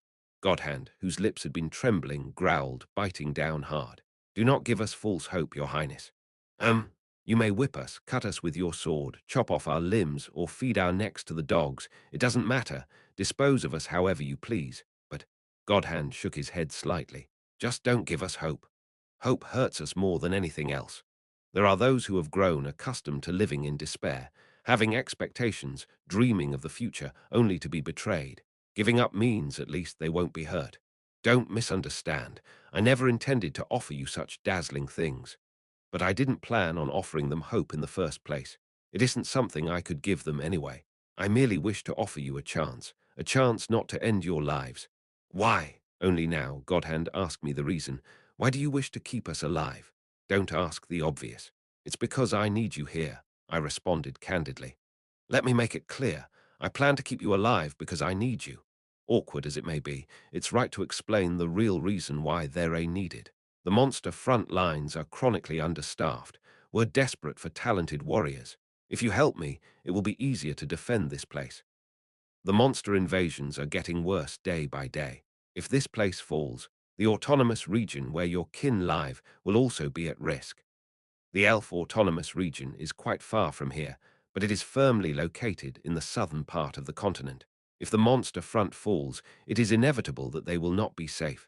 Defending this place is, after all, a matter of protecting their kin. Well, I've spoken at length, but the choice is yours. I crossed my arms and leaned back. To live or to die, as always, that is the question. However, I have a request. Not only prolong your lives, but also help protect your kin. After a moment of silence, Your Highness, Godhand spoke up. It is as Your Highness has said. We received a special duty. If the 5 of us complete our mission and are quietly disposed of, our tribe will receive enough food to survive for a year. Essentially, they were sacrificial offerings, and they had accepted that fate. We certainly don't yearn for death either, but our race's predicament is so dire that we'd willingly sacrifice our lives, desperate enough to court death. Godhand slowly looked over his 4 subordinates, bound and kneeling behind him. I dare say, Your Highness, if you will not take responsibility for us, just kill us here and now. But if you decide to take us in, please be responsible till the end. I will take responsibility until the end. I placed a hand over my chest and vowed. I swear upon the blood and name of Ash-born Hater Everblack, the 3rd Prince of the Everblack Empire. The 8th team of the Aegis Special Forces, as of now, pledges its loyalty to His Highness, Prince Ash. Cling with a sound of rending metal, the chains binding Godhand fell away. He had bound himself even though he could have escaped at any time. As Godhand waved his hand, the chains binding his 4 subordinates were severed too. The 4 subordinates slowly removed their gags and blindfolds. We are merely one arrow, one bullet, one gust of wind. Godhand came forward and slowly knelt on one knee in front of me. His 4 subordinates also knelt, one by one, behind him. The 5 Special Forces members bowed their heads to me in unison. Please use us freely and discard us without mercy. I will never discard you and will treasure you until the end. I smirked. Finally, I have secured a decent sub-party. Chapter 79, the Aegis Special Task Force Team 8. Its 5 members were as follows. Sub-Party 1, 5/5. LV-35 Godhand, SR. LV-29 Bodybag, R. LV-28 Old Girl, R. LV-25 Skull, N. LV-22 Burnout, SR. Interesting code names. Having checked everyone's name, I gave a brief remark. Can you tell me your real names? I'm sorry, sir. Godhand bowed his head. We're sufficient as nameless chess pieces. We've forgotten our real names. Well, fine. After all, it wasn't your names, but your abilities that made me take you under my wing. Manipulating the system window, I checked the stats of the 5 and smirked. Shall we see what your team can do? Willingly. We are completely at your disposal, sir. Well, I didn't need the complete disposal. First off, the team leader, Godhand. I am a metallurgist, more precisely, a ferromancer. Godhand picked up a chain that had been lying on the ground. If it contains iron, I can refine any metal into the shape I desire. Ho! The chain disintegrated into iron dust and in the next moment transformed into thin strands of wire, which then twisted together into a spear. Godhand, who had lightly swung the spear in his hand, carefully set it down on the ground. Before long, the spear had transformed back into a chain. Depending on the enemy we encounter, I can create different weapons. Indeed, I nodded. You would supply metal on the spot and provide it as weapons to your team members. Exactly. They were essentially special agents. Activity in enemy territory was basic. The ability of Godhand to create weapons even when going in unarmed would have been extremely useful in this respect. Godhand then pointed out his subordinates. Il introduced the abilities of my team members. The Aegis Special Forces Team 8, having removed their hoods, were all elves with green hair, brown eyes, and long ears, and they all looked young. Even these kids had to risk their lives for the survival of the entire race, indicating the dire situation of the elves. Bodybag is a telekinetic. She can freely lift heavy objects, even able to lift all five of us into the air and transport us. She can also throw weapons that I've refined all at once. A female elf, still chubby-cheeked, named Bodybag, politely bowed to me. A telekinetic, that's extremely versatile. The remaining three are all archers. However, even among archers, each has their area of expertise. Godhand introduced the remaining three in turn. Old Girl specializes in close-quarters shooting. She uses a double crossbow and is a specialist in combat. She also has a lot of experience hunting monsters. I wasn't sure why Old was part of the codename, but she appeared to be the most hardened agent among them at first glance. Old Girl waved at me with a shy smile. I found myself instinctively waving back, then snapped out of it. What the hell? Skull is a long-range sniper. She uses a longbow. She has the skill to suppress noise, making her unparalleled in covert operations among us. Skull, the only N-class character among the five, bowed her head nonchalantly. A deep scar marked the youthful boyish face, suggesting a history of many battles. And Burnout is, Godhand, introducing the final agent, paused momentarily. Our team's main firepower. She uses a customized stationary ballista. She hasn't fully controlled her abilities yet, but with more experience, she can be of great help to you. The last agent, Burnout. While all other team members had removed their masks, this girl still wore hers. Her lime green hair ends were singed black, and her brown eyes flickered with red flames. Having reviewed this child's abilities via the system window, I swallowed nervously. If this girl matures properly. Also, please take this. Godhand pulled something out and handed it to me. This is our collar, a pledge of loyalty. When I looked at it, it seemed to be a tiny switch. What is this? It's the activation button for a bomb collar. Godhand showed me his neck.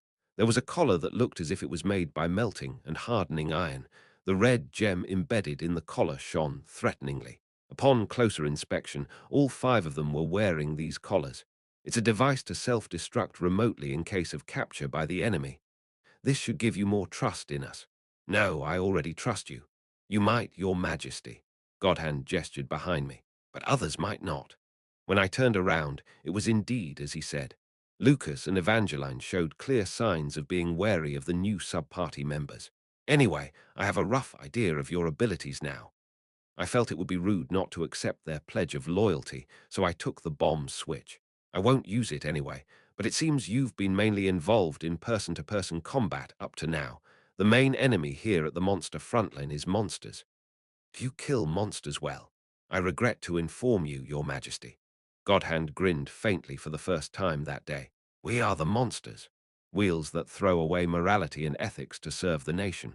That's the Aegis Special Forces. And among them, Team 8, who willingly became scapegoats for their kin.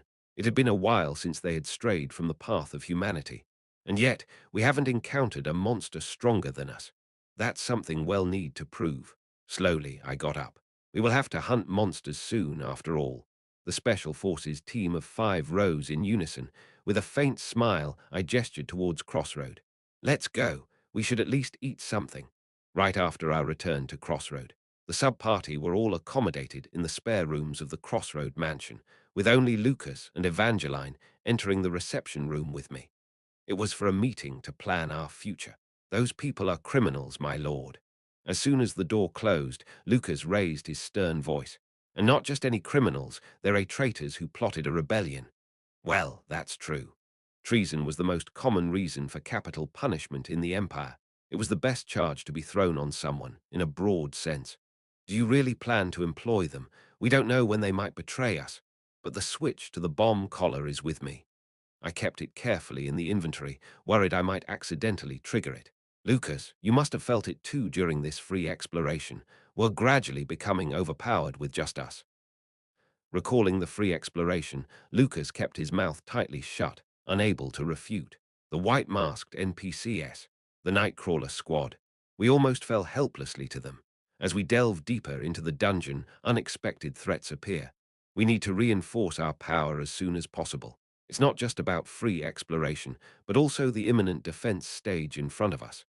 Now that Jupiter, who was our core power, has left due to injury, we should utilize convicts, or anything we can get our hands on. What do you think, Evangeline? When I asked, Evangeline hummed, touching her chin before opening her mouth slowly. I think the Aegis Special Forces team is reliable, but employing elves is certainly a risk. Is the problem because it's an elf? Are there people among the Empire who like elves, or rather, other races? It could negatively affect your reputation as a lord. Humans and other races had been fighting for generations, and it was only 100 years ago that the race war ended. The hatred and conflicts imprinted on the people of this world run much deeper than I thought. Do you hate elves too? If I have to choose, I don't have any particular feelings. I neither like nor dislike them. Shrugging her shoulders, Evangeline glanced outside the reception room.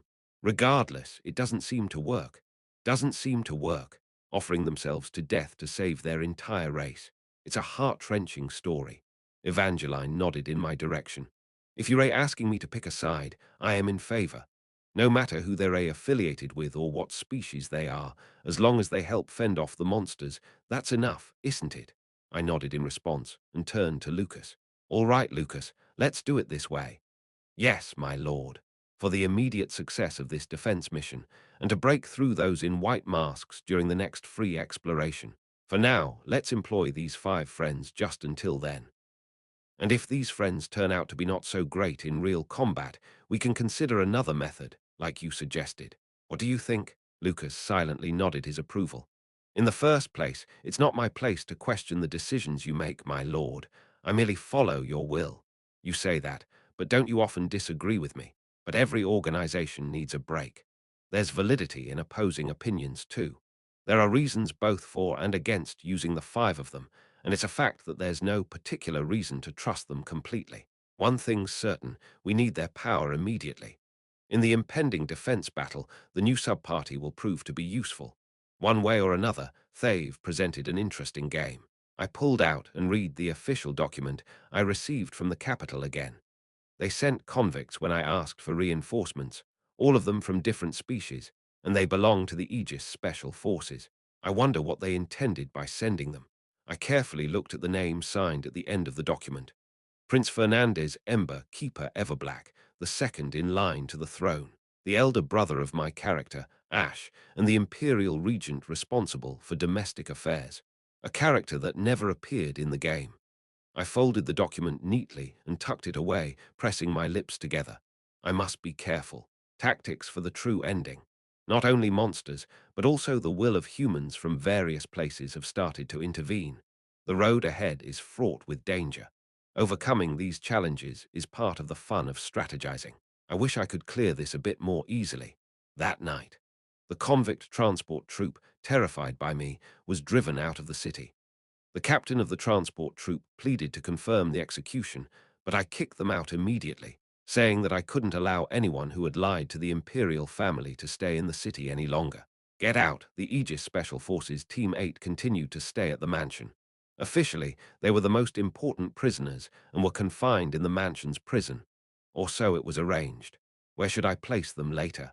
Of course, since I am the commander of the front line here, as well as the lord of this city, I can keep them close in a pretend ignorance kind of way. But the issue is clear. Where should they stay from now on, and how should I summon them? As I was contemplating this, I stood in front of the room where Aegis Special Forces Team 8 was staying. I knocked and pushed the door open. It's me, I am coming in. And when I slightly opened the door, bed. It's a bed. How long has it been since we had a proper place to sleep? So soft, it's super soft.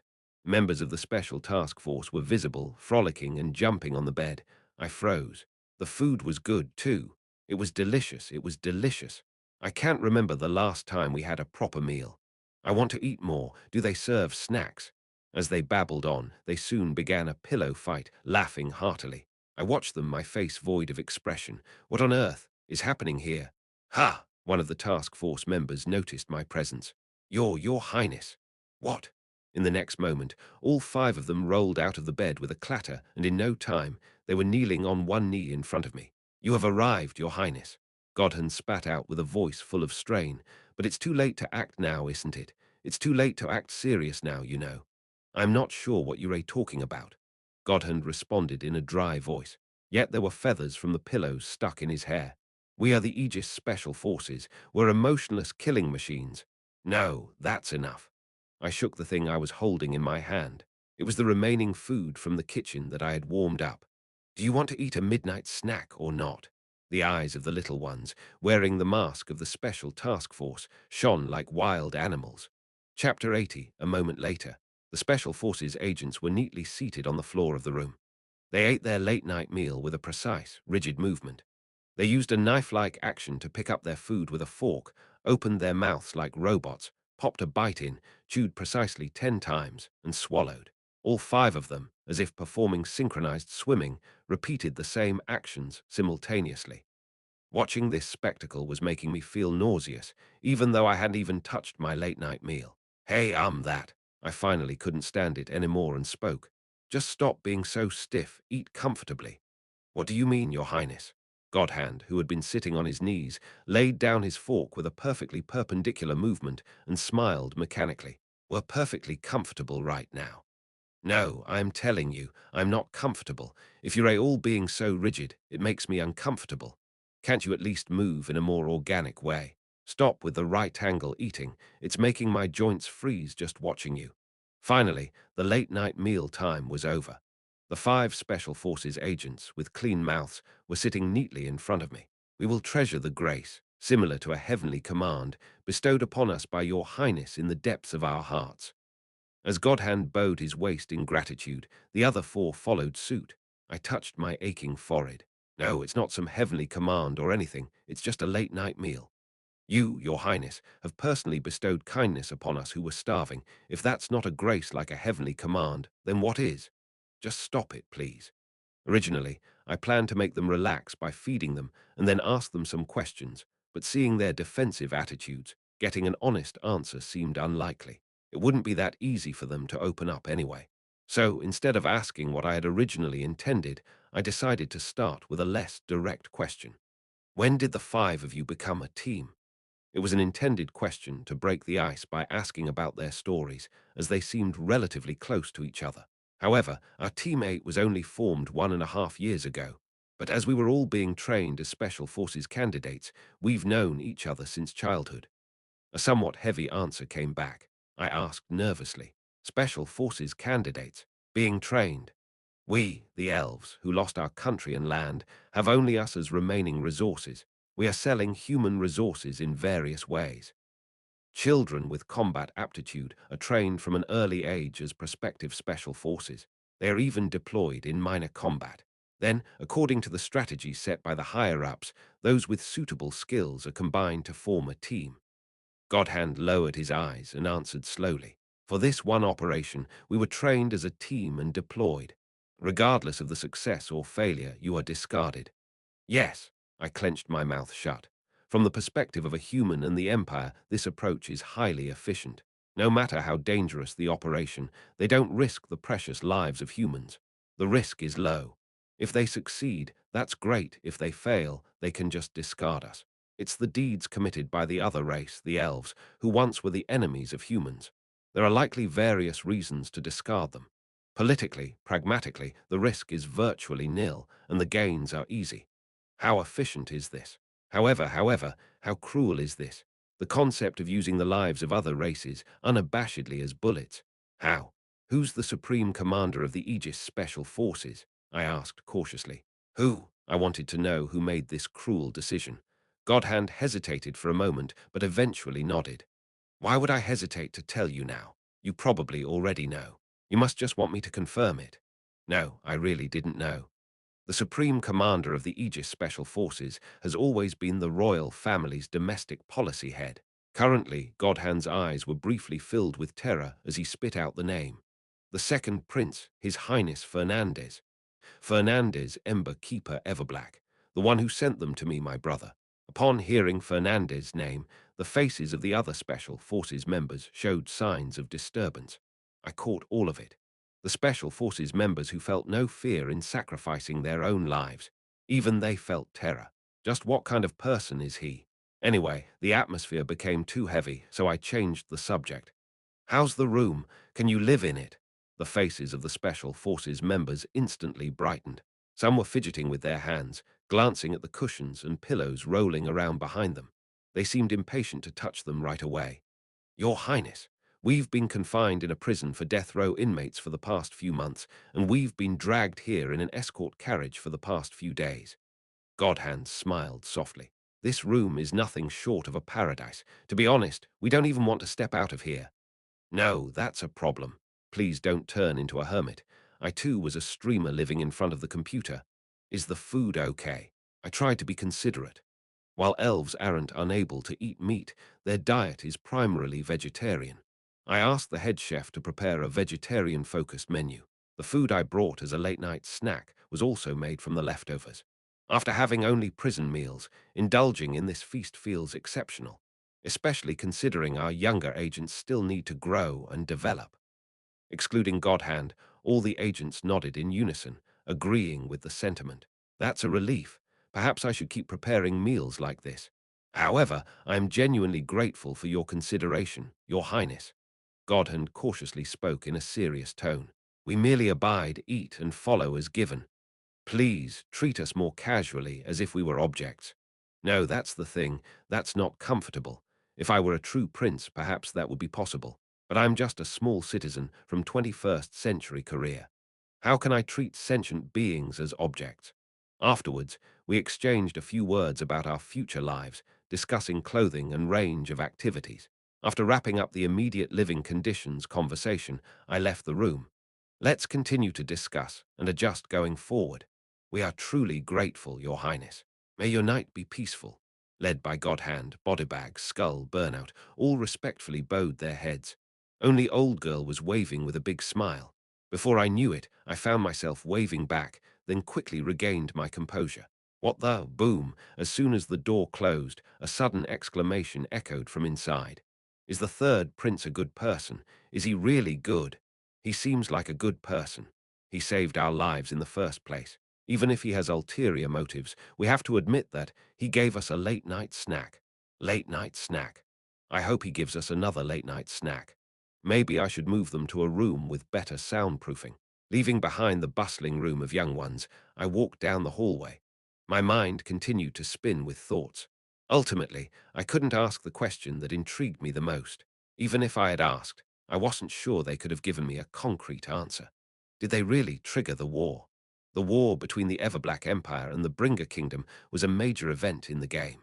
Starting from the ruin of the Bringer Kingdom, many large-scale events occurred. Refugees from the kingdom began to flood into Crossroad, and new high-quality mercenaries were also incorporated into Crossroad. Hostile NPC groups were also created in large numbers. Outlaws and knights who had fled from the Bringer Kingdom. If properly assimilated, they could become formidable forces in the monster frontlines here. But if things go wrong, we'll have to face not just monsters, but humans in defensive battles. I might even have to wage a war against a human army if things go south. In the game, they were easily absorbed. Though the monster frontlines belonged to the Empire, they didn't have much to do with the war against the Bringer Kingdom. But now, I've accepted the Aegis Special Forces Team 8, who could be seen as the spark of that war, into my party. No one knew how this would impact anything in the future, in what direction, or in what way. As I grappled with these thoughts, I turned the corner of the corridor. Ah! Lucas was hiding there, watching in my direction. An awkward silence lingered between Lucas and me for a moment. I was momentarily stumped, unsure whether to ask Lucas why he was hiding or if he wasn't uncomfortable crouching with such a large frame. Nevertheless, I couldn't just stand there, so I asked, "What are you doing, Lucas?" I was preparing to rush in case something happened to you when you entered alone, Your Highness. Lucas cleared his throat awkwardly, avoiding my gaze. Anyway, they are convicts suspected of treason. It seems necessary to monitor them. I think there won't be a big problem as I have their leashes on them, but there is a possibility, however remote it may be. I should keep an eye on them for Lucas' sake. I raised my voice towards the inside of the mansion. Ada, get over here, quick. After a brief wait, Ada came rolling in, making a clattering sound. He seemed to have been on the second floor. Yes, yes, my lord. How may I assist you? I gestured towards the room where the Aegis Special Forces Team 8 was. Monitor them in case of any emergencies and report back immediately if anything happens. Me, who else? You're the only one available. Should we, who are always in defense or going on free explorations, have to do it? Of course, it's not that he should guard with that frail body of his. I meant that he should use some kind of system. He had plenty of methods, didn't he?